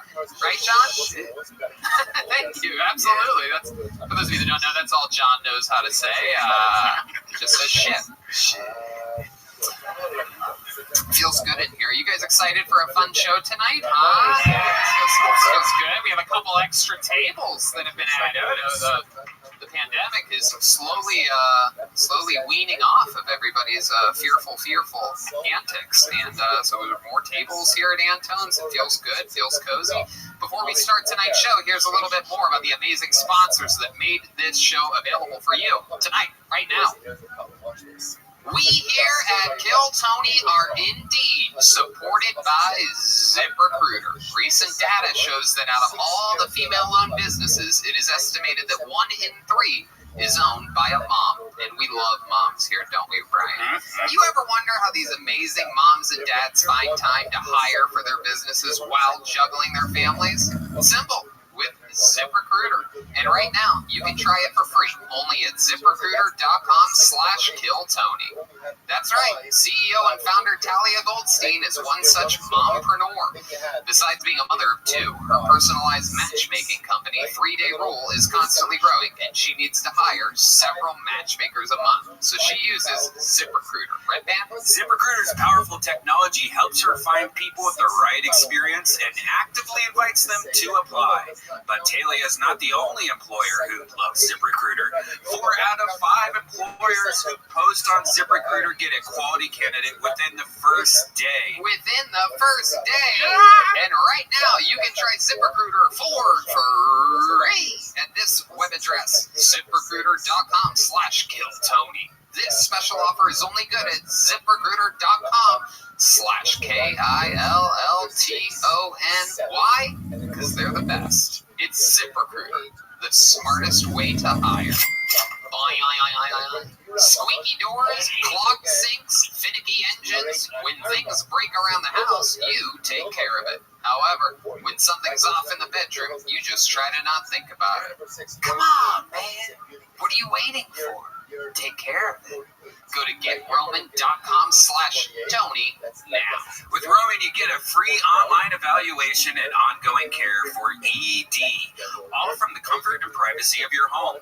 A U.S. licensed healthcare professional will work with you to find the best treatment plan, and if medication is appropriate, it ships to you with free 2-day shipping. The whole process is straightforward and discreet. Getting started is simple. Just go to GetRoman.com/Tony and complete an online visit. Take care of your ED without leaving your home. Complete an online visit today to connect to a healthcare professional and take care of it. That's right. If you love Tony, take care of your bounty. Go to GetRoman.com/Tony now and you'll get $15 off your first month. It is time to take care of your ED. And remember, get started today and you'll save $15 on your first order of ED treatment. You love stand-up comedy. The only thing that should be harder than stand-up comedy is your boner. Go to GetRoman.com/Tony now. And we're back. Are you guys ready to start tonight's show? Fuck yeah. This is an exciting one tonight. You know, sometimes on this show, I pride myself on not only booking, you know, people that have been famous for decades and this and that, but also here on Kill Tony, I like to think that we famously introduce you to monster comedians as guests on this show, not just out of the bucket, but as guests. You get to see the future always get promoted here. I feel like we were one of the first podcasts to have like Tim Dillon on and Preacher Lawson, right? Like, he was on here all the time. Monsters come from here, and this is one of the guys that has been rising through the ranks. This is his first time as a guest on Kill Tony. But years ago, he was working the door at the Comedy Store, watching it. Got all the way up to paid regular at the Comedy Store. This guy's a monster. He's been absolutely shredding on shows here in Austin, Texas. He just moved here. Ladies and gentlemen, make some noise for tonight's guest, Derek Poston, everybody. Here we go. This is the future. Hey. Derek Poston. Yes. This is a crystal ball episode because you're looking at the future right now. And Derek, how are you? I'm good, bro. You're too good to me, dog. He's so likable, isn't he? Just adorable. So likable. You're just crushing it. You've been crushing it lately on the local shows. It's amazing. Thanks, man. I love it out here. This. Oh my God, I can do 2 spots in a night. I'm loving it out here, dog. What's your favorite thing about Austin, other than the fact that you can do live shows here? Oh. Food. No questions asked. Food, bro. Everything's good here. Every single flavor, dog. Mexican, Thai, barbecue, all that shit. It's like LA, except, you know, yeah, let's get a lot more cheese and butter. I love it, Derek. We're going to have so much fun tonight. I'm excited to pull names out of a bucket, meet new people. You guys might know how the show works. If I pull your name out of the bucket, if you signed up, a lot of comedians out on the sidewalk and then a holding tank upstairs signed up. And if I pull their name out of the bucket, that means they get 60 seconds uninterrupted on this show. You know your time is up and you're the sound of a kitten. That means wrap it up then, or else you're going to bring out the angry fashion district. Bear! Oh my god, it's so annoying. No one wants to hear that, so just do your time. Fashion district. I thought it was the warehouse district. I don't know. We're always so drunk up when we're there. I don't know. Yeah. No one wants to admit that they know where the gay part of Austin is. It's a weird thing. Like, I'll ask, like, where is it? And then you just get 20 different answers, like, oh, your mom's house. Alright. Where else do you get a pair of rainbow sunglasses like that? Oh, shit. Alright. At least he thinks it was a wedding, folks. It really could have been just a... Okay. Oh, shit. I can't wait till the D Madness signs up one day. You think you'll ever sign up for the show, D? Alright. Keeping us waiting. You guys ready to start tonight's show? Yes. Anything can happen. One week we pulled out a very legitimately homeless guy. I mean, truly homeless.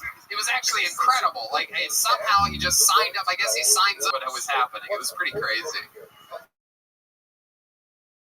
So anything can happen. Isn't that a fun thing to hear right before the show starts? Like, hey, homeless people could be performing for you tonight. Good thing you bought a ticket and came into a venue. All right, here we go. Tonight's show will start with a comedy styling of Hans Kim. Hans Kim is next. First, on Kiltsoni. Oh, here we go. Hans is moving fast. This could be one of those cases where the comedian is out of breath immediately upon the start of their set. He decided to sprint through the room. Here we go. Here's Hans Kim, everyone. Hey, what's up, guys? My name is Hans Kim. A lot of the ladies that I date like to call me a premature ejaculator, which is ridiculous because premature to who, okay? I came right at the perfect time when it felt amazing. Takes maturity to know how to please yourself. They're better than Asian men because they're sexier than us, but we look exactly on a wig and be a 7. Relax. We get a lot of people make fun of Asians because we like to eat dogs, which I understand is very shocking because in America dogs are treated like family members, but in Asia we treat our family members like family members. Wow, Kim. Hell yeah, even better. Fuck yeah. Welcome to the show, Hans. Thank you, Tony. How long have you been doing stand-up? 8 years. Fuck yeah, man. It really shows. I love it. Be good at this show. Sign up because look what happens. People get to fucking find you. And you watch this show all the time. I love it, man. Hey, you both of them? Which one first? How long were you in New York? 3 years. Okay, and that's when you started stand-up? I started in Seattle for 5 and then moved to New York for my graduate program. Oh, so Asian of you.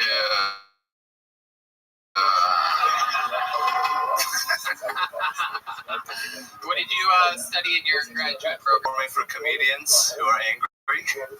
How about for the school part? When you study? Mechanical engineering in Georgia Tech. Wow. My goodness. Do you use that degree for anything? What do you do for work now? I live in a van, so I'm unemployed. Wow, so cool. I absolutely love this. It's so un-Asian to abandon your degree. What do your parents think about this choice that you made? They're trying to be like progressive Asians, or like the new kind of, you know. Oh, the new Asians. All right, yeah. I've seen the new line from Honda. It's very sleek, progressive. Yeah. You look so much like my girlfriend. I love it. Oh my God. Imagining you with like long hair now, you're like, you're so right. Wow. Yeah, you really painted the picture for Red Band. It's hard as a rock right now. I love it. Derek, what do you think about this guy? Bro, that was a great set, dog. Thank you. The tranny thing was, the wig on that was great. I like tranny porn, so I was feeling you, bro. I thought that. You look good.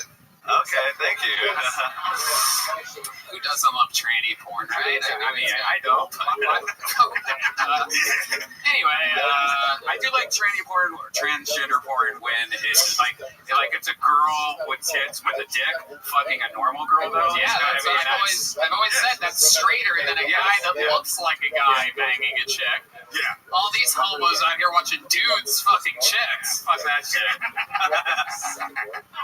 I love it.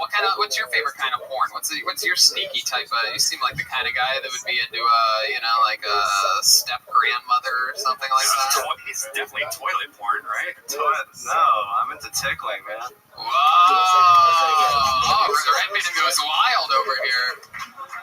My goodness, what are we talking about? Like, what's your perfect? Like, what's your favorite porn? Like, what does that look like? A guy just like his pillow explodes and feathers are everywhere. I can't really get into tickle porn because not really my thing at all. I'm into more like not like whatever the opposite. You should watch tickle porn. Now. Like when somebody's really ticklish and they're like getting tickle tortured and then they're getting fucked at the same time. It's like it's craziness. Oh, that sounds fake. No, who can laugh and really get fucked at the same time? Like one of those things isn't working. If you're really ticklish, it works.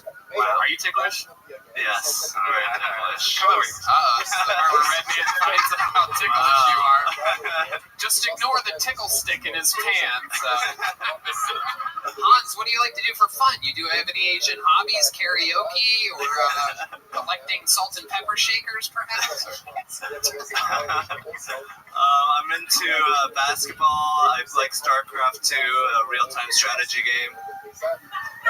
Keep going. No, it's okay. Tell us more. I'm into watching a lot of podcasts. I'm into living in my van. Like finding a good place to go to the bathroom is pretty exciting. Yeah, that is a challenge. How long have you lived in the van for? About 3 years in New York, and then here. How long have you been in Austin? About 2 weeks. Okay, cool. Where do you park it? By Zilker. Whoa, Zilker. Ladybird. There you go. Are you here for good now? Until it's like I'm so transitory. It's hard to say, but yeah, I mean, several months. I love Austin, so I'm trying to stay here because it's like popping off. I have a show Wednesday at Walker Gas Company. I'd love to have you on. Thank you very much. Wow! Look at that! He just booked a spot on a real show. Hell yeah! What a way to start the night, huh, Hans? Fuck yeah. What are you gonna do after this? What are you gonna do to celebrate? I'm gonna go upstairs and be like, haha, motherfuckers, you know. Look at that. Strut my stuff a bit, and then go to the Blind Pig for another open mic. There you go. All right, absolutely. You did it, man. That's exactly how it's done. You come in, you do jokes. My favorite part was when you said, "I'm an Asian man." You said that at some point. Those words came out of your mouth in that order. I'm an Asian man. Everyone was like, ooh. I know. I was like, look at this nigga before he said it. Look at this strong black man. He's got a spot on Wednesday. You found him here. Ladies and gentlemen, one more time for Hans Kim, everybody. Wait. Stop. Why is your Twitter, hold on. Wait. Why is your Twitter handle DJ Hans Kim? Are you a DJ? No, I just thought it was funny, like, like who? It's like the same thing, DJ, comedian. You're right, it works. There he goes, DJ Hans Kim on Twitter, and probably Instagram too. Hans Kim. It's great. I was gonna say, very rarely do you see an Asian DJ. Oh, look who's back! Hey, look who's back, everybody, from the Yellow Rose and Red Rose, the two best strip clubs in Austin, Texas. He's back. The greatest hat ever is this Titty 69. Fuck yeah. The Red Rose. Very, very, very famous in town. How many of you have been to the Yellow Rose or Red Rose by round of applause? Some very happy people there. Look, it's everybody. I mean, I wish as many people bought our fucking coloring book. Instead of out there at strip clubs. I forgot to pull the name. Let's pull another name out and see what happens here. Make some noise for Dean Stanfield. Here we go. Dean Stanfield is coming to the stage. Dean Stanfield understand the show? You having any fun yet? How many of you think the next comedian's going to do great? Wow. How many of you think the next comedian's going to bomb? Wow. All right. Anything could happen. Oh, you're wrong. Oh, shit. Here he is, Dean Stanfield. You want to hear a hot take about a chicken restaurant for the mullet man? Woo, I love chicken restaurants, man. They're my favorite. I love Popeyes. Not giving any bullshit at the Popeyes, right? You go in, you get your shit, you get out, right? That's what I love about it. If I want a good Christian conversation, I'd go down there and put the pickle juice on the chicken down there at the Chick-fil-A, right? But this is Popeyes, right? So yell at me through the microphone and put the butter on the chicken. That's how I feel about that. Love Church's Chicken. It's the best place to go if you want to have a black lady call you baby. I'll do it right there at the counter. Show up, can I get you anything, baby? No, that's it. Just needed some serotonin in my life. Or Bush's Chicken. It's a Texas staple, guys, right? It's the best place in Texas to get some chicken, right? I love it because they treat you like family, right? They treat you like family. I rolled up the other day and they were like, hey, how's your mama now? I was like, how do you know my mother? They're like, we make sure we know all the Bushes in the area, if you know what I'm talking about, huh? I was like, you motherfucker, you better put an extra chicken wing in that basket for that comment about my mother. Absolutely, there it is, Dean Stanfield. Gotta try my best at chicken restaurants. Got an extra 5 seconds there. You've been on this show before, right? No. Wow. We've done a couple shows together. We did, you came to my the New Year's Eve show. Yeah, the New Year's Eve show, and then we did Shakespeare's together. Okay, absolutely. It's all coming back to me now. Look at you. Shaved it off. I used to have a mustache, that's why. I love it. Absolutely. Look at you now. Like if Theo Vaughn had crossed with Bert Kreischer. Fred Reichert. Absolutely. You have the body of a retired pro wrestler. I'll take it. A lot of steroids in their past. I love it. You were on steroids? No, I said they had a lot of steroids in their past. Okay. I guess they were ripped. Okay. What's your story, Dean? You look like you could be anywhere between the age of 17 and 75. I keep guessing, baby. Keep guessing. 27 years old, man. 27 years old. You're a real Texas boy, right? Yes, sir. Born in Alpine, Texas, and moved to Florence, Texas when I was 3, and then South Texas when I was a sophomore in high school, and I finished up high school there and moved back here 6 years ago. All those places sound like they're at least an hour away from here. Texas is pretty big, man. They're all like 8-9 hour drives from each other. So what have you been doing your whole life? You drive like a lawnmower or something? So I built power lines for 9 years, and then started doing stand-up comedy 3 years ago, and then just quit my job in January to do stand-up comedy. Okay, you quit your job, absolutely. Hell yeah. Chase the dream, man. You living in a van next to an Asian guy yet? Not yet. I got a little money saved up. I think give me 2 years in, and then we'll figure out where it goes from there. Heck yeah, that's awesome. You live by yourself? No, I got roommates. We got a house in Georgetown. Okay. Right up there next to the show. How many roommates you got? One roommate and his girlfriend. She's living there now, so. That sucks. Yeah, no. You ever try to sniff her toilet when she goes to the bathroom? Jesus, or man, we're that bad, huh? Forcing a toilet sniff. Is it just you and the girl in the house? No, it's me and my roommate and then his girlfriend. Oh, got you. You, your roommate, and his girlfriend. Is there a lovely lady in the life of Dean Stanfield? You get yourself someone to... Talking to somebody for like 2 months. Nothing official. You guys hang out, brush each other's hair or something like that? Yeah. It's very sexual. Have you always had that hair, or was that something new? I've had it for a year and a half. Did I was Okay, you had it for a year and a half. What made you want to do that? I don't know, man. Growing up, I always, my dad never let me grow my hair out. Texas, very straightforward. You gotta keep a cut hair. And so, it seems like that's the one wild haircut that a Texas father in the suburbs would allow. Yeah, right. Well, we didn't grow up in the suburbs. Surprisingly, grew up in a trailer. Totally grow your hair out if you fucking trim the front and the top. Old Marine style. No, I think he didn't want like the staple, like, oh, look at that redneck head. Right. White trash. So when I grew up, that's exactly what I did. You do exactly what your parents don't want you to do. So. Right. Wow, I just pictured him without the mullet, and he does. He seems like a whole different guy. Yeah, he is seriously like Alex Jones or Fred Reichert. Look at that. Super crazy, right? Look at that. It's like some type of magic mic or something. He puts that I went from old WWE wrestler to Magic Mike. Yeah. About 6 inches of hair. Yes, you did. You son of a bitch. You're wearing wearing a what does that shirt say? Wrangler. Yeah, that is interesting. A real Wrangler brand shirt. That is. What are the jeans Wranglers? Jeans are cinch. Okay. I don't Cinch really white labels. If anybody wants to see them out there. And a real authentic Native American belt. Yeah, did you see that? Did you take that? Texas still, yeah. Did you come with the Texas vibe? Wow, look at that chewing tobacco in the back pocket. Absolutely. But what's your flavor? What's your flavor? They're like a Texas Build-A-Bear or something. Do you have any?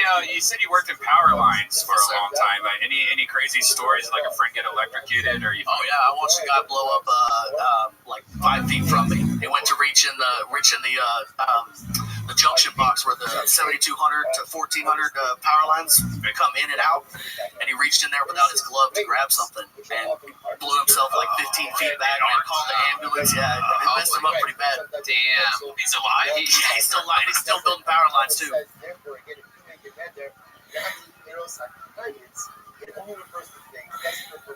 Wow. Bad motherfucker. Hell yeah.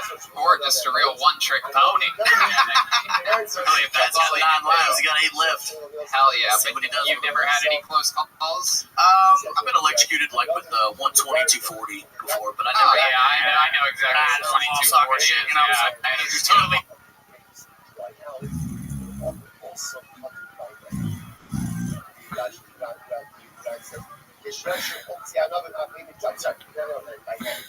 So it's interesting enough, it's fascinating to see the people who use the Latin days are harvested by the dad growing up. Your pants, but you figure it out. You know? Okay. Again, so just like grapes are normally all right. So that was it. Derek, what are your thoughts on Dean Stanfield? Look at this guy. Can you believe this? I can't. When you came out, you were like, it's like, where is this motherfucker from? Why are you talking like you keep going back from talking normal to be like, oh, I got to go. It's like, it comes out. I try to like fight it back, and then it keeps coming out. What is this? Well, I mean, there's an accent. Yeah. I mean, most of my family's from Louisiana. And, I hear that Cajun. I'm like, and most of it's West Texas, South Texas. I mean, it's my accent. It's my vibe. Wow. Theo is also from Louisiana. This might be like, you might. That says I'm not going to. It's kind of also include grapes as well. So again, we're not much of a so it's not going to be we're actually going to happen a few minutes up with Silas Sharon.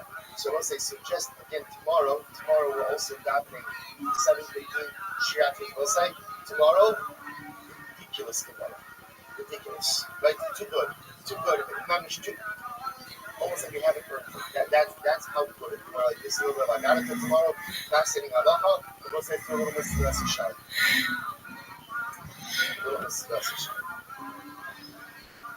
Actually, literally be related. Pretty good chances. They're like Theo Bonbon. So today we are starting in Eretz Hashem, Perek Yud Zayin, chapter 17 in Mesilas Yesharim.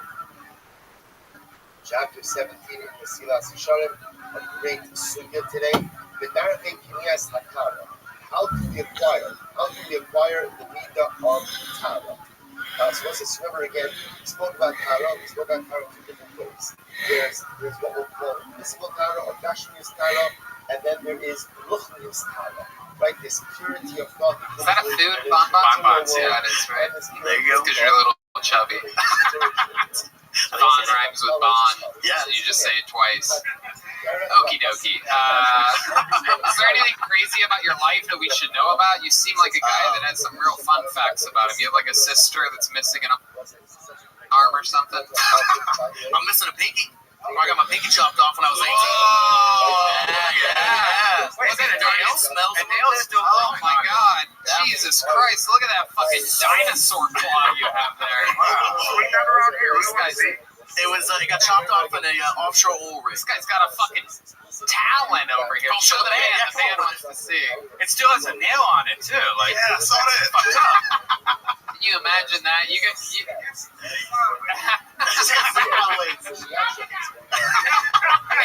saw D Madness throw up in his mouth. A little bit of that. Impressive. That's how disgusting that pinky is. Other than that, I rode bulls right outside of high school, in high school, and then right outside of high school, and then that's about it, man. I mean, I like guns. You've ridden a lot of bulls? Yeah. So that's cool. Anything crazy ever happen out there riding? Yeah, I mean, I got in some bad wrecks. I think one was like sticks out of my mind. Right outside of the chutes, the bull turned like 2 times and then threw me over the front of him and then tore my vest open.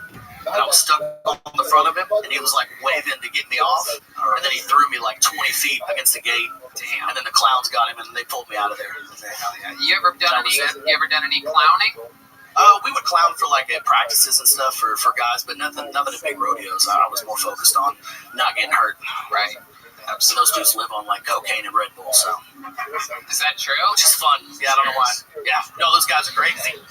Cheers. Oh, Red Bull. I thought you were doing bumps of cocaine. I love it. Well, Dean, fun times, man. Sign up again. Come back again soon, and we'll find out more about you. There goes Dean Stanfield, everybody. He's on Instagram at Dean A. Stanfield. He just fist bumped you with that creepy ass pinky. I know.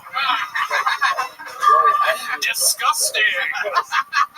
Ben Bosanga is gonna be next. Ben Bosanga is next. Kaylee's back. And meanwhile, how about another hand for Kaylee, everybody? Hell yeah. Fun fact about the Red Rose, they celebrate their 1-year anniversary Thursday, April 29th. South Congress. Can I sniff that bottle? Austin's first boutique adult nightclub.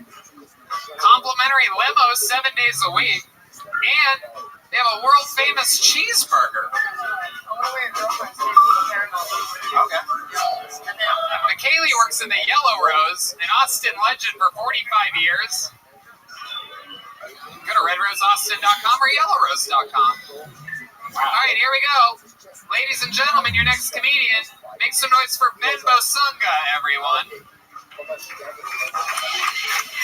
Anybody coming?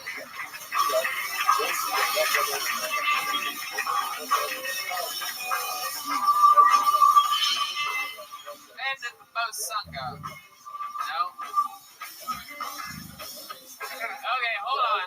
Hold on 1 second. Hold on. Nobody's coming because I called it before and after. Sometimes people are in the bathroom, they miss their spot, but we'll just keep it moving. Ladies and gentlemen, your next comedian, this is a very interesting name. Make some noise for Maximilian Mantecat. Wow. This is going to be interesting. You don't really get your everyday guy, Maximilian Mantecat. This guy's definitely going to be here. Maximilians don't miss their opportunity for anything. Here he comes, Maximilian Mantecat. Here it is. All right, everybody, make some noise for Maximilian. Let's see what happens here. What's up? My name's Maximilian. I grew up popular. Anyone else? Just me, bunch of losers? That's cool. I grew up popular. My sister was obese. She's not anymore, so we can talk about it. She was fat, right? And when we got to high school, I wanted to include her in everything. We're only a year apart, so we would go to parties, right? People were like, hey, Todd, I'd fuck your sister. Mark, I'd fuck your sister. And I was like, well, who's fucking mine? Nobody. I was like, I'll do it. I'm a family man. I'm just saying. Just kidding, guys. I was popular. She was fat. I'm not fucking up my reputation. That's it. We're good. Yes, we're good. You have 20 more seconds if you want it. What? You have 20 more seconds if you want it. 20 seconds. Now it's 15. Ooh. Yeah, we'll just leave it there. I'm popular, guys. Okay, there you go. Closing out hard in 34 seconds, everybody. Maximilian Mantecat. I love it. Welcome, Maximilian. There's a minute. How's it going, bud? Good, man. Good. How long have you been doing stand-up? 4 years. 4 years. Yeah. That's fun. How old are you? 25. Okay. And you're born and raised here in Austin? New York City. Went to San Diego, did comedy in San Diego for a little bit, and then went back to New York, and now I'm just visiting. Sweet. Yeah. Absolutely. And is that true? You were always oh, look at that. People just want to hang out with Derek, I guess. You want to hear something crazy? This man gave me a couch to sleep on when I was a stranger to him. Really? Yeah. Swear to God. I met him. met this man at the Comedy Store. He was like, yo, where you sleeping? I was like, in my car. I was in a couple spots in LA, and he was like, no, you're not sleeping in my house. I was like, get the fuck out of here. Wow, you just let him sleep I in your house. love this man. I was like, oh shit. Did you take pictures of his feet or something? Why would you do that to a stranger? Everyone knows Derek forces his guests to give them a hard left-handed hand job, and that's why. He also has an NDA. That's why Maximilian's still wearing the brace after all this time. Give him the old dry rub, you know what I mean? The old fucking. It was wet, actually. He told me to spit on my hands. Oh, okay. I said none of these. All right. Well, there you go. No, we believe it. These are no jokes, Derek. We are accusing you of forcing this man to give you a hand job. What was it like staying at Derek's place? We all want to know. I've thought about it myself. It was good, man. He had an Indian dude that was half balding. That was cool. His girlfriend was really sweet. Jeffrey Baldinger. No, or not Baldinger.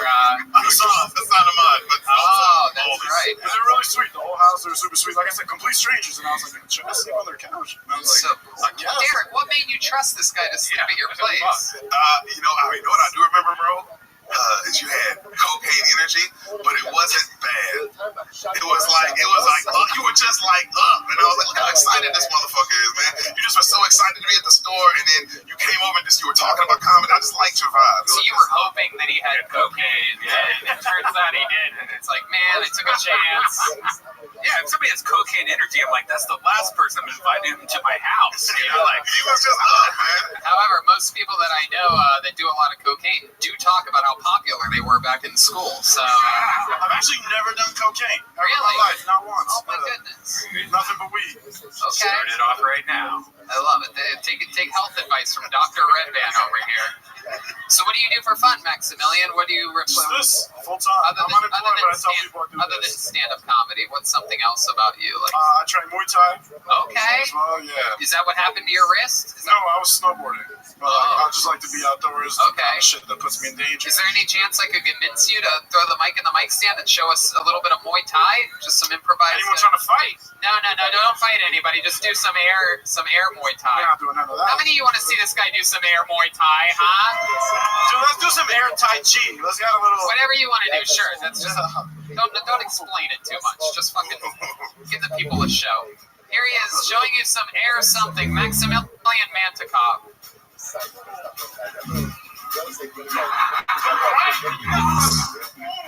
Wow. Wait. Can you do anything?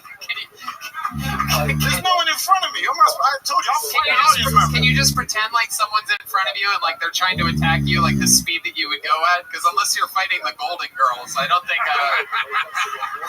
you can go at that speed.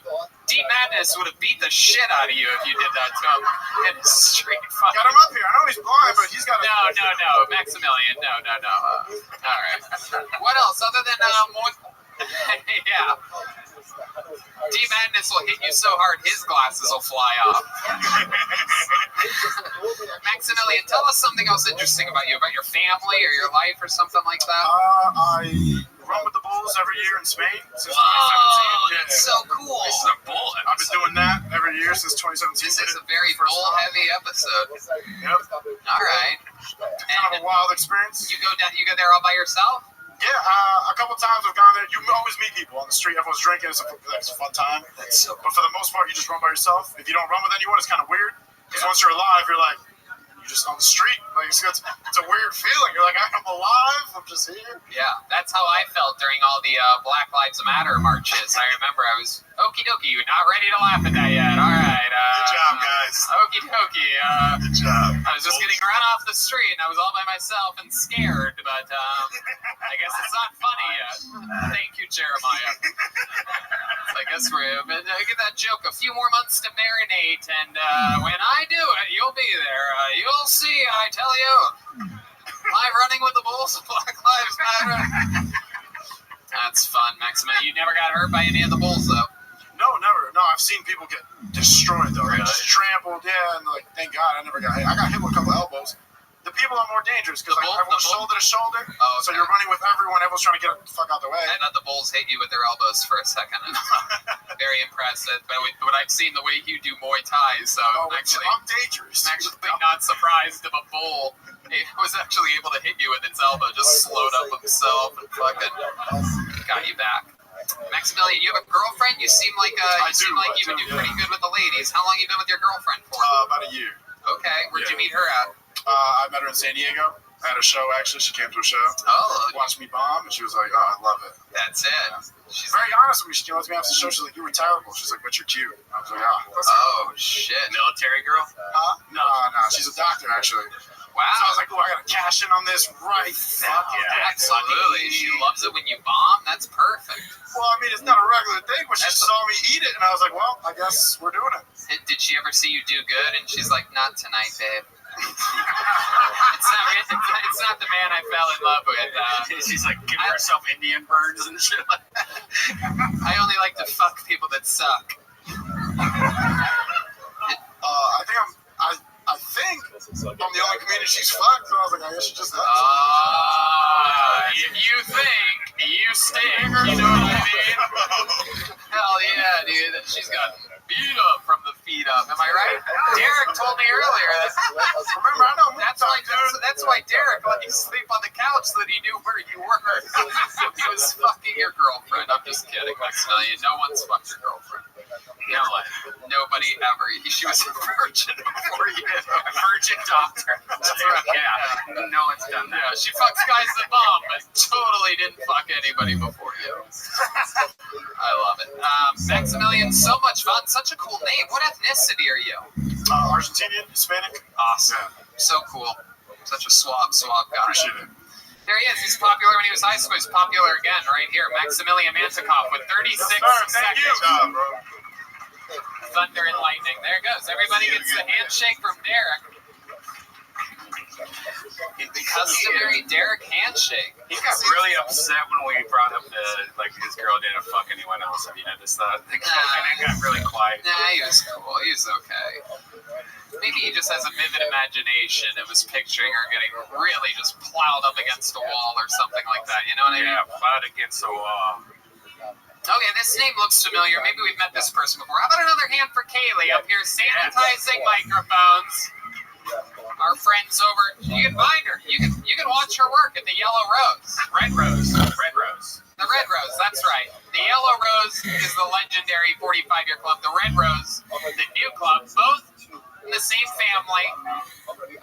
There goes Kaylee, everybody. There she goes. The Yellow Rose. Red Rose. Full nude.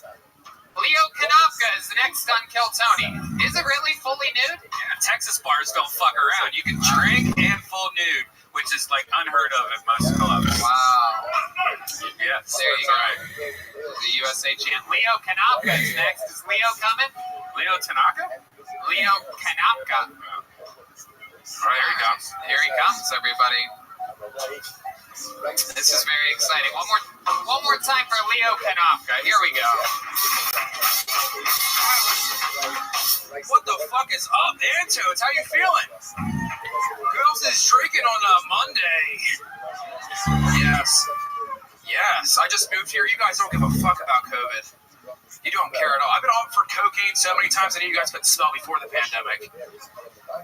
Yeah, and I stopped caring too. I walked into a bar. This dude burped right to my face. I was like, "Yeah, I'll take a Lone Star, Daddy. Let's do this." Sick. I single-handedly blame Joe Rogan for the homeless issues here. Like they migrated to here because of him. I know they're fans because they all intermittent fast. Sick.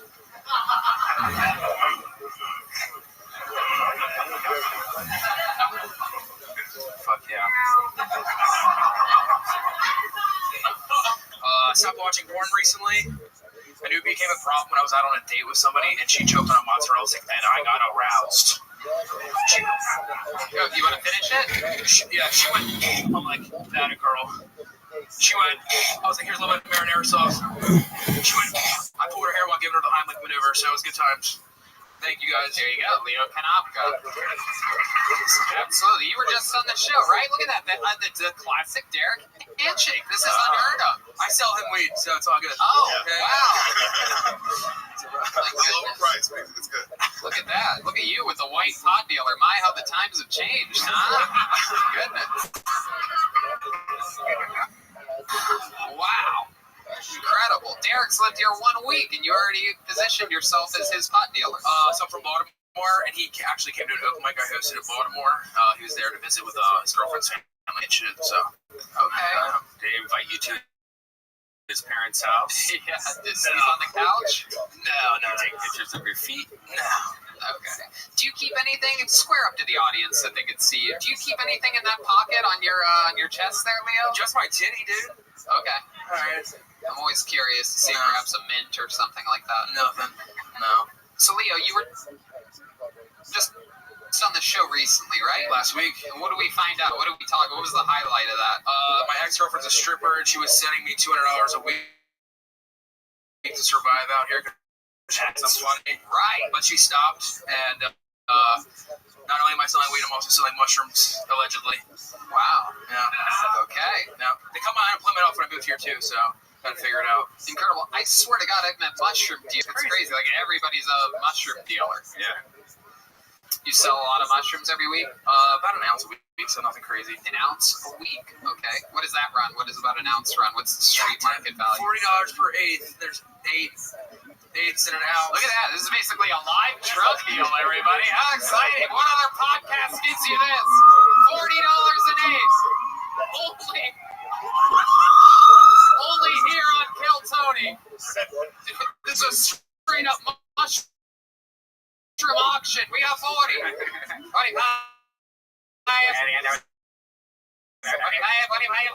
Do you pick the mushrooms and like do you go to introverted? Oh, there you go. Jesus. Wow. You gotta be honest on here. You know what I mean? You are holding a mic, and there's tons of. Hold on, we got John D's. This amazes me how many people come on the show and just intimidate the fuck. Yeah, Every week. You know, there's two like bro. Yeah. Two cops that are like off duty right now in the audience right now. And they're like, hey, I'm a compulsive liar, guys. I'm a compulsive fucking liar. The off-duty cops. Anyway, come on now. Where's the owl? The old man owl. That's a joke for your grandfathers if you want to get them into the show. Off duty. It's a duty joke. Leo, tell us something about you that we didn't know. All right. I'll double down. I'm also on probation for a DUI. Oh my God. Gillis out in fucking the Goobies. Wow. My goodness. Did they know you were drunk because of the names you just dropped? Shane Gillis? Come on. That's a big name around. Yeah. So how much did you drink? Too much. Yeah, I know. How much? Enough to brown out. What's brown out? It's like, any alcoholics here? Alright, cool. No, it's when you like black out a little bit and then come back and then you black out again and you come back again and then one more time and then you end up home sometimes. Remember green out? You greened out once in Vancouver or Toronto? Yeah, that's a real thing. I greened out at the same place that Doug Benson greened out. Yeah. They're like, hey, you got to be careful here because if you smoke too much in this place, because they had no exhaust fans, this old comedy club in Toronto, tiny, very low ceilings, and it was a dispensary in the back, but the front it's hard to describe, but all the smoke would stay trapped in. So I basically just didn't breathe oxygen for a couple hours. It was really just I was smoking and inhaling secondhand smoke. And very unlike Tony, he walked outside and took off his shirt and just laid on the side. No, I sat up. I didn't lay down. No, I didn't lay down. I remember very clearly sitting on that curb straight up. Sweating. I was sweating bullets, and it was like freezing cold. It was fucking shitty Toronto. Anyway, but you browned out. You blacked out, then you came back. Yeah. I heard once you go black, you never go. All right. Anyway, hey, where's that? I've been hit with a poltergeist of a 100-year-old man taking over my soul. So, Leo, very, very interesting. You have a DUI. What else? What's your love life like? So I'm single and had some friends out here, so it's cool. So, May I suggest putting a condom in that sleek front pocket of yours and letting the girls, like the guy had the outline of the chewing tobacco, you could have an outline of a condom and girls would be like, this guy wants to see. most recent girl I slept out with here has one of those like rings in the puss. And, like she's like, I hate those things. Herpes. No. They pulled it. Movable one? Are they not supposed to do that? No. That chick's a real. My God, she pulled it out and showed it to you. Like, look at this. This is what's gonna stop me from getting pregnant tonight. Get back to where you belong. And I just swallowed it. She even put it in there. That's what I just. With like a little hoops, and it was the worst because you always felt like you were hurting her, but it felt good. And one time, she was creamy that much, she said, and wow. My goodness. When's the baby coming? dude, listen, 3 years. What do you think about Leo, Derek? Any thoughts on this guy? On this little bag of it? Leo's cool. He gave me a bunch of free mushrooms. Good set. Look at that.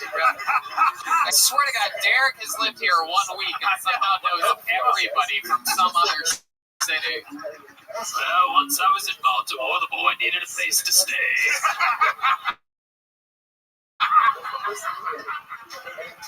Leo, congratulations on getting up so many times in such a short period of time, and we'll see you again soon. There goes Leo Canoppa. You guys ready to, you guys want a special treat, huh? Jeez, obviously not. My goodness. Yeah, John. Am I the only one that thought a brownout was like when people get drunk and like shit their pants? Oh, that's what I thought. Like seriously, like I was like, I didn't know that had a name either. What would you call it? I'm learning a lot. When you get so drunk that you shit yourself, I would call that time to make a doctor's appointment. That's serious. Is that a thing that happens? Yeah, like when you die, you shit and piss yourself, and sometimes when you pass out, that same shit happens. Your brain just goes, Have you done it? Yeah, I've never done it. I mean, but I've done it sober.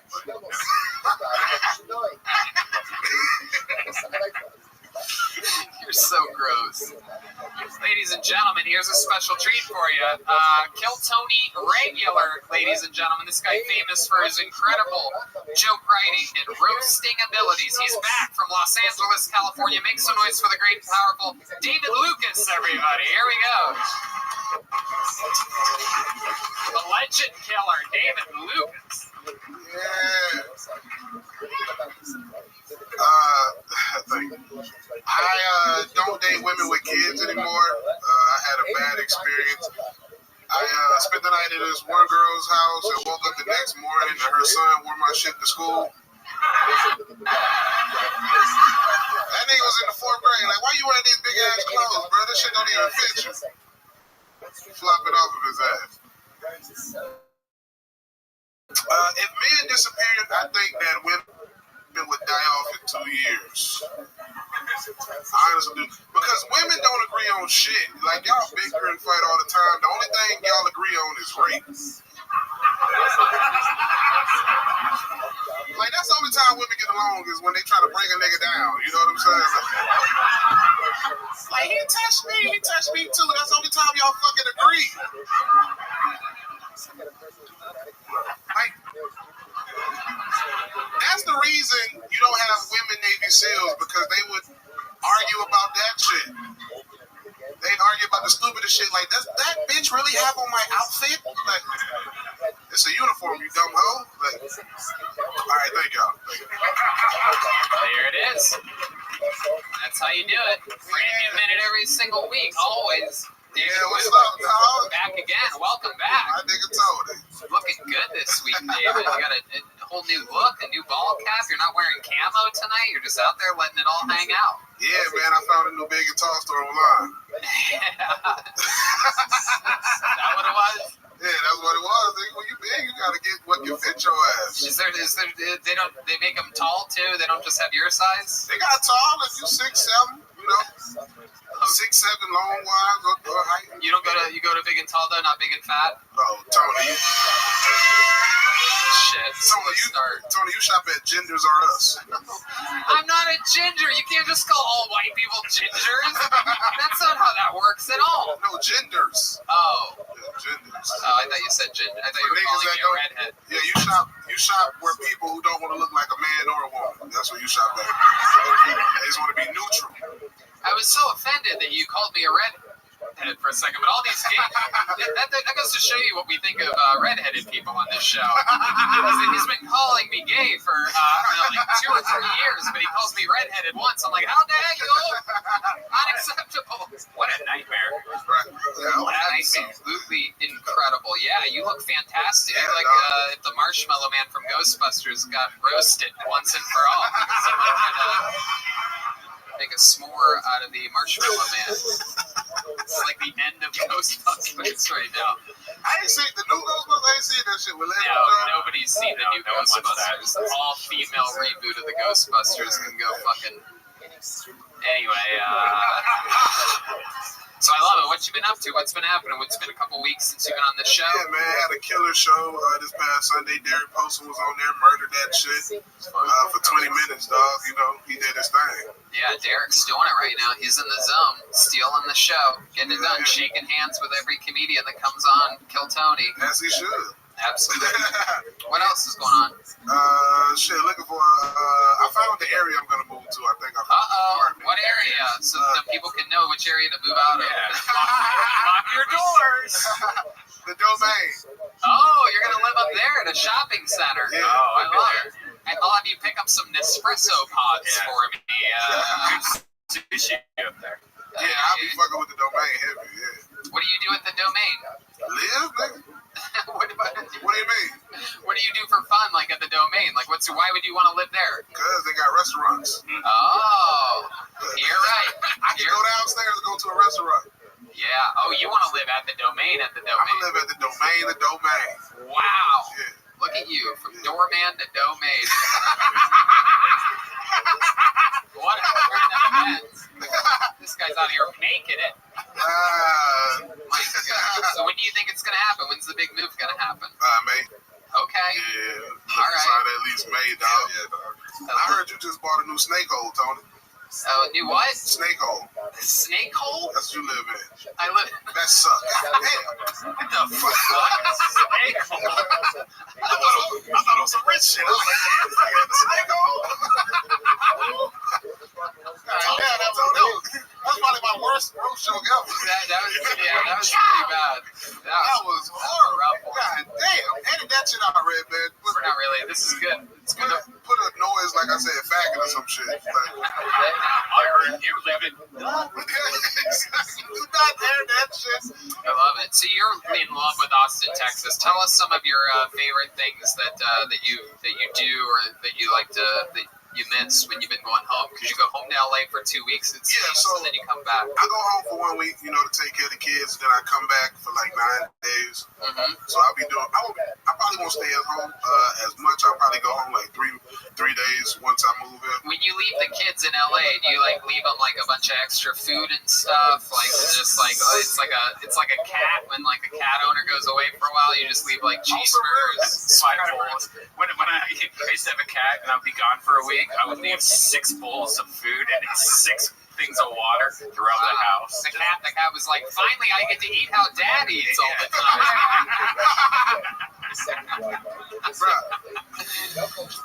On some real shit, it's pretty simple. You just pick up your kids, play with them, because the baby mamas really only care about money. Right. They don't care if you see your kids or not. Right. If a payment is a day late, the bitch blow up my phone up. Oh my goodness. Lord knows that phone must be blowing up. Wow. I love it. And the kids are good. I think your daughter is super, super sweetheart. Yeah. She wants to be a comedian, bro. Yeah, she's gonna be a big star. She's gonna do whatever she wants. Funnier than me, bro. She's already 6 and knows she want to be a comedian. Unbelievable. Yeah, bro. And then my young one's gonna be an asshole. She take out her mama, bro. Right. Does she call you if you're ever a day late on the payments? Like, so this is how black baby mamas do shit, right? They won't say I need some money. They'll be like, your daughter needs some money. Sure. Oh, shit. Yeah, and my daughter's 6, so my baby mama has coached her to FaceTime me. Like, Daddy, Zelle me some money. But you don't know what Zelle is. Like, right. She taught my daughter how to ask for a Zelle. Oh my god. Is that a money transfer app? Yeah, on the bank shit. Yeah. Derek, you know David Lucas. You guys were just up until the global pandemic. You guys were co-workers. I know, bro. We were door guys, man. Yeah, I think Derek was only there like 2 weeks. Like when I started, you left like 2 weeks. Yeah, I say because I was at like 3.5 years ago, right when you started out. Yeah. And that shit was nice because you know how they do one black guy at a time. Yeah, one black guy at a time. Because before me it was Brian Simpson, and they were like, all right, Brian's gone, Derek, you can work here. They swap niggas. Yeah, they do. There was a point in 2007. I was the only black guy that worked there. Tony blacker than all of us. What was your first car? A Crown Vic? It was a Cutlass Supreme. Cutlass? You know what my first car was? A fucking gassy efficient Honda. Wow. Derek, what was your first car? Honda, literally. Exactly, bro. Like, I had responsible parents. I had a Renault Alliance. A what? Exactly. Jesus Christ. Where's that old-timey car horn when you need it? That's that new Renault Alliance, everybody. The best car with 4 wheels. I think it's German. Hey, Tony, that's one of them cars you had to go in the front and wind it up there and jump in right fast. I'll make the noise like come on down to the new dealership. Get yourself a Renault Alliance. Enough to fit your whole family or one David Lucas. Wow, the band is killing it. Look at the guitar version. Right, when Redman got his car, black people weren't even allowed to drive. That's true. And no one stole any cars. It was a great time.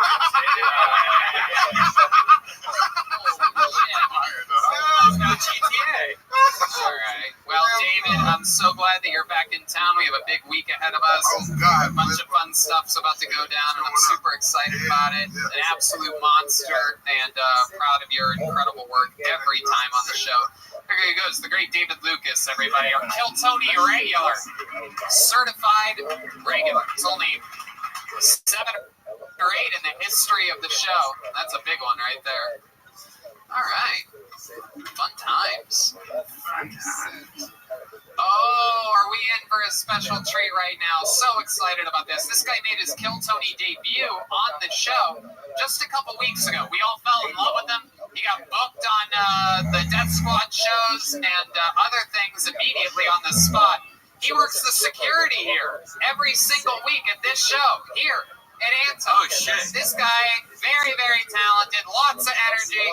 This is a special time. I'm excited to bring him up. Ladies and gentlemen, make some noise for Antones' own Ben Buck, everybody. He's the guy that let you in. He signs up. Here we go. Ben Buck. Already famous from just one appearance on the show. Everybody loves him. Come on, one more time for Ben Buck, everybody. Check. Antones, how y'all feeling? Make some noise one time.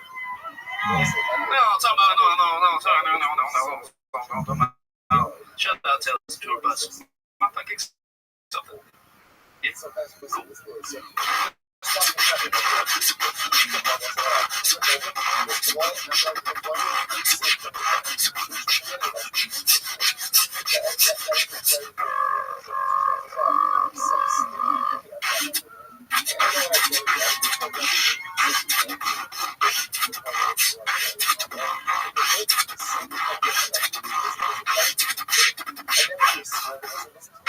Clap your hands, son.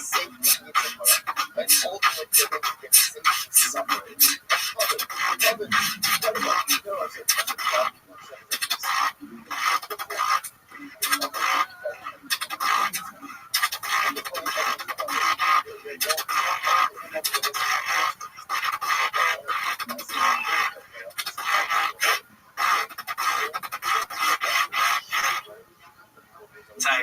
Fuck yeah, Ben Buck. Absolutely incredible. Did it again. Who needs jokes when you have talent and energy?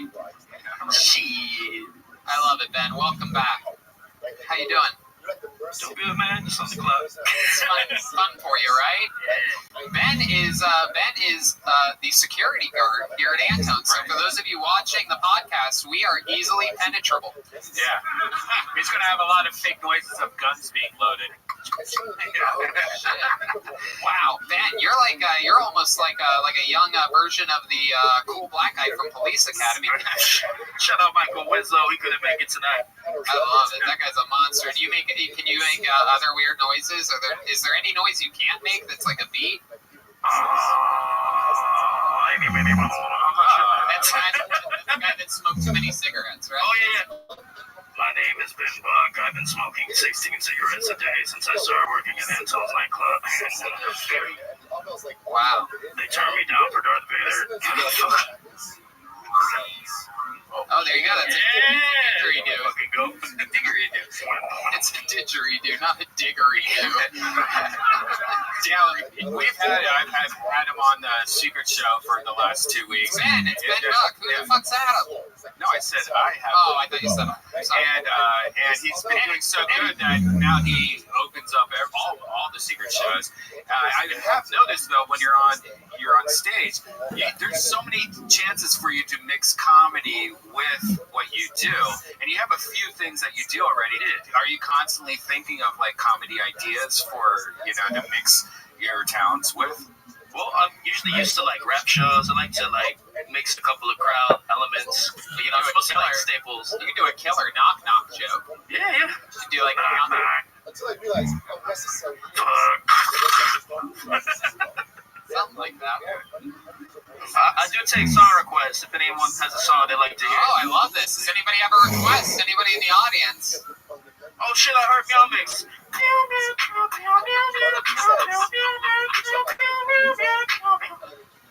Oh shit, I heard Remix Meow Mix.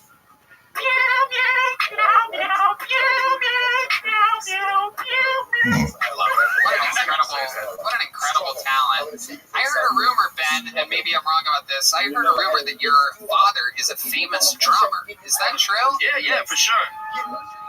Fabulous Thunderbird, shout out Jimmy Vaughn, but as a Mike Buck. He's been playing here since like 1975, 76. Wow, look at that. Yeah. Some people in the crowd recognize that. Incredible. Is beatboxing one of those things that like you're like, Dad, drums are cool, but this is cooler. Like when you guys like argue about stuff like that. Fuck you, Dad. I don't want to beatbox. He's like, why don't you pick up sticks like a real man? Oh God, I can't do train time anymore, Pops. Is your father? I don't want to play the blues, Dad. Is your father a big supporter of your beatboxing? He is. At first, he's like, oh shit. So yeah, I love it.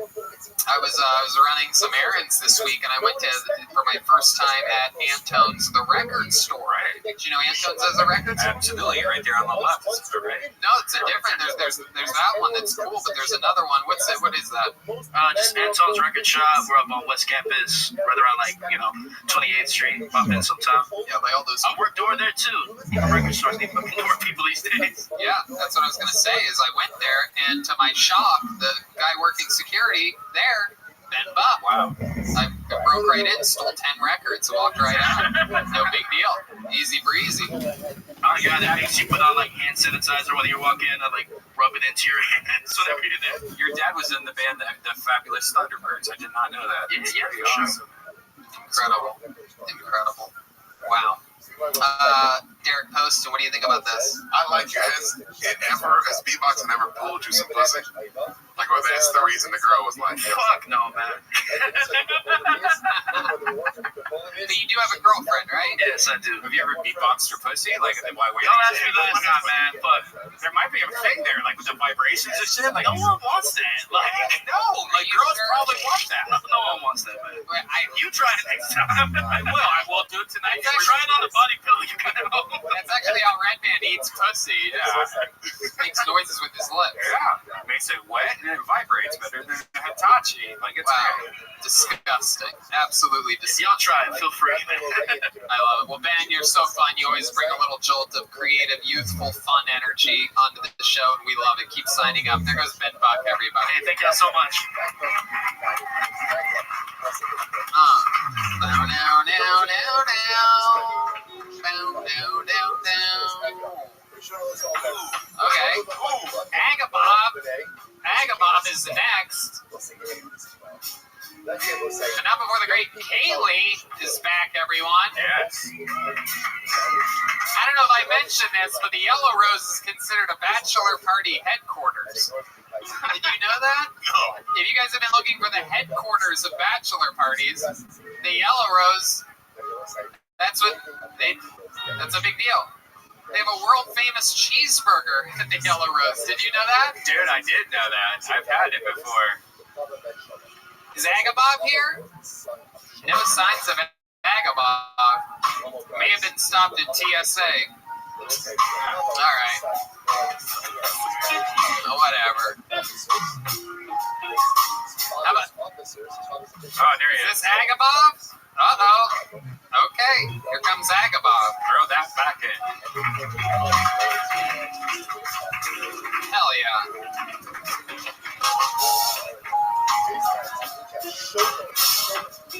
Here he is one more time for Agabob, everybody. Shut the fuck up in here. How the hell y'all doing this shit? Guys and ladies, I went fishing at a lake called Backpage. And the nigga forgot his bait, and the only thing I was able to catch was hookers. Shut the hell up. Next joke is up. Ladies, when I have sex, God himself blessed me. I don't need condoms because I got 2 inches worth of foreskin. A nigga's already protected. First time I had sex, the girl called me meathead. Tony?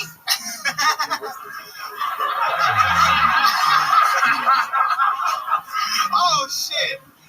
It wouldn't be right if I didn't talk about my daddy and shit. My daddy said that the coronavirus could have been dealt with a long time ago. If the dude that was drinking too many Coronas would have just wore a condom. My daddy snores and jacks off in his sleep at the same motherfucking time. Okay. Agabob, am I saying that right? Agabar. Okay, yeah, that's an R. Absolutely. Welcome back, Agabar. You've been on the show before. Tonight you dress like you're dropping off resumes somewhere. Yeah, I had to come look presentable and shit. My goodness, I remember last time you were not dressed like this at all. You know, I have to make a rude awakening. I feel like you just haven't changed since Easter service yesterday. You went to church. Had a long night after that. And I'm all out of eggs and shit. Absolutely. Welcome back, Agabar. I like your style. Very unorthodox style and movement and jokes. It's how long you been doing stand-up? I've been doing stand-up for about 3 years and a half. 3 years and a half. Absolutely. And where are you originally from? San Diego, California. Oh, okay. One of the rare black people from San Diego. Yeah. Very, very rare breed. I like surfing too, Tony. It's like a white man in Harlem or a Mexican in Canada. Okie dokie, Agabar. I'm sorry, I'm talking. You can untangle that rope, by the way. Yeah, you're all tied up there. Oh, thank you. Hell yeah. Is it true that you have 2 inches of foreskin? Yeah. Really? So technically you're always in the hood. Oh, shit. I'm proud of that one.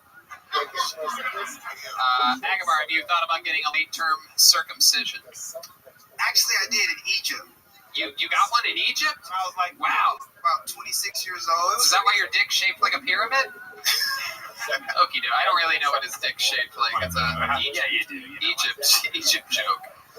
All right. Well, look at you, Tony. You look good and shit. You gained a little weight. Thank you, Agabar. Wow, I love these compliments. I get David Lucas up here. He calls me a fucking ginger. And we get a classy guy like Agabar up here talking about how I'm gaining weight. You're right, Agabar. It is true. I've gained about 3 pounds since moving to Austin. I'm sorry, Tony, but I wanted to know where that knock nigga be at to be up here with the knock knee and shit. Wait, who's that? I'm just joking. You making fun of David Lucas? Yeah. You're making fun of David Lucas not having knees. Oh, David's in the doorway saying you better stop. He's right there. I'm trying to get a spot. Look at that. David, you have anything for this guy? Chris Cross. What do you think about this? Chris Cross is playing out. This guy about 32 looking like Chris Cross. What kind of shit is that? Oh shit, here's David. Hold on, here's David Lucas. Come up here, David. David, come on up if you want to. His head's so big.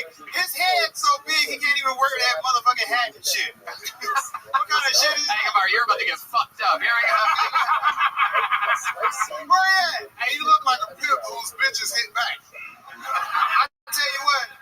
I tell you what, I don't know. You got like three titties and shit.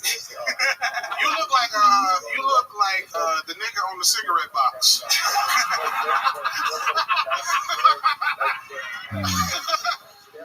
Hey man, you look like a substitute teacher that niggas disrespect. Oh my god. Hey, look. You know, look. I don't know if he laughing or not. He don't got no neck. He just head and shoulders. You got the shoes of a nigga that got a monthly bus pass. Okay. You woke the beast over there, man. You can't. He's a beast. David doesn't like it when people make fun of Bro, him. your pants are driveway color. Is that right? You look like if I ran out of needles and thread and shit, I just used the yarn off your head. You look like you've been clean 2 weeks, nigga. Get your ass out of here. You look like you constipated every motherfucking day and shit. Hey man, you look like you waiting on a liver transplant.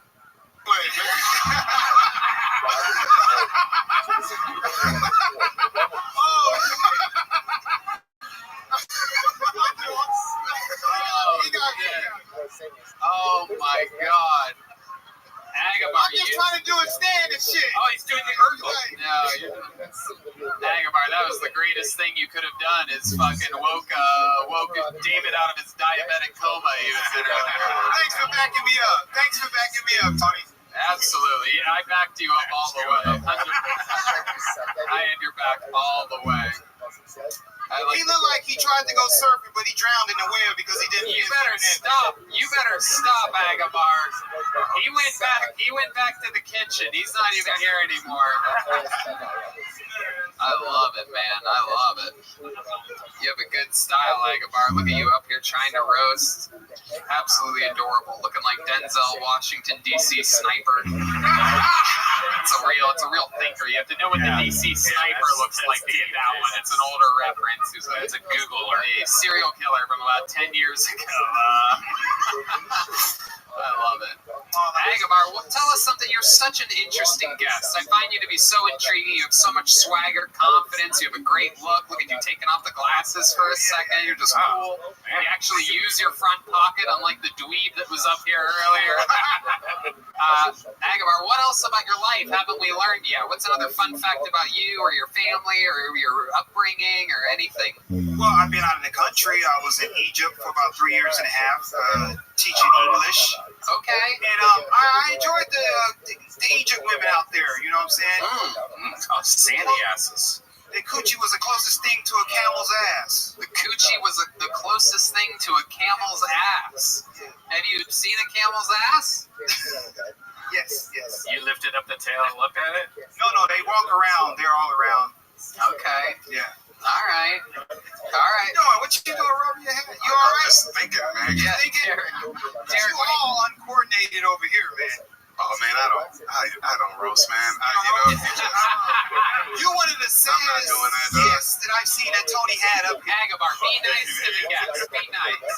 I just Be nice. Derek was about to say something nice. I was gonna say something nice, and now I'm like, I fucking hate this tucked in shirt, nigga. You know what I mean? Tucking your shirt, and I don't like that's how I roast. I don't like your face or your energy now. Is that right? I don't like it, and I'm upset.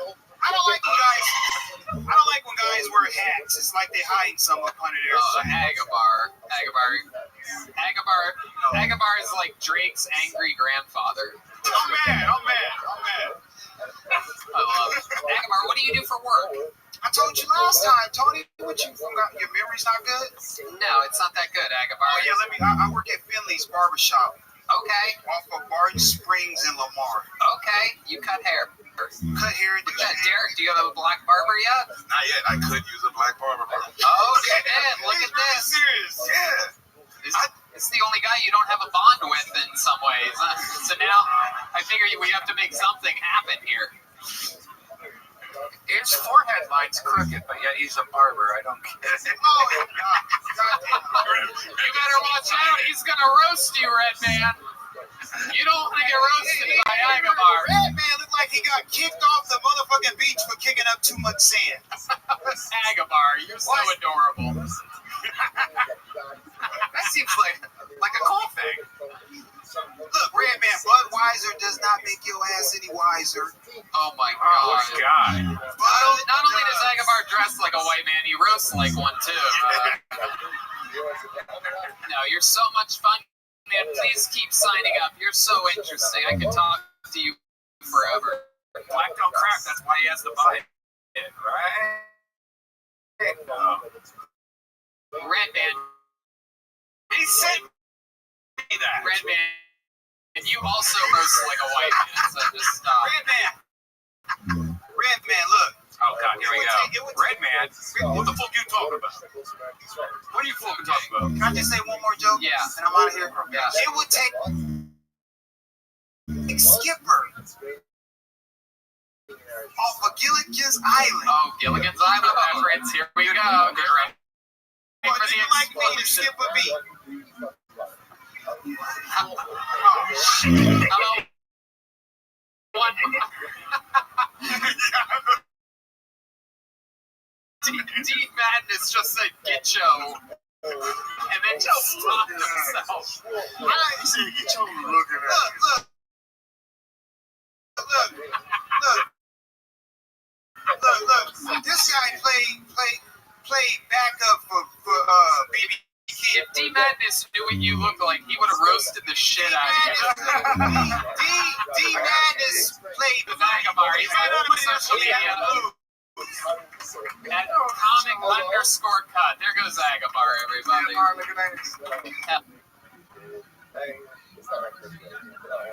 So listen to Israel say, so get ready. So it says go like this. So Shmuel says like this. Shmuel says, well, say, just let me talk about this outline for just a moment. We'll say the halacha is like this. A mikvah can be comprised of two things. A mikvah could be a natural body of water, an ocean, could be a mikvah. A lake could be a mikvah.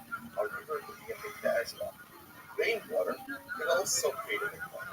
What's the difference? Rainwater only serves a mikvah if it's clean. Oh, yeah. D-Madness just said I wouldn't even let you cut my hair.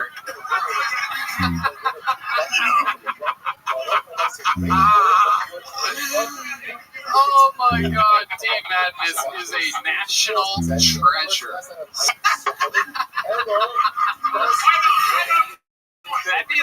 That should be like next time he's on, we're gonna have a segment just called Bad Roasting. Yeah. And he's gonna roast, and I'm gonna purposefully roast bad.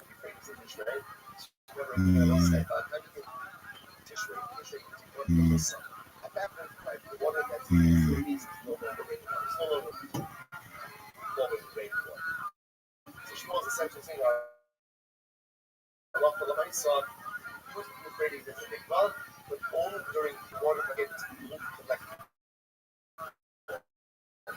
So I put the so we'll say just another single. I put the shore of the whole the bolts, the concept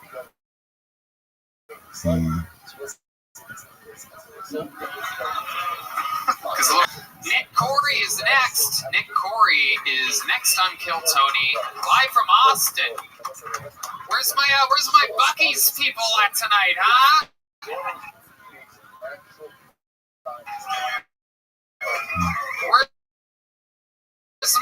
Where's my Matt's El Rancho people? Where's my HEB people at? HEB all the way. Undeniable. The best groceries since 1945, HEB. If I just start reading ads for them, maybe we'll get groceries. Hook 'em horns. Here it is, one more time for your next comedian. This is Nick Corey, everybody. Here he is. Hey, everybody! Who likes sports movies in here? Yeah, sports movies! My least favorite part of the sports movies was the essay writing at home after them. Who else hated that? Hated that, right? The essay writing. Who else? Why? I don't know. My dad, he thought, would not be racist, right? Because that seems to be what the sports movies tend to be about. Coach Carter? About basketball? Nah, fuck racism, right? What was it? No. Remember the Titans? Fuck racism, right? Bring It On? What was that? That was fuck cheerleaders. Yeah, that was fuck cheerleader. We are Marshall. What was that? Fuck air. I it's a good thing for. Fuck yeah, Corey. Making the whole audience wish it. Nick, welcome to the show. You're absolutely adorable. Thanks. Okay, all of it here in Austin? No. So I'm in Chicago right now, but I'm from Rhode Island. You're from Rhode Island. Okay. Yeah. What brings you to town? I'm looking to move here in May. All right. Yeah. Why do you want to move here? I mean, the comedy scene is just incredible down here. Okay, I thought maybe you were into like coffee shops or stuff like that. I am. You do have good coffee. Yeah. What do you do for work? I work at the Chicago Tribune on their digital marketing side. Oh wow, look at that. Old newspapers. Have you ever heard of the what's your car? The Amarillo Alliance. Have you heard of it? Newspapers. Get a new car here. It's got a real life engine. Yeah. And get yourself your own independent vehicle.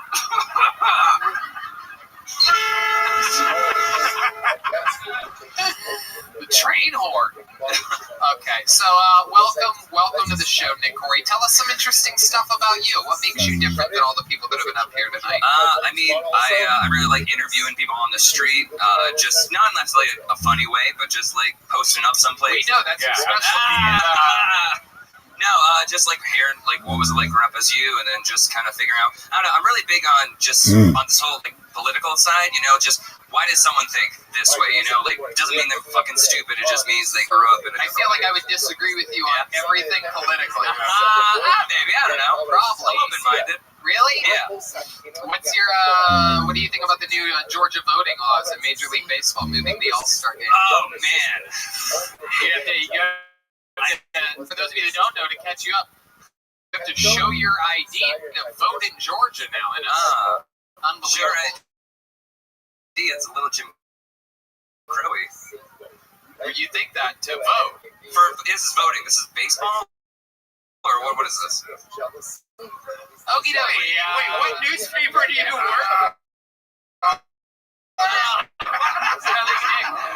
He's still waiting for the Sunday edition, I think, before he reads about this week.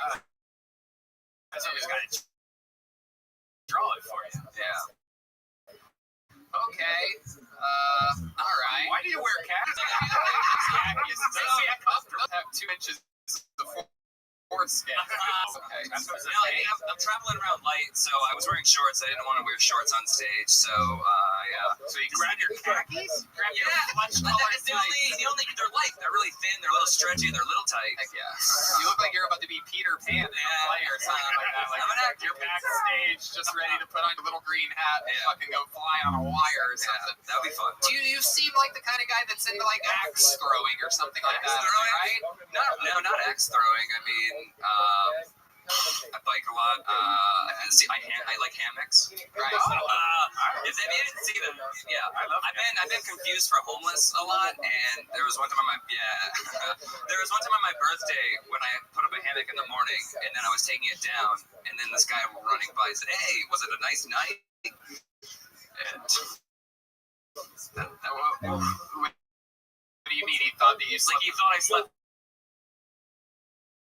the entire night. Right. Yeah. Right. What an asshole that guy was. You should have known you were just taking an early afternoon nap. Yeah. Right. Right. Yeah. What's the longest that you've laid in a hammock for? I don't know, 3 hours. Yeah. And it hurts afterwards, right? No. Yeah, no, it does. I once you slept in it. Yeah, I told you. slept in it. Right? I'm Like sure I camping? told it on the show before. No, there was a time in which, when I very, very, very first moved to Los Angeles, and I mean very first, I'm like 19 years old, and I was living with my brother, who's a huge stoner, so we were smoking blunts all day, every day. So I was just walking around stoned, having fun, and I had a small budget for a new bed, and we went to like a Costco or something like that, and there was a hammock for sale for like $45, and I'm like, wow, if I could. Are you talking about like a hammock that it's one of the ones with I lasted like 40 minutes in that thing, and then I slept on the hardwood floor for a couple days until getting an actual. I have this hammock that's like a parachute. Yeah, that's the one. That's fun. And you just land and just kind of wraps you up like a cocoon, and you can't feel anything. You're just wow. Okay, Nick, tell us the most interesting thing about your life's history, like the biggest fun fact about you. Fun fact? Yeah. My dad's Ron Jeremy. That is true. You do have the Ron Jeremy vibes. Oh, fun. You look like Daniel Day-Lewis.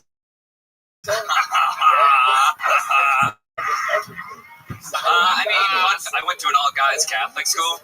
Okay. Yeah. All guys, like anything crazy ever happened there? Honestly, not during, but like after I graduated, there was this one teacher called Rabbi who was not Jewish, and he was just outing all these like different teachers. So one, like a French teacher, was online soliciting gay sex, and then he like posted that shit. And then same thing with like a priest, and then our principal got outed for saying on tape, like that way we take care of all the N's in the K's, and that was on like her life. Yeah. What? Did you just the N word and the K word? So like black people and then Jewish people. That's how we take care of them. So that was like, and you had one teacher out, all these other like homosexual like teacher, like Christian Brothers, fucking a lot of kids in the 90s. You did? Yeah. My goodness. Yeah. But you were never a victim of any. I wasn't. No, thank right. you. You were the raper, not the raping. Yeah. All right, Nick. What's your love life like now? I'm single, but I mean, back in Chicago, I've been hanging out and meeting different comedians. Not currently, no. Not in the past few months, but no. Okay. And then I'm supposed to go on a Hinge date tomorrow or so. Oh, look at that. What do you know about her? I know that she has like really kind of short hair, like in bangs that are she grow out. So she's okay. What are you gonna do with her? There's like this outdoor open mic that I'm gonna go there. So you're gonna take her to an open mic? You're gonna perform? Bad idea. I promise you. Okay, it's outdoors. We're gonna like some people are reading like theater stuff too, like doing some acting. So I don't know. Oh, this sounds horrible. So I'll cancel. Mexican martinis. Mushrooms. Mushrooms? Is that what you said? Okay. Yeah, what are you guys going to do? Have an 8-hour discussion over coffee after going to a theater performance? It's a good stuff. I love this guy's monologue, am I right? She's not going to watch you and like go, oh my God, he's the one. 100%. Okay. She's going to watch your comedy act and be like, oh, he's doing the acting reading thing that other people I love man puns. All right. Anyway, okay, Nick, fun times. Good to have you. Thanks so much, Nick guys. Corey, everybody. It's at Absurd Junk.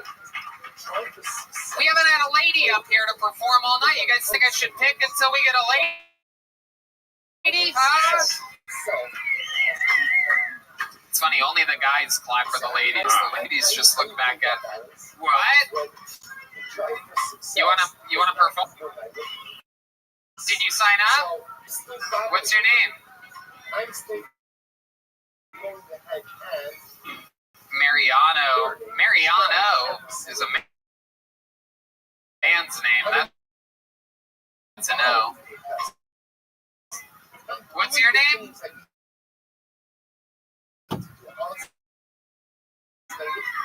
Okay. Okay, well, if you get pulled first out of all the ladies, then you'll be next. You're not Kyle, you're not Miles. Oh, I know Chewy. I might actually bring Chewy up here. Chewy's never been on this show. I know Chewy. We could just have Kelly perform, maybe. Jesus, Red Man. My God, what a monster! I think we should give Kaylee a chance and give her. You know what, Kaylee, you get a spot at Vulcan Gas Company this week. I loved what you mentioned, Kaylee. Jesus, all guys. Al, Dave, there's Jack, so many. Aaron, Paul. Your next comedian goes by the name of Gina Hyena. Gina. Yeah. Skirt. Giggity. Hi people behind me. How you guys doing? The butt shot table. Oh, it's coming. I think she's coming. Gina Hyena is coming. Let's together for Gina Hyena. Hi, I'm single. Yeah, you're welcome. I'm a real-time magician on Tinder the other day. Yeah, that's where I'm at. Full-time magician. His name is Full-Time Magician. Because before our first date, he texted me and he was like, hey, just so you know, I'm only looking for something casual. And I was like, yeah, bro, I got that from Magician. I was like, what the fuck? I was like, do you think I called up my friends and family? And I was like, found him, guys. He's the one. Can't wait for the wedding. There's going to be fucking doves everywhere.